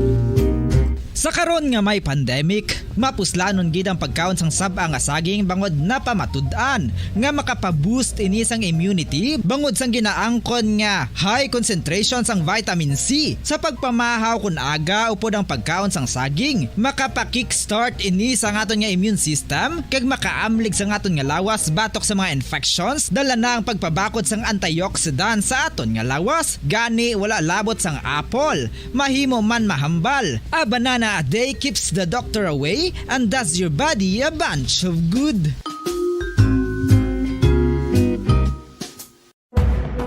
Madamos ang sahi sa pagpamasahe kag isa na diri ang foot massage. Magluwas sa relaxing feeling nga mahatag sini, nakaibalo bala kamo. Nga madamo man ini sa benepisyo sa lawas. Ang Ang pagmasahe sang tiil ang maka-improve sang blood circulation. Bangod nagabulig ini sa pagtransport sang oxygen sa cells sang lawas. Nagapromote man ini sang mas maayo nga tulog, kag ginabulong ang sakit sa ulo, migraine, sakit sa liog kag likod. Nagapa-improve man ini sang modo kag nagabulig bato sa depresyon. Magluwas diri, ginapabilin sini nga healthy ang tiil kag malayo sa food problems. Bangod ginastimulate sini ang mga ugat diri kag ginabuhinan ang stiffness kag sakit sa dapa-dapa. Gani mga kabombo, maayo gid sa lawas ang foot massage.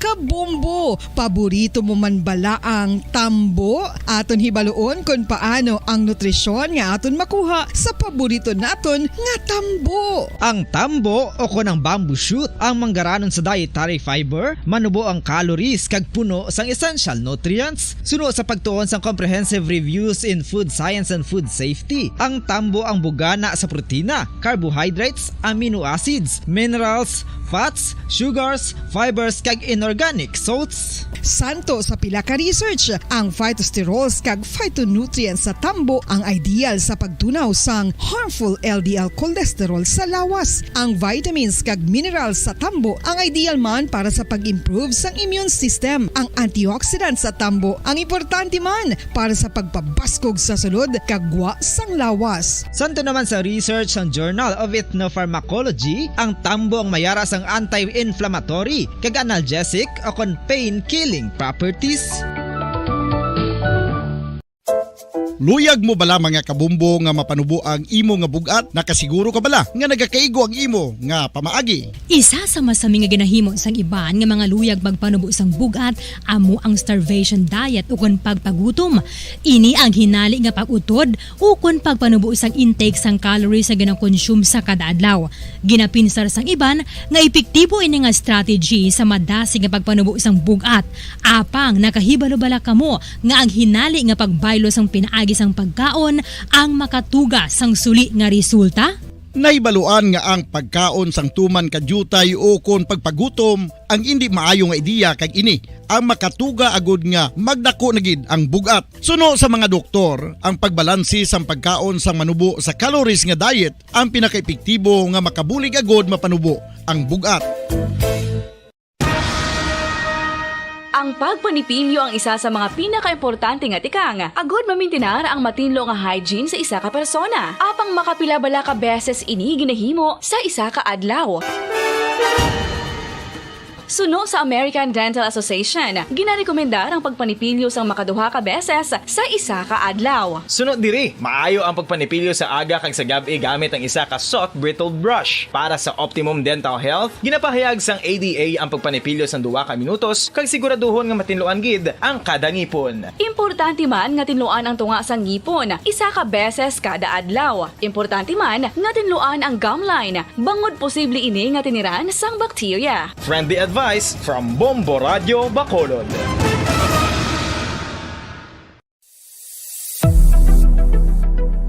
Nakahibalo bala kamo kung nga ginatawag bilang miracle liquid ang gata sang lubi? Well, ini bangod nga madamo sang mahatag nga amazing benefits sa ang coconut milk sa aton nga lawas. Suno sa pagtuon sa mga dermatologist, ilabi na gid sa kay Dr. Rahul Nagar sang Max Healthcare Institute Limited, isa ka hospital chain nga nabase sa New Delhi, India, nga napamatud-ana nga may amazing benefits ang coconut milk sa aton buhok, guya kag panit. Ang gata sang lubi manggaranon sa vitamin C, E, B1, B3, B5 kag B6 kalakip ng iron, selenium, sodium, calcium, magnesium kag phosphorus. Coconut milk also contains good concentration of lauric acid, isa ka medium chain fatty acid nga nag-convert sa monolarin sa aton lawas. Ang monolarin isa naman ka compound nga nagaangkon sang antiviral kag antibacterial properties. Kaangay sa pagpati ka ginahimo sa aton nga katigulangan, ilabirigid sang aton mga lola. Napamatudaan man sa research nga may maayo nga madulot ang pagnusnos o kon pagmasad sang aton scalp kag buhok sa ulo gamit ang gata sang lubi. Ini bangod nga nagapa-restore sang pagka-dry, brittle kag pagka-damage sang aton buhok kaangay sang split ends. Ang coconut milk ang may ginaangkon nga excellent moisturizing properties nga makadulot sang good nourishing effect. Uy, makabulig man patubo sang buhok ang gata sang lubi. lubi bangod sa mga essential nutrients sa pag-angkon sang healthy, shiny hair. Ginpanugyan nga mag-apply sang homemade coconut milk sa aton buhok. I-gentle massage ini sa sulod sang 3 to 5 ka minutos kag padasunan sa pagbutang sang hot towel. Pagkatapos sang 20 minutos, shampoohan ini.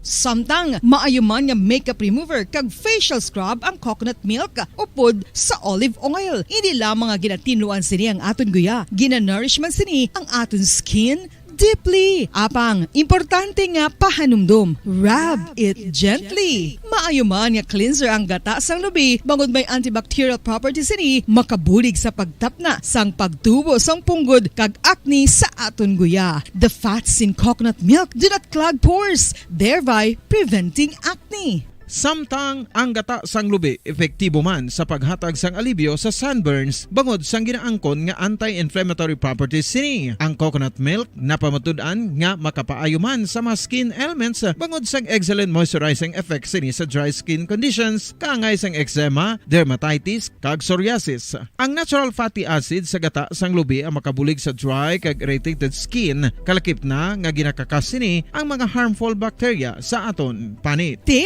Ano pa ang ginahulat nyo? Maggamit na sang homemade nga coconut milk for it really works wonders.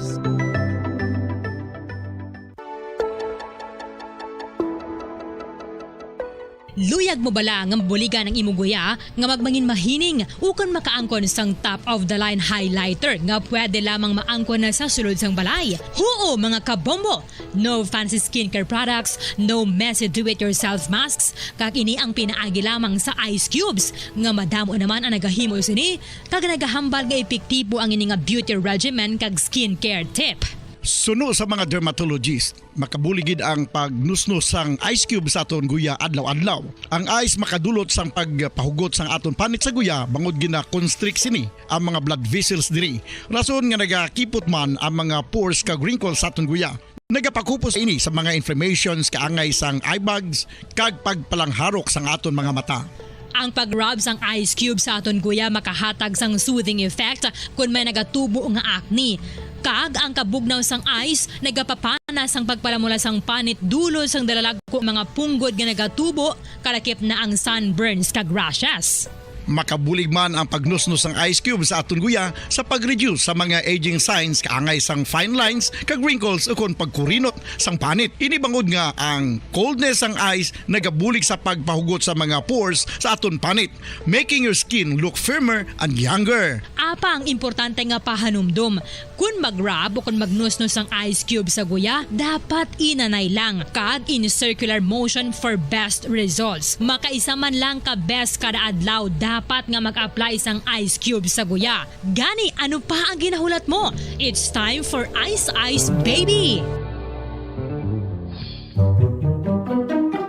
Magluwas sa baboy, baka kag manok, may isa ka karne nga sara nga mahimo alternatibo nga iserbe sa lamesa sa mga Pinoy kag ini ang rabbit meat o kon karne sang koneho. Suno sa pagtuon, mas matinlo ini kag mas healthy kung ikumparar sa iban nga karne sang sapat. Ang rabbit meat ang sara nga lutuon sa pamaagi nga naanda na sang kadamaan, kaangay sang adobo, lumpia Shanghai kag lechon. Apang ano bala ang mga benepisyo sini sa ikaayong lawas? Ini ang mayaras ang mataas nga porsyento sang easily digestible protein kag nagaunod sang jutay nga fat kung ikumparar sa iban nga sahi sang karne. Nagaunod man ini sang jutay nga calorie value sa iban kag almost cholesterol free ini. Gani makabig siya nga heart patient friendly. Mas jutay man ang sodium content sa rabbit meat, samtang mas madamo naman ang calcium kag phosphorus content sini.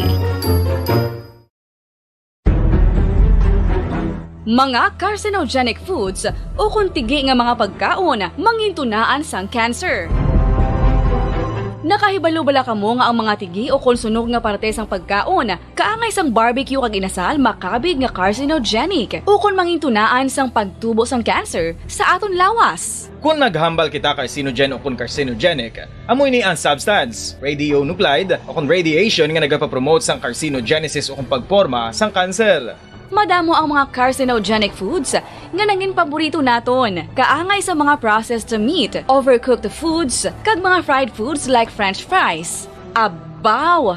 Ang paborito ta nga pork barbecue kag chicken inasal. Nga gina-request tagid nga well done ang pagluto o kung ginapatigi-tigi tagid. Makabig nga carcinogenic, processed meat, overcooked foods, and fried foods may increase risk of some types of cancer. Ang mga chemical nga ginausal sa processed kag cured meat, kaangay sang nitrates nga isa ka food preservatives para sa bacon, subong man sausages kag ham, mahimo makaproduce man sang carcinogens. Wala labot sa mga carcinogenic foods, mayara man nga ginatawag non-radioactive carcinogens nga mangintunaan man sang cancer. Kaangay sang paghaklo naton sang asbestos kag aso sang sigarilyo. Gani, likawan gid ang pagkaon sang batok o kon sunog nga pagkaon. Sa tuman ka kapoy, pag-abot sa balay, kung kaisa nagkakatulugan na lang ang isa ka persona. Apang sa babayi antes magdulog, may mga ritual pa nga dapat himuon kaya nga isang paghukas sang makeup. Ano ini ka importante? Ang pagkakas sang makeup kag pagpanghilam o sang guya antes magtulog ang maayo para sa panit bangod ginakakas sini ang mga cosmetics, impurities kag higko sa surface ng skin nga makatugas ang iritasyon o kung pagpadasig sang pagtigulang sini kung hindi mahimo. Ginabuhinan man sini ang risgo sa pagdevelop sang pimples, pagpula sang guya, blackheads kay iban pa nga size sang blemishes. Naga-promote man ini sang cellular renewal paagi sa paghukas sang dead skin. Importante ang paghukas ang makeup bangod ginapahanugutan sini ang panit nga makaginhawa. Ano ang masaming nga rason sang pagsakit sang aton tiyan? Ang pagsakit sang aton tiyan, ang bangod sa sahi sang pagkaon nga aton masami ginakaon. Suno sa oncologist nga si Dr. Isaac David Ampil II, ang masami nga pagsakit sang tiyan ang bangod sa hyperacidity. Suno diri, ang pagsaka sang acid ang nagatuga sang pagsakit sang tiyan. Ini ang ginatumod nga sinisikmura o kung stomach ache. Ang usual nga ginatunaan sini amo ang pagkaon sa mga pagkaon nga mataas sa acid content. Kaangay sang citrus fruits, kag labaw sa tanan, ang spicy food. Ang iban nga sources amo ang alcohol, coffee, kag masami ang pagpagutom. Ang stomach pain, ang bangod man kung kaisa sa ulcer kung sa diin ginadigest sang acids ang lining sang stomach. Apang agud masiguro ang gintunaan sang stomach pain, mas maayo nga magpakonsulta sa doktor.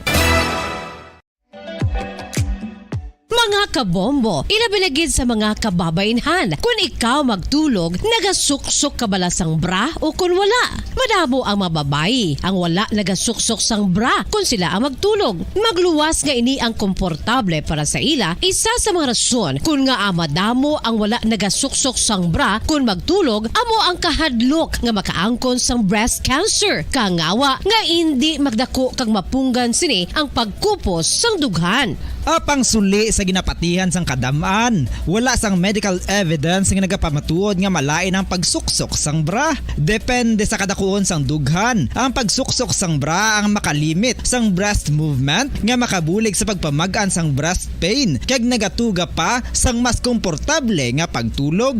Bangod wala sang major benefits ang pagsuksok sang bra samtang nagakatulog, wala man ini sang major negative nga konsekwensya. Ang importante, matinlo kag masami ini nga ginalabhan agon nga malikawan ng mga skin issue tugasang balhas kag bacteria.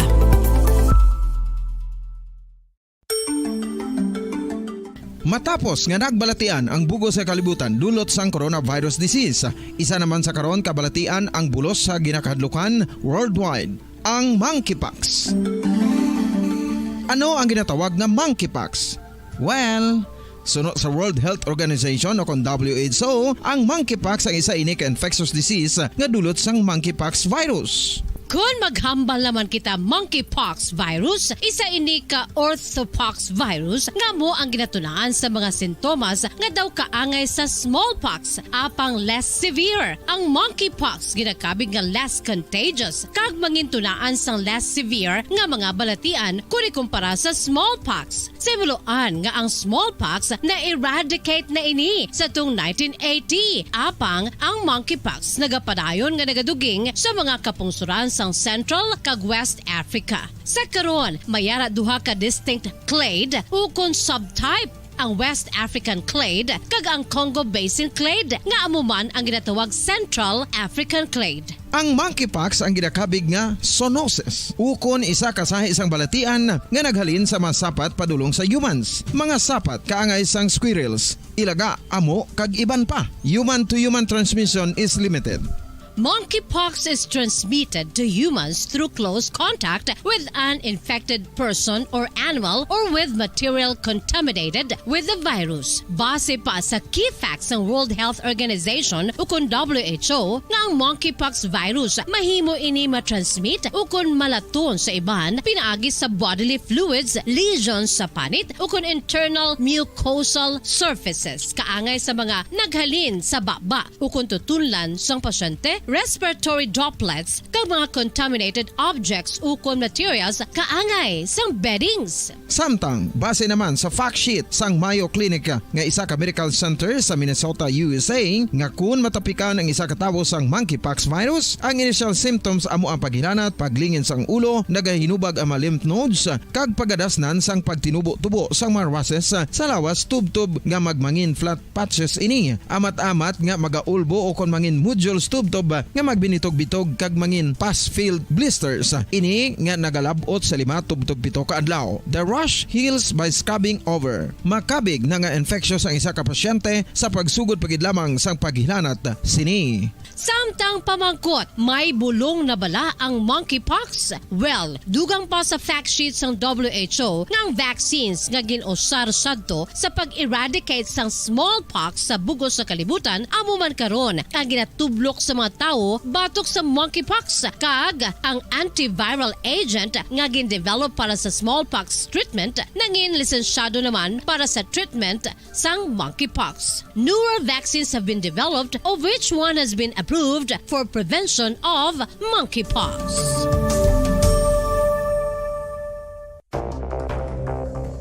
Ano ang dengue hemorrhagic fever? Ang dengue hemorrhagic fever isa ka balatian halin sa virus nga nagalaton paagi sa kagat sang babayi nga lamok nga ginatawag Aedes aegypti kag Aedes albopictus. Ini nga lamok nagakabuhi sa sudod kagwa sa palibot sang balay, nagaistar sa matinlo kag wala nagailig nga tubig kag nagapangagat sa adlaw, humalin sa kaagahon, tubtob sa kahaponanon.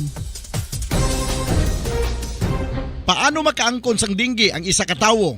Kung ikaw ang makagat sang lamok nga nakasuyop sang dugo sang pasyente nga may dengue. Kung ikaw ang makagat sang lamok nga halin sa pagkaitlog may dala nga virus.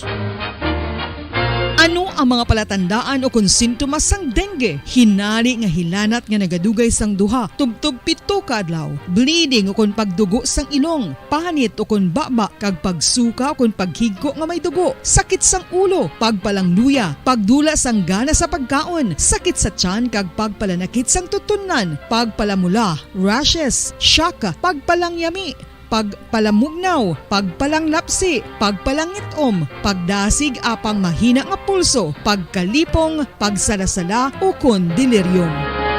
Sa karon nga uso naman ang dengue kag nagasugod na ang tigululan, ginapanugyan sa tanan nga magpanglimpyo sa aton palibot kag ugsaran, pakulbon o kon pangulaon ang tanan nga mga suludlan o kon bisan ano lang dira nga may stagnant o kon nagsupot nga tubig, agud matapna ang pagbreed sang mga lamok. Pahanumdum, nagikan sa Bombo Radio Bacolod. Basta Radio, Bombo! Makapila ka beses kung magpangapi sa isa kadlaw, maghinay-hinay lang sa pag-inom sang kape bakod may ara ini sang hindi maayo nga epekto sa lawas. Apang paano bala may buruan kung masobrahan na kita sa kape. Nahibaluan nga ang 400 mg sang caffeine o kung kapin-4 katasa sang brewed coffee sa isa ka adlaw ang makabig pa nga safe para sa pila ka mga healthy adults. Apang, dapat naman ini nga haganaganon kung makabatyag na sa mga sintomas nga nagapahibalo nga nasubrahan ka na sa kape. Ini ang ginalakipan sang pagsakit sang ulo, hindi makatulog, anxiety, kag masami nga ginanerbiyos, kalakip na ang paglingin sang ulo, pagka-irritable, masami nga pagpangihi, pagpalangurog sang unod, kag pagdasig sang kuba-kuba sang dughan. Gani mga kabombo, hagan-hagan lang sa kape. Pamangkot, sino sa inyo ang may tanom nga saging nga sab-a sa inyo balay o kun uma? Kagkaangay sang halos kalabanan, paborito man bala ninyo ang sab-a nga saging? Nga wala labot pwede makaon kon fresh, luto o kon bisan hilaw, pinaagi sa pagtanok suni. Paborito ini naton nga snacks kun himuon nga banana Q, banana chips, crisp banana fritters o kun turon, namit man ini prituhon, plus ginahimo man ini bilang ketchup, banana ketchup. Kag ang luto nga sab-a, ginalunod ini sa mga potahe kaangay sang pochero. Yum yum. Well, sa mga utod naton dira nga hindi kumpleto ang ila adlaw kung hindi makakaon sang luto nga saging nga sab-a, good news! Bangod tuman kadamo gali ang makuha naton nga benepisyo sa pagkaon sang sab-a nga saging. Ang saging nga sab-a ang mahimo matawag Cardava banana. Gina-classify ini botanically bilang Musa acuminata ex balbisiana, isa ini ka hybrid cultivar nga native diri sa Pilipinas. Ginatawag man ang sab-a bilang praying hands. Bangod daw kaangay sang mga kamot nga nagapangamuyo ang kortes ni. Yari ang pila ka mga surprising health benefits nga mahatag sang sab-a nga saging. Number 1, manggaranon sa potassium ang saging nga sab-a nga kinahanglan sa aton lawas para sa pag-function sa mga nerve cells kag muscle cells. Kalakip na diri ang aton nga korason. Mas sa minaton mabatian nga kun daw malupog ang isa ka tawo, bangod nagapalang luya ang iyang nga mga tiil kag tuhod, ginapakaon ini sang sab-a nga luto. Ang Cardava banana naghatag man ini sang mineral nga importante sa pag-regulate sa aton blood pressure, fluid balance kag makapaayo man sa aton nerve and muscle function. Uy, agud nga mapaiway ang pagbatsyag sang muscle cramps kada tapos exercise, magkaon sang saging nga saba to avoid cramps. Manggaranon man ang saging sang vitamin C kag B6. Kalakip na ang magnesium, potassium kag magnesium rich nga saba banana makabulig sa aton lawas to regulate healthy heart rate besides lowering blood pressure. Ang isa ka tawo nga palakaon sang sab-a nga saging naganubo ang risgo nga magkabalatian sa korason. Sa karon nga may pandemic, mapuslanon gid ang pagkaon sang sab-a nga saging bangod napamatud-an nga makapaboost ini sang immunity bangod sang ginaangkon nga high concentration sang vitamin C sa pagpamahaw kun aga upod ang pagkaon sang saging. Makapa-kickstart ini sang aton nga immune system kag makaamlig sang aton nga lawas batok sa mga infections, dala na ang pagpabakod sang antioxidant sa aton nga lawas. Gani wala labot sang apple, mahimo man mahambal. A banana a day keeps the doctor away and does your body a bunch of good.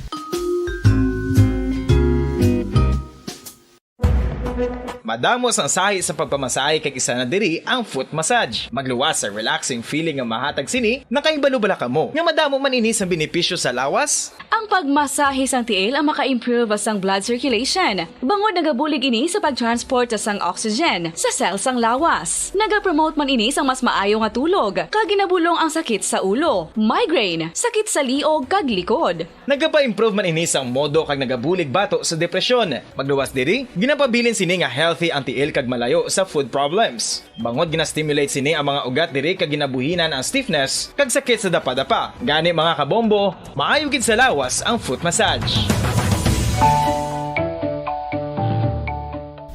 Kabombo, paborito mo man bala ang tambo? Aton hibaluon kung paano ang nutrisyon nga aton makuha sa paborito naton nga tambo. Ang tambo o kon ang bamboo shoot ang manggaranon sa dietary fiber, manubo ang calories kag puno sang essential nutrients. Suno sa pagtuon sang comprehensive reviews in food science and food safety, ang tambo ang bugana sa protina, carbohydrates, amino acids, minerals, fats, sugars, fibers kag inorganic salts. Santo sa pila ka research, ang phytosterols kag phytonutrients sa tambo ang ideal sa pagtunaw sang harmful LDL cholesterol sa lawas. Ang vitamins kag minerals sa tambo ang ideal man para sa pag-improve sang immune system. Ang antioxidants sa tambo ang importante man para sa pagpabaskog sa sulod kag gwa sang lawas. Santo naman sa research ng Journal of Ethnopharmacology, ang tambo ang mayara sang anti-inflammatory kag analgesic o kon pain-killing properties.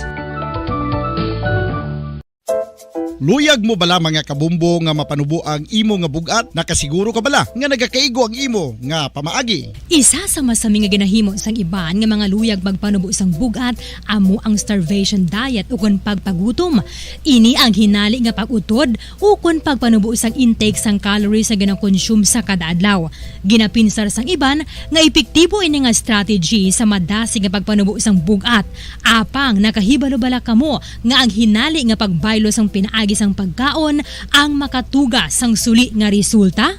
Naibaluan nga ang pagkaon sang tuman kadyutay o kon pagpagutom ang hindi maayo nga ideya kag ini ang makatuga agud nga magdako na gid ang bugat. Suno sa mga doktor, ang pagbalansi sang pagkaon sang manubo sa calories nga diet ang pinakaepektibo nga makabulig agud mapanubo ang bugat. Ang pagpanipilyo ang isa sa mga pinaka-importante nga tikang. Agod mamintinar ang matinlo nga hygiene sa isa ka persona. Apang makapila bala ka beses ini ginahimo sa isa ka adlaw. Suno sa American Dental Association, ginarekomendar ang pagpanipilyo sang makaduha ka beses sa isa ka adlaw. Sunod diri, maayo ang pagpanipilyo sa aga kag sa gabi gamit ang isa ka soft brittle brush. Para sa optimum dental health, ginapahayag sang ADA ang pagpanipilyo sang 2 ka minutos kag siguraduhon nga matinluan gid ang kada ngipon. Importante man nga tinluan ang tunga sang ngipon, isa ka beses kada adlaw. Importante man nga tinluan ang gum line, bangod posible ini nga tiniran sang bakterya. Friendly advice from Bombo Radio Bacolod.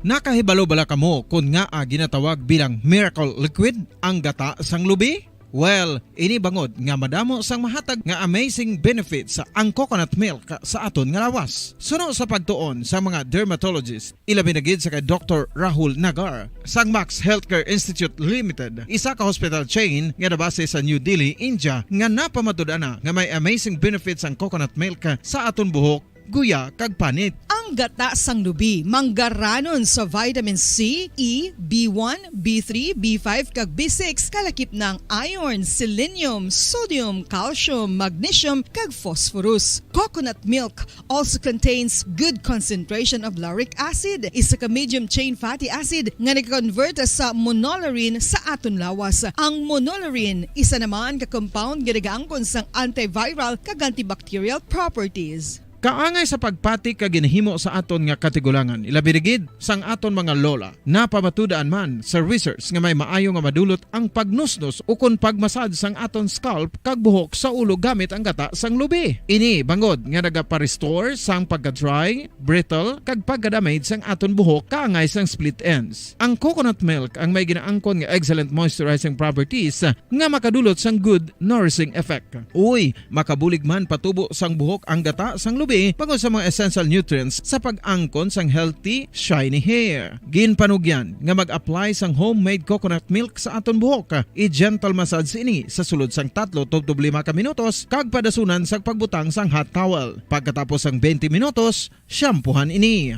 Samtang maayuman nga makeup remover kag facial scrub ang coconut milk upod sa olive oil. Hindi lamang nga ginatinluan sini ang aton guya, ginanourishman sini ang aton skin deeply. Apang, importante nga pahanumdum. Rub it gently. Maayuman nga cleanser ang gata sang lubi, bangod may antibacterial properties ini, makabulig sa pagtapna sang pagtubo sang punggod kag acne sa aton guya. The fats in coconut milk do not clog pores, thereby preventing acne. Samtang ang gata sang lubi epektibo man sa paghatag sang alibyo sa sunburns bangod sang ginaangkon nga anti-inflammatory properties sini. Ang coconut milk napamatud-an nga makapaayo man sa mga skin ailments bangod sang excellent moisturizing effect sini sa dry skin conditions kaangay sang eczema, dermatitis kag psoriasis. Ang natural fatty acid sa gata sang lubi ang makabulig sa dry kag irritated skin, kalakip na nga ginakakas sini ang mga harmful bacteria sa aton panit. Ano pa ang ginahulat nyo? Maggamit na sang homemade nga coconut milk for it really works wonders.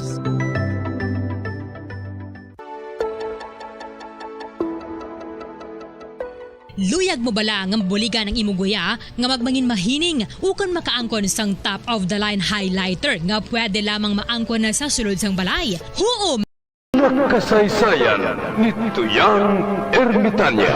Ako si Tuyang Ermitanya. Nagapuyo ako sa isa ka kuiba. Siling nila, aswang ako. Pero hindi ina matuod. Siling pagin sang iban, buang ako. Pero layo pagin ina sa batad. Ako, isa lang ka normal nga tinuga, nga maluyagon mag-isahanon, permi. Hindi ako maluyagon magtanaw sang TV. Wala ako siyang huyog sa sugal, amo man sa politika. Pero nagapamati gid ako sang mga balita, kag drama sang Bombo Radyo. Madamo man ako sang nahibalan nga istorya, kinaraan man ukon moderno. Kag kun maluyag ka mo mamati, kari ka mo, mag-istoryahanay kita.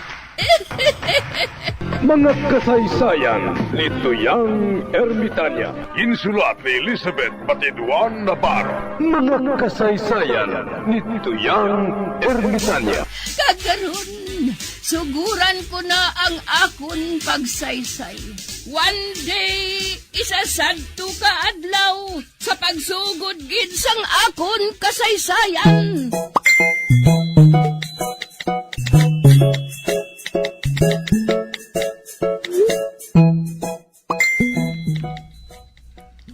Uy, Tagoy! Ano nang nagakabit man? Daw labot sa tuhod mo, haw.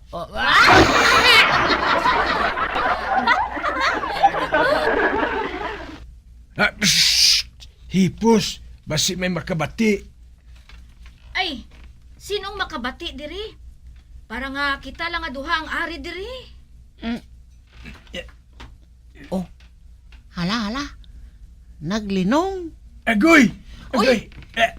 Virgin pagalit si Tagoy.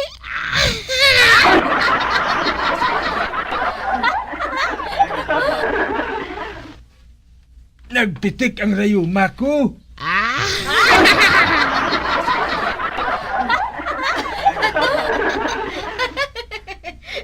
Ay, ambot na iya. Ay, sige pa, Tagoy. Hindi ka mag-unta. Kay do malibat na ako.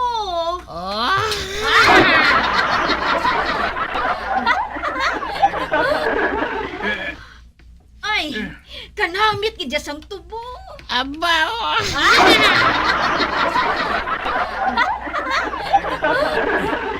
Uray, tandaan mo ha.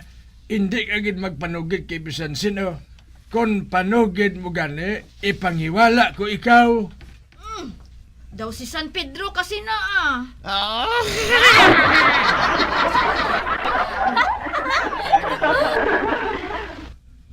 Ipanginwala mo gali ang pagpanukturook sang imo manok. Agoy!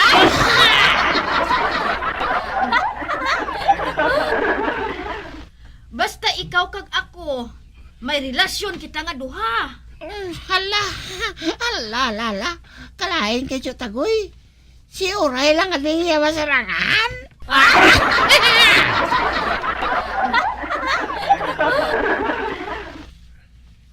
Basta, Uraya, kung ano man ang matabo, hindi ko gusto nga may makaibalo ha. Sa tion gani nga may makaibalo, hindi na ko magpakita sa imo. Ay, pangitaon ko ikaw, Tagoy. Tultulan gani sang hapon ang Pilipinas.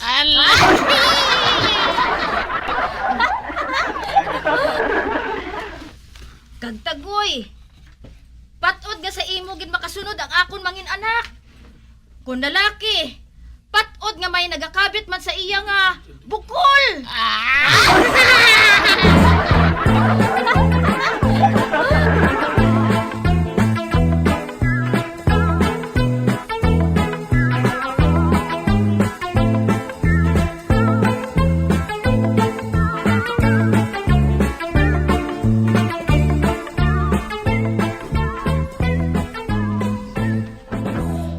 Mamati naman ko radyo Basi may matahom naman sa mga balita. Aber, gamiton ko naman ang akong chargeable nga radyo. Nga may LED light, flashlight, sticker sa mumbo radyo, kag wala malansang sa isa lang ka estasyon.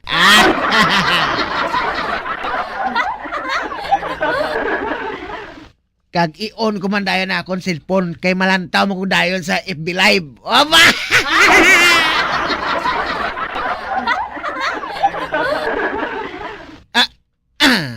Ag sa wala pa kita magkapadayon sa ato matahong nga drama, ari anang isa ka flash report. Halin sa ato mapisan ka gwapuhon nga field reporter. Si Encantadong Bugoy. Encantadong Bugoy, gamin. Roger Base, location sa mansyon ni Mayor. Ara naman siya kay Mayor. Kag nagakurbata naman sa gyapon. Aray! Ano nga ara dira, Encantadong Bugoy? Base, birthday ni Congressman. Kag bati ko, may pangatag siya kuno nga sublimintal. Development talk space, Basi kon stomach development. O ba? At hindi lang na, Base. Matag man siya sang iyang New Year's resolution, Do kadugay naman to nag New Year? Aba ba? Ano nga New Year's resolution? Diyon na kita subong. Amoged, aba.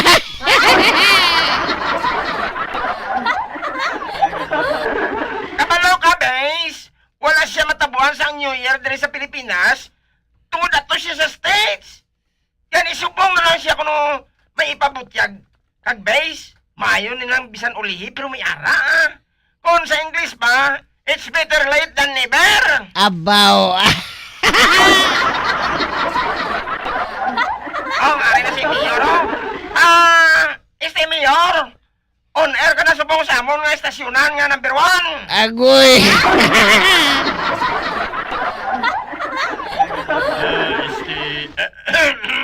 Uy, amo na ang Mayor?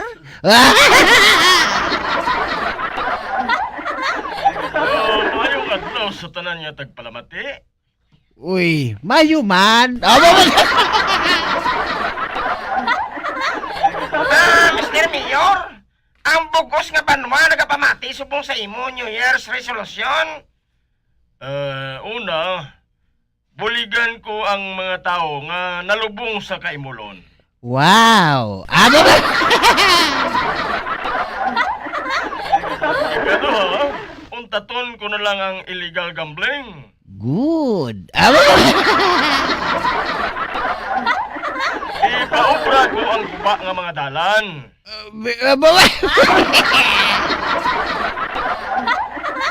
Tanang nga tagpalamati, palapit sa akon kay buligan ko. Ola!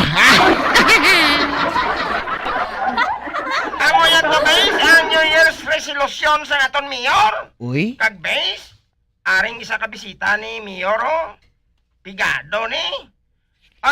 Choy, anong masiling mo sa pangako ni Mayor? Nangaging tawag mo ko nga, Choy. Nga maggulang ang pagani sa akon.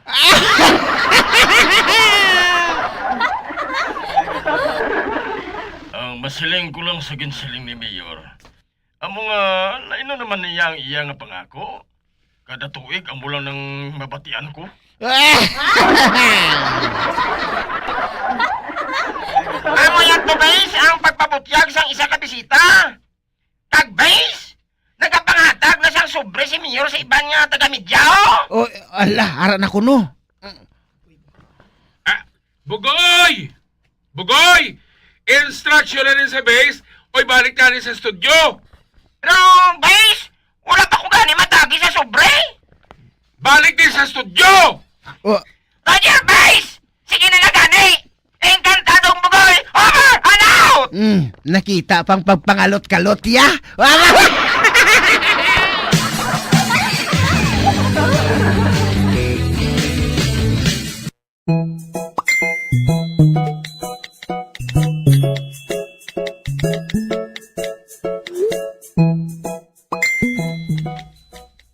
Kuya mangita damang. Damo di damang. Bibi. Malingling ko di sa bantaw. Ano to? Ito mga damang.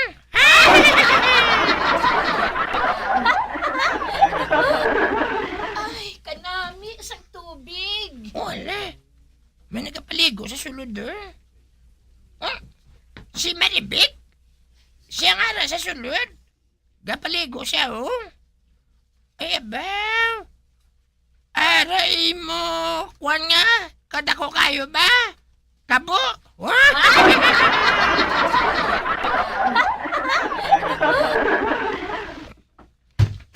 Hala. Nabukas. Ay! Filimon? Ikaw gali? Bik. Ako damang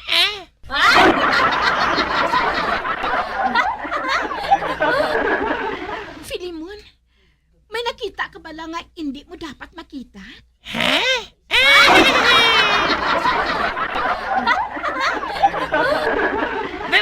Wala.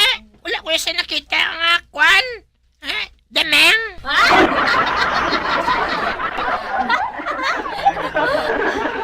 Dali bala dire, Filimon. Sa diin? Dire sa likod sang tanong.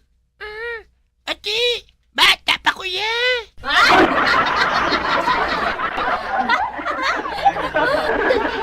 ka. May ihamba lang ako sa imo. Maayo gani kay bata ka pa. Mahapos ka nga tudluan.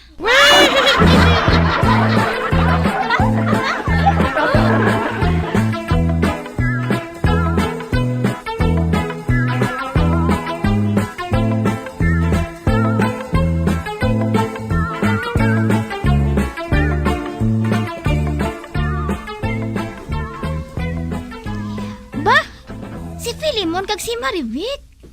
Nagapalipod sa may tanom kag nagahambalanay. Uy hala. Ano ay hanang ila ginahambalan man? Abi mamati ko mi. Amo lang na ha. Hindi mo gidya pagkalintan. Makasarang kagid ayhan? Hoy. Nakita ko man na kay tatay mo. Nga mo na ginay mo,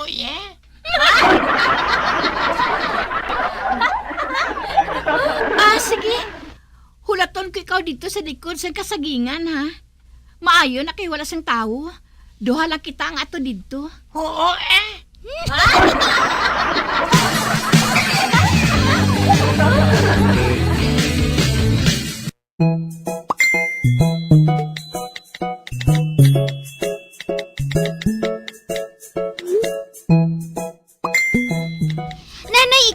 Nanay Ika! Nga api pa? Si Filimon! Ginsulay ni Eva, ayos ni Maribik gali.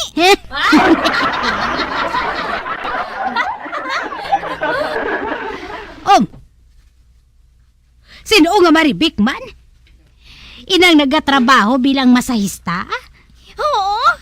Amo man ang nabatian ko. Mahimo sila kuno sang milagro. Nagdito sila kuno sa likod sang kasagingan. Si Filimon. Mapalupo kuno kay Maribik. Bisan pila pa kuno. Masarangan na ni Filimon.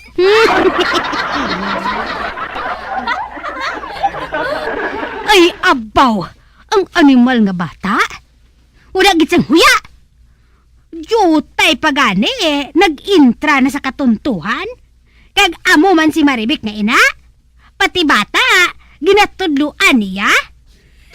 Makita gidi iakusar ko siya sang rape.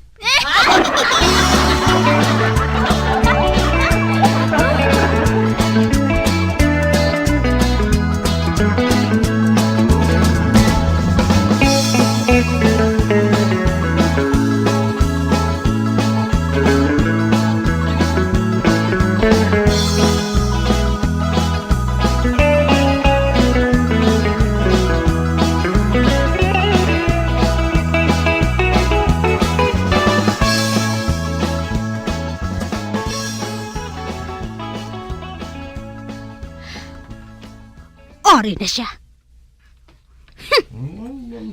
Ari na gid siya. Ang wala sang huya.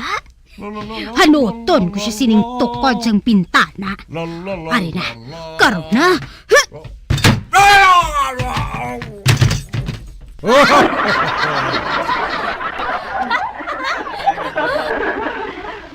Aragoy. Nagano-ano ka man mo ikaman? Nga ginlampusan mo ko sa tukod sa bintana? Kag nga hindi ko ikaw paglampusan. Kay ikaw, gid. Ikaw ang may sala. Sala mo, gid. Kung nga ang naglain ang bata mo. Ano nga sala? Sa pagpanguwa sang damang? Sa babaye.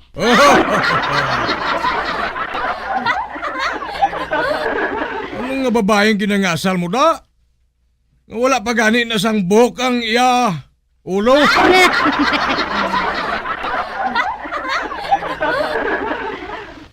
Ikaw gidyang dapat masulon si Nicolapo. Ginpasugtan mo siya nga magtanaw sang bomba. Kaya ato ho, manyak ng bata mo. Ay, about Diyos ko!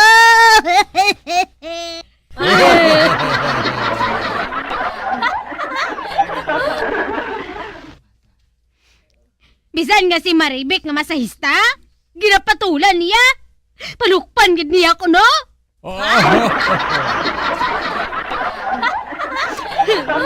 Ano? Den. Den ang animal nga ina. Kay ulo niyang palukpon ko.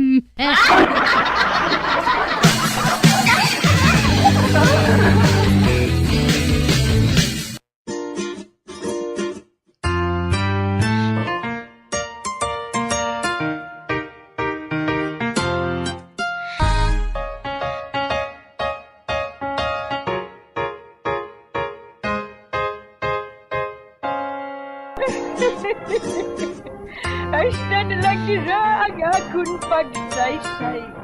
Kung buwan, makita ay naman kita. Mabuhay kita tanan. Mga kasaysayan ni Tuyang Ermitanya. Mga kasaysayan nga makalingaw sa inyo tanan, bata o kuntigulang. Mga kasaysayan ni Tuyang Ermitanya. Insulat ni Elizabeth Batiduan Navarro. Mga kasaysayan ni Tuyang Ermitanya. Bombo Radio Philippines. Patuloy na #1 sa drama. Fast sa Radio Bombo! Matapos nga nagbalatian ang bugo sa kalibutan dulot sang coronavirus disease, isa naman sa karon kabalatian ang bulos sa ginakahadlukan worldwide, ang monkeypox. Ano ang ginatawag na monkeypox?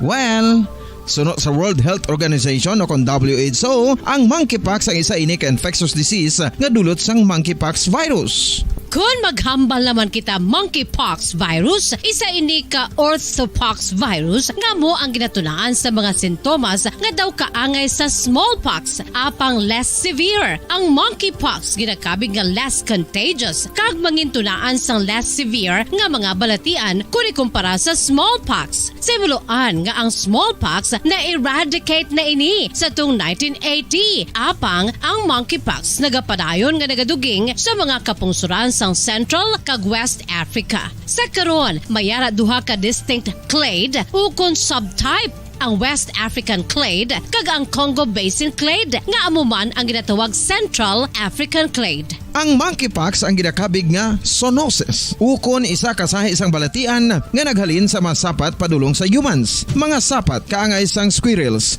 ilaga, amo kag iban pa. Human to human transmission is limited.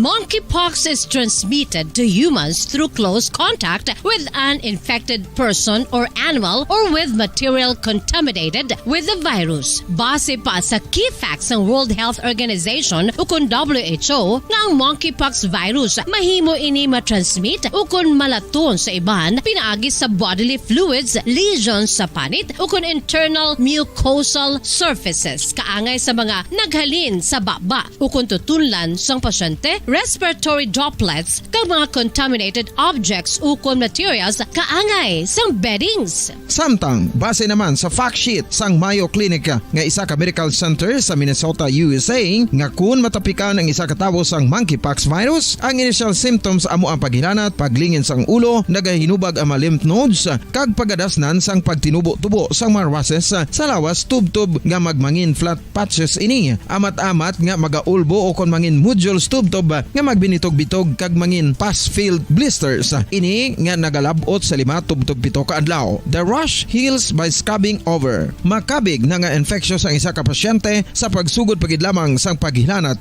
sini. Samtang pamangkot, may bulong na bala ang monkeypox? Well, dugang pa sa fact sheet sang WHO nga ang vaccines nga ginusar sadto sa pag-eradicate sang smallpox sa bugos sa kalibutan amo man karon ang ginatublok sa mga tao batok sa monkeypox kag ang antiviral agent nga gin-develop para sa smallpox treatment nangin lisensyado naman para sa treatment sang monkeypox. Newer vaccines have been developed of which one has been approved for prevention of monkeypox.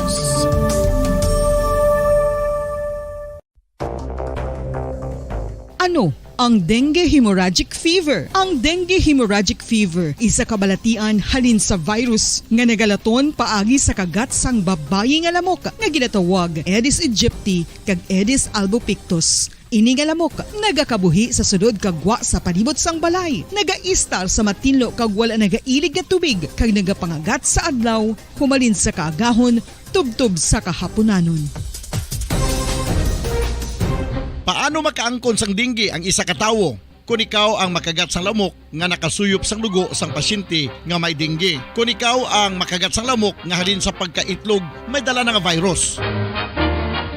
Ano ang mga palatandaan o kung sintomas sang dengue? Hinali nga hilanat nga nagadugay sang duha, tubtob 7 ka adlaw, bleeding o kung pagdugo sang ilong, panit o kung baba, kag pagsuka o kung paghigko nga may dugo, sakit sang ulo, pagpalangluya, pagdula sang gana sa pagkaon, sakit sa tiyan kag pagpalanakit sang tutunan, pagpalamula, rashes, shock, pagpalangyami, pagpalamugnaw, pagpalanglapsi, pagpalangitom, pagdasig apang mahina nga pulso, pagkalipong, pagsalasala o kun delirium.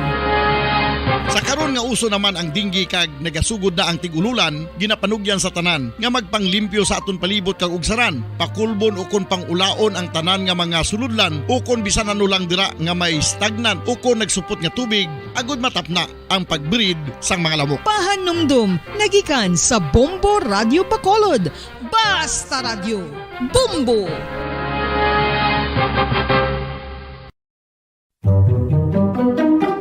Magluwas sa baboy, baka kag manok, may isa ka karne nga sara nga mahimo alternatibo nga iserbe sa lamesa sa mga Pinoy kag ini ang rabbit meat o kon karne sang kuneho. Suno sa pagtuon, mas matinlo ini kag mas healthy kung ikumparar sa iban nga karne sang sapat. Ang rabbit meat ang sara nga lutuon sa pamaagi nga naanda na sang kadamaan, kaangay sang adobo, lumpia Shanghai kag lechon. Apang ano bala ang mga benepisyo sini sa ikaayong lawas? Ini ang mayara sang mataas nga porsyento sang easily digestible protein kag nagaunod sang jutay nga fat kung ikumparar sa iban nga sahi sang karne. Nagaunod man ini sang jutay nga calorie value sang sa iban kag almost cholesterol free ini. Gani makabig siya nga heart patient friendly. Mas jutay man ang sodium content sa rabbit meat, samtang mas madamo naman ang calcium kag phosphorus content sini.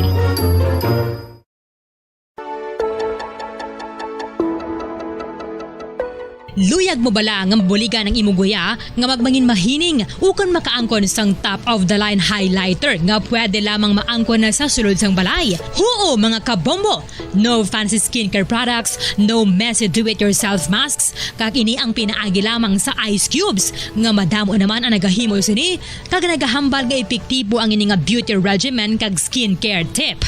Suno sa mga dermatologist, makabuligid ang pagnusnos sang ice cube sa aton guya adlaw-adlaw. Ang ice makadulot sang pagpahugot sang aton panit sa guya bangod gina-constrict sini ang mga blood vessels diri. Rason nga nagakipot man ang mga pores kag wrinkles sa aton guya. Nagapakupos pa ini sa mga inflammations kaangay sang eye bags kag pagpalangharok sang aton mga mata. Ang pag-rub sang ice cube sa aton guya makahatag sang soothing effect kung may nagatubo nga acne.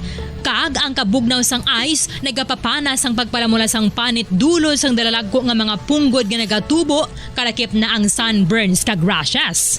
Makabulig man ang pagnusnos ng ice cube sa aton guya sa pag-reduce sa mga aging signs kaangay sang fine lines kag wrinkles ukon pagkurinot sang panit. Ini bangod nga ang coldness sang ice nagabulig sa pagpahugot sa mga pores sa aton panit, making your skin look firmer and younger. Apa ang importante nga pahanumdum. Kung mag-rub o kung magnusnos ang ice cube sa guya, dapat inanay lang kag in circular motion for best results. Makaisa man lang ka best kada adlaw, dapat nga mag-apply sang ice cube sa guya. Gani, ano pa ang ginahulat mo? It's time for Ice Ice Baby!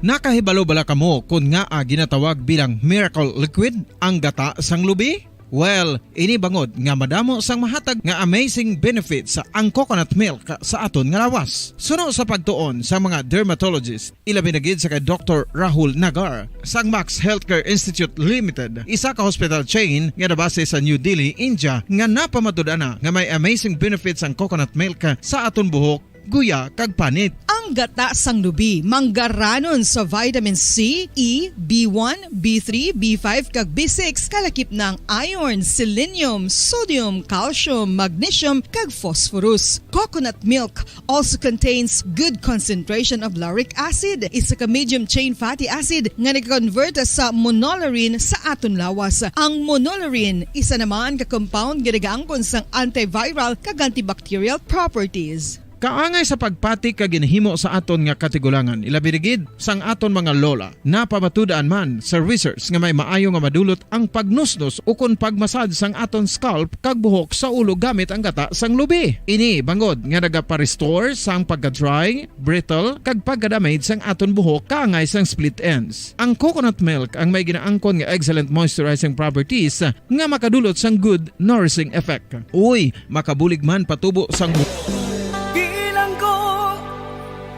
dagat na apoy, di makahinga sa init na dumadaloy. Ialay mo ang bagong pag-asa sa tulad kong nasadlak sa pagkakasala. Provincial Jail, kasaysayan sa mga tinuga ngang ilakabuhi naging bahin sang Provincial Jail sa diin ang apat kapamusod sang pader naging lulubngan sang ilang mga handom kag mga kalipay nga naging saksi man sang ilang mga pag-antos kag kabudlay kag paghinulsol. Litong-lito sa nakakabinging ingay, di makatawid sa malawak na lakusan.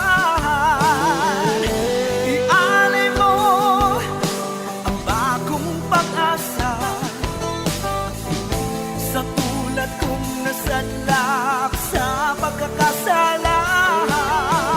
Provincial Jail, makig-upod kita sa ila pagpanarambiton kag makigbahin kita sa ila kalipay kag pag-antos nga ilaman na agong sa Provincial Jail.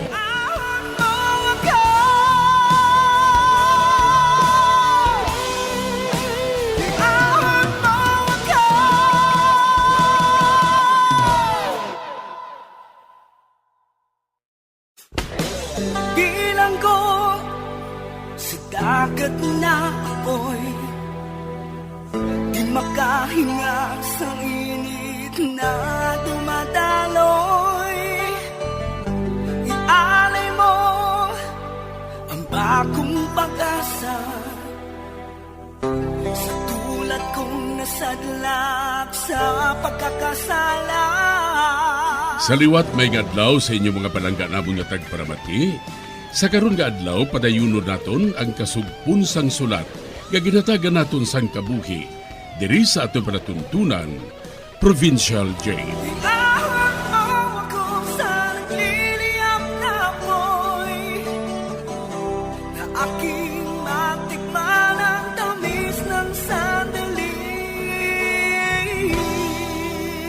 Bahin sang nagligad, naglayloanay ang grupo ni Arthur, tungod daw na hadlok man sila nga mausisaan, parte sa natabo kay Petrono. Si Marjo naman, nakikita sa isa ka adik nga ginatawag kay Tubi. Diri sini nga bahin magapadayon ng akon pagsaysay diri sa Provincial J.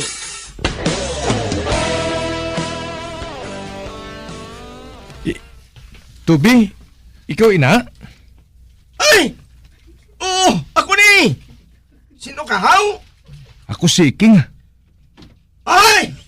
Kilala ko na ikaw. Ikaw ang apo ni Lola Maxima nga daw sa Adikman? Oo, ako. Ay, gusto mo mag-upod ka sa akon? Sa diin? Mabakal ko Ay, may nabalaan ko nga balaklan. Ate, sige. Maupod ko si mo. Ate, dali na. Okay, dali. Anong oras na? 5:00 na sa hapon, no? Ay, hapon na gali. Pero mas mayo.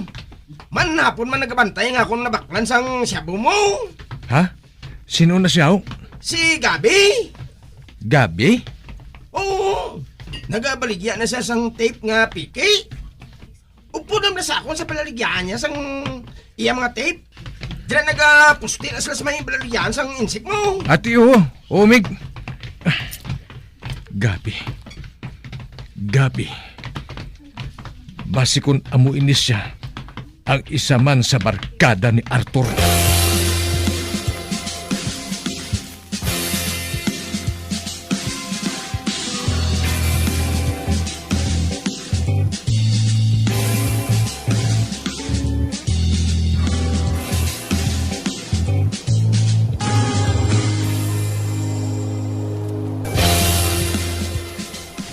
Ato. Nakakita kasi ng... Anay ka, amay pa, ipababaw ko ang tape niyo. Agud nga matabunan kung nawong ko.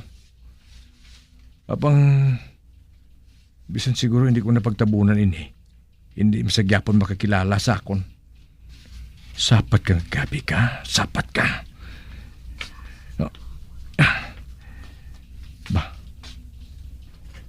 Mayroon na siya. Nagpakadto na siya. Mig, may tape nga mo siniyo? May ari ini dire. May ari dire sa sulod, Meg. Dali din sulod eh. Okay.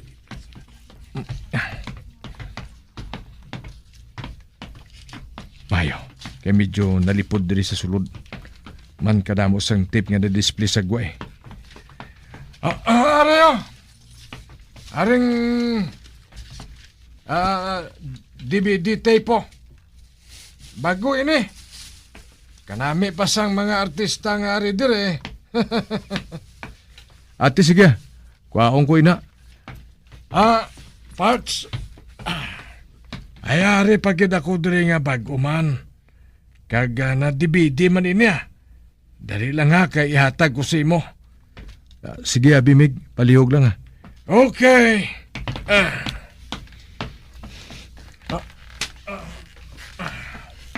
Sige ang yaw kayo. Karon na. Kuha ko na armas. Ang jutay ko nga armas. Nga kalibre 22. Puno ini sampala. May din sirpa ini. Kaya kinahanglan niya maigo ko gid sa sapatan nga bahin sa ilawas. Agud mapatay sa dayon. Sige, pangukay pa. Kay iguon ko gid ikaw sa tangkugo.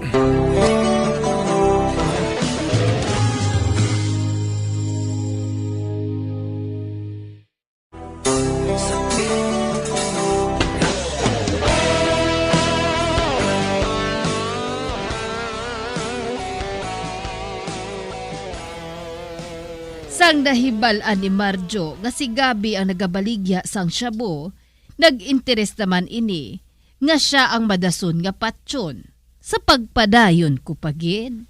Sige, pang-ukay pa sang tape. Karon na, tiruhon ko ng tangkugo niya. Salong ko siya. Nasalo kong lawas niya. Wala siya matumba. Wala siyang lagpok nga natuga. Ibutang ko sa salog. Ara na, nabutang ko na sa salog. Abe, patay na siya. Wala na siyang ginawa. Mahalin ako dire. Kinahanglan niya makahalin na ako diri samtang wala pa sa may nakakita. Mapasalipot-pot lang ako kag mapawala.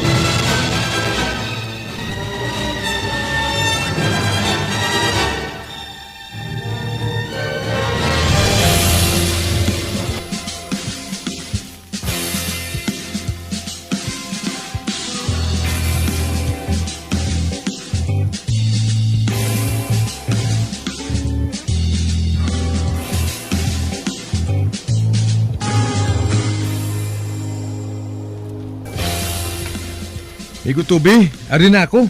Uy, amo gali. Maayo ko na mo eh. Duha na nga siyasing na ubos ko. Imo naman yung isa. Ah? Ubusan na lang ina. Ubuson ko? Oo. Ate, sige. Mahuya man ko magbalibad sa imo eh. Ate, sige, ubuson ko na eh. Tapos matulog na lang ko. Dason mabugtaw naman ko sa aga. Kag dason, malakat man kita.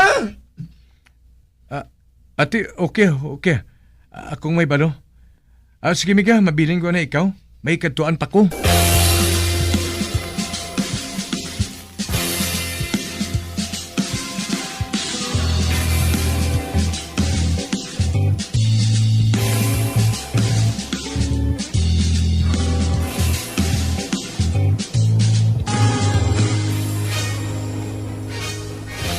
Miga Maxima, Miga! Nakabati ka bala sa balita? Ha? Ano nga balita, Miga? May nasapuan nga pamatanon nga napatay sa may tindahan. Ina nagabaligya bala sa mga tape nga piki. Uy, nga aman? Ano ang natabo? Kag sinong nagpatay? Ay, wala ako nakahibalo. Basta may nakita lang ko nga patay dito. Amo ina nga nagkinarankaran ang mga tao. Abo gali? Ay, abo Diyos ko. Madamo na ginsubong sa mga nagakasapwan nga patay. Oo, matuod. Pareho abis ang akon anak nga si Loida. Kaghasta subong. Wala gihapon mahibalan kung sino nagpatay sa iya. Miga. Kung madumduman ko gani ang akon anak, hindi balikawan nga hindi ako maghibit. Ginhimuslan siya kaginpatay. Apang tubtob subong, wala mahibal kung sino nagpatay sa iya. Amo man inang akon, Apo Miga.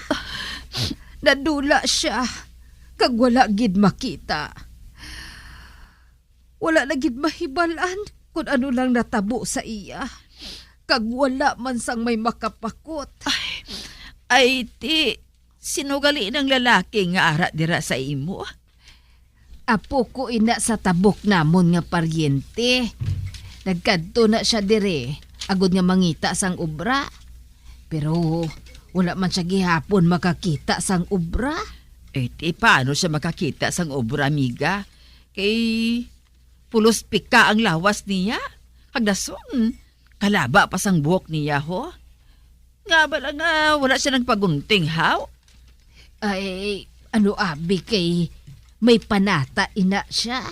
Ano nga panata man? Wala man gani ako makahibalo Apang amoy ng siling niya, nga ginatuman lang niya ang panata. Kag kun matuman ako no ina, mapagunting man siya sang iya buhok. Amo gali? Oo, Miga. Amo ina nga wala na lang ako nagasapak sang ginapang buhat niya Kay ti, amo man inang pamatod niya mo. Mapagunting lang siya kuno, kun matuman na ang iya pangako. Ate, base kung mapagunting na siya, kung makakita na siya sang obra ambot lang. Ambot lang, Miga, edad.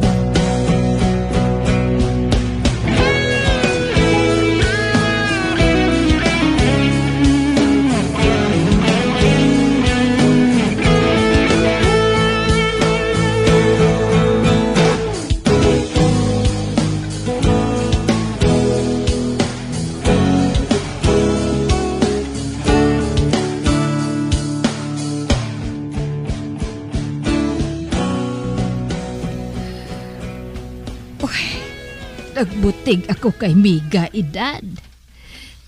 Hindi ba na ko makasugid sa iya sang matuod? Gasi marjo ga akon apo. Among kaupod sang iya anak kagin salvage. Apang nakaluwas lang siya. Uy, daw sa hindi na ako makahibalo kung anong buhaton ko. May nakita naman nga patay. Uy, siya ayhan ang nagapamatay. May labot ayhan siya sa ginpatay. Kaduha na inang nakita. Apang wala gihapon mahibalan kung sinong nagapamatay. Kagdahadlok ako. Nahadlok ako nga hindi ko mahibalan.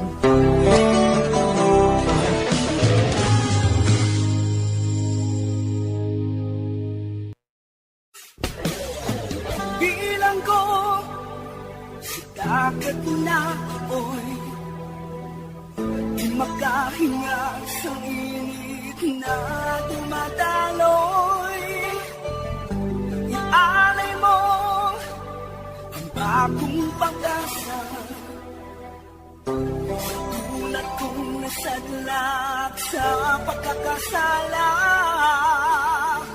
Magabiyan sundagin ninyo sa pagpamati ang mga kasugpon sang sulat ni aton man ginatagan sang kabuhi diri sa atong katuntunan, Provincial Joy. Kag kami diri sa gihapon wala gid kakalipat sa pagpangagda sa inyo. Gakun kabuman may kasaysayan, ipadala lang diri sa atong palatuntunan, Provincial J, DYWB, Bombo Radio, Bandalagan, Siyudad Sang Bacolod, sa direksyon ni Melvin Gatuslao.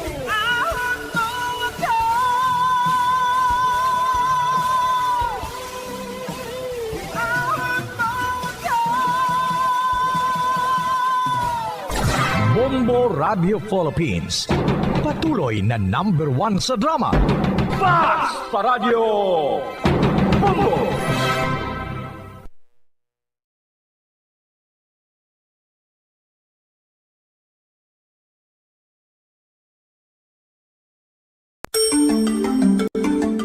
Matapos nga nagbalatian ang bugo sa kalibutan dulot sang coronavirus disease, isa naman sa karon kabalatian ang bulos sa ginakahadlukan worldwide, ang monkeypox. Ano ang ginatawag na monkeypox? Well, sunod sa World Health Organization o kung WHO, ang monkeypox ang isa ini ka infectious disease nga dulot sang monkeypox virus. Kung maghambal naman kita monkeypox virus, isa ini ka orthopox virus nga mo ang ginatunaan sa mga sintomas nga daw kaangay sa smallpox, apang less severe. Ang monkeypox ginakabig nga less contagious kag mangintunaan sang less severe nga mga balatian kung ikumpara sa smallpox. Simuloan nga ang smallpox na eradicate na ini sa tung 1980, apang ang monkeypox nagapadayon nga nagaduging sa mga kapungsuran sang Central kag West Africa. Sa karon, mayara duha ka distinct clade ukon subtype, ang West African clade kag ang Congo Basin clade nga amuman ang ginatawag Central African clade. Ang monkeypox ang ginakabig nga zoonosis, ukon isa kasahi isang balatian nga naghalin sa mga sapat padulong sa humans. Mga sapat kaangay sang squirrels, ilaga, amo kag iban pa. Human to human transmission is limited. Monkeypox is transmitted to humans through close contact with an infected person or animal or with material contaminated with the virus. Base pa sa key facts ng World Health Organization ukon WHO nga ang monkeypox virus mahimo ini matransmit ukon malaton sa iban pinaagi sa bodily fluids, lesions sa panit ukon internal mucosal surfaces kaangay sa mga naghalin sa baba ukon tutunlan sang pasyente, respiratory droplets kag mga contaminated objects ukon materials kaangay sang beddings. Samtang base naman sa fact sheet sang Mayo Clinic nga isa ka medical center sa Minnesota, USA, nga kun matapikan ang isa ka tawo sang monkeypox virus, ang initial symptoms amo ang paghilanat, paglingin sang ulo, nagahinubag ang mga lymph nodes kag pagadasnan sang pagtinubo-tubo sang mga rashes sa lawas tub-tub nga magmangin flat patches ini. Amat-amat nga magaulbo o kon mangin nodules tub-tub nga magbinitog-bitog kag mangin pus-filled blisters.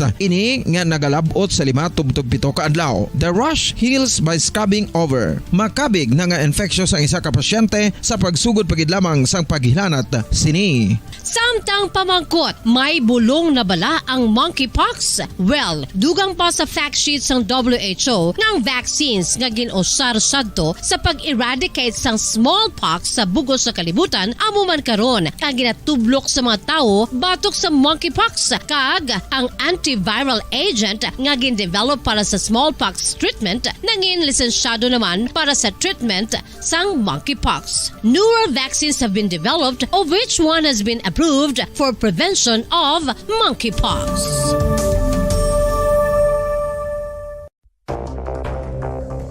Ano ang dengue hemorrhagic fever? Ang dengue hemorrhagic fever isa kabalatian halin sa virus nga nagalaton paagi sa kagat sang babayi nga lamok nga ginatawag Aedes aegypti kag Aedes albopictus. Ini nga lamok nagakabuhi sa sudod kagwa sa palibot sang balay, nagaistar sa matinlo kag wala nagailig nga tubig kag nagapangagat sa adlaw humalin sa kaagahon tubtob sa kahaponanon.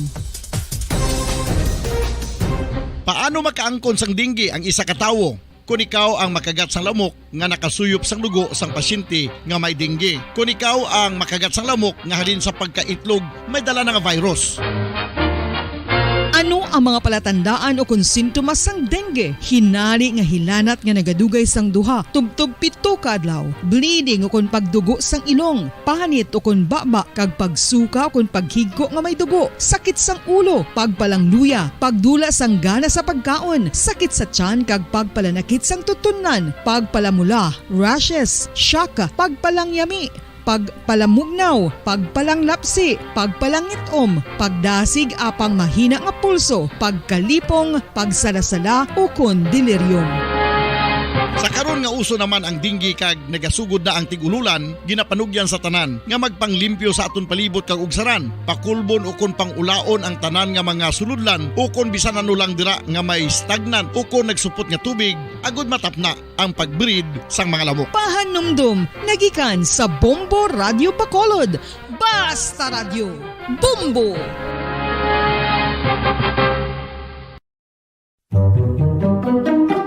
Magluwas sa baboy, baka kag manok, may isa ka karne nga sara nga mahimo alternatibo nga iserbe sa lamesa sa mga Pinoy kag ini ang rabbit meat o kon karne sang kuneho. Suno sa pagtuon, mas matinlo ini kag mas healthy kung ikumparar sa iban nga karne sang sapat. Ang rabbit meat ang sara nga lutuon sa pamaagi nga naanda na sang kadamaan, kaangay sang adobo, lumpia Shanghai kag lechon. Apang ano bala ang mga benepisyo sini sa ikaayong lawas? Ini ang mayara sang mataas nga porsyento sang easily digestible protein kag nagaunod sang jutay nga fat kung ikumparar sa iban nga sahi sang karne. Nagaunod man ini sang jutay nga calorie value sang sa iban kag almost cholesterol free ini. Gani makabig siya nga heart patient friendly. Mas jutay man ang sodium content sa rabbit meat, samtang mas madamo naman ang calcium kag phosphorus content sini.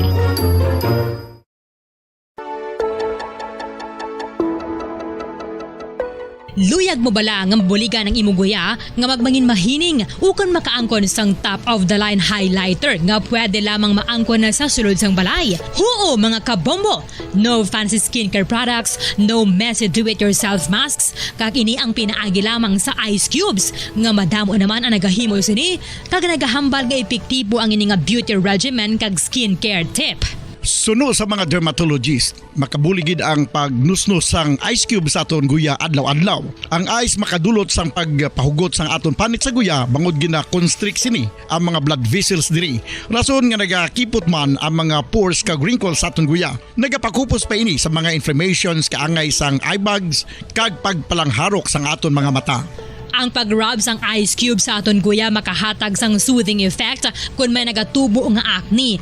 Kag ang kabugnaw sang ice nagapapana sang pagpalamula sang panit dulo sang dalalagko nga mga punggod nga nagatubo kalakip na ang sunburns kag rashes. Makabulig man ang pagnusnos ng ice cube sa aton guya sa pag-reduce sa mga aging signs kaangay sang fine lines kag wrinkles ukon pagkurinot sang panit. Ini bangod nga ang coldness sang ice nagabulig sa pagpahugot sa mga pores sa aton panit, making your skin look firmer and younger. Apa ang importante nga pahanumdum. Kung mag-rub o kung magnusnos ang ice cube sa guya, dapat inanay lang kag in circular motion for best results. Makaisa man lang ka best kada adlaw, dapat nga mag-apply sang ice cube sa guya. Gani, ano pa ang ginahulat mo? It's time for Ice Ice Baby!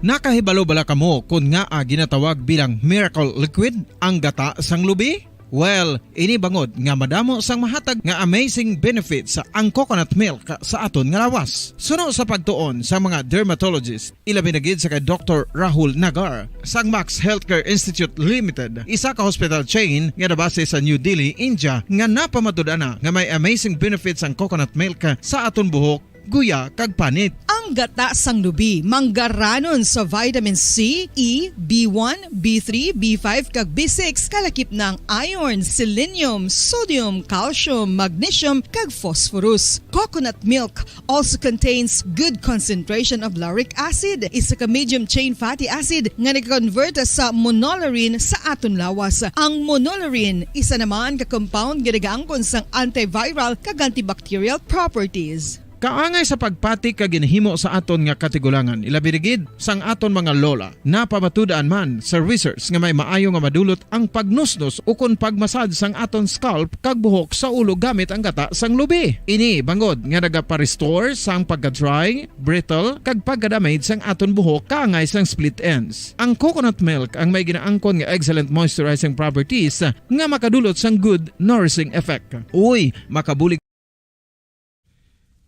Sang una ko ikaw nga nakita, naglaom ako nga nagtalang ako, kag nakasulod sa isa ka matahom nga dalamguhanon. Ikaw ang babae nga madugay ko nga ginapangita kag ginahulat. Nagpangako ka, nga kamatayo lang ang makapabulag sa imo kag sa ako. Apang karon, ina lang ang masiling mo. Sorry. Nga. I am so sorry. Okay, just go. Apang hindi na magbalikin. Hindi mo ako makita nga nagahibi. Bangod ang akong mga luha. Ari lang sa sulod sang akong dugham. Apang kung magabot ang tiun nga pahibiun kanila. Magbalik ka sa ako. Ari lang ako, Dre. Kag nagahulat gihapon sa imo. Argay! Gintampa mo ako? Akig ka kay ginalukan ko ikaw? Torpe! Sorry pero I love you. Promise. Kadamo sang tsansa ang ginhatag ko sa imo para halukan mo ako. Tapos, isa lang masarangan mo? Torpe! Mga tinaga nga masakit, masubo, masadya, nga halin sa mga lamharon nga kasing-kasing nga nagahigugma.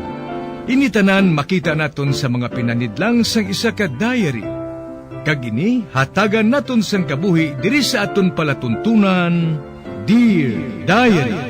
Dulot sa inyo sang Bumbo Radio. Basta Radio Bumbo.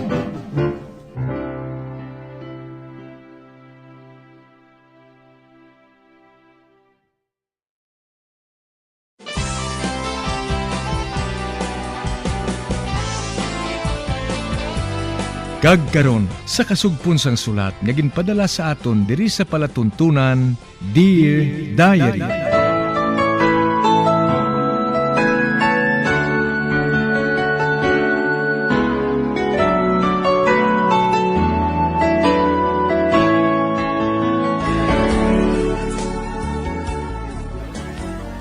Dear Diary, bahin sang nagligad, Si Eva na mismo ang nagdulong kag nagsugat kay Molly sa eskwelahan. Kaginhambalan niya ang maestra ni Molly nga dapat bantayan niya ang mga bata nga nagabuli kay Molly. Sa piyak nga bahin, nag-abot siga sa ila balay kag may kaupod siya nga isa pagid kalalaki. Amigo niya kuno. Wala nagsugot si Eva nga didto sila maestar, apang ginpamilit gid niya.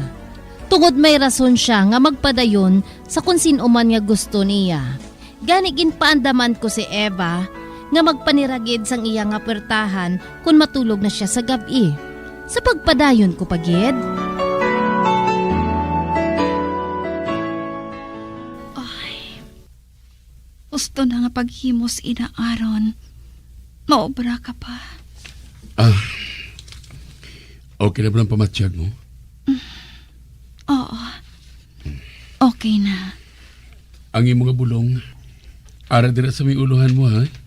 Malapot mo man na, kag may tubig man dira sa tupad mo. Igo rin na nga makapauli sa kriserin sa eskwelahan, kag ako mo man. Ay, Aaron, kung wala na ako, kinahanglan magpangasawa kaliwat. Ay? Nga nakambal ka sila? Kinahanglan sa mga bata ang isa ka Iloy. Hindi pagkalimtiin na. Makasalig ka, Lili. Hindi ko sila pagpabayan. Nakaibalo ako sina. Untatin ang paghimos mo diri sa hiligdaan ko. Maglakat ka na sa imo trabaho. Lili. Sige. Magtulog ka na.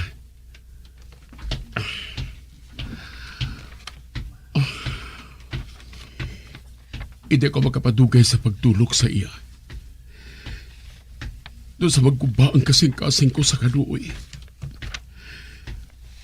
Wala na sa sikinabuhat kundi ang magtulog. Kagamoy ng sirisang doktor. Samtang nagahilapit ang kamatayon niya. Masami na lang siya magtulog. Kaginapangamuhi ko nga kuntani.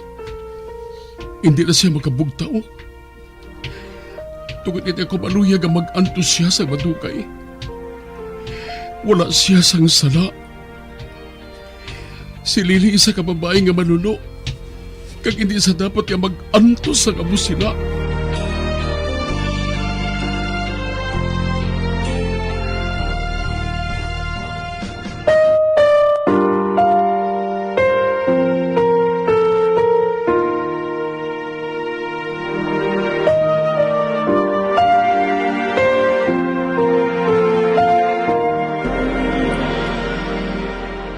Eva, hindi ka maglakat?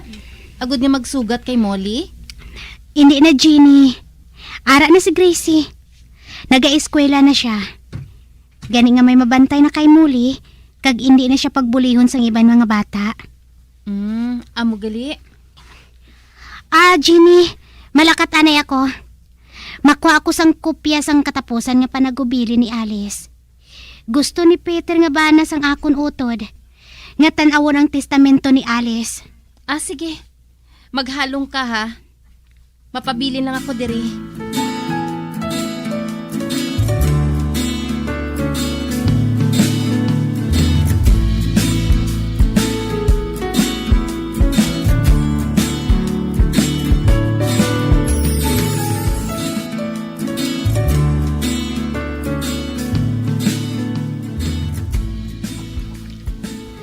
Ay, salamat. Kinahatagan gid man ako sang kapi sang testamento ni Alice. Basahon ko ini sang maayo. Diri ako mapungko.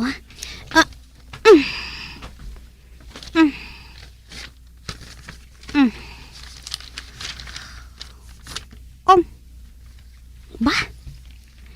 Amo man gihapon ining ginsugid ni attorney sa akon. Wala man ako sang nakita nga naglain sang ginsugid niya sa amon. Anay ka. Basahon ko ang bahin ngayon niyo.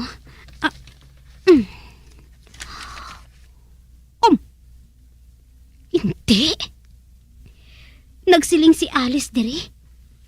Nagsiling siya sa iya katapusan nga panagubilin nga hindi na kinahanglan nga magpakasal ako kay Gus. Pero nagalaom siya nga mapakasal ako sa iya hinablos. Hindi na kinahanglan nga magpakasal pa ako kay Gus. Bisan pa nga nagalaom siya nga mapakasal ako sa iya. Uy, ang gusto ni Alice nga makasal ako. Apang bisan kay sinulang ako nga mapakasal. Kag wala man niya nabutang dire kung sinong gusto niya nga ipakasal ko. Kag sa tion niya makapamana na ako, mahimo ko na nga makuha ang akon panaloblion. Ay, o Diyos ko. Do hindi ako makapati sini. Ay, ibilin ko ana ini sa makadali diri wa. Mamintana ako. Ba? Ginalahugan ng balakos ang akon panulo?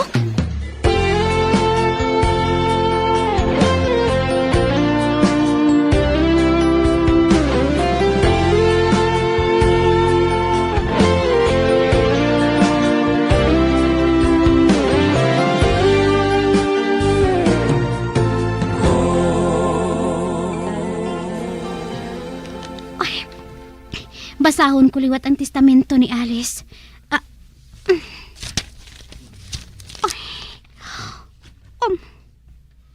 Hindi. Amo man gihapon. Amo gihapon ang ginbasa ko kaina. Kag wala gid nagliwat. Ay, gusto ni Alice nga makapamana ako. Apang wala niya ginsiling nga kung sino ang pamanahon ko. Apang sa tion nga makapamana na ako. Mangin akon ang tanan nga manggad ni Alice. Apang sino ang pamanahon ko. Kay daw wala naman sang lalaki nga pwede ko nga pamanahon. Kay tanan sila, may mga asawa na. Kag ang iba naman, nagapangayaw sa kundiin nga banwa.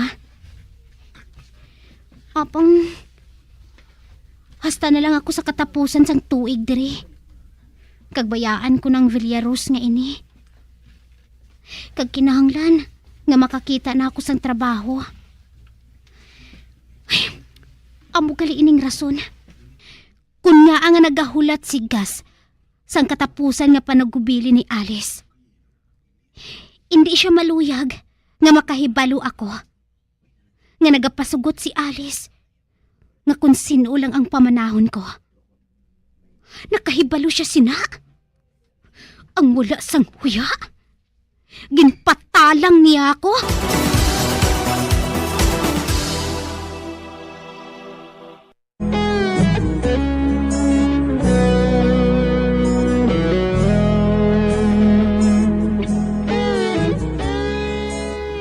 Ginbasa liwat ni Eva ang testamento. Kag dito, nahibaluan niya nga ginpatalang lang siya ni Gus. Kay bisan sino lang galing iya pamanahon, makuha niya ang iya nga palanoblion. Sa pagpadayon ko pagid.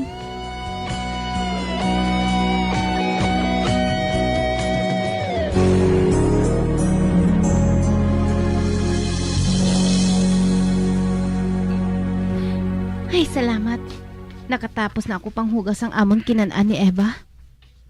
Oh, ba? Tapos sa may nagatulok sa akon, ha? Mabalikid ko, be. Oh, si Gus? Siya inang nagasandig sa may dingding, kag nagatulok sa akon. Ay, kalain sang iya panulok. Mahalin ako, Dre. Magwa ako. Aring portahan. Nga nga gisira mong portahan? Sa din ka makadto? Magwa ako. Pagi ako. Ay, tabang! Hipos! Kamu kamakasakon, hipos! Tabang! Nagsinggit pag ilang tuntoy, ho? Dali, dali! Hipos na, hipos! Tabang! Animal ka! Ano pagdumdum mo? Mardiron ta ka o kontrepon? Oo! Kaya nga buhatong ko na si mo? Kalaway sa imo, nabong! Ang nabong mo daw sa buli sang tren. Boy, iyak ko ha? Boy, iyak ka! Ha? Imbunggo mo ako sa bertaan. Ay mo nang imo. Pinapaki bugid ako. Nagsiling ako nga magpamati ka sa akong puro wala ka gigapamati. Kung magambal gani ako nga hindi ka magsabat, hipos ka ha, magkabati ka. Ha? Ari pagidom.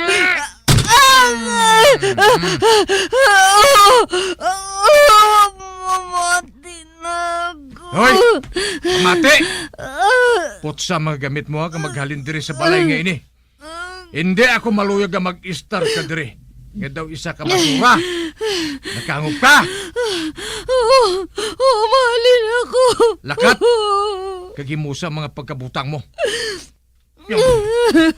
Kag hindi ka magpaminsar nga imuslan ko ikaw ha. Hindi ka gin maghandom sa amo sina. But hindi ko na pagbuhaton sa imo. Kag hindi ka gin magsiling sa pulis. Nga may ginbuhat ako nga malain sa imo ha. Nga handumon ko ikaw nga luguson. Tungod ka laway sa imo. Lakat na, pangimos na to. Siga!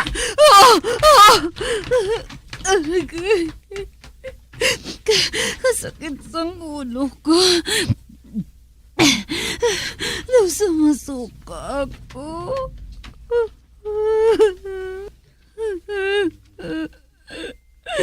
Nahuya ako. Kagto sumabuang ako. Tungod wala ako sa nahimo.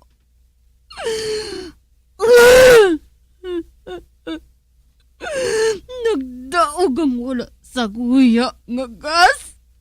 Nagdaog siya!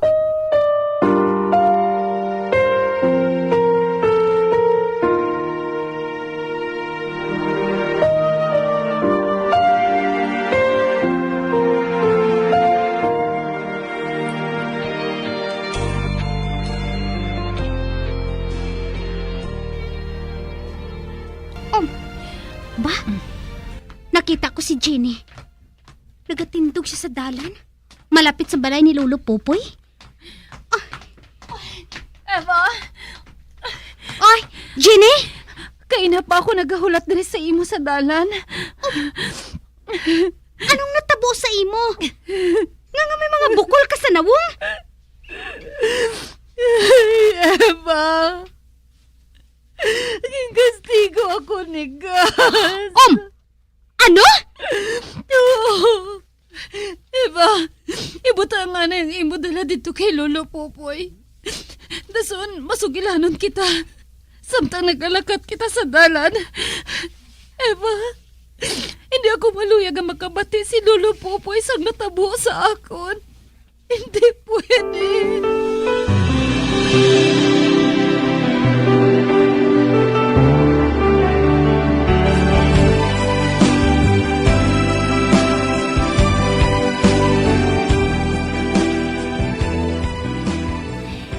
Jenny, isugid sa ako ng natabo. Samtang nagalakat kita. Eva, akig siya kaayo. Kag nabatsagan ko gid.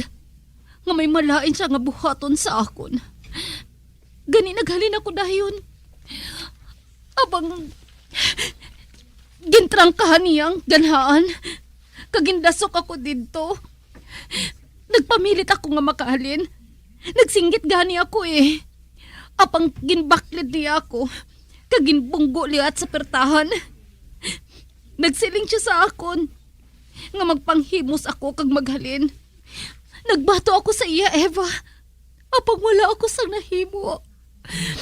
Ginbunggo niya liwat ako sa dingding. Ginbunggo niya ako sa madaw nga beses.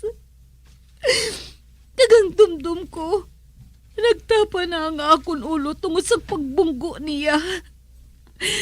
Kag Eva, ang ginhimo niya sa akon, mahimo nga mabuhat naman niya sa imo.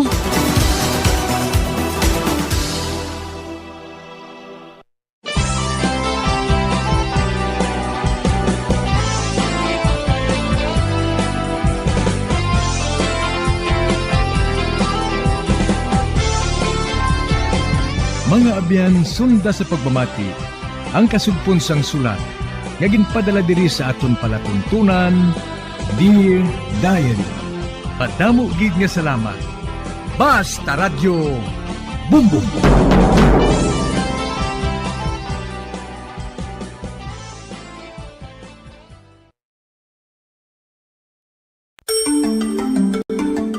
Matapos nga nagbalatian ang bugo sa kalibutan dulot sang coronavirus disease, isa naman sa karon kabalatian ang bulos sa ginakahadlukan worldwide, ang monkeypox.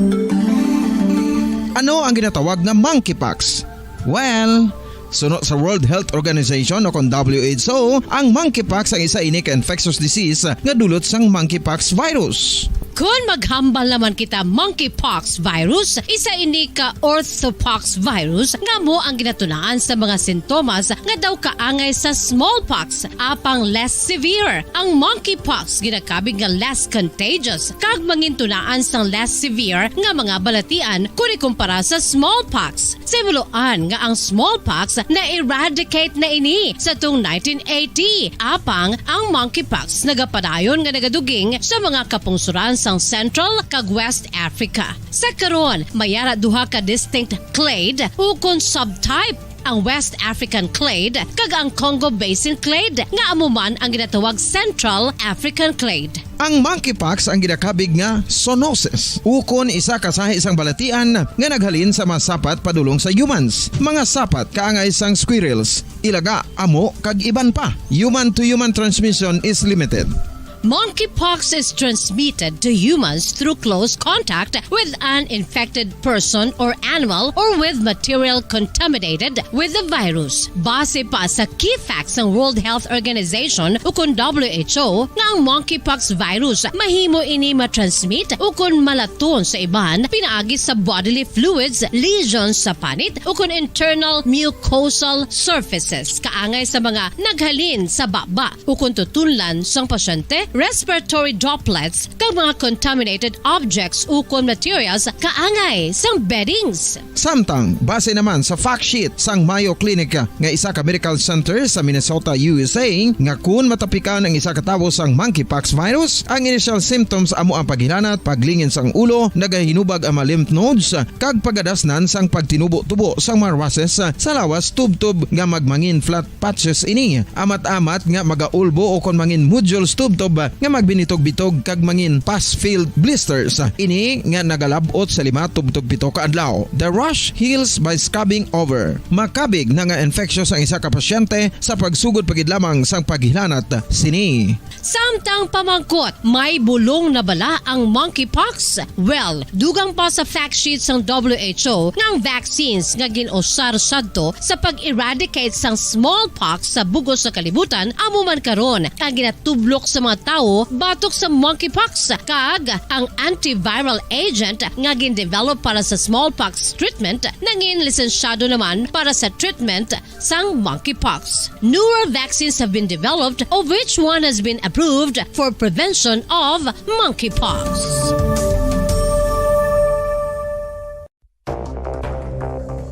Ano ang dengue hemorrhagic fever? Ang dengue hemorrhagic fever isa kabalatian halin sa virus nga nagalaton paagi sa kagat sang babayi nga lamok nga ginatawag Aedes aegypti kag Aedes albopictus. Ini nga lamok nagakabuhi sa sudod kagwa sa palibot sang balay, nagaistar sa matinlo kag wala nagailig nga tubig kag nagapangagat sa adlaw humalin sa kaagahon tubtob sa kahaponanon.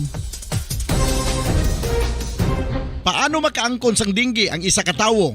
Kung ikaw ang makagat sang lamok nga nakasuyop sang dugo sang pasyente nga may dengue. Kung ikaw ang makagat sang lamok nga halin sa pagkaitlog may dala nga virus.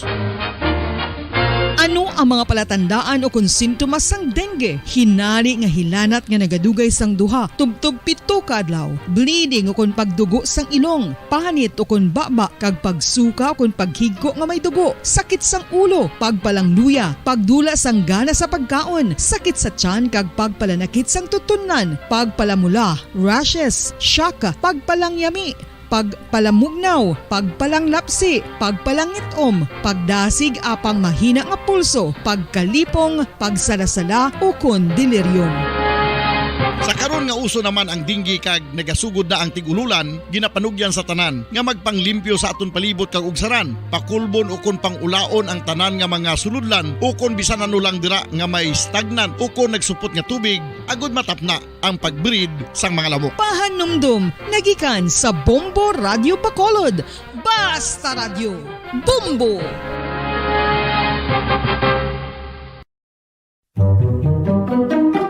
Magluwas sa baboy, baka kag manok, may isa ka karne nga sara nga mahimo alternatibo nga iserbe sa lamesa sa mga Pinoy kag ini ang rabbit meat o kon karne sang koneho. Suno sa pagtuon, mas matinlo ini kag mas healthy kung ikumparar sa iban nga karne sang sapat. Ang rabbit meat ang sara nga lutuon sa pamaagi nga naanda na sang kadamaan, kaangay sang adobo, lumpia Shanghai kag lechon. Apang ano bala ang mga benepisyo sini sa ikaayong lawas? Ini ang mayaras ang mataas nga porsyento sang easily digestible protein kag nagaunod sang jutay nga fat kung ikumparar sa iban nga sahi sang karne. Nagaunod man ini sang jutay nga calorie value sang sa iban kag almost cholesterol free ini. Gani makabig siya nga heart patient friendly. Mas jutay man ang sodium content sa rabbit meat, samtang mas madamo naman ang calcium kag phosphorus content sini.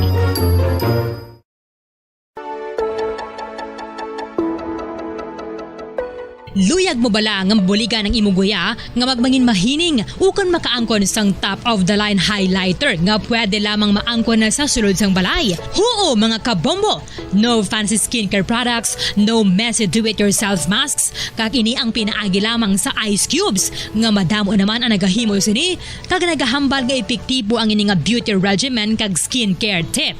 Suno sa mga dermatologist, makabuligid ang pagnusnos sang ice cube sa aton guya adlaw-adlaw. Ang ice makadulot sang pagpahugot sang aton panit sa guya bangod gina-constrict sini ang mga blood vessels diri. Rason nga nagakipot man ang mga pores kag wrinkles sa aton guya. Nagapakupos pa ini sa mga inflammations kaangay sang eye bags kag pagpalangharok sang aton mga mata. Ang pag-rub sang ice cube sa aton guya makahatag sang soothing effect kung may nagatubo nga acne. Kag ang kabugnaw sang ice nagapapana sang pagpalamula sang panit dulot sang dalalagko nga mga punggod nga nagatubo kalakip na ang sunburns kag rashes.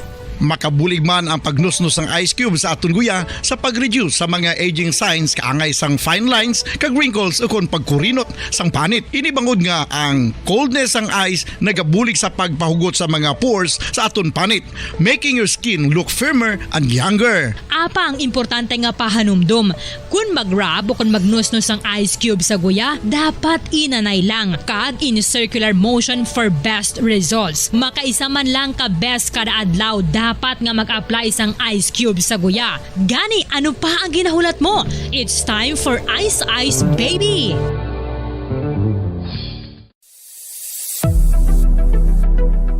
Nakahibalo bala kamo kung nga ginatawag bilang miracle liquid ang gata sang lubi? Well, ini bangod nga madamo sang mahatag nga amazing benefit sa ang coconut milk sa aton nga lawas. Suno sa pagtuon sa mga dermatologist, ilabi na gid sa kay Dr. Rahul Nagar sang Max Healthcare Institute Limited, isa ka hospital chain nga nabase sa New Delhi, India, nga napamatud-ana nga may amazing benefits ang coconut milk sa aton buhok, guya kag panit. Ang gata sang lubi manggaranon sa vitamin C, E, B1, B3, B5 kag B6 kalakip ng iron, selenium, sodium, calcium, magnesium kag phosphorus. Coconut milk also contains good concentration of lauric acid, isa ka medium chain fatty acid nga nag-convert sa monolaurin sa aton lawas. Ang monolaurin isa naman ka compound nga nagaangkon sang antiviral kag antibacterial properties. Kaangay sa pagpati ka ginhimo sa aton nga katigulangan, ilabirigid sang aton mga lola, napamatudan man sa research nga may maayo nga madulot ang pagnusnos ukon pagmasad sang aton scalp kag buhok sa ulo gamit ang gata sang lubi. Ini bangod nga nagapa-restore sang pagka-dry, brittle kag pagka-damage sang aton buhok kaangay sang split ends. Ang coconut milk ang may ginaangkon nga excellent moisturizing properties nga makadulot sang good nourishing effect. Uy, makabulig man patubo sang buhok ang gata sang lubi lubi bangod sa mga essential nutrients sa pag-angkon sang healthy, shiny hair. Ginpanugyan nga mag-apply sang homemade coconut milk sa aton buhok. I-gentle massage ini sa sulod sang 3 to 5 ka minutos kag padasunan sa pagbutang sang hot towel. Pagkatapos sang 20 minutos, shampoohan ini.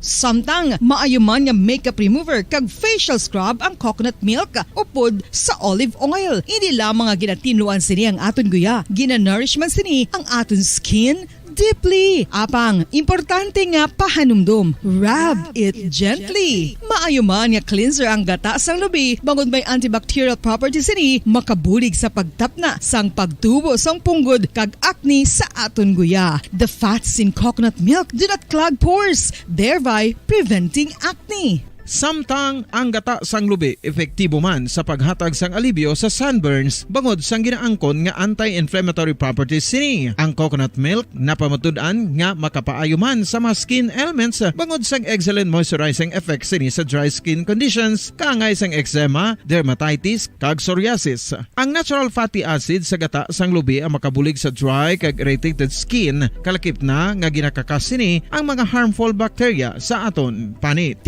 Ano pa ang ginahulat nyo? Maggamit na sang homemade nga coconut milk for it really works wonders.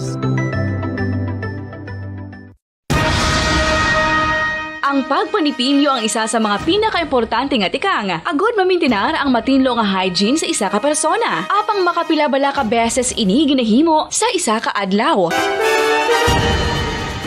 Suno sa American Dental Association, ginarekomendar ang pagpanipilyo sang makaduha ka beses sa isa ka adlaw. Sunod diri, maayo ang pagpanipilyo sa aga kag sa gabi gamit ang isa ka soft brittled brush. Para sa optimum dental health, ginapahayag sang ADA ang pagpanipilyo sang 2 ka minutos kag siguraduhon nga matinluan gid ang kada ngipon. Importante man nga tinluan ang tunga sang ngipon, isa ka beses kada adlaw. Importante man nga tinluan ang gum line, bangod posible ini nga tiniran.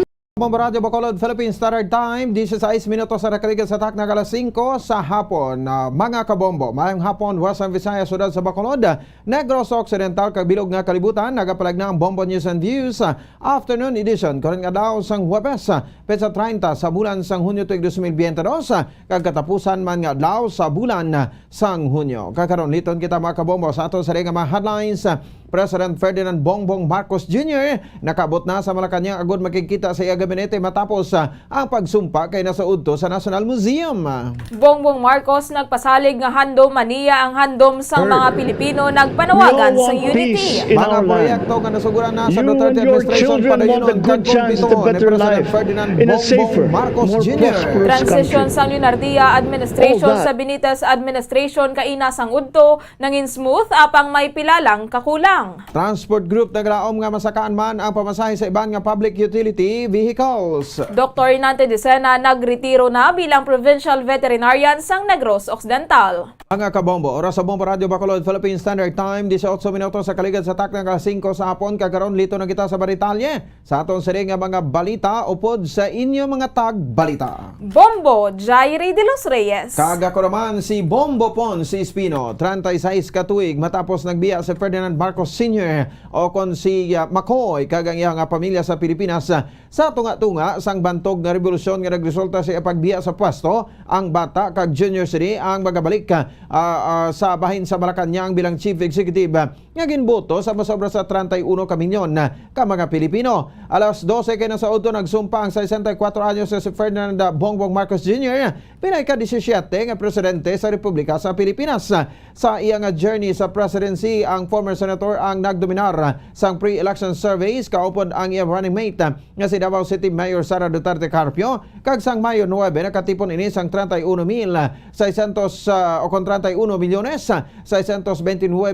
31,629,629,783 ka mga buto agud nga lutuson si Vice President Leni Robredo kag walo kay ban pa nga presidential bets. Bangod nakuha ni Marcos ang 58% sa mabuto. Si Marcos ang una nga presidente sang Pilipinas nga ginbuto sang majority halin sang EDSA Revolution. Pagkatapos sang military kag civic parade nga ginduganan sang jet kag choppers flyby, ginbasa na ni Senate President Vicente Tito Soto III ang proklamasyon sang kadalagan ni Marcos. President and co-chair of the joint public session of Congress, that canvassed the votes for presidential and vice presidential candidates in the national elections held on the 9th of May, 2022. It is my distinct honor and privilege to join you in this historic occasion and read the dispositive portion of the resolution of both houses, which proclaimed the duly elected President and Vice President of the Republic of the Philippines. The dispositive portion of the said resolution reads as follows. Resolved further to declare that candidate Ferdinand Bongbong Marcos Romualdez Marcos Jr. and candidate Sara Zimmerman Duterte received the highest number of votes cast for President and Vice President respectively in the national elections held on the 9th of May, 2022, and by virtue thereof, to proclaim Ferdinand Bongbong Romualdez Marcos Jr. as the duly elected President of the Republic of the Philippines and Sara Zimmerman Duterte as the duly elected Vice President of the Republic of the Philippines. Ang kabayan sa patikas sa pagbasa ni former Senate President Vicente Tito Soto III sang proklamasyon. Makaligan ng pila ka minutos, gintungtong na ni Marcos sa kamot sa Biblia nga ginuyatan sa iya misis nga si Liza kag nag-take oath kay Chief Justice Alexander Hismundo. Mangyaring taas ang kanang kamay at wikain ang mga sumusunod. Ako, si Ferdinand Romualdez Marcos Jr. Si Ferdinand Romualdez Marcos Tarungan Jr. sa bawat tao. Magiging makatarungan sa bawat team na nanunumpa. Natutuparin ko ng buong katapatan at sigasig. Natutuparin ko ng buong katapatan at sigasig ang aking mga tungkulin. Ang aking mga tungkulin bilang Pangulo ng Pilipinas. Bilang Pangulo ng Pilipinas. Pangangalagaan at ipagtatanggol ang kanyang konstitusyon. Ang kanyang konstitusyon. Ipatutupad ang mga batas nito. Ipapatupad ang mga batas nito. Magiging makatarungan sa bawat tao. Magiging makatarungan sa bawat tao. At itatalaga ang aking sarili. At itatalaga ang aking sarili. Sa paglilingkod sa bansa. Sa paglilingkod sa bansa. Kasinawa ako ng Diyos. Kasinawa ako ng Diyos. Congratulations, Mr. President. Maraming salamat.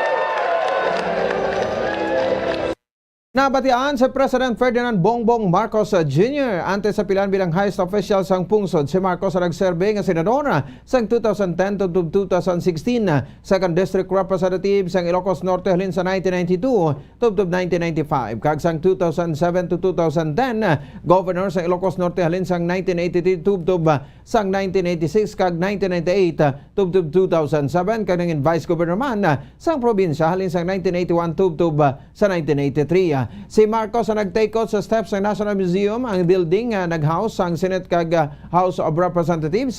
Antes nagdeklara ang iamay sang martial law sang Setyembre tuig 1972 kag ginpadlak ang Kongreso. Samtang ginduso ni President Ferdinand Bongbong Marcos Jr. ang unity o kon paghugpong kadungan sang iya pasalig nga mayara sa maayo nga palabuton para sa mga Pilipino bangod handom maniya ang handom sa mga pumuluyo. Sa iyang inaugural address, ginpahayag ni Marcos nga napamatian niya ang mga Pilipino nga nagasiling nga luyag nila sang kalinong sa pungsod. Sunod diri luyag sa mga Pilipino sang mas mainuswagon nga Pilipinas kag ini ang mahapos lamang nga malabot kung nagatinguha ang gobyerno. Suno sa 17th President handom maniya ang handom sang mga Pilipino. Sa karon suno kay Marcos nagadiho na ang iya administrasyon sang comprehensive all-inclusive plan para sa economic transformation. Ang Pilipinas suno sa presidente ang magabangon paagi sa paghimo sang maayo nga butang santo sa mga eksperyensya nga maayo kag malain kag indi na magbalik sa nakaligad nga mga may kaakig. Ini na ang tion suno kay Marcos nga kayon ang balay nga nagbahin-bahinay kag patindugon iniliwat paagi sa bayanihan nga kinaiya sa mga Pilipino. Panindugan sini nga hindi dapat pagkalipatan sa mga pumuluyo nga kita ang mga Pilipino, isa ka nasyon kag isa ka republika kag hindi magbungkag. You and your children want a good chance at a better life in a safer, more prosperous country. All that is within reach of a hard-working, warm, and giving race. Your dreams are mine. Pangarap nyo ay pangarap ko. How can we make them come true? How can we do it together? But I will take it as far as anyone with the same faith and commitment can, as if it depended entirely on himself.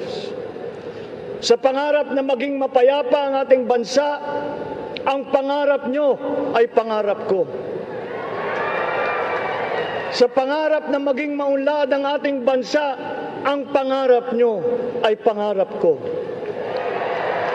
At sa pangarap na maging mas masinang ang kinabukasan natin at ng ating mga anak, ang pangarap nyo ay pangarap ko. Nabatian si President Ferdinand Bongbong Marcos Jr. Ginpasalig ni President Ferdinand Bongbong Marcos Jr. nga kompleton sini on schedule ang mga proyekto nga nasuguran kag hindi iniinteresado nga mang-agaw asang kredito. Sa iyang inaugural address kay nasa udto ginpag ni Marcos ngayag niya padayunon ang madinalagon nga mga proyekto. Sunod diri magapresentar sila sa publiko sang Comprehensive Infrastructure Plan. Pagod para sa iya bastante na ang 6 ka tuig para diri ang Marcos administration ang magasubli sang 88 ka mga proyekto nga ginaluman nga makompleto sa masunod nga 6 ka tuig na gikan sa Duterte administration. Sunod diri wala sang parte sang pungsod nga hindi mapasakaan o kon masapakaan bagod himuon ang progress sa malugar nga ara ang mga Pilipino agud hindi mauyang ang investments. Ginpromisa man sini ang recovery sang tourism sector sa Pilipinas kay sigurado ini nga malapawan pa ang mga expectations. Nalakip man ang climate change mitigation sa mga issue nga era sa prioridad sang Marcos administration. Sunod diri pangitaon sa Pilipinas ang mga partners kag abyan agud nga mabuligan ang pungsod nga era sa mataas nga risgo sa epekto sa climate change. Aminado presidente nga ginaistoryahan ini sang dalagko nga mapungsod apang wala man sang may ginaobra gani madamo ang dagakapatay kag dagakaguba nagikan sa climate change kag kakulang sang adaptation. I will complete on schedule the projects that have been started. I'm not interested in taking credit. I want to build on success that's already happening. We will be presenting the public with a comprehensive infrastructure plan. 6 years could be just about enough time. No part of our country will be neglected. Progress will be made wherever there are Filipinos, so no investment is wasted. The recovery of Philippine tourism with its emphasis on accessing nature's beauty, I am sure will exceed expectations.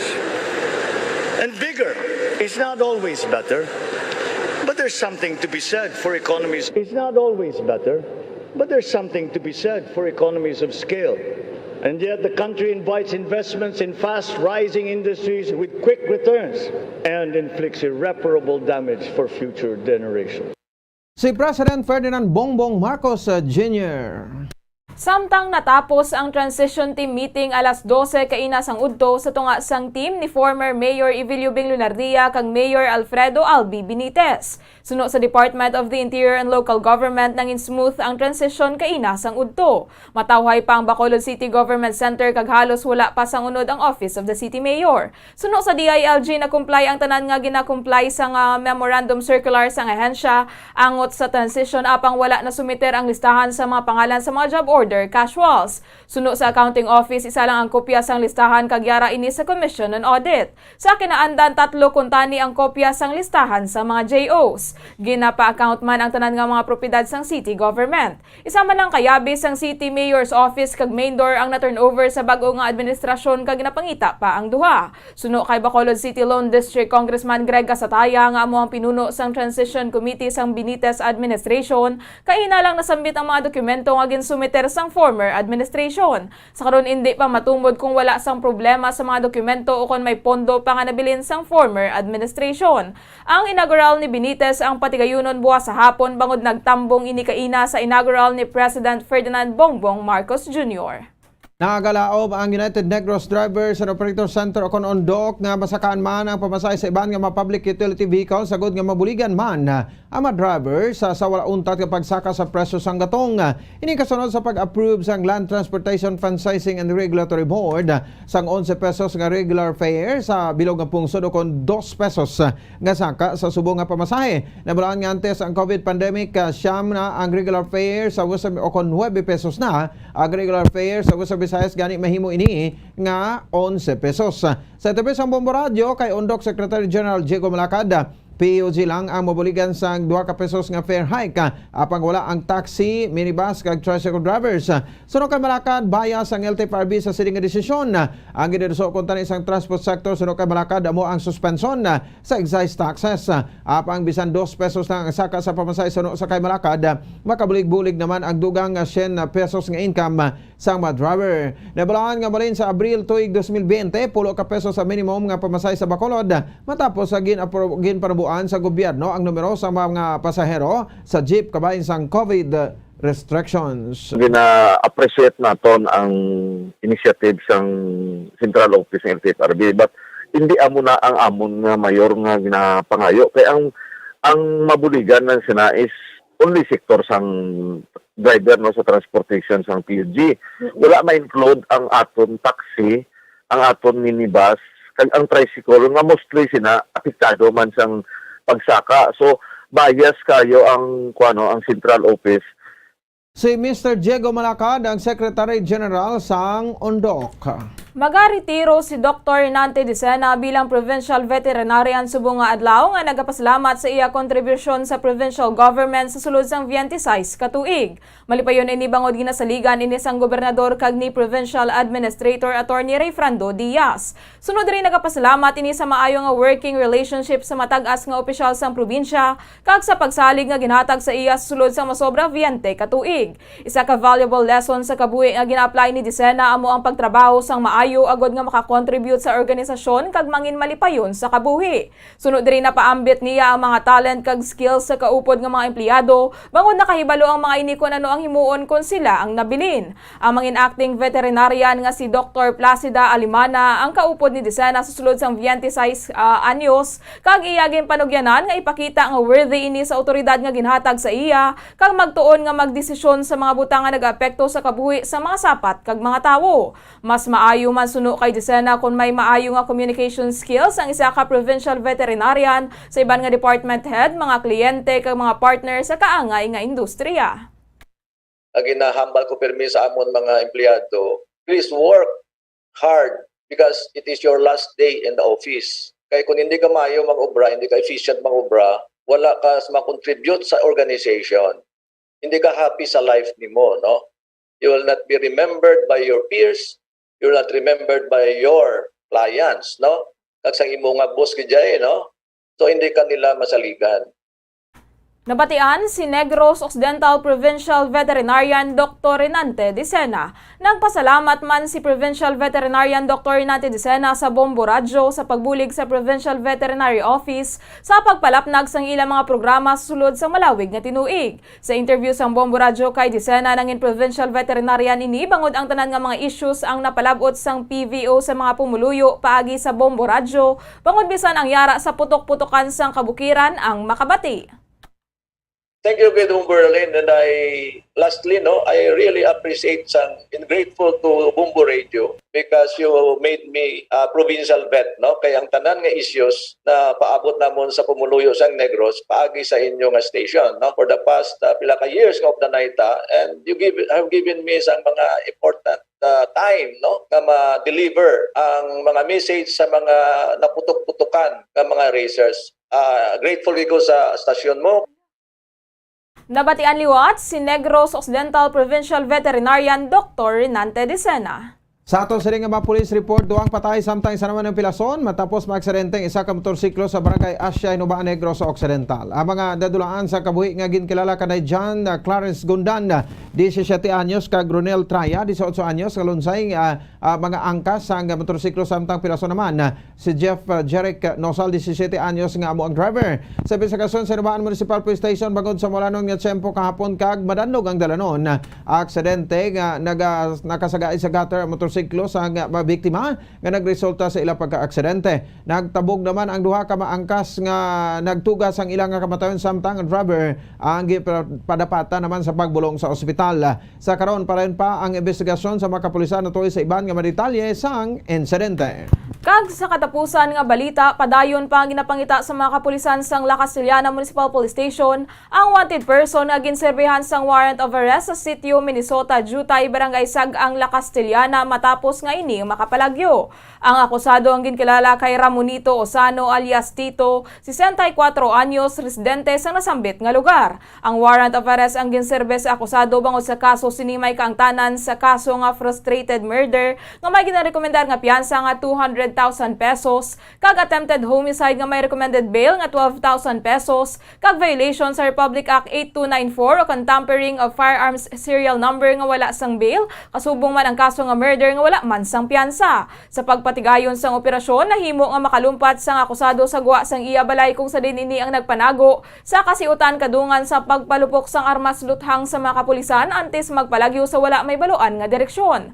Samtang na-recover naman sa sulod sang balay sang akusado ang isa ka caliber 45 pistol nga nga magazine nga nagaunod sa 7 ka live ammunition kag isa ka live hand grenade. Sa karon padayon ang pagpatigayon sang hot pursuit operation agud madakop ang suspetsado. Oras sa Bombo Radio Philippine Standard Time 35 minutos sa kaligid sa takna alas 5 sa hapon. Baka Bombo aton anay panabalikan aton nga mga headlines.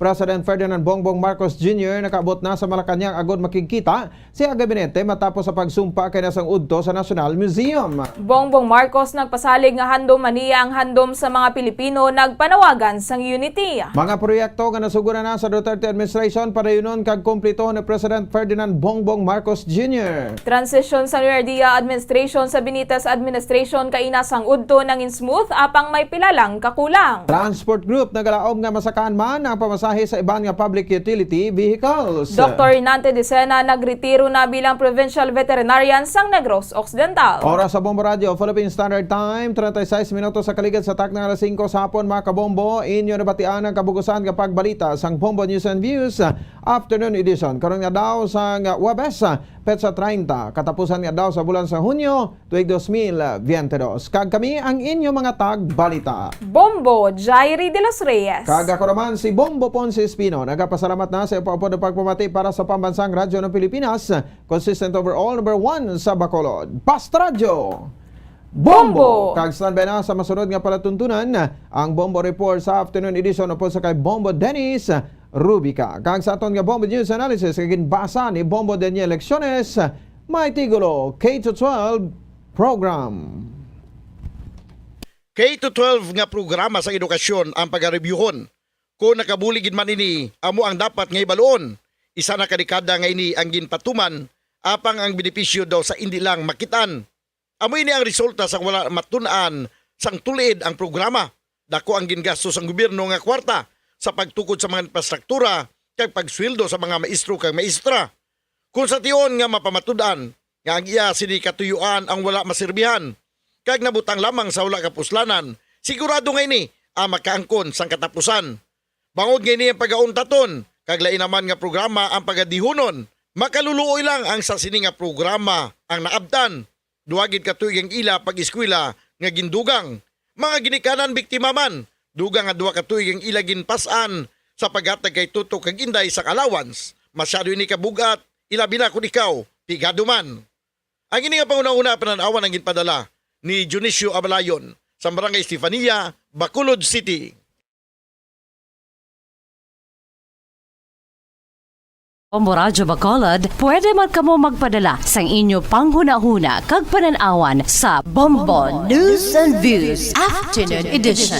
Care of DYWB Bombo Radyo Bacolod, CBS Development Corporation Building, Lacson Street, Mandalagan, Bacolod City. O kung pinaagi man sa email address ang Bombo Radyo Bacolod, bombo_bacolod@bomboradyo.info. Bombo Radyo Bacolod.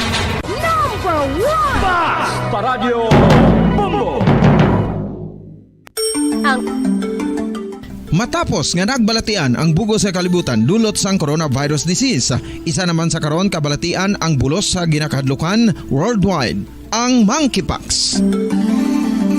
Ano ang ginatawag na monkeypox?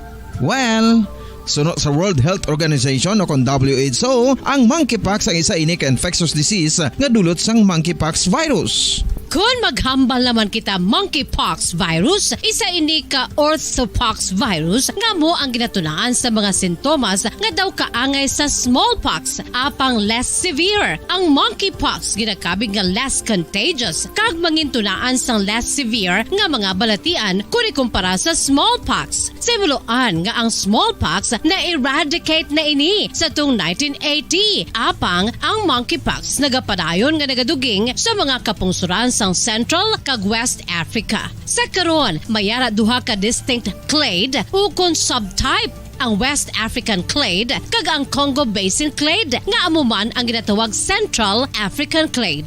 Ang monkeypox ang ginakabig nga zoonosis. Ukon isa kasahi isang balatian nga naghalin sa mga sapat padulong sa humans. Mga sapat kaangay sang squirrels, ilaga, amo kag iban pa. Human to human transmission is limited.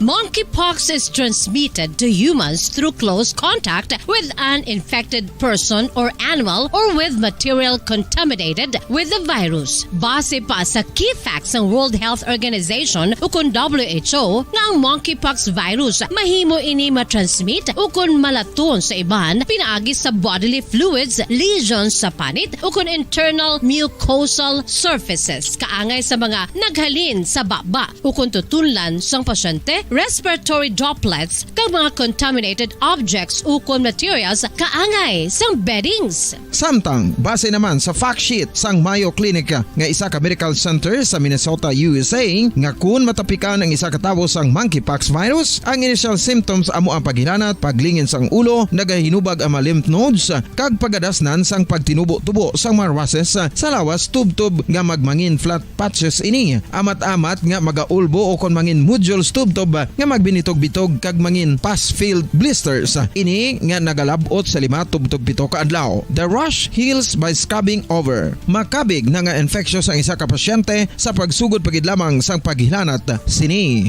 Samtang pamangkot, may bulong na bala ang monkeypox? Well, dugang pa sa fact sheet sang WHO nga ang vaccines nga ginusar sadto sa pag-eradicate sang smallpox sa bugos sa kalibutan amo man karon ang ginatublok sa mga tao batok sa monkeypox kag ang antiviral agent nga gin-develop para sa smallpox treatment nangin lisensyado naman para sa treatment sang monkeypox. Newer vaccines have been developed of which one has been approved for prevention of monkeypox.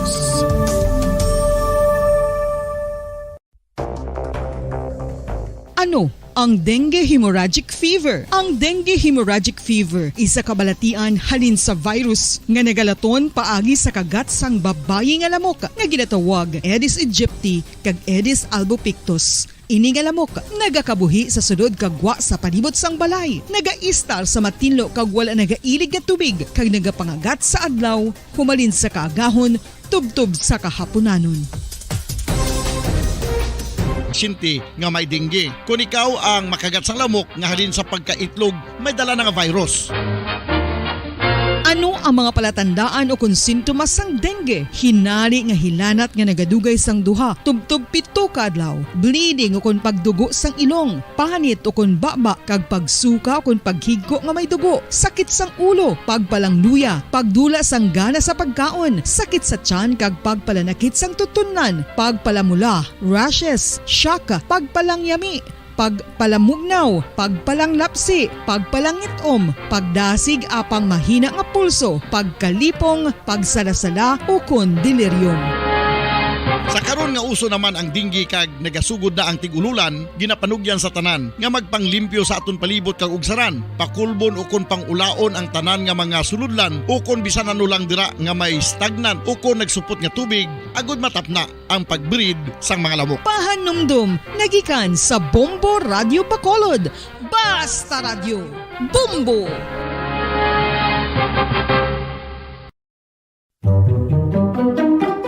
Magluwas sa baboy, baka kag manok, may isa ka karne nga sara nga mahimo alternatibo nga iserbe sa lamesa sa mga Pinoy kag ini ang rabbit meat o kon karne sang koneho. Suno sa pagtuon, mas matinlo ini kag mas healthy kung ikumparar sa iban nga karne sang sapat. Ang rabbit meat ang sara nga lutuon sa pamaagi nga naanda na sang kadamaan, kaangay sang adobo, lumpia Shanghai kag lechon. Apang ano bala ang mga benepisyo sini sa ikaayong lawas? Ini ang mayara sang mataas nga porsyento sang easily digestible protein kag nagaunod sang jutay nga fat kung ikumparar sa iban nga sahi sang karne. Nagaunod man ini sang jutay nga calorie value sang sa iban kag almost cholesterol free ini. Gani makabig siya nga heart patient friendly. Mas jutay man ang sodium content sa rabbit meat, samtang mas madamo naman ang calcium kag phosphorus content sini.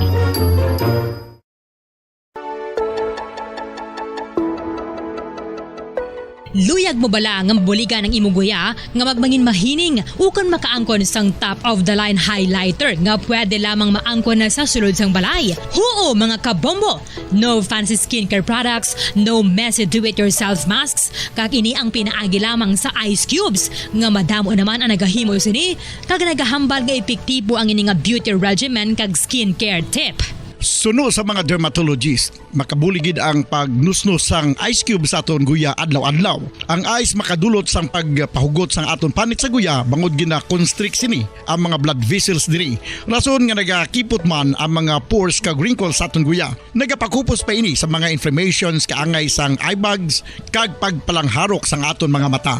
Ang pag-rub sang ice cube sa aton guya makahatag sang soothing effect kung may nagatubo nga acne.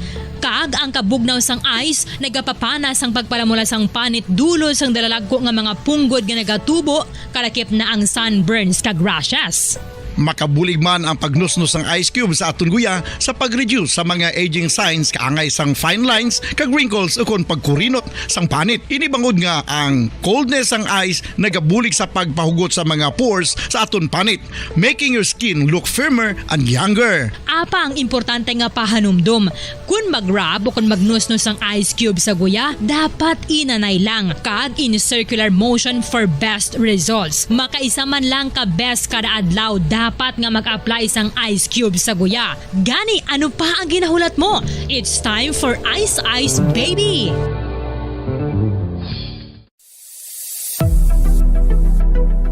Nakahibalo bala kamo kung nga ginatawag bilang miracle liquid ang gata sang lubi? Well, ini bangod nga madamo sang mahatag nga amazing benefit sa ang coconut milk sa aton nga lawas. Suno sa pagtuon sa mga dermatologist, ilabi na gid sa kay Dr. Rahul Nagar sang Max Healthcare Institute Limited, isa ka hospital chain nga nabase sa New Delhi, India, nga napamatud-ana nga may amazing benefits ang coconut milk sa aton buhok, guya kag panit. Ang gata sang lubi manggaranon sa vitamin C, E, B1, B3, B5 kag B6 kalakip ng iron, selenium, sodium, calcium, magnesium kag phosphorus. Coconut milk also contains good concentration of lauric acid, isa ka medium chain fatty acid nga nag-convert sa monolaurin sa aton lawas. Ang monolaurin isa naman ka compound nga nagaangkon sang antiviral kag antibacterial properties. Kaangay sa pagpati ka ginhimo sa aton nga katigulangan, ilabirigid sang aton mga lola, napamatudan man sa research nga may maayo nga madulot ang pagnusnos o kon pagmasad sang aton scalp kag buhok sa ulo gamit ang gata sang lubi. Ini bangod nga nagapa-restore sang pagka-dry, brittle kag pagka-damage sang aton buhok kaangay sang split ends. Ang coconut milk ang may ginaangkon nga excellent moisturizing properties nga makadulot sang good nourishing effect. Uy, makabulig man patubo sang buhok ang gata sang lubi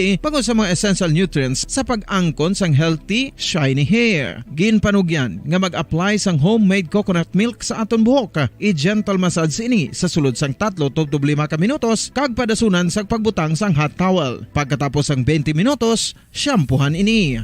Samtang maayo man nga makeup remover kag facial scrub ang coconut milk upod sa olive oil. Hindi lamang nga ginatinluan sini ang aton guya, gina-nourish man sini ang aton skin, deeply. Apang, importante nga pahanumdum. Rub it gently. Maayo man nga cleanser ang gata sang lubi, bangod may antibacterial properties ini, makabulig sa pagtapna sang pagtubo sang punggod kag acne sa aton guya. The fats in coconut milk do not clog pores, thereby preventing acne. Samtang ang gata sang lubi epektibo man sa paghatag sang alibyo sa sunburns bangod sang ginaangkon nga anti-inflammatory properties sini. Ang coconut milk napamatud-an nga makapaayo man sa mga skin ailments bangod sang excellent moisturizing effect sini sa dry skin conditions kaangay sang eczema, dermatitis kag psoriasis. Ang natural fatty acid sa gata sang lubi ang makabulig sa dry kag irritated skin, kalakip na nga ginakakas sini ang mga harmful bacteria sa aton panit.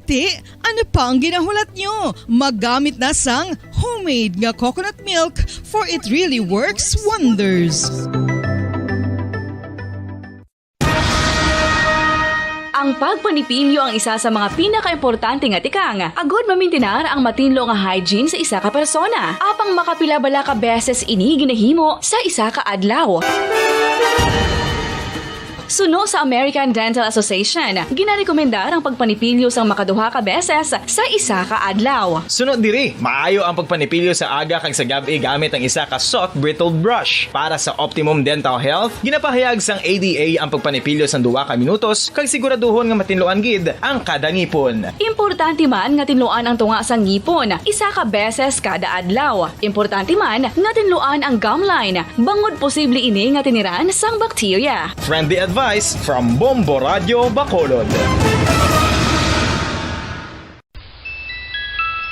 Sa tuman ka kapoy, pag-abot sa balay, kung kaisa nagkakatulugan na lang ang isa ka persona. Apang sa babayi antes magdulog, may mga ritual pa nga dapat himuon kaya nga isang paghukas sang makeup. Ano ini ka importante? Ang pagkakas sang makeup kag pagpanghilam o sang guya antes magtulog ang maayo para sa panit bangod ginakakas sini ang mga cosmetics, impurities kag higko sa surface sang skin nga makatugas sang iritasyon o kung pagpadasig sang pagtigulang sini kung hindi mahimo. Ginabuhinan man sini ang risgo sa pagdevelop sang pimples, pagpula sang guya, blackheads kay iban pa nga size sang blemishes. Naga-promote man ini sang cellular renewal paagi sa paghukas sang dead skin.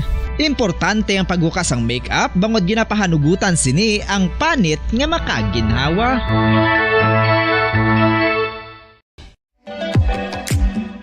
Mga kabombo, ilabilagid sa mga kababainhan. Kung ikaw magtulog, nagasuksok ka bala sang bra o kung wala. Madamo ang mababayi, ang wala nagasuksok sang bra kung sila ang magtulog. Magluwas nga ini ang komportable para sa ila, isa sa mga rason kung nga madamo ang wala nagasuksok sang bra kung magtulog, amo ang kahadlok nga makaangkon sang breast cancer. Kangawa nga hindi magdako kag mapunggan sini ang pagkupos sang dughan.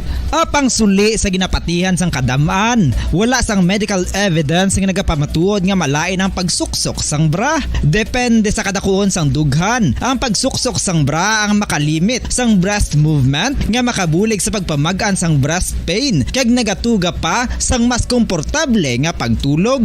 Bangod wala sang major benefits ang pagsuksok sang bra samtang nagakatulog, wala man ini sang major negative nga konsekwensya. Ang importante, matinlo kag masami ini nga ginalabhan agon nga malikawan ang mga skin issue tugasang balhas kag bacteria.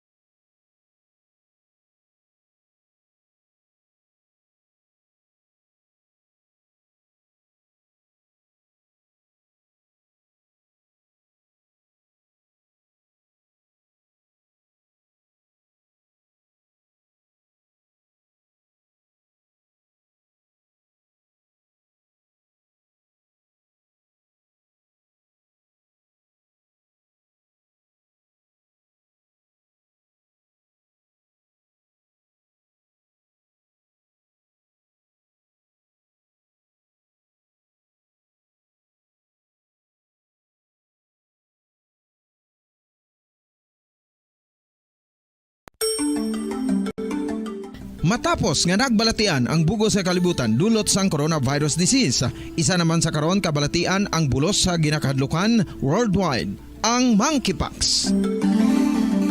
Ano ang ginatawag na monkeypox?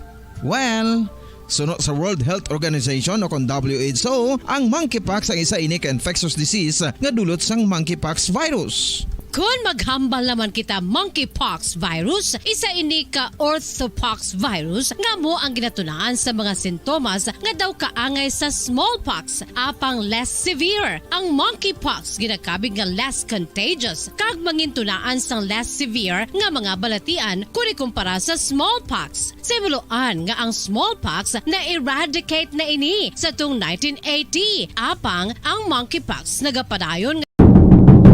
Oras nga Bombo Radyo Bacolod, Philippine Standard Time, 54 minutos ang nakalikat na nga alas 5 sa hapon. Welcome kami na pagpalagay sa Platuntunan Bombo Report sa afternoon edition. Pang-Huwebes, edisyon sa Platuntunan, petsa 30 sa bulan sa Hunyo. Katapusan nga adlaw sa ikanong mabulan tuig 2022. Masakaw-sakaw nato sini palibot niya sunod sa Bacolod. Nagpuli na sa aton sini nga mga trabahante. Kapo yung tagsadiri kapon Bombo Dennis Rubica. Nang balita ang aton gaan pagtamod sining kapon sa aton nagapagunang balita lokal inaanay barangay Kagawa dito sa may Banuasa sa Enrique. Ang aga pagkinaw gin-tiro patay sang duwa ka mga wala pa makilalaan nga mga sospetsado. Santang dugang paginaton niya nga mga balita nasyonal sa balita sa palibot sa pungsod ang pagpapag-on kag pagpayo sa relasyon sa Pilipinas sa iban nga mga pungsuran magkabulig no sa ginatawag pandemic kag economic recovery. Inisuno iya sa kay Presidente Bongbong Marcos. Kag anay Presidente Rodrigo Duterte nakitaan sa isa ka mall sa Makati matapos ini magbiya kinasugto dito iya sa Malacañang. Sa balita naman nato niya sa luwasang pungsod, puwersa sa Amerikano palaptahon dito iya sa mga lugar sa Europa bilang sabat kuno niya sa ginimo nga pag-atake sa Russia dito ya sa pungsod Ukraine.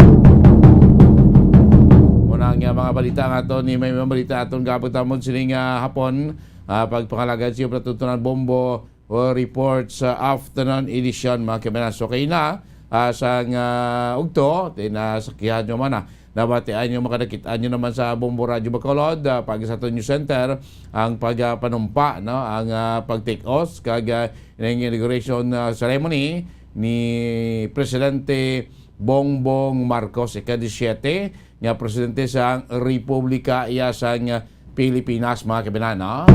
So subong nga hapon first day in office ni Presidente Bongbong Marcos. Siniman nga hapon kinabatayan nyo ko sa News Center kaya nasa nga hapon malas 4 ang mga ginpili nga mga member of cabinet mga sekretaris na ton nagpagayman sa mass oath-taking sining hapon dito sa Malacañang no kag sining gabi may pagsinasalo may dinner nga pag himuon sining ko first night ini ni Presidente Bongbong Marcos sa Malacañang mga kabanan.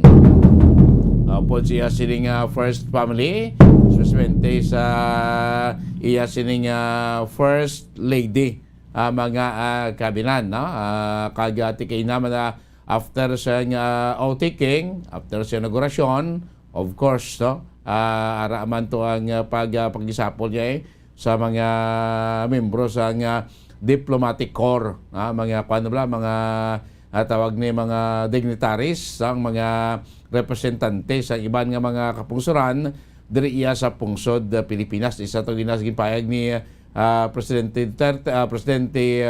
Marcos sa ipatagay ng press conference nga importante gid no kailangan gid kuno ang mapag-on kag maayong relasyon sa Pilipinas sa iban nga mga pungsuran papadulong sa ato sining pag-recover sa ato ni ekonomiya kag of course post-pandemic recovery naton balanta naman during sa pandemya, lupay-pay gina atong sining ekonomiya, diriya sa pungsod Pilipinas, So, madamo pa sa mga pronouncement kina si Presidente Duterte, Presidente Marcos, Duterte ex na, anay na, damo pa sa mga limuon, kag damo pa sa mga bulaton, isa man ito ginatagaan niya gina pagtamod, nga kuno dapat ang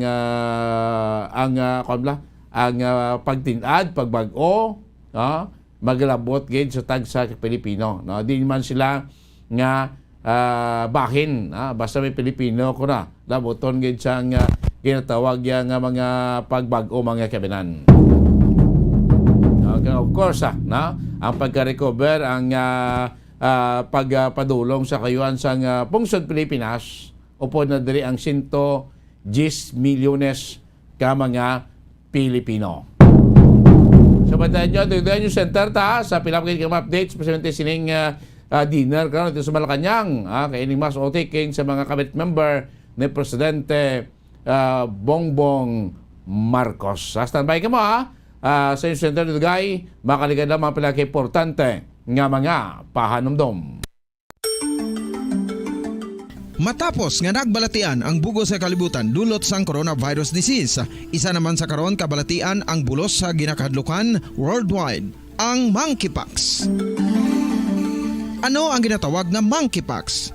Well, sunod sa World Health Organization o kung WHO, ang monkeypox ang isa inik infectious disease nga dulot sang monkeypox virus. Kung maghambal naman kita monkeypox virus, isa ini ka orthopox virus nga mo ang ginatulaan sa mga sintomas nga daw kaangay sa smallpox, apang less severe. Ang monkeypox ginakabig nga less contagious, kag mangintunaan sang less severe nga mga balatian kung ikumpara sa smallpox. Simuloan nga ang smallpox na eradicate na ini sa tung 1980, apang ang monkeypox nagapadayon nga nagaduging sa mga kapungsuran sang Central kag West Africa. Sa karon, mayara duha ka distinct clade ukon subtype, ang West African clade kag ang Congo Basin clade nga amuman ang ginatawag Central African clade. Ang monkeypox ang ginakabig nga zoonosis, ukon isa kasahi isang balatian nga naghalin sa mga sapat padulong sa humans. Mga sapat kaangay sang squirrels, ilaga, amo kag iban pa. Human to human transmission is limited.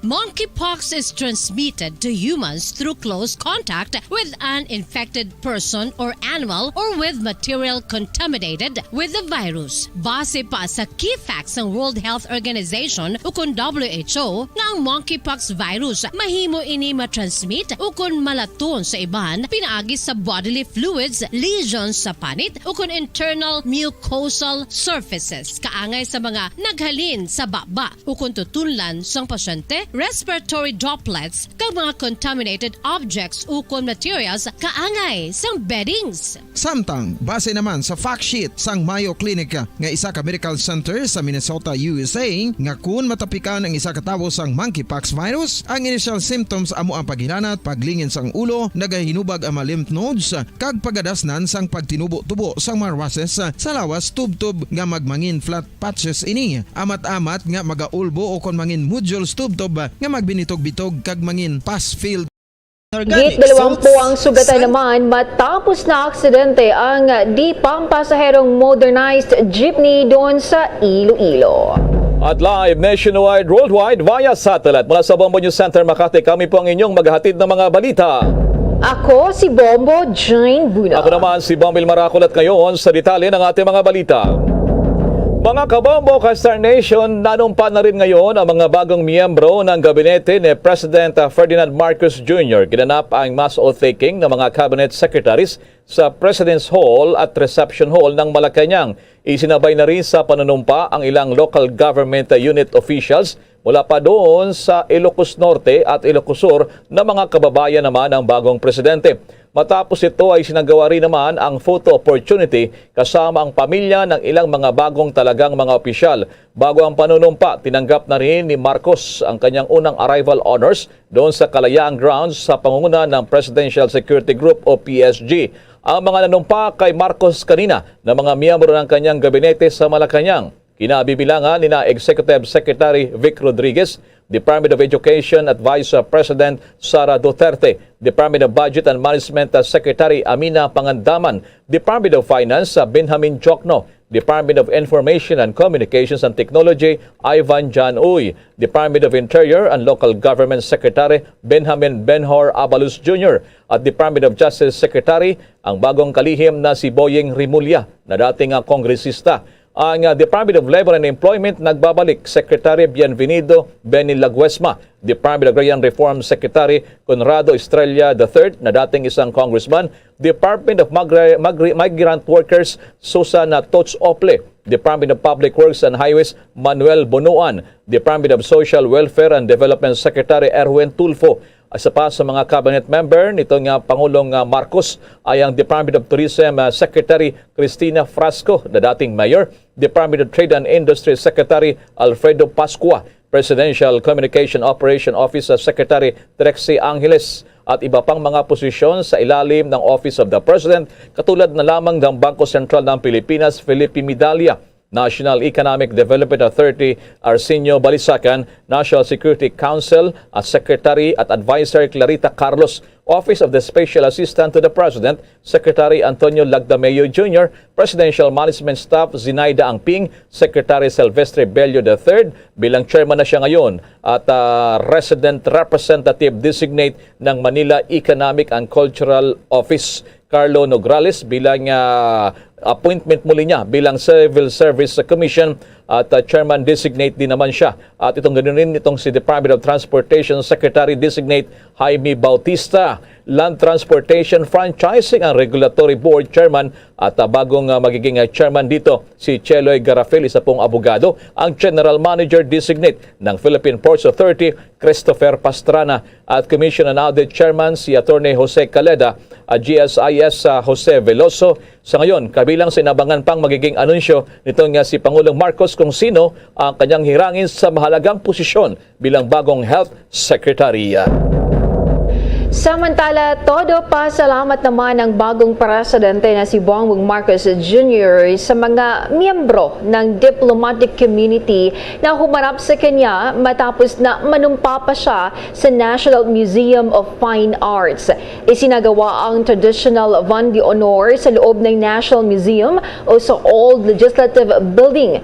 Umaasa si Marcos na mapag-ibayo pa ang partnership sa maraming mga bansa. Nagpasalamat din ito sa pag-alok ng tulong ng ilang mga foreign ambassadors at dignitaries sa Pilipinas.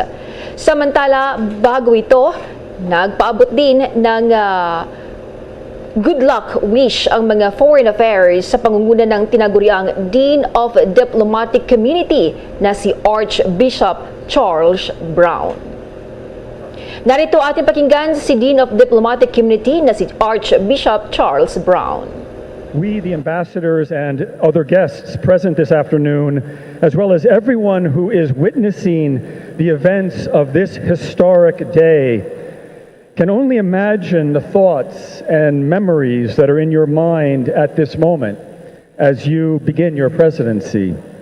The Filipino people have placed their trust and their hopes in you, their hopes for a future that is prosperous, safe, equitable, and just. I know that I speak for all the diplomats gathered here with you this afternoon when I say that we too in the international community harbor the same hopes for your presidency and for your nation, and that we pledge our cooperation and collaboration with your administration in achieving the success of your mandate. There will certainly be challenges, as there are for every administration. But, Mr. President, you bring to the office of the presidency an extensive experience of many years in governmental service, and your call for unity has resonated deeply and widely with the Filipino people. Inyong napakinggan si Dean of a Diplomatic Community na si Archbishop Charles Brown ng Papal Nuncio to the Philippines. Narito naman ang naging pahayag ni President Ferdinand Bongbong Marcos Jr. And for the continuing offer that you have made to the Philippines for support and partnership in the future. As I think it has become very clear, and I think I may be repeating myself to some of you since we have spoken before, but I still believe that the transformation of the world economy and our recovery from the pandemic will be dependent on our partners and our allies. And it will be those partnerships that will strengthen that recovery, that will make a more balanced and stable new global environment for us to work in. I was especially struck by the importance that all of your countries have come to put on climate change. I believe that it was unanimous. All the ambassadors, all the representatives from the different countries who I have met with have each made offers of help in terms of mitigation and adaptation to climate change. As I mentioned in my speech, it is something that is terribly important simply because for the Philippines, we are very much in the most vulnerable position that many compared to many other countries. Samantala naman sa ibang balita, sa pinakabagong sitwasyon pa rin, dyan po naman sa gaganaping People's Concert sa makasaysayang Mindiola Bridge. Malapit lamang dyan sa Malacanang. Bombo Marlene, anong oras dyan magsimula itong konsyerto? Bilang alay pa rin para sa bagong Pangulo, Bombo Marlene. Jane, dito nga tayo ngayon sa Mendiola, sa bahagi ng lungsod ng Maynila. At dito kapag pansin no, bakas yung ngiti o yung tuwa sa mga tao dito dahil nga sa katatapos lamang na inaugurasyon ni Pangulong Ferdinand Bongbong Marcos Jr. Dito, Bob Elman, makikita ninyo sa aking likuran, 3 oras pa lang bago magsimula yung People's Concert mamayang alas 9 ng gabi, ay dagsana, pila na itong mga taong nais na makilahok o nais na mapanood yung libreng pa-concert nga ni President Ferdinand Bongbong Marcos bilang pasalamat niya sa milyon-milyon mga taga-suporta na walang humpay na niniwala at sumuporta sa kanya simula pa noong una. Ito Bombo Elmad, dadaluhan ito ng ilang mga sikat na performers katulad na lamang ng Philharmonic Orchestra. Yan at yung world-renowned classical pianist na si Cecil Licad ay dadalo din. Yan, dalawang yan ay personal choice ni President BBM. At bukod dyan, dadalo din dito si Randy Santiago, Bayani Agbayani Hale, at yung marami pang iba. Bukod dyan, Bombo Elmar, Bombo Jane, may mga freebies din na ipinamimigay dito sa mga manonood. Dito nga nakuusap namin si Atty. Sheila Manuel mula sa grupong Marcos sa totoong paglilingkod na since day one sumusuporta na, since nung pangampanya pa lang ay lubos na sumusuporta na sa Marcos Duterte Tandem. Kaugnay niyan, pakinggan pa natin yung bahagi ng kanyang naging pahayag sa Bombo Radio Philippines. Bago yan, Bombo Marlene, bakit aabutin pa ng alas 9 pa? Bakit hindi magsisimula ng maaga dyan? Anong pahayag nila, Bombo Marlene? Sorry, Bombo Elmar? Oo. Bakit mamaya pa magsisimula? Bakit hindi pa ngayon? O ang tagal pa, mamaya pang sobra ng lalim ng gabi, Bombo Marlene? Dahil sa ngayon kasi Bombo Elmar, ang itinakdak talagang oras para magsimula itong People's Concert ay 9 p.m. Pero since ito nga mga kababayan natin ay medyo excited na, since marami nga makilala mga performers ang dadalo dito, pila na sila. So dito Bombo Elmar, may mga ipinamimigay naman na mga freebies, mga libreng t-shirt, mga libreng candies, libreng pagkain, para doon sa mga dadalo. Ganyan din yung mga libreng face mask para mapanatili pa rin yung health and safety protocol sa Bombo Elmar. Okay, balikan natin itong iyong nakapanayam. Sino-sino to, Bombo Marlene? Go ahead. Yan, Bombo Elmar, ay si Atty. Sheila Manuel mula sa grupong Marcos Sara Totoong Paglilingkod. Okay naman, kaninang umaga pa kami nandito para mag-ready. Kami yung nagsasagawa ng free t-shirt printing. So, kailangan lang nilang magdala ng t-shirt, kahit anong kulay, anong size. And then, lalagyan namin ng imprenta. Tatatakan namin ng design ng pasasalamat concert. Mamaya, nandyan po si Mr. Randy Santiago, si Bayani Agbayani, si Labuching, Hale, Letora, Jason Fernandez, Rapacol, and maraming pang iba. So abangan na lang nila. So yung mga pupunta po later, makakapanood po kayo ng pasasalamat concert. Ito po ay handog ni President Bongbong Marcos para po sa lahat ng sumuporta po kay President BBM. Yan ay yung tinig nga ni Attorney Sheila Manuel. Bale ito, Bombo Elmar, no? Yung MSTP na grupo ni Attorney Manuel ay sila yung mga namimigay ng free printing sa t-shirt. Bale yung mga gustong magpaprint sa kanila, magbibigay lang ng mga t-shirt, tapos lalagyan nila ng tatak na may pasasalamat ni President Bongbong Marcos. At bukod dyan, Bombo Elmar, syempre dito maraming tao. So hindi rin mawala yung mga vendors na nagasamantala na kumita. So dito marami rin ng mga vendors na nagtitinda na nagbebenta ng mga keychain, ng mga t-shirt, ng mga ref magnet, mga ganon, na nagkakahalaga ng 25 pesos hanggang 200 pesos. At bukod dyan ay mahigpit din naman yung pinatutupad na seguridad dito sa katunayan, Bomba Elmar, nasaksihan natin kanina na bago makapasok itong mga tao na ito doon sa mismong area kung saan gaganapin nga yung mismong concert ay masinsinang chinecheck yung mga bag ng mga dadalo para makita kung may mga nakakapinsalang bagay ba silang dala-dala, Bombo Elmar, Bombo Jane. Talagang mga more or less kaya may pagtaya ba dyan ng mga otoridad kung ilan ang aabutin dyan na posibleng dumalo o kaya naman makibagay sa konsyerto ngayong gabi, Bombo Marlene?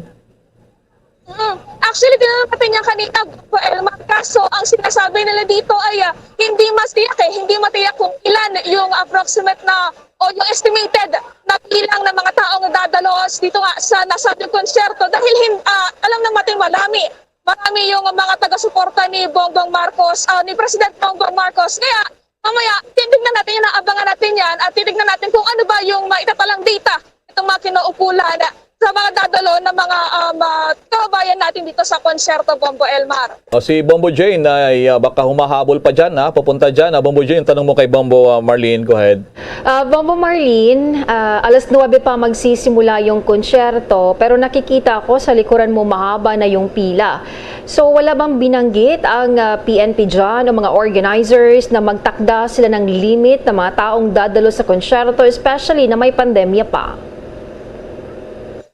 Yes, Bombo Jane. Actually, kagaya ng nabanggit ko kanina, yung estimated na bilang ay hindi pa nila matiyak. So, siguro nangangahulugan nito, Bombo Jane, na wala silang itinakdang limit para dito. Kasi sinasabi ko tinanong ko kanina, paano kapag napuno yung mismong area, yung mismong loob?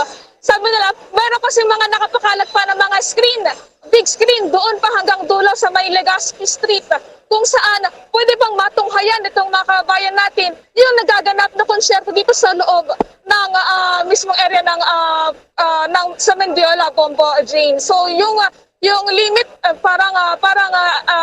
doubt na mayroong limit diyan kasi sila nag-expect sila ng mas marami pang mga kababayan natin na manonood at dadalo dito nga sa nasabing event, Bombo Jane. Okay. Nabanggit mo kanina na bago makapasok dyan sa loob ng venue kung saan gaganapin ang konsyerto, chine-check ng mga otoridad ang isa-isa yung mga dadalo, Bombo Marlene. So may alam ka ba kung ano yung mga ipagbabawal sa loob para naman may ideya yung mga listeners, viewers natin na gusto ring humabol o manood ng konsyerto?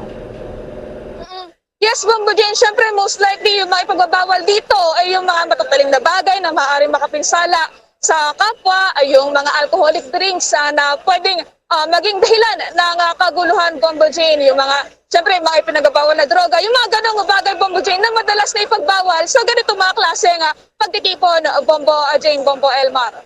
Sige, ingat kayo dyan, Bombo Marlene. Enjoy na lang dyan sa pakonsyerto na libre, hanggang mamaya. Maraming salamat, Bombo Marlene. Ingat kayo dyan. Live mula dito sa Mendiola, sa bahagi ng lungsod ng Maynila, ako po si Bombo Marlene Padiernos, nag-uulat para sa Pambansang Radyo ng Pilipinas, Basta Radio, Bombo! Kabombo mga Star Nation, hindi rin nagpahuli ang Bombo Radio Philippines sa pagsasagawa ng special coverage sa makasaysayang inauguration ni President Ferdinand Bongbong Marcos Jr.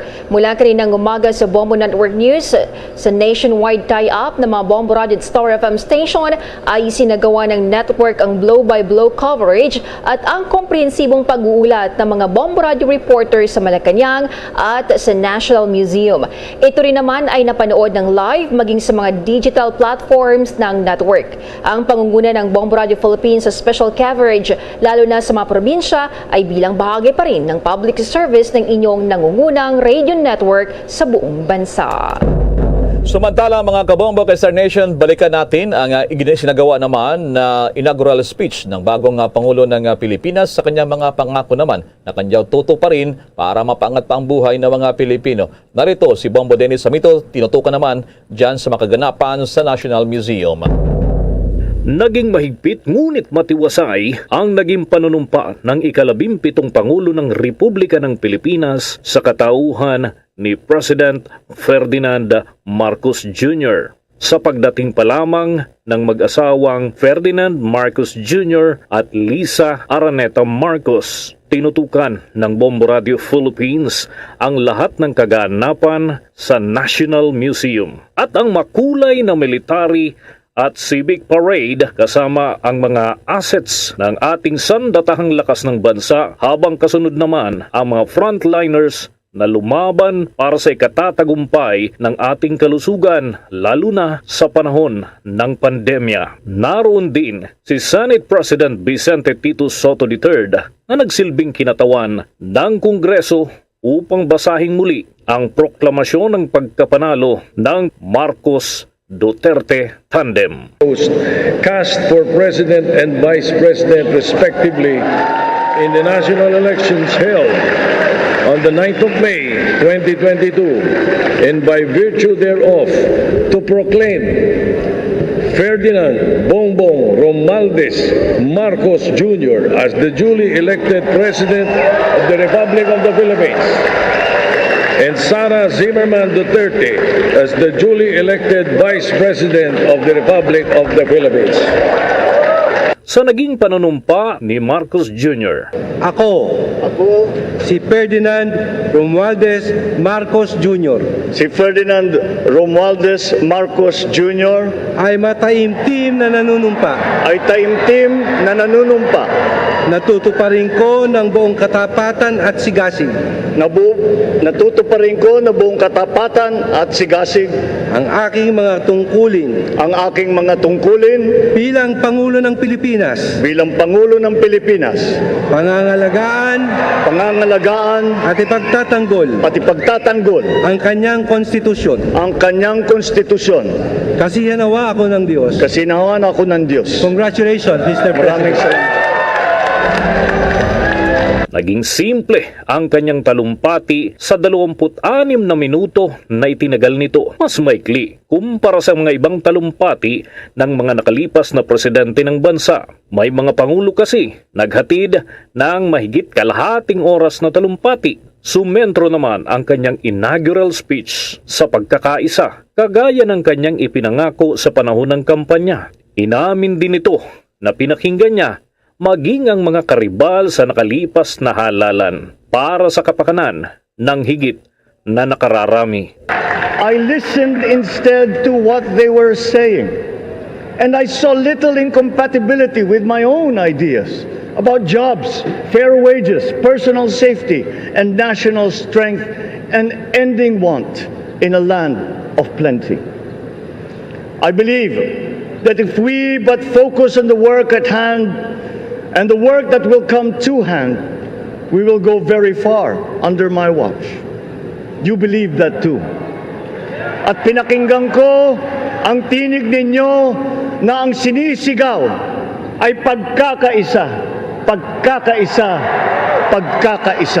Tinukoy pa nito na ang pangarap ngayon ng bawat Pilipino ay pangarap din niya, at ito ang ikatatagumpay ng ating bayan. Sa pangarap na maging mapayapa ang ating bansa, ang pangarap nyo ay pangarap ko. Sa pangarap na maging maunlad ang ating bansa, ang pangarap nyo ay pangarap ko. At sa pangarap na maging mas masinang ang kinabukasan natin at ng ating mga anak, ang pangarap nyo ay pangarap ko. Sa huling bahagi ng kanyang talumpati, tiniyak nito nakabahagi din siya sa paghahanap ng tagumpay para sa sambayanan. But I will not spare myself from shedding the last bead of sweat or giving the last ounce of courage and sacrifice. That I have 110 million reasons to start with. Such is my faith in the Filipino. And as surely as that, we will achieve the country all Filipinos deserve. God bless the Philippines. God bless our work. Tapos na ang inaugurasyon at talumpati ni President Ferdinand Bongbong Marcos Jr. Ang panibagong hamon ngayon ay kung paano niya tutuparin ang kanyang mga naging pangako mula sa panahon ng kampanya hanggang sa kanyang naging talumpati ngayong araw ng kanyang panunumpa. At yan ang inaugurasyon ni President Bongbong Marcos na ginanap dito sa National Museum kung saan dinaluhan ito ng maraming mga bisita kasama na ang Diplomatic Corps. Ako si Bombo Dennis Hamito para sa Pambansang Radyo ng Pilipinas, Basta Radio, Bombo! Samantala naman sa isang nakakaantig na pagpapakita ng paggalang, nagbigay ng standing ovation ang First Family sa pangunguna ni Pangulong Ferdinand Marcos Jr. sa mga kinatawan ng medical frontliners at overseas Filipino workers sa inaugurasyon ng pinuno kaninang tanghali. Ginawa nito ang gesture sa panahon ng Military Civic Parade sa harap ng National Museum sa Ermita, Manila, ang lugar ng mga seremonya ng inaugurasyon. Si Marcos, ang kanyang asawa si Liza at ang kanyang tatlong anak na sina Sandro, Simon at Vincent ay pawang nakaupo sa ililim sa ibabaw ng makeshift stage sa ibabaw ng makasaysayang gusali nang ipahayag ng MC ang partisipasyon ng mga medical frontliners at OFW sa parada. Tumayo, pumalakpak at kumaway ang First Family sa mga magiting na Pilipino. Nakita si Marcos na nagsasabing salamat sa mga kinatawan ng sektor at ilang beses pang yumuko.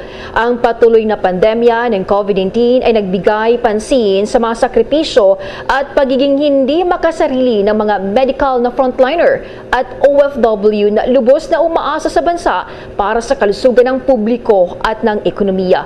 Bumalik man sa kanilang upuan ang kanyang asawa at mga anak, natili pa rin nakatayo ang 64 years old na si Marcos upang palagpakan ang iba pang sektor na kinakatawan sa parada. Kabilang sa mga sektor na ito ang mga Pilipinong atleta, mga manggagawa sa sektor ng transportasyon, magsasaka at mga mangingisda. Samantala sa patuloy pa ng ating mga kaugnay na mga impormasyon sa gitna ng high interest rate environment, ang Administrasyong Marcos daw ay magiging opportunistic sa mga foreign commercial borrowings habang pinapanatili naman ang bulto ng financing para sa budget nito mula sa local sources. Ito ay naman sa pagigit nito nga si bagong Finance Secretary Benjamin Diokno, habang ayon sa kanya sasangguni pa rin siya kay National Treasurer Rosalia De Leon. Sinabi ni Secretary Diokno sa mga mamahayag na kung may magandang pagkakataon na humiram sa foreign currency ay gagawin nila yon lalo na ng gobyerno. Sa ngayon sa taong ito ay nakalikom na ang Pilipinas ng 2.8 billion US dollars mula sa kanyang 7 billion US dollar na offshore commercial borrowings program na tinatawag na ang hiram ng 550 million US dollars sa pamamagitan ng yen-denominated green samurai bonds noong nakarang buwan ng Abril, bukod pa sa 2.2 billion US dollars sa US dollar-denominated global bonds noong buwan ng Marso na kinabibilangan ng kauna-unahang ESG o Environmental, Social and Governance Securities. Sa ngayon, sinabi pa ni Secretary Diokno na sila ay aasa pa rin sa mga domestic borrowings. Sa iba pang balita, binigyang diin ng mga militanteng grupo na hindi sila aatras laban kay Pangulong Ferdinand Bongbong Marcos Jr. at idiniin na patuloy nilang ipaglalaban ang nasyonalismo at demokrasya. Sinabi ni former Bayan Muna Representative Sator Ocampo, handa silang magsagawa ng protesta o protest actions kapag may palisiya ang Marcos administration na hindi katanggap-tanggap. Anya, sila ay nanunood at tumutugon o nagre-react sa tuwing ang Pangulo ng Pamalaan ay gagawa ng desisyon na maaring hindi nila magustuhan o hindi katanggap-tanggap. Magugunitang si Marcos ay nanumpa sa tungkulin sa harap ni Chief Justice Alexander Gismondo sa National Museum sa Maynila bilang ika-17 Pangulo ng Pilipinas. Samantala naman sa kaugnay na balita, nagsagawa din ng kilos protesta doon po naman sa Times Square sa New York City ang ilang grupo ng mga Pinoy na mga militante upang ipakita pa rin ang kanilang pagtutol daw sa bagong administrasyon at gina rin kaya sa pamumuno ng bagong Presidente Marcos at Vice President Sara Duterte. Ipinapanawagan pa rin naturang ilang mga kababayan ang tinatawag na justice at accountability para sa bayanang Pilipino at ang nasabing kilos protesta ay pinangunahan naman ang tinaguriang Northeast Coalition to Advance Genuine Democracy in the Philippines, yung kilos protesta na kinabibilangan din ng Gabriela New York, Bayan USA, Damayan Migrant Workers Association at Malaya Movement. Kasama rin sa rally kanina ang ilang biktima ng umano'y martial law. Banta ng grupo na simula pa lamang daw ito ng kanilang malawak na pakikibaka para i-reject daw ang pamalaan. Sinabi ng grupo na imposible raw ang pangakong bagong Pilipinas. Dila naman daw sa hindi naman daw nabigyan ng hustisya ang mga Pilipinong biktima noon ng martial law ng panahon ng dating Pangulong Ferdinand Marcos Sr. at ng tinaguriang extrajudicial killings sa termino naman ng katatapos lamang ng Pangulong Duterte. Samantala naman, may mga relyesta hindi nakaporma sa may Rizal Park at Liwasang Bonifacio. Ang PNP naman, walang naitalang untoward incident sa kasagsagan ng inaugurasyon ni Pangulong Bongbong Marcos. Alamin ang karagdagang detalye sa report ni Bombo Annalise Soberano. Mahigit 200 miyembro ng Civil Disturbance Management Team ng Philippine National Police ang nakapwesto sa may bahagi ng Burgos Street dahilan para hindi makalapit ang mga rallyista sa nasabing lugar. Bukod sa mga miyembro ng CDM, libo-libong mga pulis din ang nakatalaga sa vicinity ng National Museum at maging sa bahagi ng Rizal Park at Luneta. Puno din ng supporters ni PBBM ang Rizal Park habang hinaantay na mga ito na panoorin sa malaking LED TV ang panunumpa ni President Bongbong Marcos. Hindi rin nakaporma ang mga rallyista sa may bahagi ng Liwasang Bonifacio dahil sa dami din na mga pulis ang nakapwesto. Sa ginawang pag-iikot ng Bombo Radio sa iba't ibang kalye sa Maynila, kitang-kita na maluwag ito, lalo na ang bahagi ng TM Calao, Quezon Bridge at maging ang Ayala Bridge kung saan dumaan ang convoy ni President Bongbong Marcos. Sa bahagi ng Ayala Bridge, nakaabang naman ang ating mga kababayan na nais makita ang bagong Pangulo ng bansa. Nang manumpa na at nagbigay ng kanyang talumpati si President Bongbong Marcos, todo hiyawan ang kanyang mga supporters na nanunood sa malaking LED TV sa bahagi ng Burgos Street.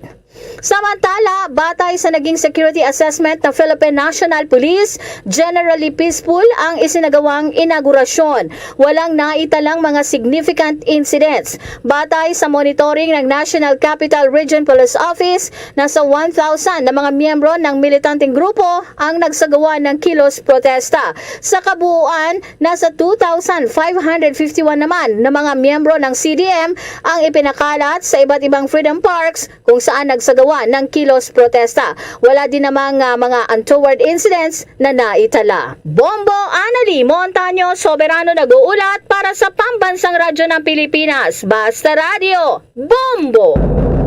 Si dating Pangulong Rodrigo Duterte naman, winelcome na sa pag-uwi nito sa Davao. Alamin ang detalye sa report ng Bombo Radio Davao. Inaasahang darating si former President Rodrigo Duterte o Citizen Rodi dito sa Davao City iilang minuto mula ngayon.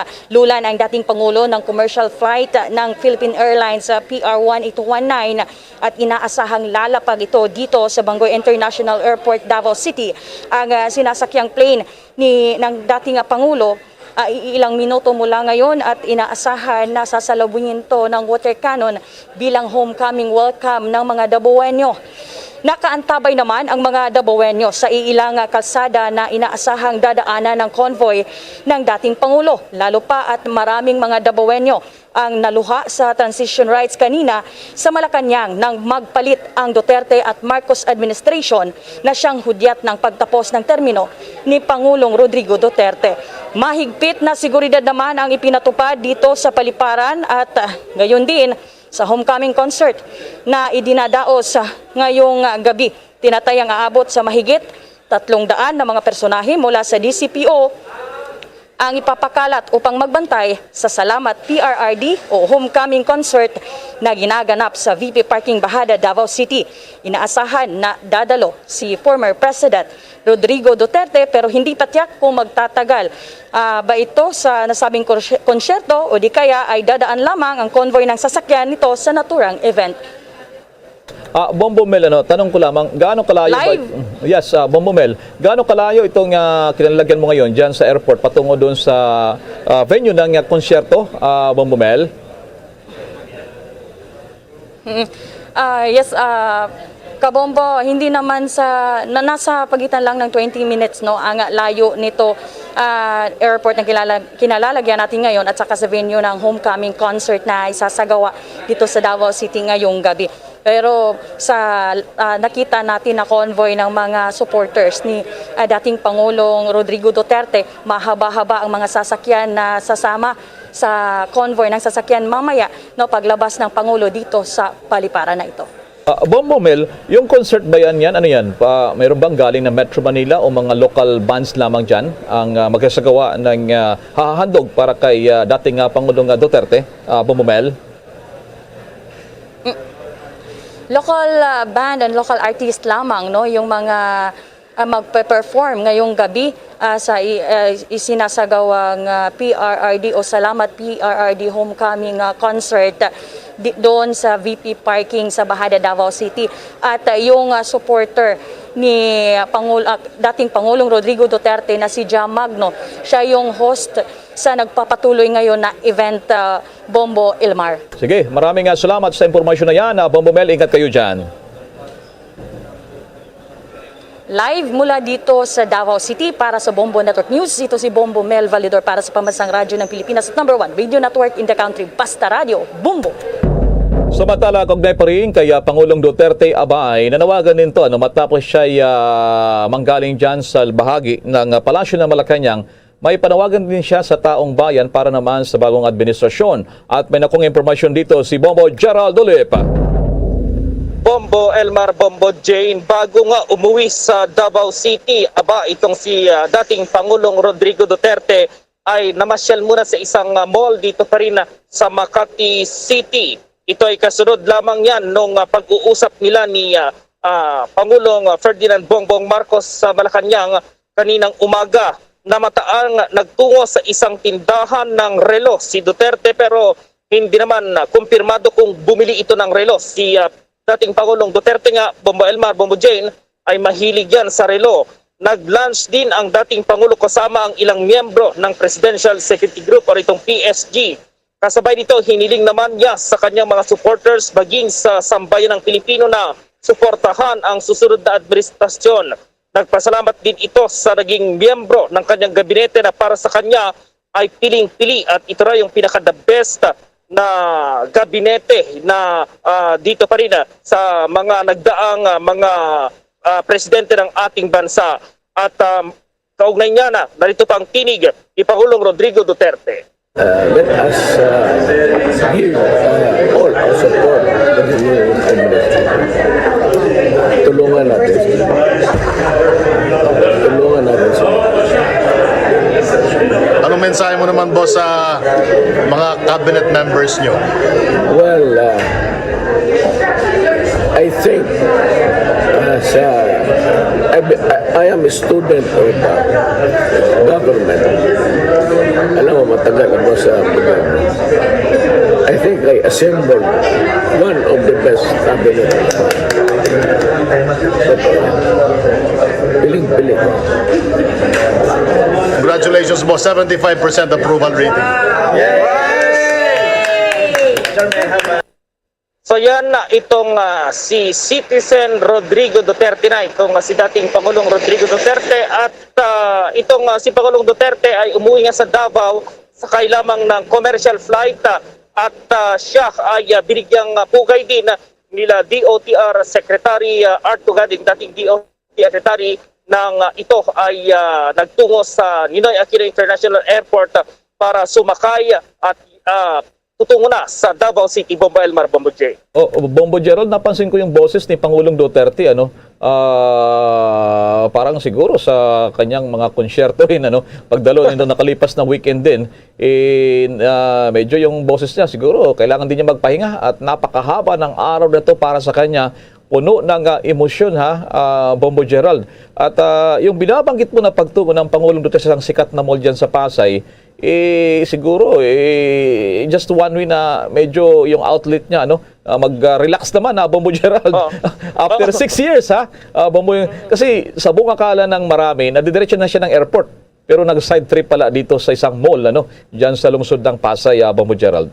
Oo, actually kasi Bombo Elmar, itong si Pangulong Duterte mahilig sa mga side trip na ganyan. Lalong-lalo na ngayon na sinasabi nga kanina, wala na siyang responsibilidad, isa na siyang private citizen, kaya sinulit naman niya yung pagkakataon na pumunta sa isang mall. Sinasabi, nag-window shopping pero hindi natin alam. At yun nga, medyo paos, Bombo Elmar, siguro yan ay dahil na rin dito sa mga activities ng huli niyang linggo, dito pa rin sa pagiging Pangulo dito sa bansa, at yung konsyerto niya noong Sunday doon sa Quirino Grandstand sa lungsod ng Maynila, at siguro na ambunan at siyempre may edad na rin, may tandaan na rin itong si Pangulong Duterte, dating Pangulong Duterte, kaya medyo nag-iba yung kanyang boses habang ini-interview kanina, Bombo Elmar.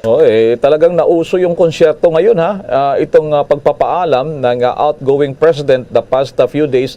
Ngayon dyan sa Davao, yung report ng Bombo Radio sa Davao, may pa-concert na naman kaya dating Pangulong Duterte. At ngayong gabi, dyan sa Malacanang, may pa-concert din dyan. Malapit dyan sa Malacanang. Itong bahagi ng Mindiola Bridge, Bombo Gerald. Sana lamang maging maayos at hindi naman maging super spreader inaturang mga events na yan para sa ating mga kababayan. At kanina doon sa Malacanang na inyong kinover mismo yung pagsasalin mula kay Pangulong Duterte sa ngayon kay Pangulong Marcos. Anong naging mood doon? Kasi kayo napansin ko kanina, nagpalakpakan yung mga cabinet members matapos bumaba na diyan sa hagdanan ng Malacanang si Pangulong Duterte. Bombo Gerald, you can just imagine yung emotion din kanina dyan. Baka hindi ba napuno dyan ng luha sa Malacanang, Bombo Gerald? Alam mo, Bombo Elmar, bago itong pag-akyat ni Pangulong Rodrigo Duterte, or noong nakaakyat na si Pangulong Rodrigo Duterte, alam mo bang mayroong sinasabing unity walk na isinagawa itong dati niyang mga gabinete, Bombo Elmar? Halos kompleto yung kanyang gabinete na nagsagawa ng unity walk dito sa Malacanang, doon sa Malacanang grounds, para ipakita yung kanilang suporta hanggang sa huli kay Pangulong Rodrigo Duterte. At ramdam namin kaninang lumabas itong mga empleyado ng Malacanang kaninang paalis ng Pangulong Rodrigo Duterte, Bombo Elmar. Talagang punong-puno ng emosyon at talagang nagpapalakpakan yung mga tao, at yung iba nga sabi nila ay medyo bitin para sa kanila yung paglilingkod ni Pangulong Rodrigo Duterte, na hanggang natapos yung kanyang termino, Bombo Elmar, hindi siya naging lame duck kung pagbabasehan itong mga surveys, dahil hanggang sa huling survey, Bombo Elmar, napakataas pa rin ng kanyang ratings bilang Pangulo ng ating bansa, unlike doon sa mga nagdaang presidente na pagdating ng ilang buwan bago yung pagtatapos ng termino ay talagang sobrang baba na, bulusok na yung trust rating itong si Pangulong Rodrigo Duterte. Hanggang sa huli, mataas yung kanyang rating, Bombo Elmar. Kaya naman, yung mga tao doon sa Malacanang ay talagang nalulungkot sa kanyang pagbaba na sa pwesto, pag-e-end ng kanyang term kaninang alas 12 ng tanghalian, Bombo Elmar. Alright, sige, pahinga na rin kayo dyan, Bombo Gerald. Maraming salamat sa mga updates at mga coverage na yan. Maraming salamat, Bombo Gerald. Para sa Bombo Network News, Bombo Gerald D. Ulet. Para sa Pambansang Radyo ng Pilipinas, Basta Radio, Bombo. Samantala, naging trending naman at naging usap-usapan din naman itong disenyo na isinuot na barong Tagalog ng Pangulong Bongbong Marcos sa kanyang inaugural. Diyan po naman sa may bahagi ng National Museum hanggang sa Malacanang kanina. Tinawag itong modern style barong at ito'y may kaugnayan naman sa pagsagawa at dinisenyo ng multi-awarded na designer na si Pipito Albert. Ang naturang barong Tagalog na ginamit kanina nitong Pangulong Marcos, ang tawag dito ay inspired ng rayadilyo. Ito po yung mga traditional na military uniform noong pa naman ng panahon pa ng Espanyol o Spanish era. Ang naturang damit na sinuot kanina ay mula sa umaga hanggang sa hapon kanina. Pero ngayong gabi naman, magsusuot naman itong si Pangulong Marcos ng panibagong barong. Ang tawag naman dito ay fully embroidered na barong. Gawa naman ito sa Taal, Batangas.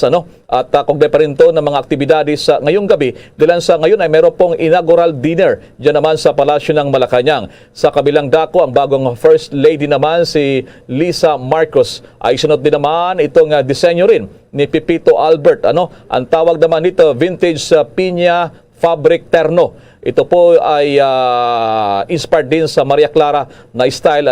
Itong isunod naman ng First Lady Liza Marcos.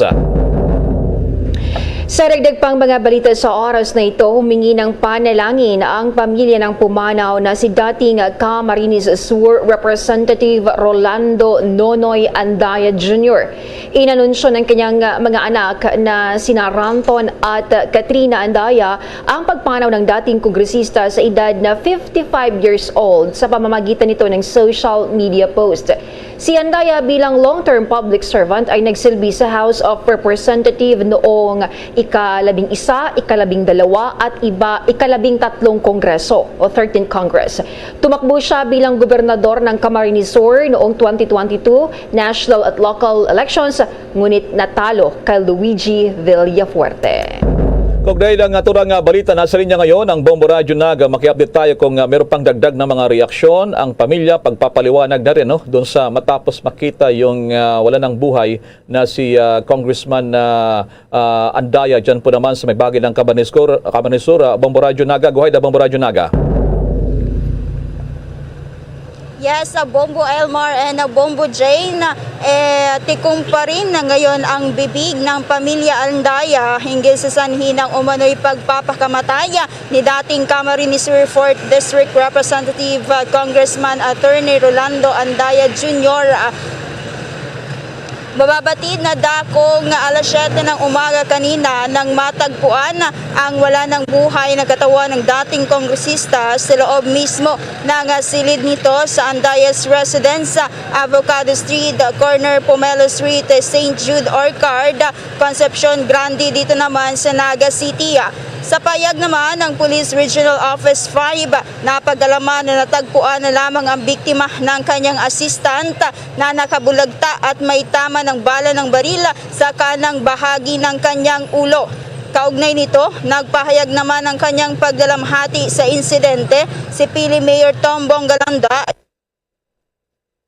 ni Andaya sa panayam naman ng Bombo Radyo Naga. Anya, labis umano itong ikinalungkot ng makarating sa kanya ang impormasyon sa pagkamatay ng dating opisyal kung saan mayroon ding nagsiiyakan na mga residente ng bayan ng Pili sa lalawigan ng Camarines Sur. Sa kabila nito, inilarawan naman ng alkade ni Andaya bilang malaking kawalan sa kanilang lugar, lalo pat ito ang kanilang katuwang sa pakikipaglaban sa mga isyu sa lupa. Sa ngayon, mahigpit naman ang pakikipag-ugnayan ng mga otoridad sa pamilya para sa sinasagawang investigasyon. Samantala, maliban sa pagiging kongresista ng ika-4 na distrito, si Andaya ay nagsilbi ring budget secretary noong administrasyon ni dating Pangulong Noynoy Aquino. Sa ngayon, pakinggan muna natin ang bahagi ng pahayag ni Pili Mayor Tom Bongalonta.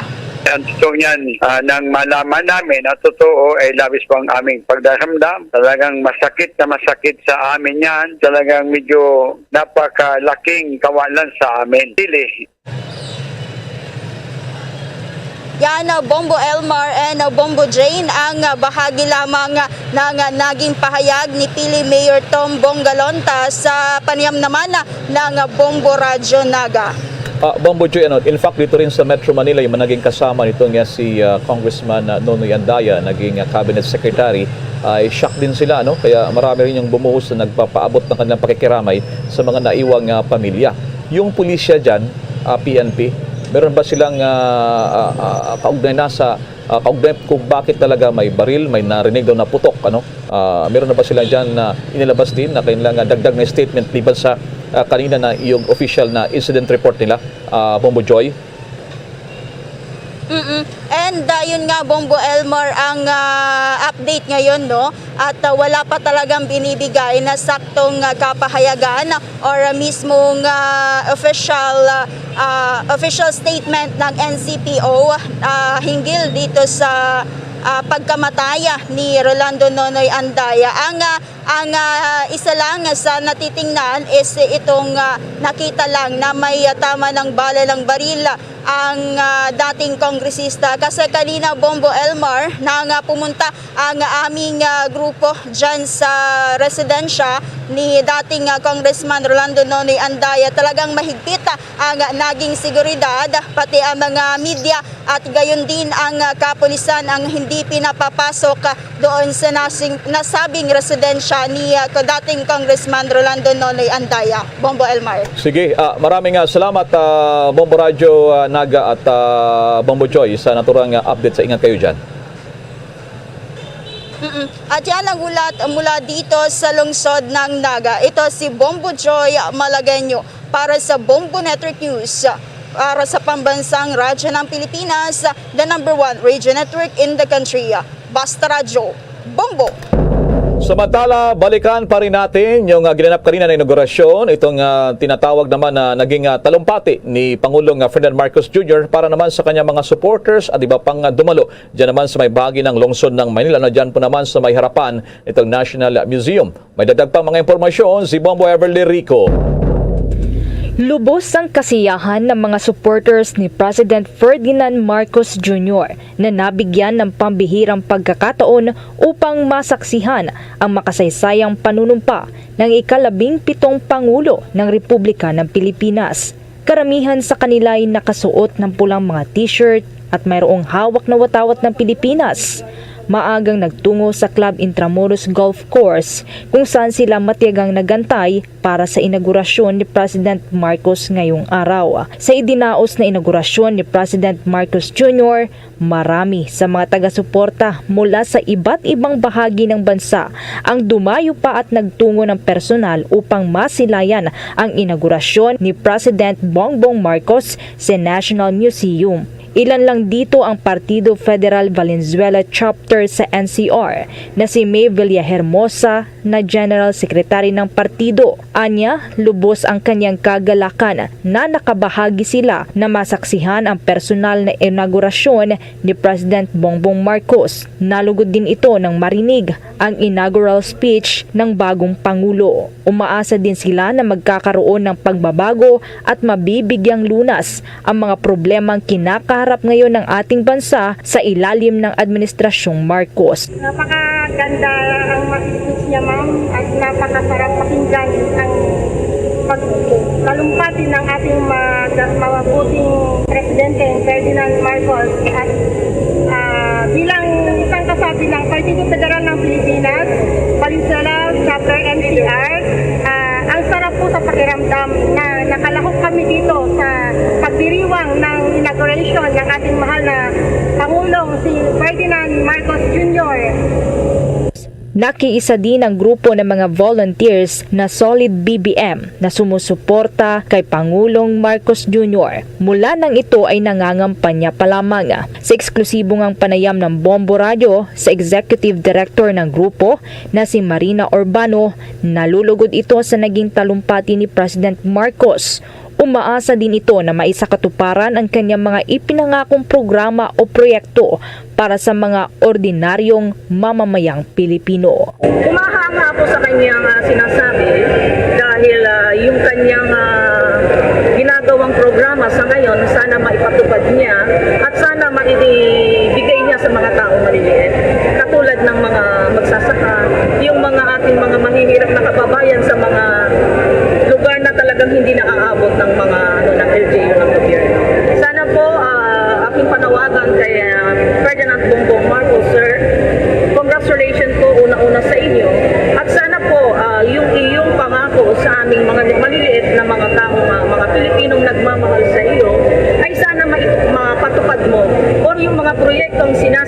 ay dapat matamasa ng mga Pilipinong maliliit. Naging agaw pansin din sa venue ng inaugurasyon ni President Ferdinand Marcos Jr. ang 25 anyos na kabataan na isa sa mga taga-suporta ng tandem ni na President Marcos Jr. at Vice President Sara Duterte Carpio na si Sherin Gales na miyembro ng LGBTQ community dahil sa kanyang kasuotang Filipiniana na kulay pula at berde na gawa sa mga recycled materials at suot pa ang corona. Kwento niya, siya mismo ang nagdisenyo ng tinawag niyang BBM Sara Inspired Gown at simbolo ng Uniteam. Isa rin po akong miyembro ng LGBTQ community. I'm also a survivor from COVID-19, dengue fever, and depression and anxiety. Of course, kasi and that is why I made this gown. It symbolizes the colors of unity, inspired Bongbong Marcos and Sara Duterte. Actually, itong gown na to isa gawa kasi ito sa iba't ibang uri ng mga recycled material.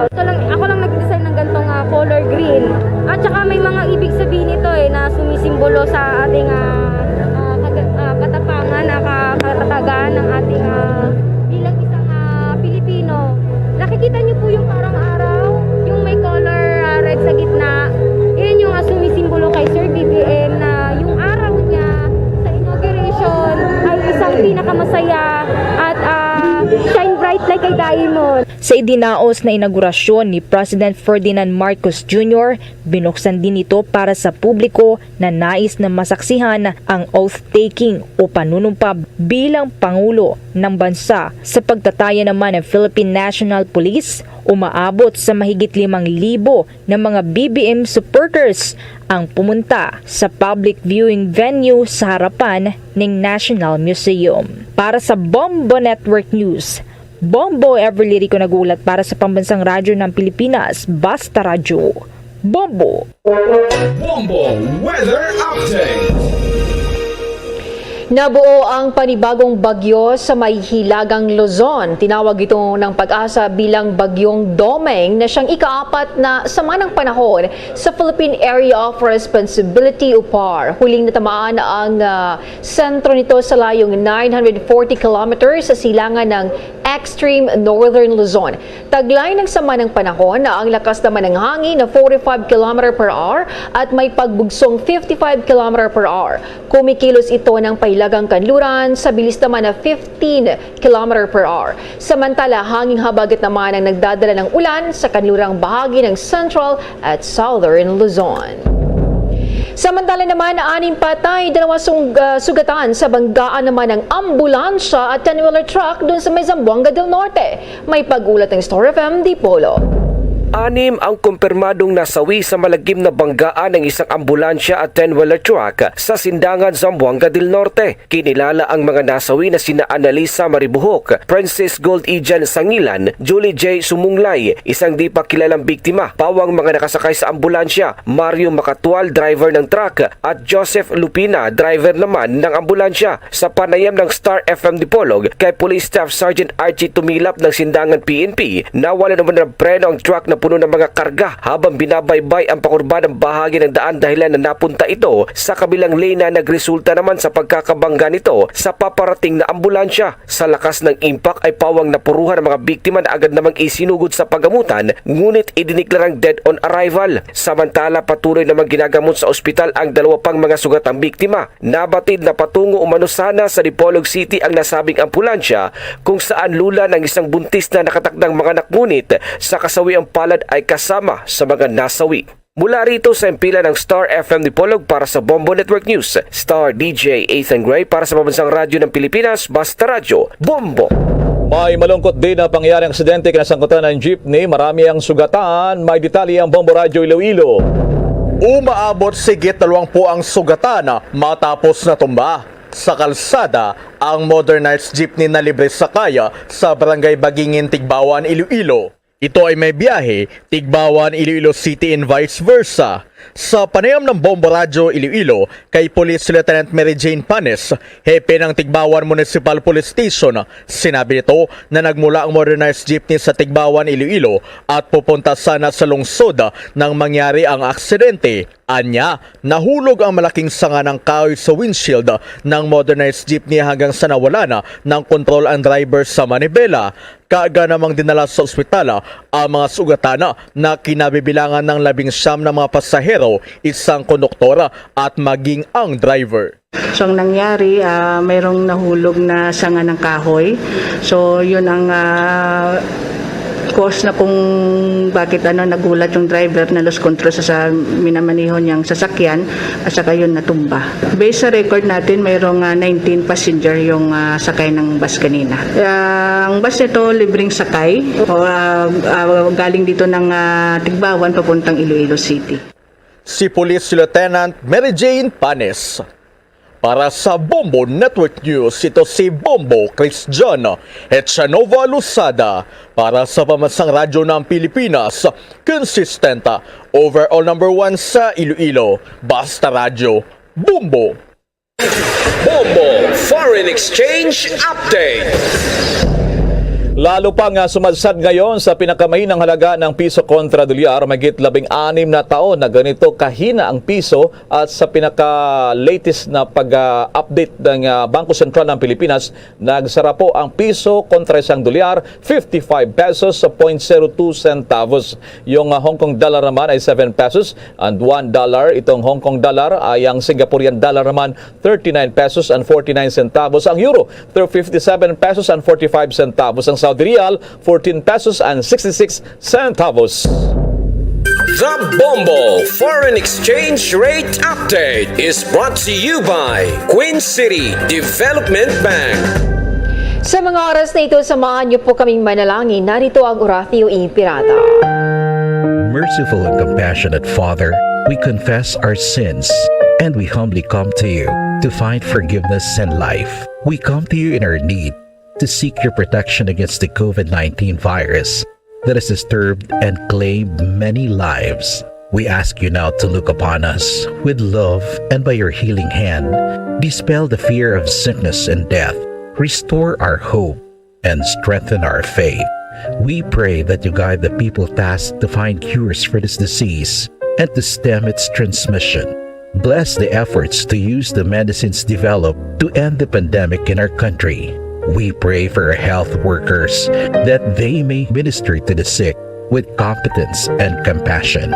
Grant them health in mind and body, strength in their commitment, protection from the disease. We pray for those afflicted. May they be restored to health. Protect those who care for them. Grant eternal rest to those who have died. Give us the grace in these trying times to work for the good of all and to help those in need. May our concern and compassion for each other see us through this crisis and lead us to conversion and holiness. Grant all these through our Lord Jesus Christ, your Son, who lives and reigns with you in the unity of the Holy Spirit, God, forever and ever. Amen. We fly to your protection. O Holy Mother of God, do not despise our petition in our necessities, but deliver us always from all dangers. O glorious and blessed Virgin. Amen. Our Lady, health of the sick, pray for us. Saint Joseph, pray for us. Saint Raphael the Archangel, pray for us. San Roque, pray for us. San Lorenzo Ruiz, pray for us. San Pedro Calungsod, pray for us.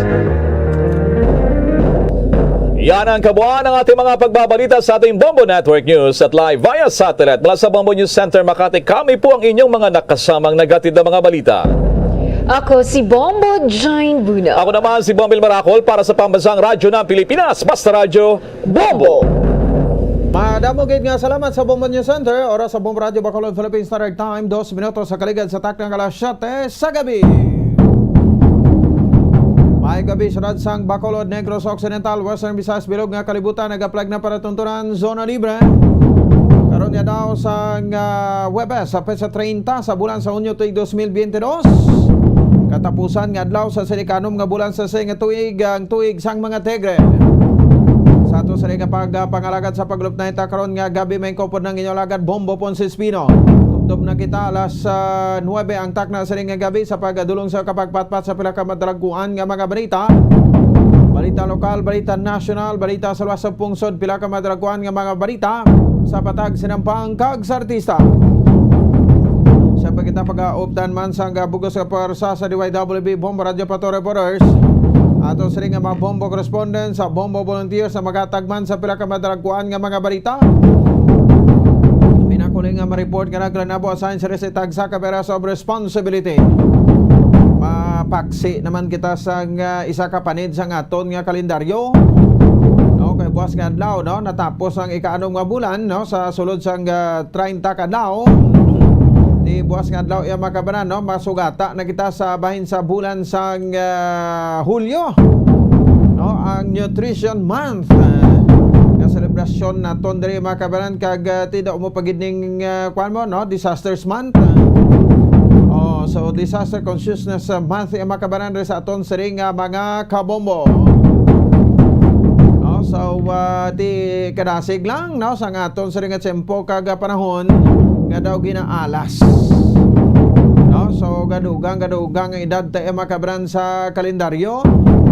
No, pero ti mo nang isiling naton nga ti nagakuan man no, naga-edad man kita ti importante nga nagaginhawa kita, di ba? O makaunon kita or makakaon kita makabaran sa 3 ka beses sa isa ka adlaw, no? Okay na no? Para sa ato na. Subong kinanglan gid magbirarminan no, budget kay kita insakto no para sa ato sa ring nga mga kauturan kag ang mga hindi gid importante hindi na pagbaklon no kay ang 1,000 ka pesos mo subong masenselyuhan no daw taho. So di ba no, so dapat nga magkini kita subong no sang aton sa ring nga mga kuan no mga galasuhon ta. Importante dra, may unod ang aton nga talagbasan, no? May sudan kita, no? May bugas, kag siyempre mga personal nga magalamiton ta. The rest natin din na lang gidanay, no? So ipaiway gidanay, no? Ang pagpamakal sa mga indi gid kinanglanon. Di okay lang na kung damo ka kwarta, bisan damo ka gani kwarta subong ka kuan ka man, galalain ka man. Ka problema ka man kung paano mo inihan gastuhon man o makapi-kapi ka lang sa mall, malagaw-lagaw ka lang sa iban sili nga pungsod. Mula gid na ang the most ni mo makabanan nga mahimo. May kwarta magasa wala no. Ang importante nga hindi ka lang iya magutuman, okay kag okay pa sa alright na para sa aton sili nga makabombo. Sige, 5 minutos na nakaligad sa tak na alas 7 din sa ato sa ring pagpalagad sa pratuntunan Zona Libre. Ano labing talopang doon pila ka mga daragkuan aton sa ring mga balita sa mga top stories of the day. Mga daragkuan sa ring mga balita national. Presidente Ferdinand Bongbong Marcos Jr. no ang formal na nga nagpungko sa iyang palangakuan bilang Chief Executive sang Pungsod Pilipinas o kon Presidente. Sang Pungsod Pilipinas di matapos kaina no gipalagan inaugurasyon adra sa National Museum no, so nagpanumpa na sa iya sining panunungkulan ko sa Tagalog pa bilang ika-17 nga presidente sang Pungsod Pilipinas no. Walay liwan na pasumpa sa iya no ang aton nga Chief Justice sang Pungsod Pilipinas. Si Chief Justice Hismundo no, samtang kati nagauyat o kung nagatungtong sa ang iyang nawalang kakamot ginatungtong sa Biblia no. So no other than no, so dito makabanan Chief Justice Alexander Hismundo nag-administer sang oath no ni President Bongbong Marcos sa bahin sang National Museum. So of course present no ang bilog sa nidi makabanan nga present ang bilog sining mga miyembro sang iya sining nga gabinete kalakip naman dira no ang iya sining running mate ka nagdaog no sa dito makabanan nga si Vice President Sara Duterte Carpio. Of course, present man ang first family, no? Ang asawa nga si First Lady Liza Marcos, mga kabataan nga si Simon, si Vincent, kag si Sandro. So ini sila makabanan first family, no? So automatic ang pribilehiyo sa bahin sa ato sa ring konstitusyon, no? Ang 1987 Philippine Constitution, no? Ngati kon magdaog ka bilang presidente, automatic imo nga first family, no? Dira man na magakadto sa maga-star sa palasyo sa Malacañang, no? Ti paano ni kay ang iya nga bata, no? Congressman nagdaog bilang first district congressman sa Ilocos, no? So ma-star man bala ang bata niya sa bahinsang palasyo sang Malacañang. Well, definitely huogid, no? Ma-star sa da. Although nga ini sila, no, provided man based man sa aton nga constitution, no, provided ni sila kag may mga detailed presidential security group member o kon PSG, no, nga mong magagwardya sa ila kag magaproteher di makabanan, no, sa bahin sang first family, no. So kada isa ni sa ila may mga detailed nga mga PSG members, no, ang presidential security group personnel, para nga mo ni sila ang magaproteher iya makabanan, no, sa first family. Kag mismo man, no, sa President-elect Bongbong Marcos, so bilang Chief Executive sa makabanan, impunto alas 12 kaina sang udto, no, automatic presidente o kung kuha na sa, no, trabaho na sa kag function na siya, no, bilang presidente sang pungsod Pilipinas si Bongbong Marcos. And of course, hindi lang si BBM, but ang deres nga nagdalaog last election, no, halin sa national positions, tubtob sa local nga posisyon. No, so ang iban re-elected, ang iban nagkalapierde o nagbiya lagi anay no, sa pangapalangakuan. So hulat naman tatatlok tuig, no, kung sa mga local elected officials naton, no, kag magbira naman And then sa presidente ga anong pakatuig na, no, ka vice president na termino, kalakip naman dira ang 12 ka mga senador, no, pero mga congressman party list tag tatlo ka tuig ang ilang termino. No, so pero may 3 terms sila times 3 equals 9 terms man kon kaluyan. Ang ining mga lawmakers naton, no. So after sa inauguration kaina dito sa may bahin sang National Museum, no, sa aton sa ring mga kabombo, nagkuan anay, no, meet and greet, no, nagtabuay anay, no, meeting, no, for the last chance, no, si President Bongbong Marcos kag si bilang incoming president, no, ka-outgoing president President Rodrigo Duterte.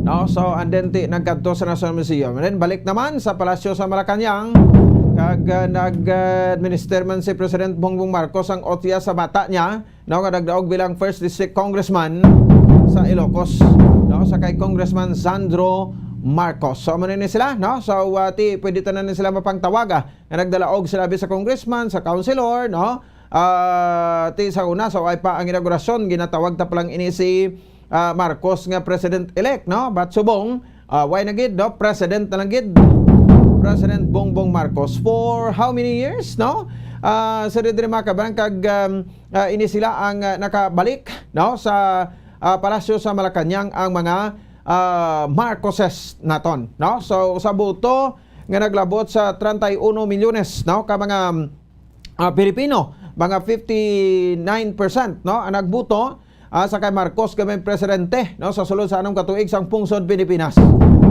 After 36 long years, no, matapos na nagbiya ang first family man sadto, no, anay kag the late President Ferdinand Marcos Sr. si Macoy, no, sa palasyo sang Malacañang. Tiliwat nga nakabalik no, ang iya nga bata kag mga Marcoses sa palasyo sa Malacañang. Bilang ika-17 na siya nga presidente sang Republika sang Pilipinas, no. So ang mga background ba ni Marcos, napilian man isa bilang senador last 2010 to 2016, no? Sang district representative man sa 2nd district sa Ilocos Norte halin sa 1992 to 1995, and then 2007, no, to 2010 governor sa Ilocos Norte halin sang 1983 to 1986, kag 1988 to 2007 subong man vice governor sa probinsya halin sa 1981 to sang 1983. No, so makabanagduduman ninyo, no, ang ining National Museum amo na ang building nag-house sang Senate kag House of Representatives, no, sang nagdeklarar ang amay sang martial law sang September 1972 kagin padlak diri makabanan ang Kongreso. No, so ti subong diri tanan na matest, no, sa di makaba kay ti gin figure out na kag gin kuana, no, gin desisyonan na sa majority sa mga Pilipino nga balik sa pwesto. So this is the time, no, that the Marcoses will prove, no, whether the Marcoses are good or bad. Ang pamangkot dra malain gid man bala, no, o kon malain gid man bala o kon maayo, no, ang mga Marcoses. Di sa iya Senator makabanan nga speech, no, kon madunduman ninyo kay ina, no, kag naga-monitor ka mo diri sa aton sa ring pagpangalagad, no. So katahom, no, sang nangin mensahe, no, sa diri makabanan ni President Bongbong Marcos, no, kay ti silig niya sa gihapon, no, unity ang ila iya makabanan nga kuan, no, nga ginapanawagan o kunang iya nga ginapanawagan diri sa may bahin sa pungsod Pilipinas, no. So di kon latawon ta, no, mo maning ginapanawagan niya that time, no, sa iya sining kampanya, no. So si President Marcos why ni sa iya naga-undergo sang negative campaigning, no, nga butselingon ti naga-suya, no, naga-bully sa bahin sang iyang mga kontra, no. Siya lang niya ang ginabuli o sang iyang kontra, no. So ti ambal niya sa diri makabanan, no, ti hindi ta na pagsapak ko na kini ta na mag-stop down sa level nila na bayin na lang na sila. So ti ang nagpadagon sa negative campaigning that time why gid nagdaog. Kung balikan naton, no, ang nangin highlights sa speech niya, compare ning iyang amay, no, si Makoy kag siya, no. So siling din sa una ni the late President Ferdinand Marcos Sr., this is your dream and mine, no. By your choice you have committed yourselves to it. Come then, let us march together towards the dream of greatness. Marcos Sr. ni, no, samtang si President Marcos Jr. naman nagsiling sa highlight sa speech sa magina, your dreams are mine, no. Pangarap nyo ay pangarap ko, no. How can we make them come true, no? You can we do it together, but it will take it as far as anyone with the same faith, commitment, can as if dependent, no, entirely on himself, no. So amo maning iyang pahayag, no, kay ina pod sa kon gina-compare diri ang iyang statement man, no, sa iya siring amay sa una the late President Ferdinand Marcos Sr. No, so ti ang ginhambal matog na isang sang iban, no, kasi nga ti diri na ma-prove sang kwan, diri na ni ma-prove sang mga Marcoses, no, sa diri makabanan kung matuod o kung hindi, no, ang napagkit sa history sang pungsod Pilipinas, no, kag ti ang kadalagan, no, the victory of Marcoses sa diri makabig bala naton nga this is a time, no, for correcting the history, no, sa diri and tanggaan ta tsansa, no, nga ma-prove diri sa mga Marcoses nga they are good. So kabalo naman kita, no, kung ano kadako ang kontrobersiya, no, halin sa amay sa subong sa bata nga bisan ginadalahig pa, no, ini santo nga ginahimo sang iya siring amay, santo man sa napagkit sa history sa pungsod Pilipinas, but why gid nagtalaba. No, so nagpangibabaw gid. So ibalonta, no, ti alas 12 ginasugod. I don't know kung anong latest sa bahin sang palasyo sang Malacanang, no? Anong latest sa makabanan, no, sa bahin sang palasyo sa Malacanang with regard sa first day of duty, no, ni President Bongbong Marcos. So ibalonta na karon diri sa aton man sa ring pagpangalaga.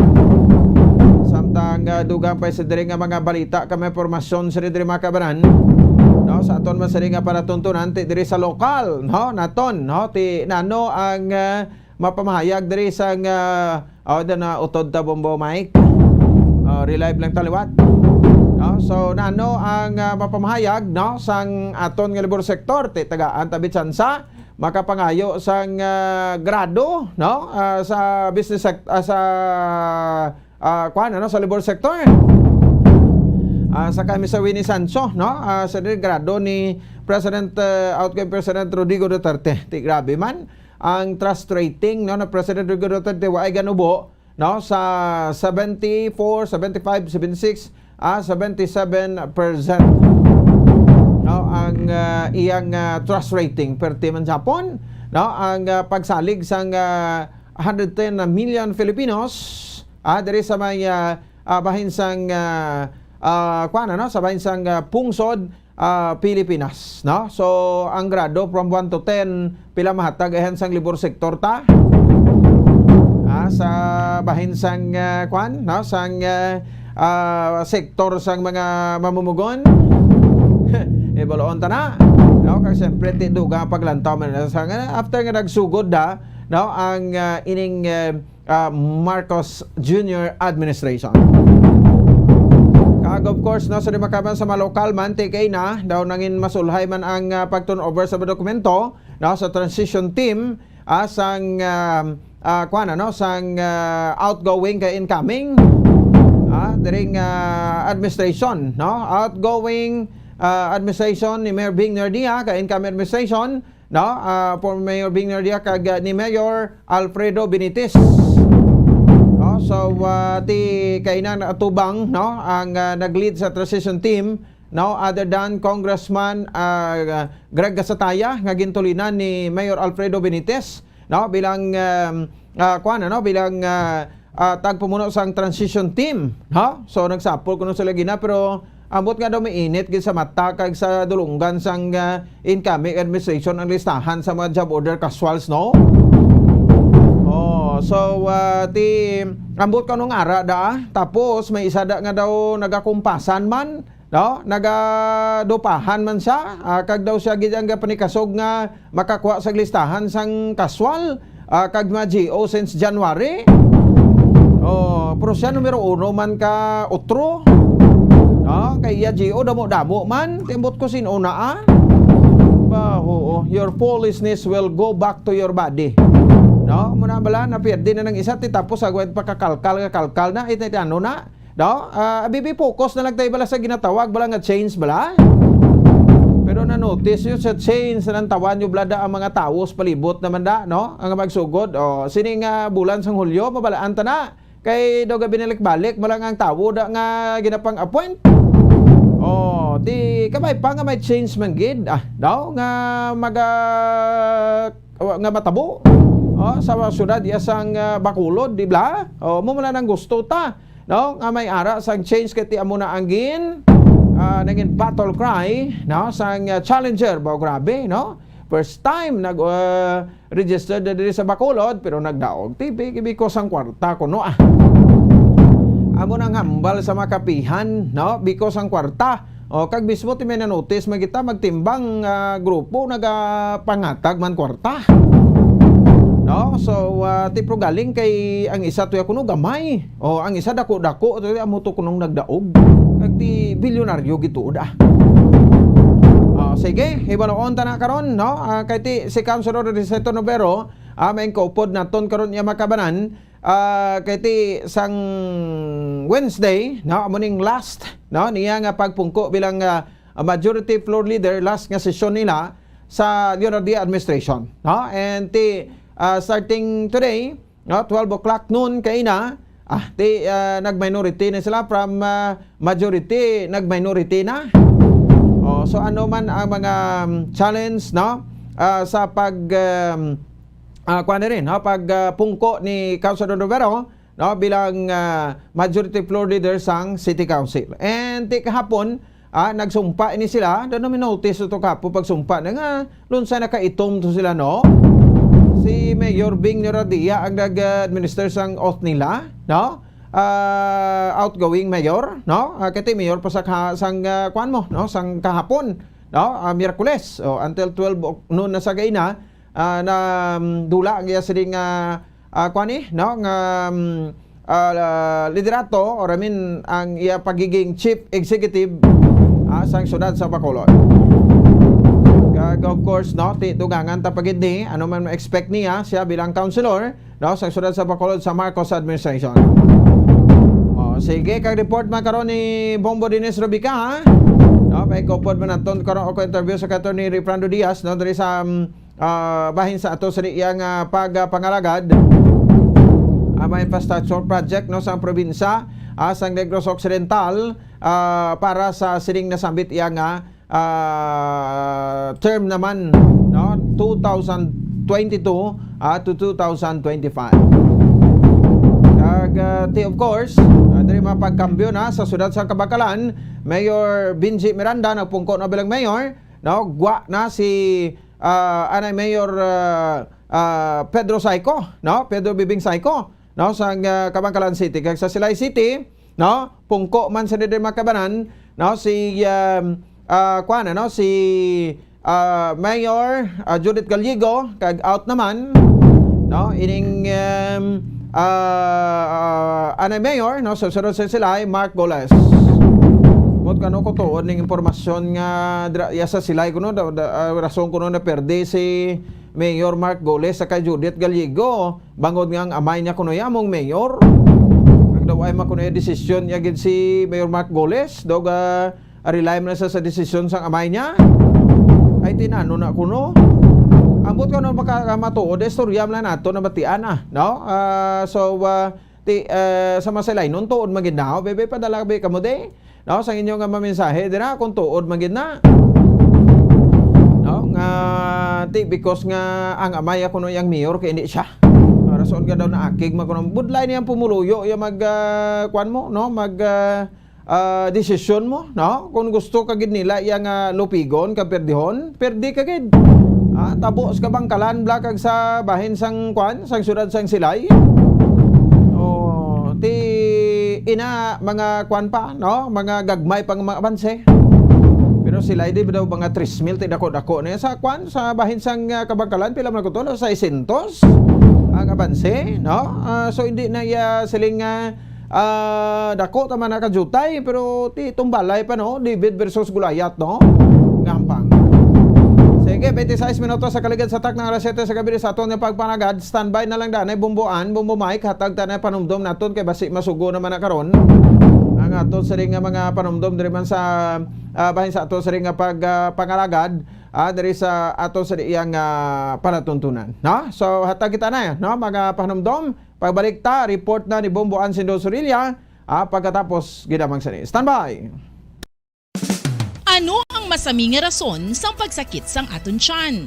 Ang pagsakit sang aton tiyan, ang bangod sa sahi sang pagkaon nga aton masami ginakaon. Suno sa oncologist nga si Dr. Isaac David Ampil II, ang masami nga pagsakit sang tiyan ang bangod sa hyperacidity. Suno diri, ang pagsaka sang acid ang nagatuga sang pagsakit sang tiyan.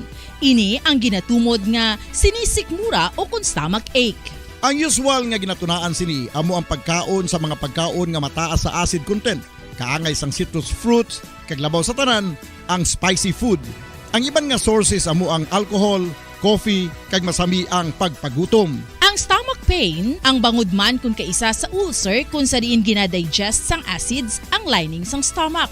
Apang agud masiguro ang gintunaan sang stomach pain, mas maayo nga magpakonsulta sa doktor. Ang pagpanipilyo ang isa sa mga pinaka-importante nga tikang. Agod mamintinar ang matinlo nga hygiene sa isa ka persona. Apang makapila-bala ka beses ini ginahimo sa isa ka adlaw. Suno sa American Dental Association, ginarekomendar ang pagpanipilyo sang makaduha ka beses sa isa ka adlaw. Sunod diri, maayo ang pagpanipilyo sa aga kag sa gabi gamit ang isa ka soft brittle brush. Para sa optimum dental health, ginapahayag sang ADA ang pagpanipilyo sang 2 ka minutos kag siguraduhon nga matinluan gid ang kada ngipon. Importante man nga tinluan ang tunga sang ngipon, isa ka beses kada adlaw. Importante man nga tinluan ang gum line, bangod posible ini nga tiniran sang bakterya. Friendly advice from Bombo Radio Bacolod. Luyag mo bala mga kabumbo nga mapanubo ang imo nga bugat? Nakasiguro ka bala nga nagakaigo ang imo nga pamaagi? Isa sa masami nga ginahimo sang iban nga mga luyag magpanubo sang bugat amo ang starvation diet ukon pagpagutom. Ini ang hinali nga pag-utod ukon pagpanubo sang intake sang calories sa ginakonsume sa kada adlaw. Ginapinsar sang iban nga epektibo ini nga strategy sa madasi nga pagpanubo sang bugat. Apang nakahibalo-bala kamo nga ang hinali nga pagbaylo sang pinaagi sang pagkaon ang makatuga sang suli nga resulta? Naibaluan nga ang pagkaon sang tuman kadyutay o kon pagpagutom ang hindi maayo nga ideya kag ini ang makatuga agud nga magdako na gid ang bugat. Suno sa mga doktor, ang pagbalansi sang pagkaon sang manubo sa calories nga diet ang pinakaepektibo nga makabulig agud mapanubo ang bugat.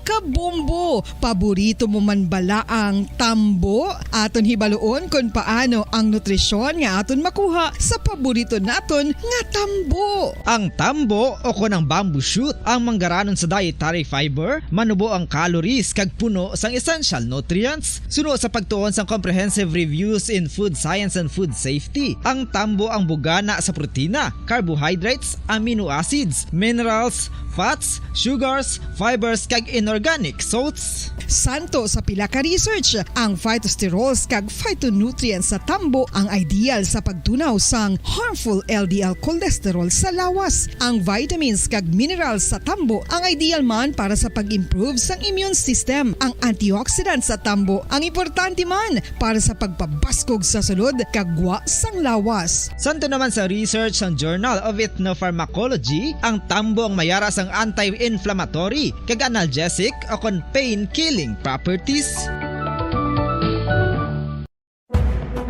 Madamos ang sahi sa pagpamasahe kag isa na diri ang foot massage. Magluwas sa relaxing feeling nga mahatag sini, nakaibalo-bala ka mo. Nga madamo man ini sa benepisyo sa lawas. Ang pagmasahe sang tiil ang maka-improve sang blood circulation. Bangod nagabulig ini sa pagtransport sang oxygen sa cells sang lawas. Nagapromote man ini sang mas maayo nga tulog, kag ginabulong ang sakit sa ulo, migraine, sakit sa liog kag likod. Nagapa-improve man ini sang modo kag nagabulig bato sa depresyon. Magluwas diri, ginapabilin sini nga healthy ang tiil kag malayo sa food problems. Bangod gina-stimulate sini ang mga ugat diri kag ginabuhinan ang stiffness kag sakit sa dapa-dapa. Gani mga kabombo, maayo gid sa lawas ang foot massage. Pamangkot, sino sa inyo ang may tanom nga saging nga saba sa inyo balay o kun uma? Kagkaangay sang halos kalabanan, paborito man bala ninyo ang saba nga saging?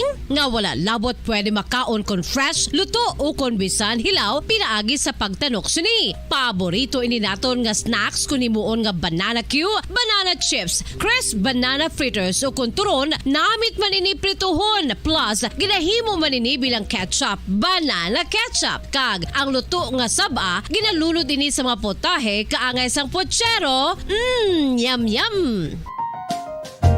Well, sa mga utod naton dira nga hindi kompleto ang ila adlaw kung hindi makakaon sang luto nga saging nga saba, good news! Bangod tuman kadamo gali ang makuha naton nga benepisyo sa pagkaon sang saba nga saging. Ang saging nga saba ang mahimo matawag Cardava banana. Gina-classify ini botanically bilang Musa acuminata ex balbisiana, isa ini ka hybrid cultivar nga native diri sa Pilipinas. Ginatawag man ang saba bilang praying hands, bangod daw kaangay sang mga kamot nga nagapangamuyo ang kortes ni.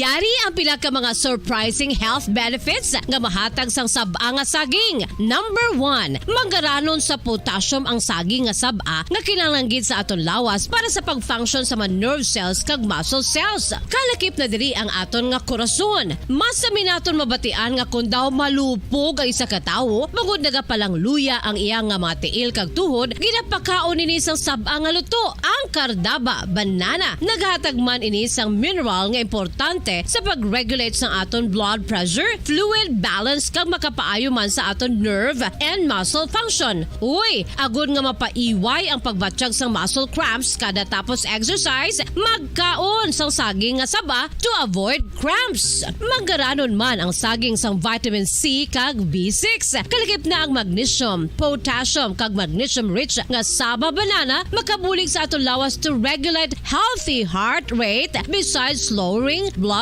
pressure. Ang isa ka tawo nga palakaon sang sab-a nga saging naganubo ang risgo nga magkabalatian sa korason.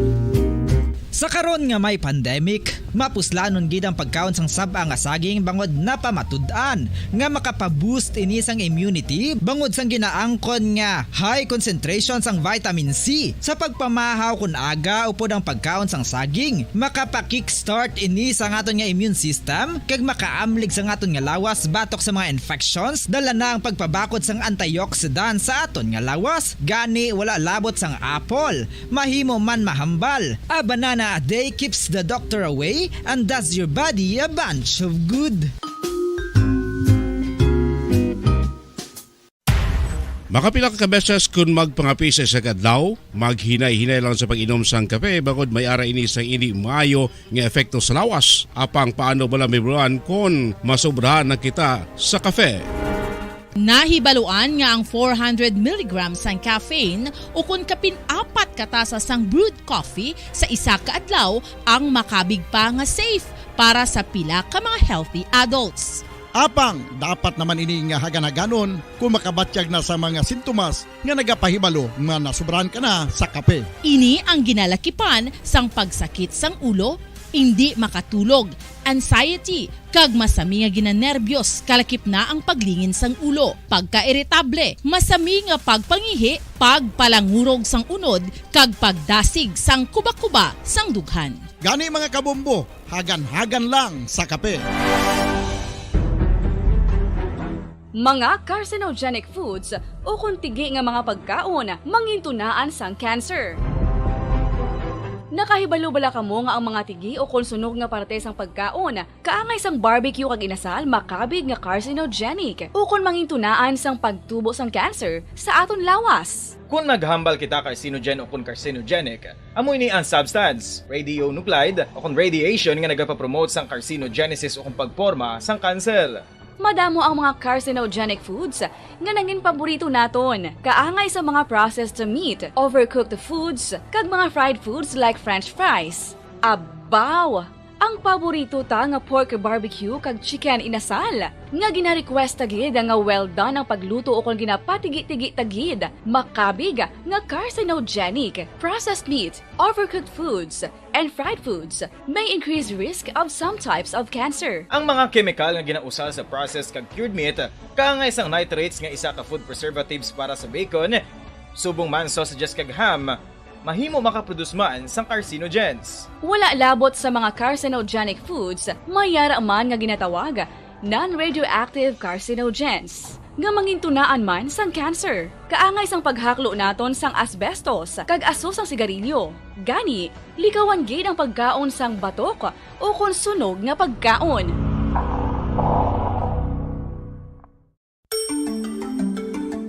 Matapos nga nagbalatian ang bugos sa kalibutan dulot sang coronavirus disease, isa naman sa karon kabalatian ang bulos sa ginakahadlukan worldwide, ang monkeypox. Ano ang ginatawag na monkeypox? Well, suno sa World Health Organization o kung WHO, ang monkeypox ang isa ini ka infectious disease nga dulot sang monkeypox virus. Kung maghambal naman kita monkeypox virus, isa ini ka orthopox virus nga mo ang ginatunaan sa mga sintomas nga daw kaangay sa smallpox, apang less severe. Ang monkeypox ginakabig nga less contagious, kag mangintunaan sang less severe nga mga balatian kung ikumpara sa smallpox. Simuloan nga ang smallpox na eradicate na ini sa tung 1980, apang ang monkeypox nagapadayon nga nagaduging sa mga kapungsuran sang Central kag West Africa. Sa karon, mayara duha ka distinct clade ukon subtype, ang West African clade kag ang Congo Basin clade nga amuman ang ginatawag Central African clade. Ang monkeypox ang ginakabig nga zoonosis. Ukon isa ka sa isang balatian nga naghalin sa mga sapat padulong sa humans. Mga sapat kaangay sang squirrels, ilaga, amo kag iban pa. Human to human transmission is limited. Monkeypox is transmitted to humans through close contact with an infected person or animal or with material contaminated with the virus. Base pa sa key facts ng World Health Organization ukon WHO nga ang monkeypox virus mahimo ini matransmit ukon malaton sa iban pinaagi sa bodily fluids, lesions sa panit ukon internal mucosal surfaces kaangay sa mga naghalin sa baba ukon tutunlan sang pasyente, respiratory droplets kag mga contaminated objects ukon materials kaangay sang beddings. Samtang, base naman sa fact sheet sang Mayo Clinic nga isa ka medical center sa Minnesota, USA, nga kun matapikan ang isa ka tawo sang monkeypox virus, ang initial symptoms amo ang paghilanat, paglingin sang ulo, nagahinubag ang mga lymph nodes, kag pagadasnan sang pagtinubo-tubo sang mga rashes sa lawas tubtub nga magmangin flat patches ini. Amat-amat nga magaulbo o kon mangin nodules tubtub nga magbinitog-bitog kag mangin pus-filled blisters. Ini nga nagalabot sa 5 tubtub 7 ka adlaw. The rash heals by scabbing over. Makabig na nga infectious ang isa ka pasyente sa pagsugod pagid lamang sang paghilanat sini. Samtang pamangkot, may bulong na bala ang monkeypox? Well, dugang pa sa fact sheets ng WHO ng vaccines nga ginusar sadto sa pag-eradicate sang smallpox sa bugos sa kalibutan, amo man karon ang ginatublok sa mga tao batok sa monkeypox kag ang antiviral agent nga gin-develop para sa smallpox treatment nangin lisensyado naman para sa treatment sang monkeypox. Newer vaccines have been developed, of which one has been approved for prevention of monkeypox.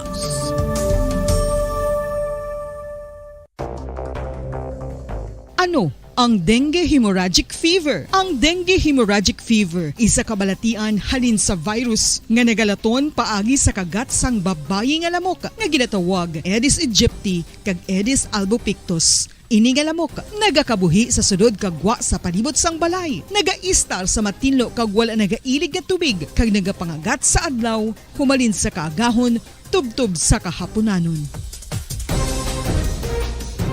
Paano makaangkon sang dengue ang isa ka tawo? Kung ikaw ang makagat sang lamok nga nakasuyop sang dugo sang pasyente nga may dengue. Kung ikaw ang makagat sang lamok nga halin sa pagkaitlog may dala nga virus. Ano ang mga palatandaan o kung sintomas sang dengue? Hinali nga hilanat nga nagadugay sang duha, tubtub 7 ka adlaw, bleeding o kung pagdugo sang ilong, panit o kung baba, kag pagsuka o kung paghigko nga may dugo, sakit sang ulo, pagpalangluya, pagdula sang gana sa pagkaon, sakit sa tiyan kag pagpalanakit sang tutunan, pagpalamula, rashes, shock, pagpalangyami, pagpalamugnaw, pagpalanglapsi, pagpalangitom, pagdasig apang mahina nga pulso, pagkalipong, pagsalasala o kun delirium. Sa karon nga uso naman ang dengue kag nagasugod na ang tigululan, ginapanugyan sa tanan nga magpanglimpyo sa aton palibot kag ugsaran, pakulbon o kon pangulaon ang tanan nga mga suludlan o kon bisan ano lang dira nga may stagnan o kon nagsupot nga tubig, agud matapna ang pagbreed sang mga lamok. Pahanumdum, nagikan sa Bombo Radio Bacolod. Basta Radio, Bombo! Makapila ka beses kung magpangapi sa isa kadlaw, maghinay-hinay lang sa pag-inom sang kape bagod may ara ini sang ini maayo nga epekto sa lawas. Apang paano bala mibruan kung masobrahan na kita sa kape. Nahibaluan nga ang 400 mg sang caffeine o kung kapin-4 katasa sang brewed coffee sa isa ka adlaw ang makabig pa nga safe para sa pila ka mga healthy adults. Apang dapat naman ini nga hagan-haganon kung makabatyag na sa mga sintomas nga nagapahibalo nga nasubran ka na sa kape. Ini ang ginalakipan sang pagsakit sang ulo, hindi makatulog, anxiety, kag masami nga ginanerbiyos, kalakip na ang paglingin sang ulo, pagka-iritable, masami nga pagpangihi, pagpalangurog sang unod, kag pagdasig sang kuba-kuba sang dughan. Gani mga kabombo, hagan-hagan lang sa kape. Pamangkot, sino sa inyo ang may tanom nga saging nga saba sa inyo balay o kun uma? Kagkaangay sang halos kalabanan, paborito man bala ninyo ang saba nga saging? Nga wala labot pwede makaon kon fresh, luto o kon bisan hilaw, pinaagi sa pagtanok suni. Paborito ini naton nga snacks kun himuon nga banana Q, banana chips, crisp banana fritters o kun turon, namit man ini prituhon, plus ginahimo man ini bilang ketchup, banana ketchup. Kag ang luto nga saba, ginalunod ini sa mga potahe kaangay sang pochero. Yum yum. Well, sa mga utod naton dira nga hindi kumpleto ang ila adlaw kung hindi makakaon sang luto nga saging nga saba, good news! Bangod tuman kadamo gali ang makuha naton nga benepisyo sa pagkaon sang saba nga saging. Ang saging nga saba ang mahimo matawag Cardava banana. Gina-classify ini botanically bilang Musa acuminata ex balbisiana, isa ini ka hybrid cultivar nga native diri sa Pilipinas. Ginatawag man ang saba bilang praying hands. Bangod daw kaangay sang mga kamot nga nagapangamuyo. Balik na rin sa aton siling pagpalagan na 43 minutos sa kaligid sa takna alas 7 sa gabi. This time nakasama na sa piyakalinya si Bombo Ansindol Surilla ang nagkaranabo gina sa Bacolod City Government Center. Ang transition team sang incoming ka outgoing administration liwat nga nagsampol ano ang nangin kaundan sang ilang nga pagsinapol, no? So nakaton over bala sang nagkakaigo nga mga dokumento. So kag siyempre pag-transfer naman sang power ano sa incoming chief executive no sang syudad sa Bacolod no Mayor Alfredo Benitez. So ti YD ang aton nga alkalde no sa syudad sa Bacolod kay nag-attend siya dito no sang inaugurasyon ni President Bongbong Marcos Jr. So buwas maning iyang inauguration no diri sa syudad sa Bacolod. Amo maning aton nga bantayan. Ano mapayag man sang DILG with regards sang sining nasambit iya makabanan no nga pagtelefon kay na. Si check naton si Bomboan Sindol Surilla sa piya kalinya. Bomboan, may gabi please come in.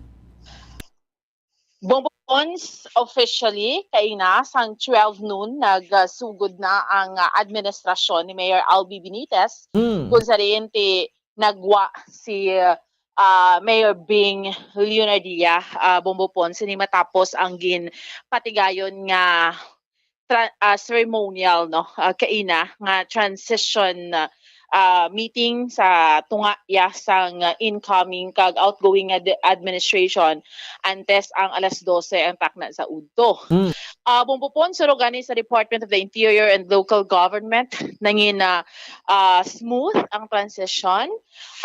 Wala man gid sang na-encounter abi nga mga major gid nga mga problema no kag sunod diri sa kay DILG head Maria Joy Maridet Madayag isubmit niya ang compliance report sa DILG Regional Office base gani bombopon sa memorandum circular nga una na nga ginapagwaya sa Department of the Interior and Local Government nga nahibalawan naton base iya sa memorandum DILG Memorandum Circular 2022-029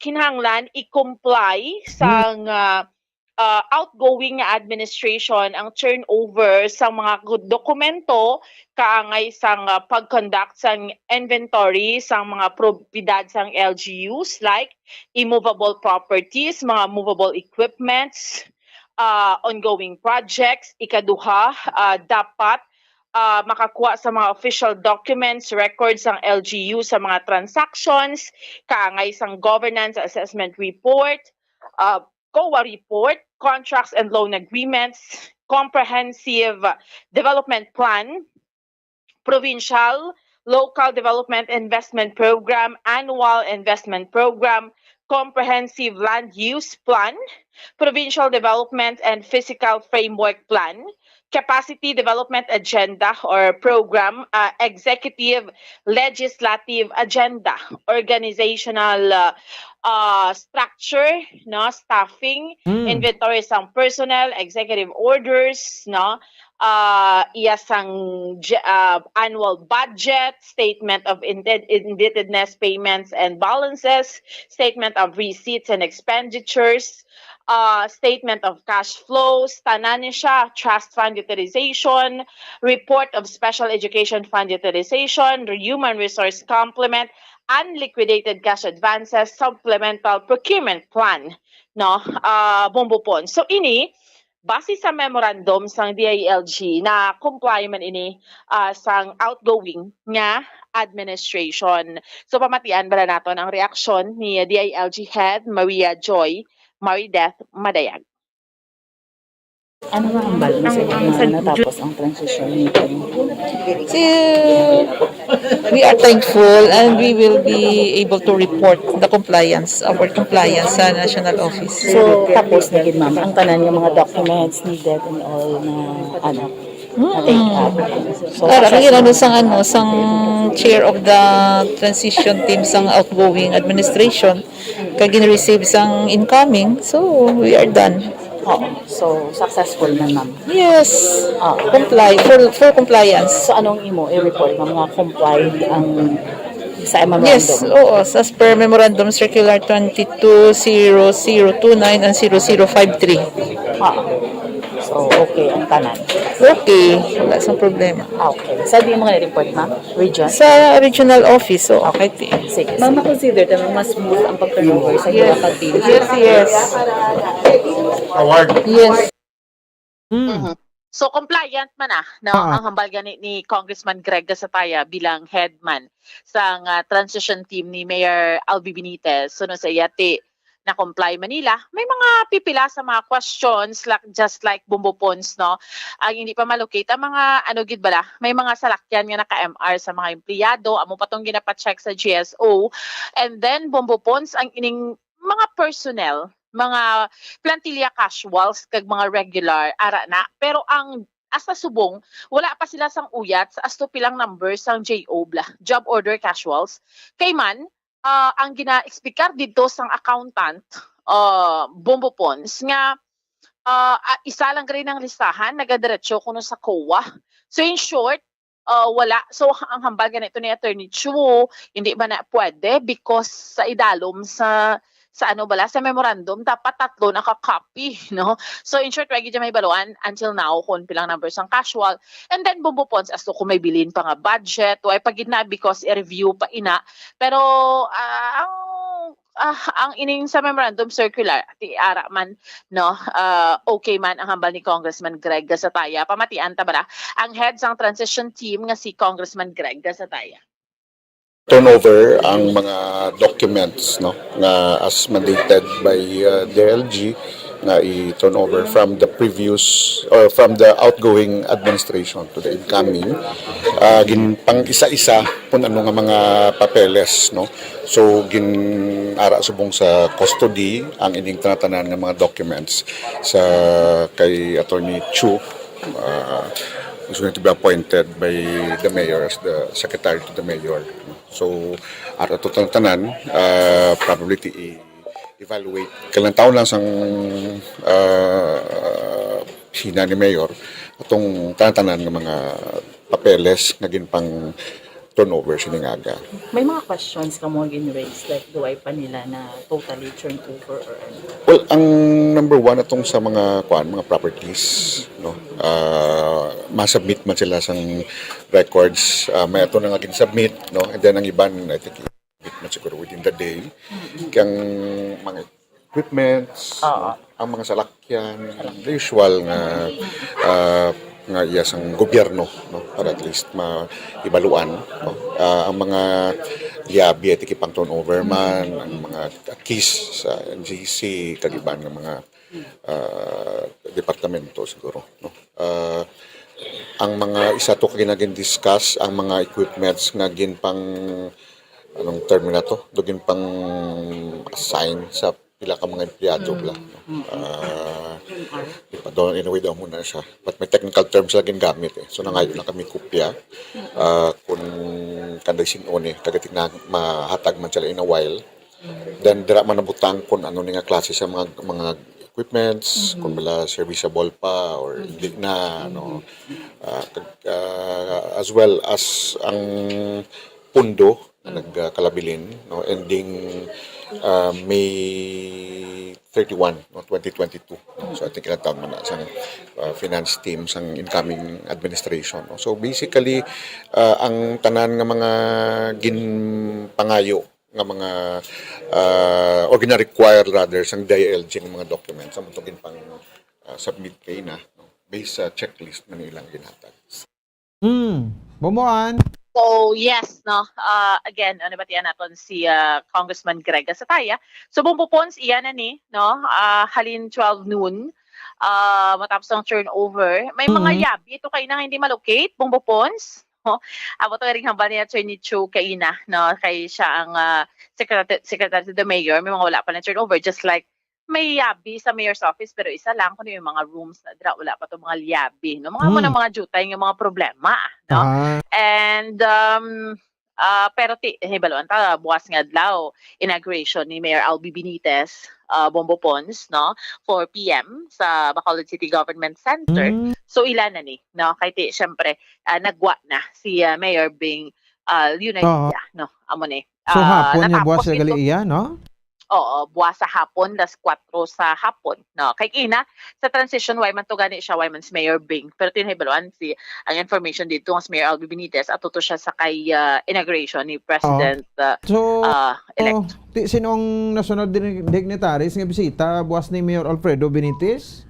Bombo Pons, base gani sa programa so far siya si Congressman Greg wala man sila sang magin-announce ako na mga invited nga mga officials just like Bombo Pons amo ina but so far wala man sang mga national nga mga officials we'll see by tomorrow kung ano ang matabo ni kay alas 4 sa hapon so amo man most likely madangatan man ni Bombo Pons sa gabi ang ining inauguration kiti ano na gid siya pungko na siya officially bilang alkalde sang syudad sa Bacolod. Ang Bomboan daw ay ma-declare ang cash on hand pila cash on bank pila wala pagani wala pa Bombo Pons ang third kag fourth quarter hindi mo na magasto ang bali Congressman Greg pero mga intended sa projects ara na pero we'll see kay ang gin-submit kay na reviewhon pa man nila Bombo Pons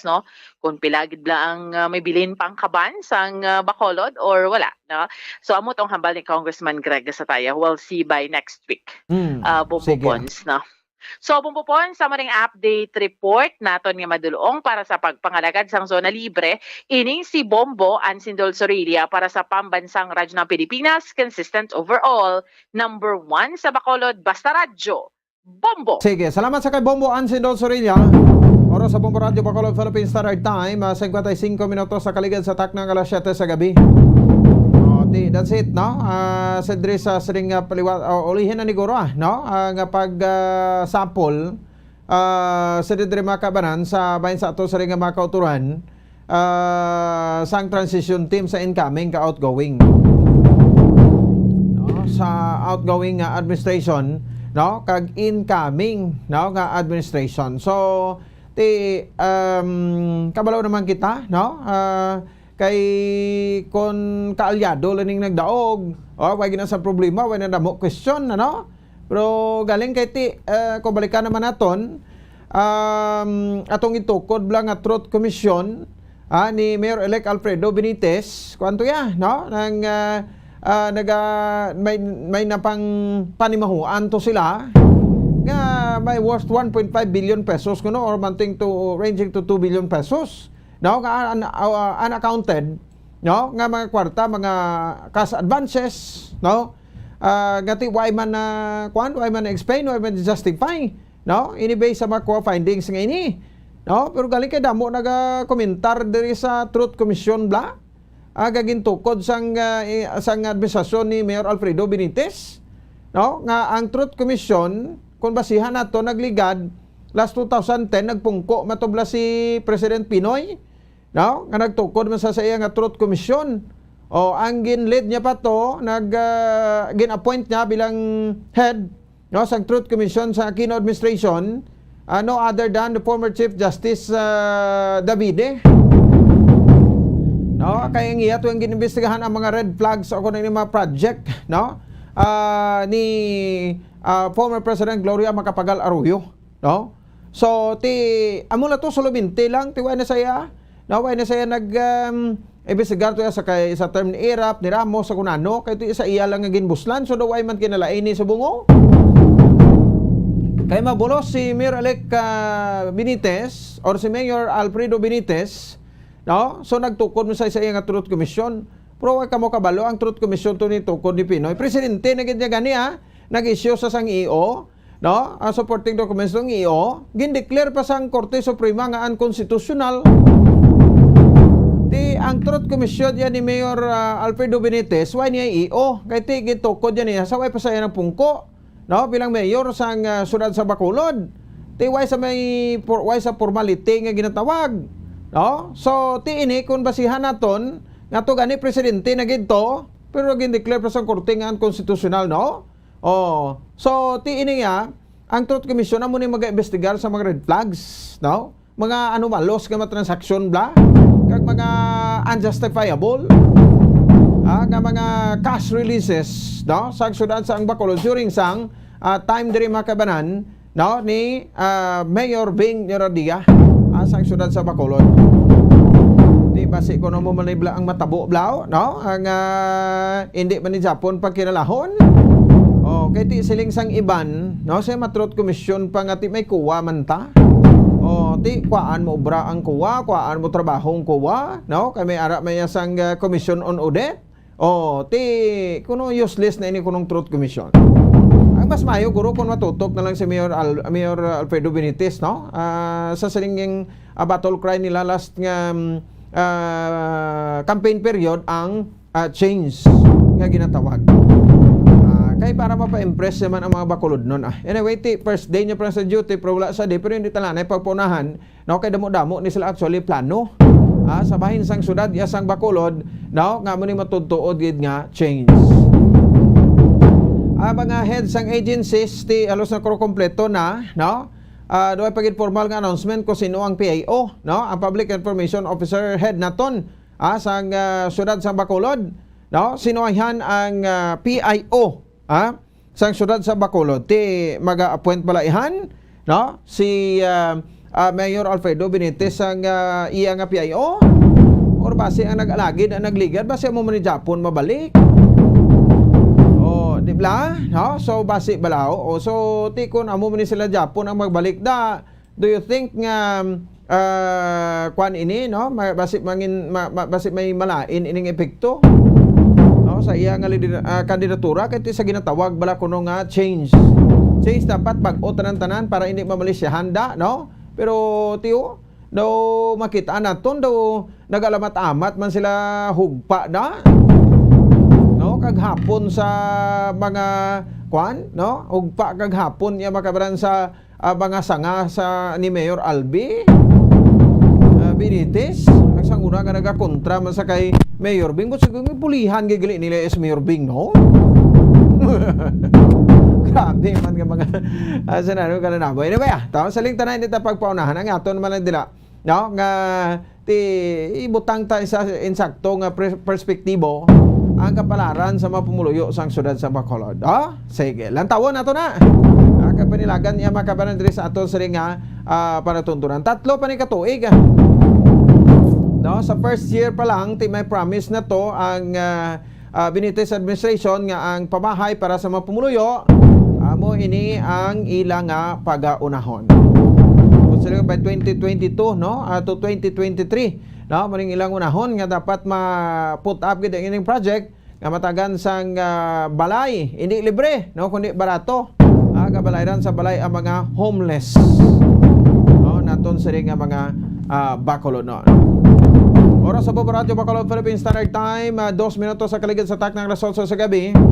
Dugay-dugay, i-check nato no si Councilor Reneseto Novero no ang aton sa diri makabaran nga bisita subong nga gabi diri man sa aton sa nga pangalagad no. So kay ti mahinun-anon man ta no sa diri sa iya sa pag-survey niya bilang majority floor leader no sang City Council for siguro no for 2 terms.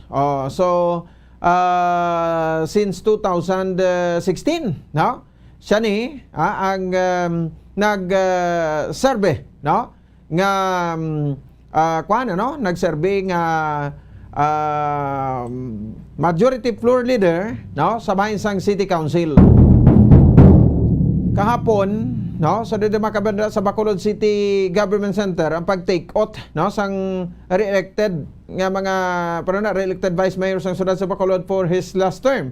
Vice Mayor Elcid Pamilaran, Grupo Progreso Councilors, Israel Salanga, M. Ang, Sandy Rojas, and Attorney Reneseto Novero. Pero imagine may na-notice lang ko di nga ang daw puro sila nakaitom no ang mga coat nila itom ang tuxedo nila no itom so may araman sa kay Vice Mayor Elcid o itom ang t-shirt niya no ang iya tuxedo ang coat niya is gray no sa kay Councilor Israel Salanga muman may itom si Councilor Ana Marie Palermo, Councilor Novero no Councilor M sino pagit no ang Councilor Doc Chris Rongon no pero ay sa magdaog no pero the same ni Japong grupo nila no nga to gapon sa Bacolod City Government Center si ang Kagawad Diaz ang barangay 18 way man nagdaog pero ara man to sa gapon no so amo ni siya way pa sa to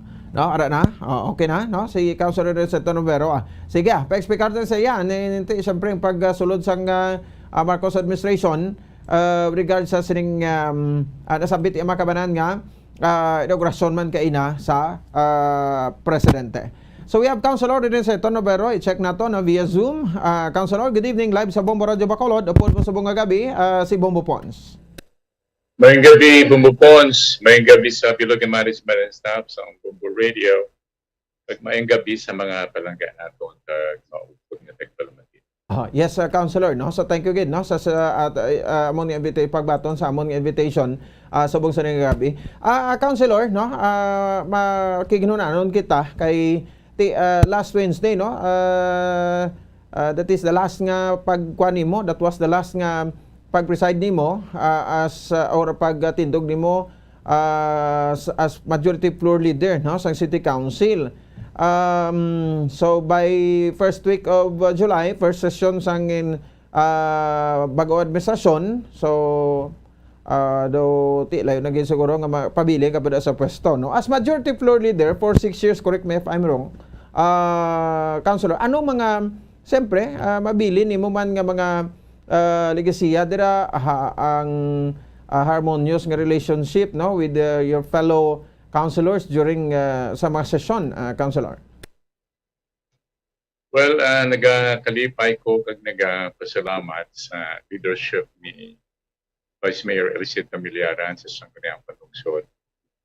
Kay basis sina ang amon deliberative environment sa Sangguniang Panungsod, first of all, very intelligent, very democratic.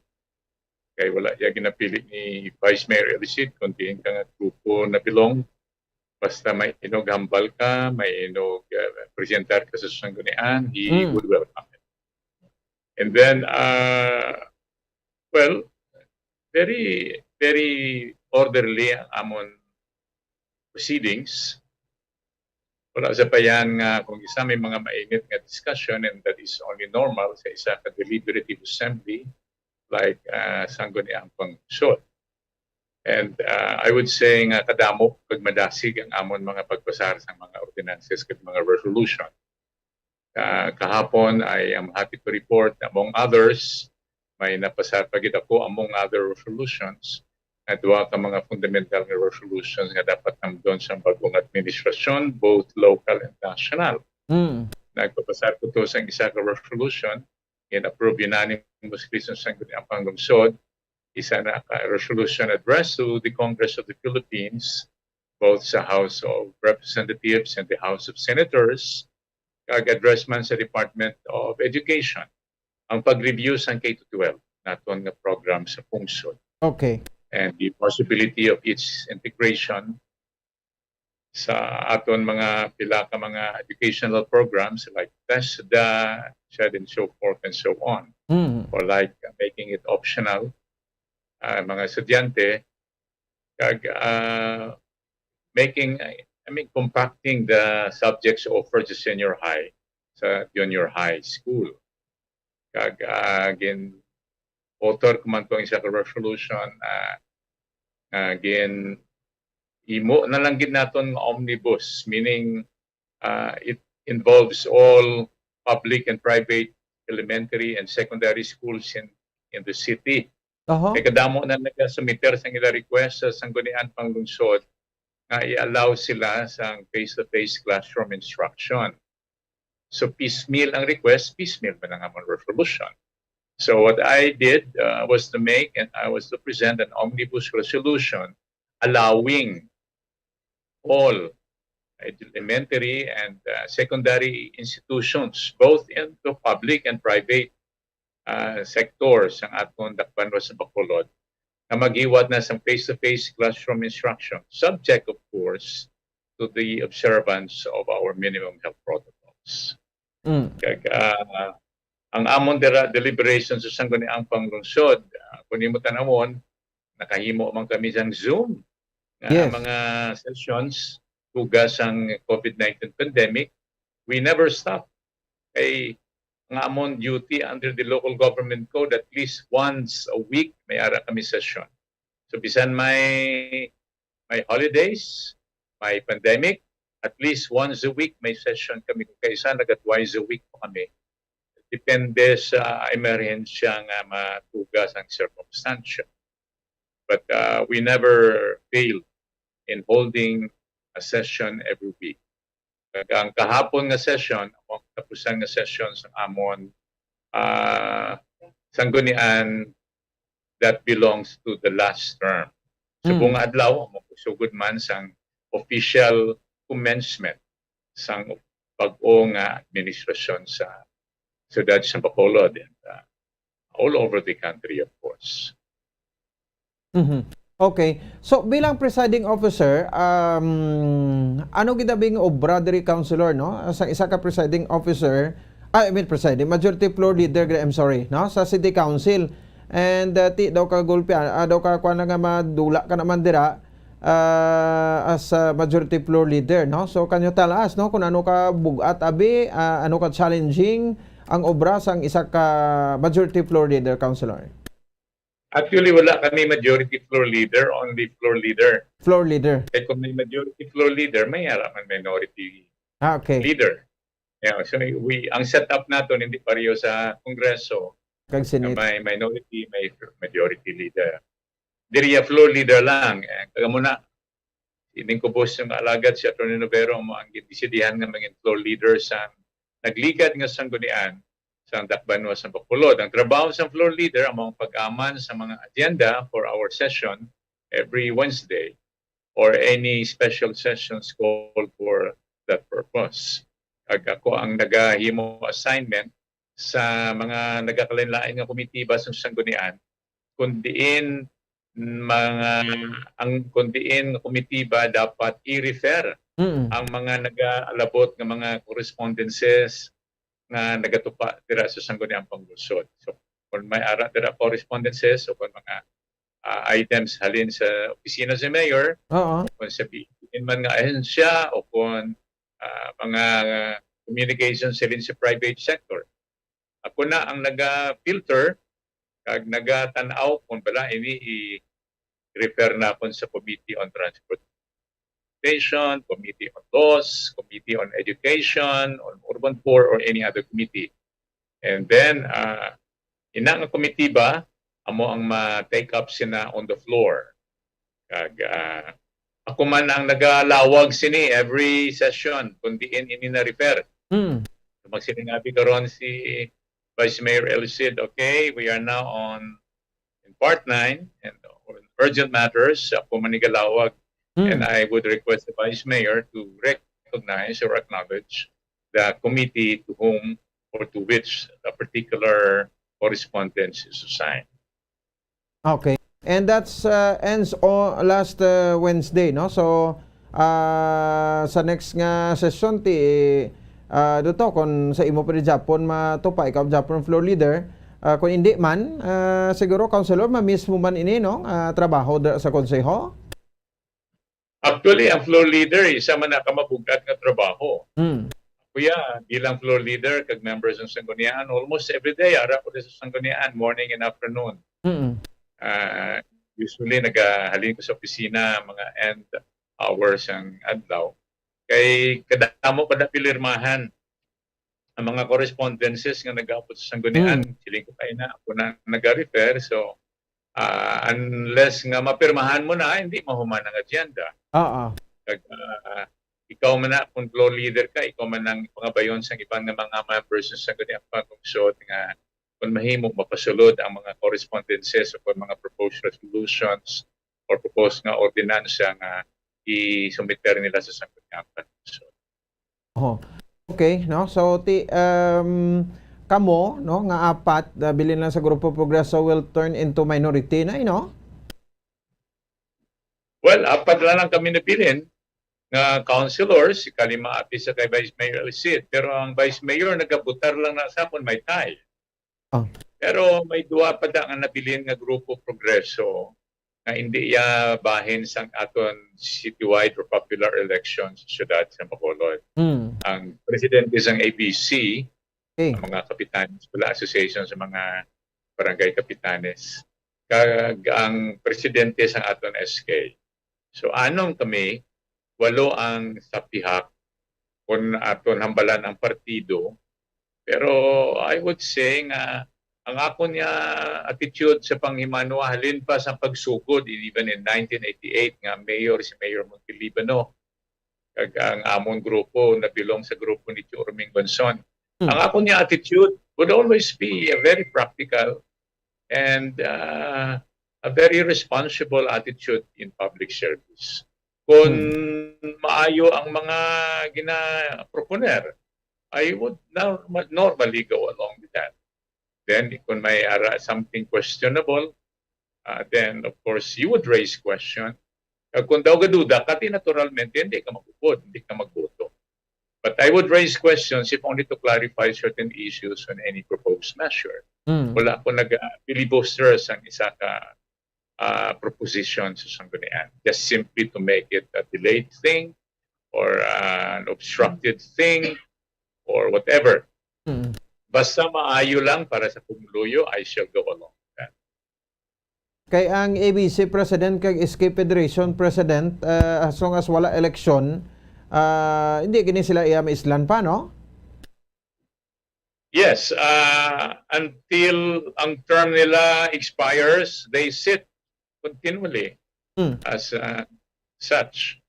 And therefore, mga official nga mga members sila sa Sangguniang Pagkungsod. Okay, oo. Sige, anyway, so 6 years man, no? As pro leader, ikaw, no? Councilor? What is that again, Pons? 6 years man ka naging floor leader, ikaw, sa City Council? No, I started being floor leader in after 2019 election. Okay. Si Attorney Cesar Distrito ang floor leader from 2016 to 2019. Okay. So, kay nag-end sa last 2019 mo, no? Sa your term. Yes. Okay. Sige. Anyway, ano so, expectaron ta Japon, no? Ang inyong pagiging stand, no? Dira, no? Para man sa, kung man siguro, masiling tang, kung para sa kausa sa pumuluyo, ti mo na ipagigbato naton. Hindi nga siling ti ma-minority ka, maupos ka na lang sang tanan-tanan, bisan nga do di no stobla, Councilor.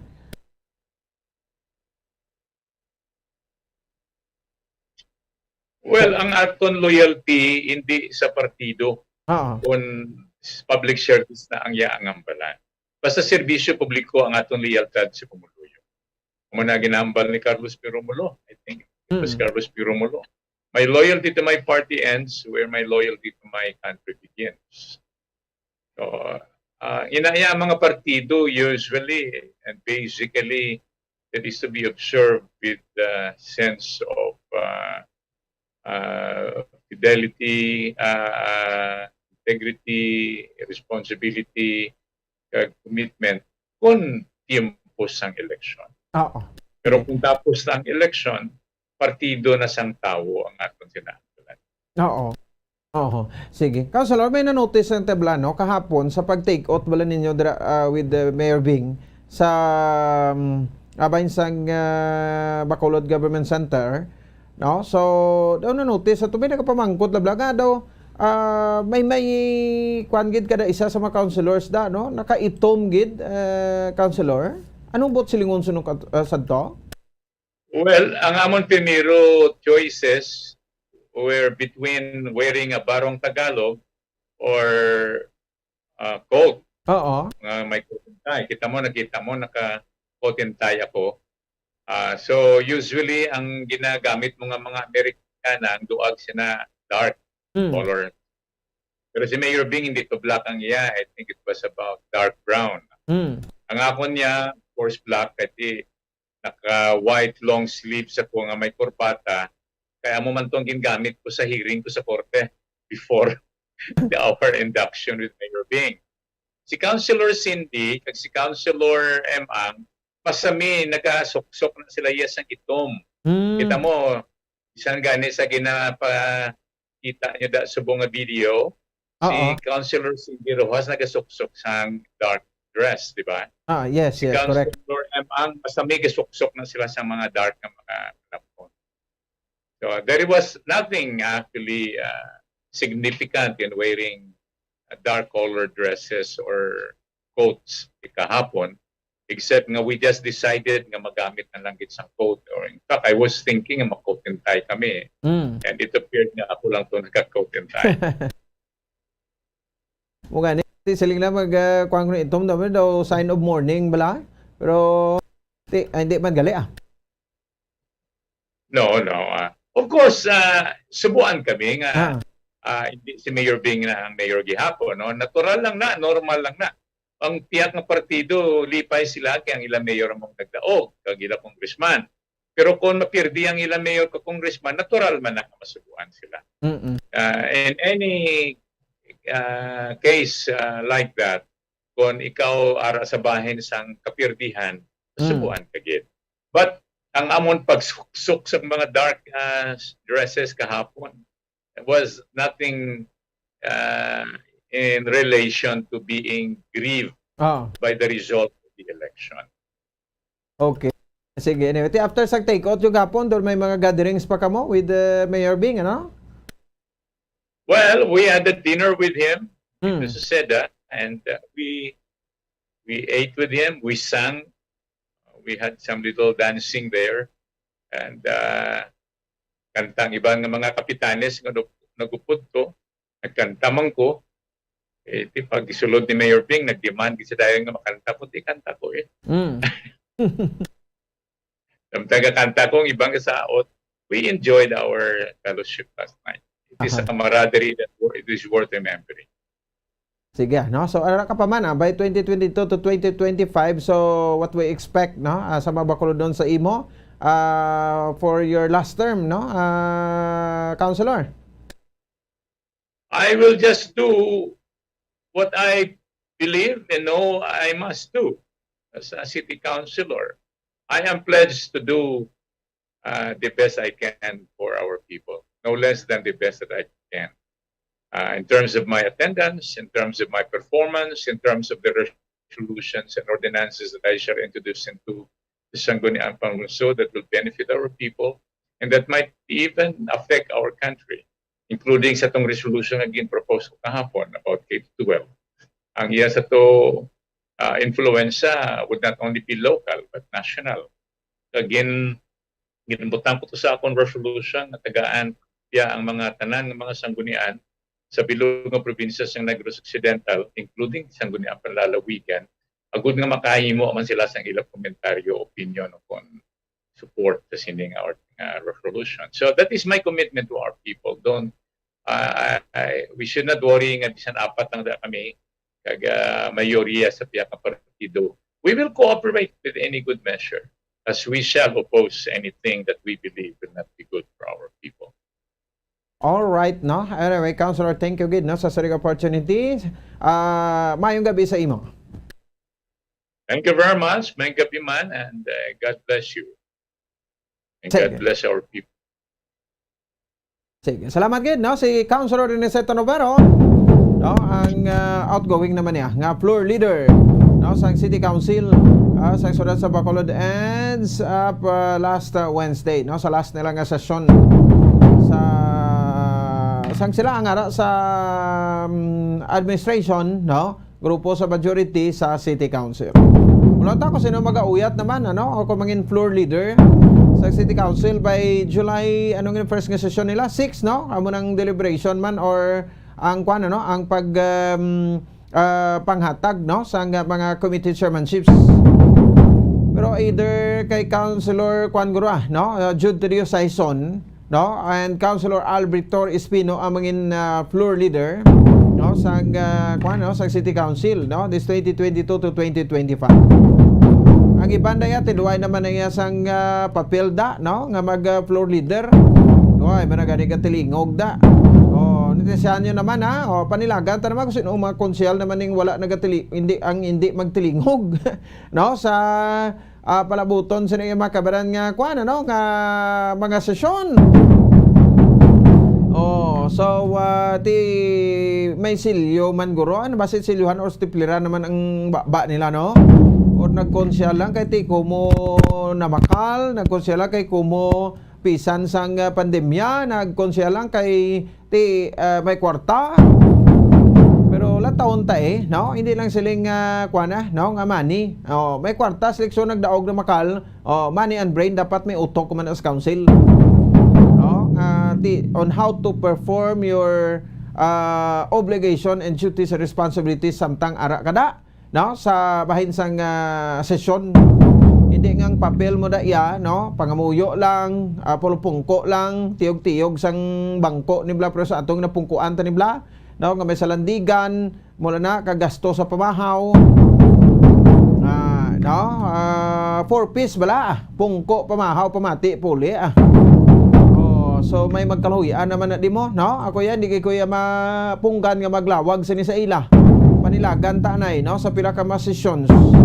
Oh, di mo na bala, way man sila nga nahikay sa kunano, but ti pakita nyo man ang abilidad nyo da hindi nga do mga stamping pad man kamo da. Hindi man naguro pwede, no? Nga mangin kasubong kamo sa stamping pad. Oh, may ara da nga ngubra gani adjournment lang, no? Ti tapos kadlaw-kadlaw o ngising-ngising ti do way untog is babaw da karbaw.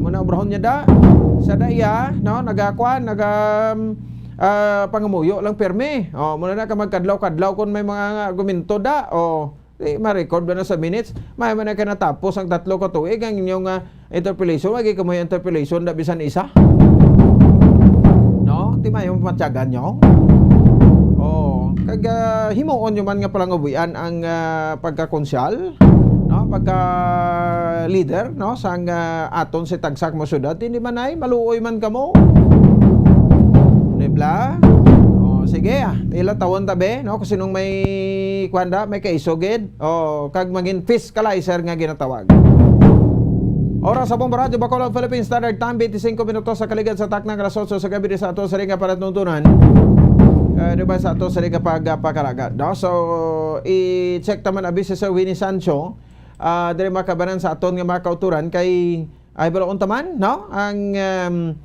ining iya nga kuano no nga nangin assessment o kon mangin assessment sa outgoing kon sa subong concerned citizen or private citizen siya no si former president muna nang tawag ta sa iya no dang Rodrigo Roa Duterte no.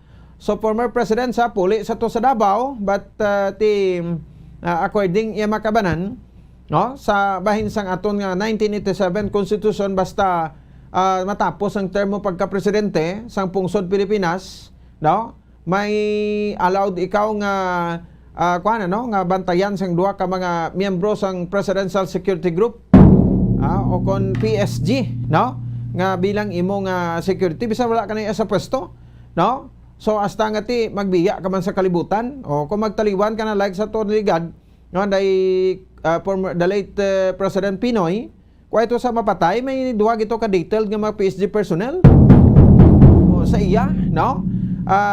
Bilang protection man sa gapon, no? Ini sa iya. Ti na no? Provided sa aton sa 1987 Philippine Constitution, no? So, ti mo na siya. So, ti mo manim tabo sa kay President Duterte, ti mga private citizen na siya, puli sa tos Davao, pero gwardyado man sa Japon. Ang bata niya, si Vice President Sara Duterte, dito minister sa Quezon City, no?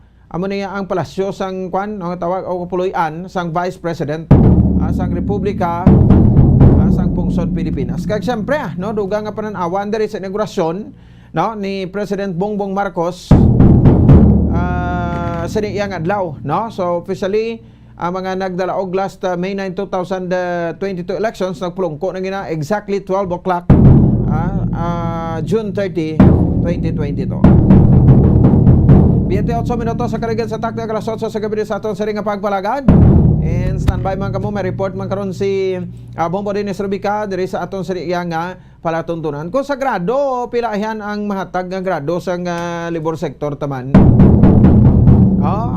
Diri sa may bahin sang syudad sa Bacolod sa probinsya sa Negros Occidental, natapos lang ang term, no, ni former President Rodrigo Duterte, pero ang Indo daw wala gid masolusyonan lalo, no.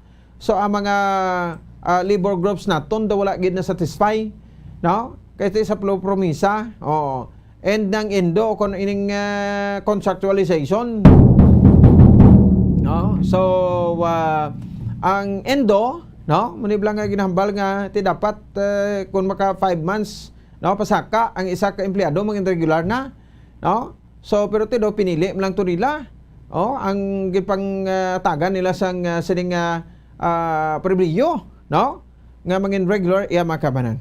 Sige, sa piyakalinya si Mr. Winnie Sancho kwata na duga nga mga assessment or evaluation sa natapos nga administration. Sir Winnie, sir, good evening, live sa Bombo Radio Bacolod, po nimo sa Bombo Pons.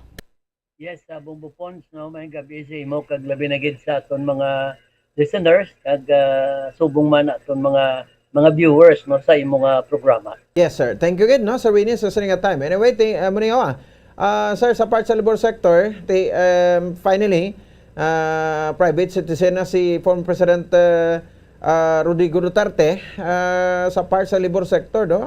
Anong inyong masisa siya kag matahatag ng grado sa 6 years niya nga pagpungko bilang presidente, Sir Winnie?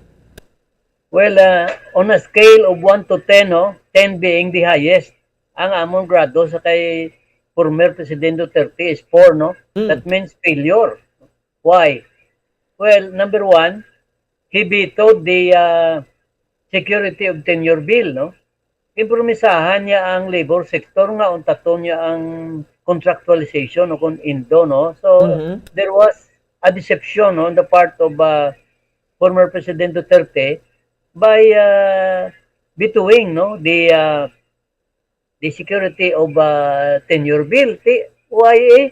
Kaya man tani kung when the work is necessary and desirable to the business of the company, it should not be contracted out.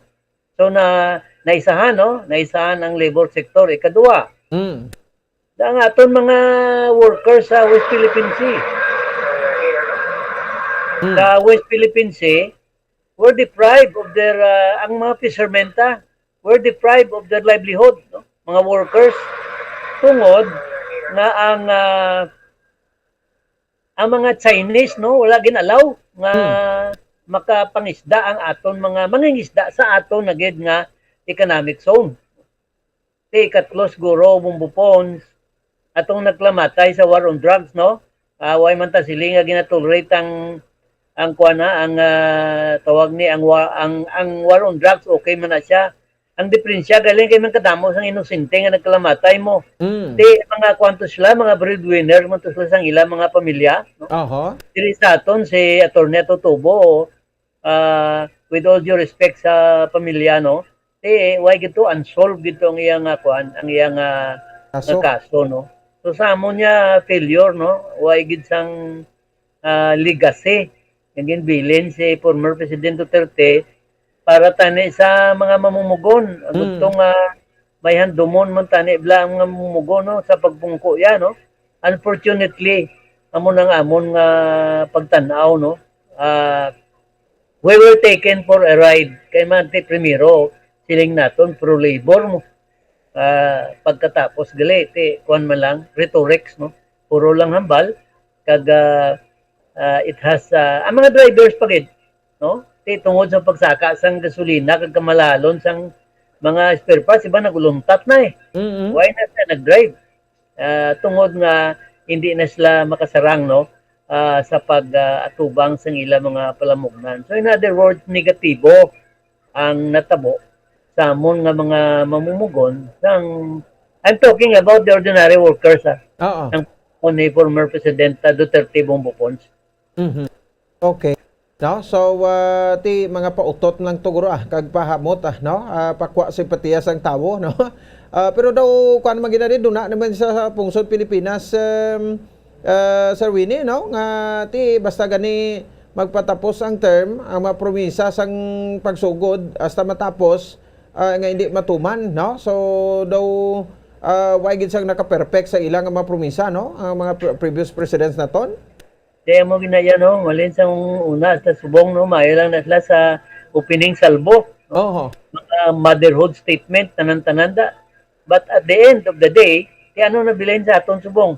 O ti tanawa, nagsaka ng plite. Sa buwas bumbupon sa plite, nasaka na. Tungod sang pagsaka sang petroleum products and because of the reluctancy of the former president,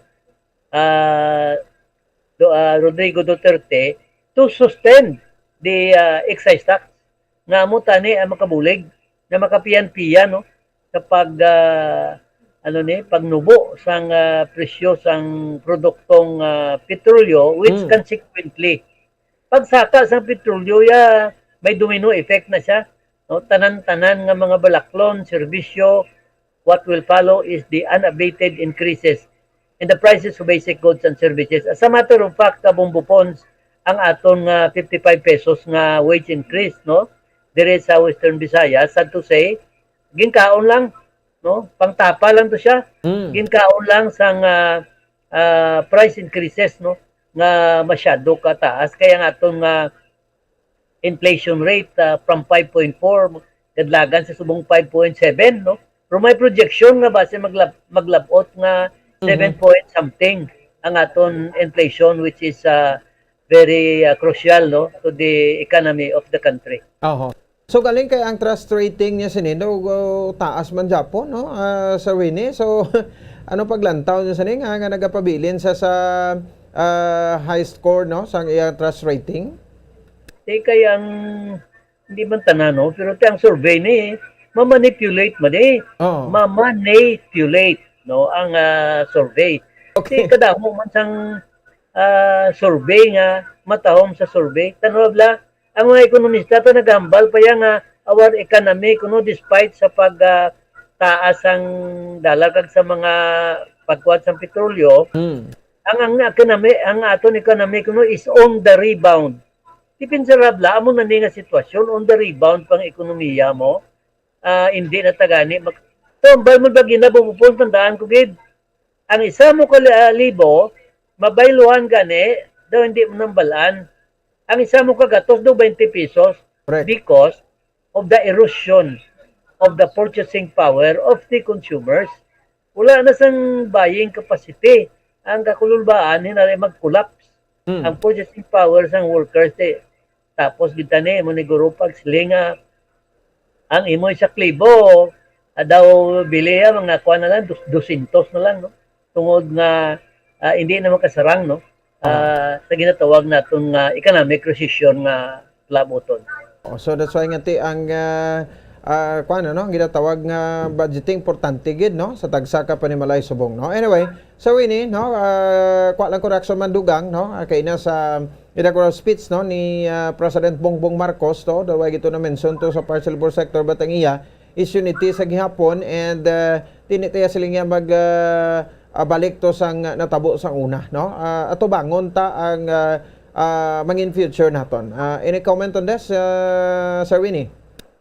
Well, with all due respect no sa President of the Philippines, ang amo niya nga panindugan nga sa pagsugod no, but the proof of the pudding is in the eating no.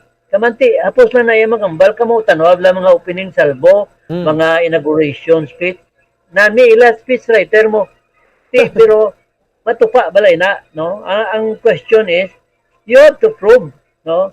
Pareho man pala sa nagligad sa kay former President Duterte, damo man siya ginhambal na ang expectation mo 3 to 6 you have months. high hopes, but pagtupa sang kuan sang administrasyon damo man la sa matuman no.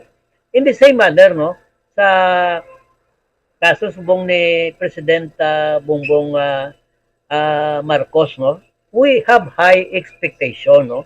Hambal niya ang pangarap ninyo ay pangarap ko. But Mr. President, ang amo niya yung pangarap, our aspirations are very simple mo sa mga workers. A food on the table, a shirt on their back, and a roof over their head. Kung mahatag mo niya sang consistently ati malipay na niya ang mga mamumugo no. I think he should not overlook like President Duterte no, that the labor sector is the social and primary economic force. It is a force to reckon with no. So kinanglan tumano niya ang iyang hambal nga kung anong pangarap namon, pangarap yaman patupo na to no. Sinabi lang hindi lang ay puro theory no, kundi put it into practice no. Tanong ta bumbupons no, why man ta naga siling naga underestimate pero usually pagkatapos ng anong katuig ang crucial ang first 100 days no na kinanglan mapabangon ang aton ekonomiya. That is one of the serious problem that has to be faced by President Bongbong Marcos Jr. no. Paano mapabangon ang ekonomiya, masulbar ang unemployment, kag ma-restore ang confidence no sa mga tao sa gobyerno because they know that the government is working for the welfare and the interest of the people. Okay. Yeah, no. So munang bantayan ta ang first 100 days na by end of September no, pasulod man sa October. Sir Winnie, thank you gid sa saring time kag may gabi sa imo sir. Salamat, may gabi man bumbupon. Okay, Mr. Winnie Sancho, no, Secretary General sa General Alliance of Workers Association o Consanggawa, convenor man sang Power Watch, no, kag Water Watch no diri sa syudad sa Bacolod, kag probinsya sa Negros Occidental. 40 minutos sa kaligid sa taknang alas 8 sa gabi, may mga panumdom lang kita pagbalik ta standby. Bombo din Subika, kwanta report gikan sa Negros Occidental, Provincial Capital. Magabalik kita pagkatapos gidamang sini. Ano ang masaming rason sa pagsakit sang aton tiyan? Ang pagsakit sang aton tiyan, ang bangod sa sahi sa pagkaon nga aton masami ginakaon. Suno sa oncologist nga si Dr. Isaac David Ampil II, ang masami nga pagsakit sang tiyan ang bangod sa hyperacidity. Suno diri, ang pagsaka sang acid ang nagatuga sang pagsakit sang tiyan. Ini ang ginatumod nga sinisikmura o kung stomach ache. Ang usual nga ginatunaan sini amo ang pagkaon sa mga pagkaon nga mataas sa acid content, kaangay sang citrus fruits, kag labaw sa tanan ang spicy food. Ang iban nga sources amo ang alcohol, coffee, kag masami ang pagpagutom. Ang stomach pain ang bangod man kung kaisa sa ulcer kung sa diin ginadigest sang acids ang lining sang stomach. Apang agud masiguro ang gintunaan sang stomach pain, mas maayo nga magpakonsulta sa doktor. Ang pagpanipilyo ang isa sa mga pinakaimportante nga tikang. Agod mamintinar ang matinlo nga hygiene sa isa ka persona. Apang makapila-bala ka beses ini ginahimo sa isa ka adlaw.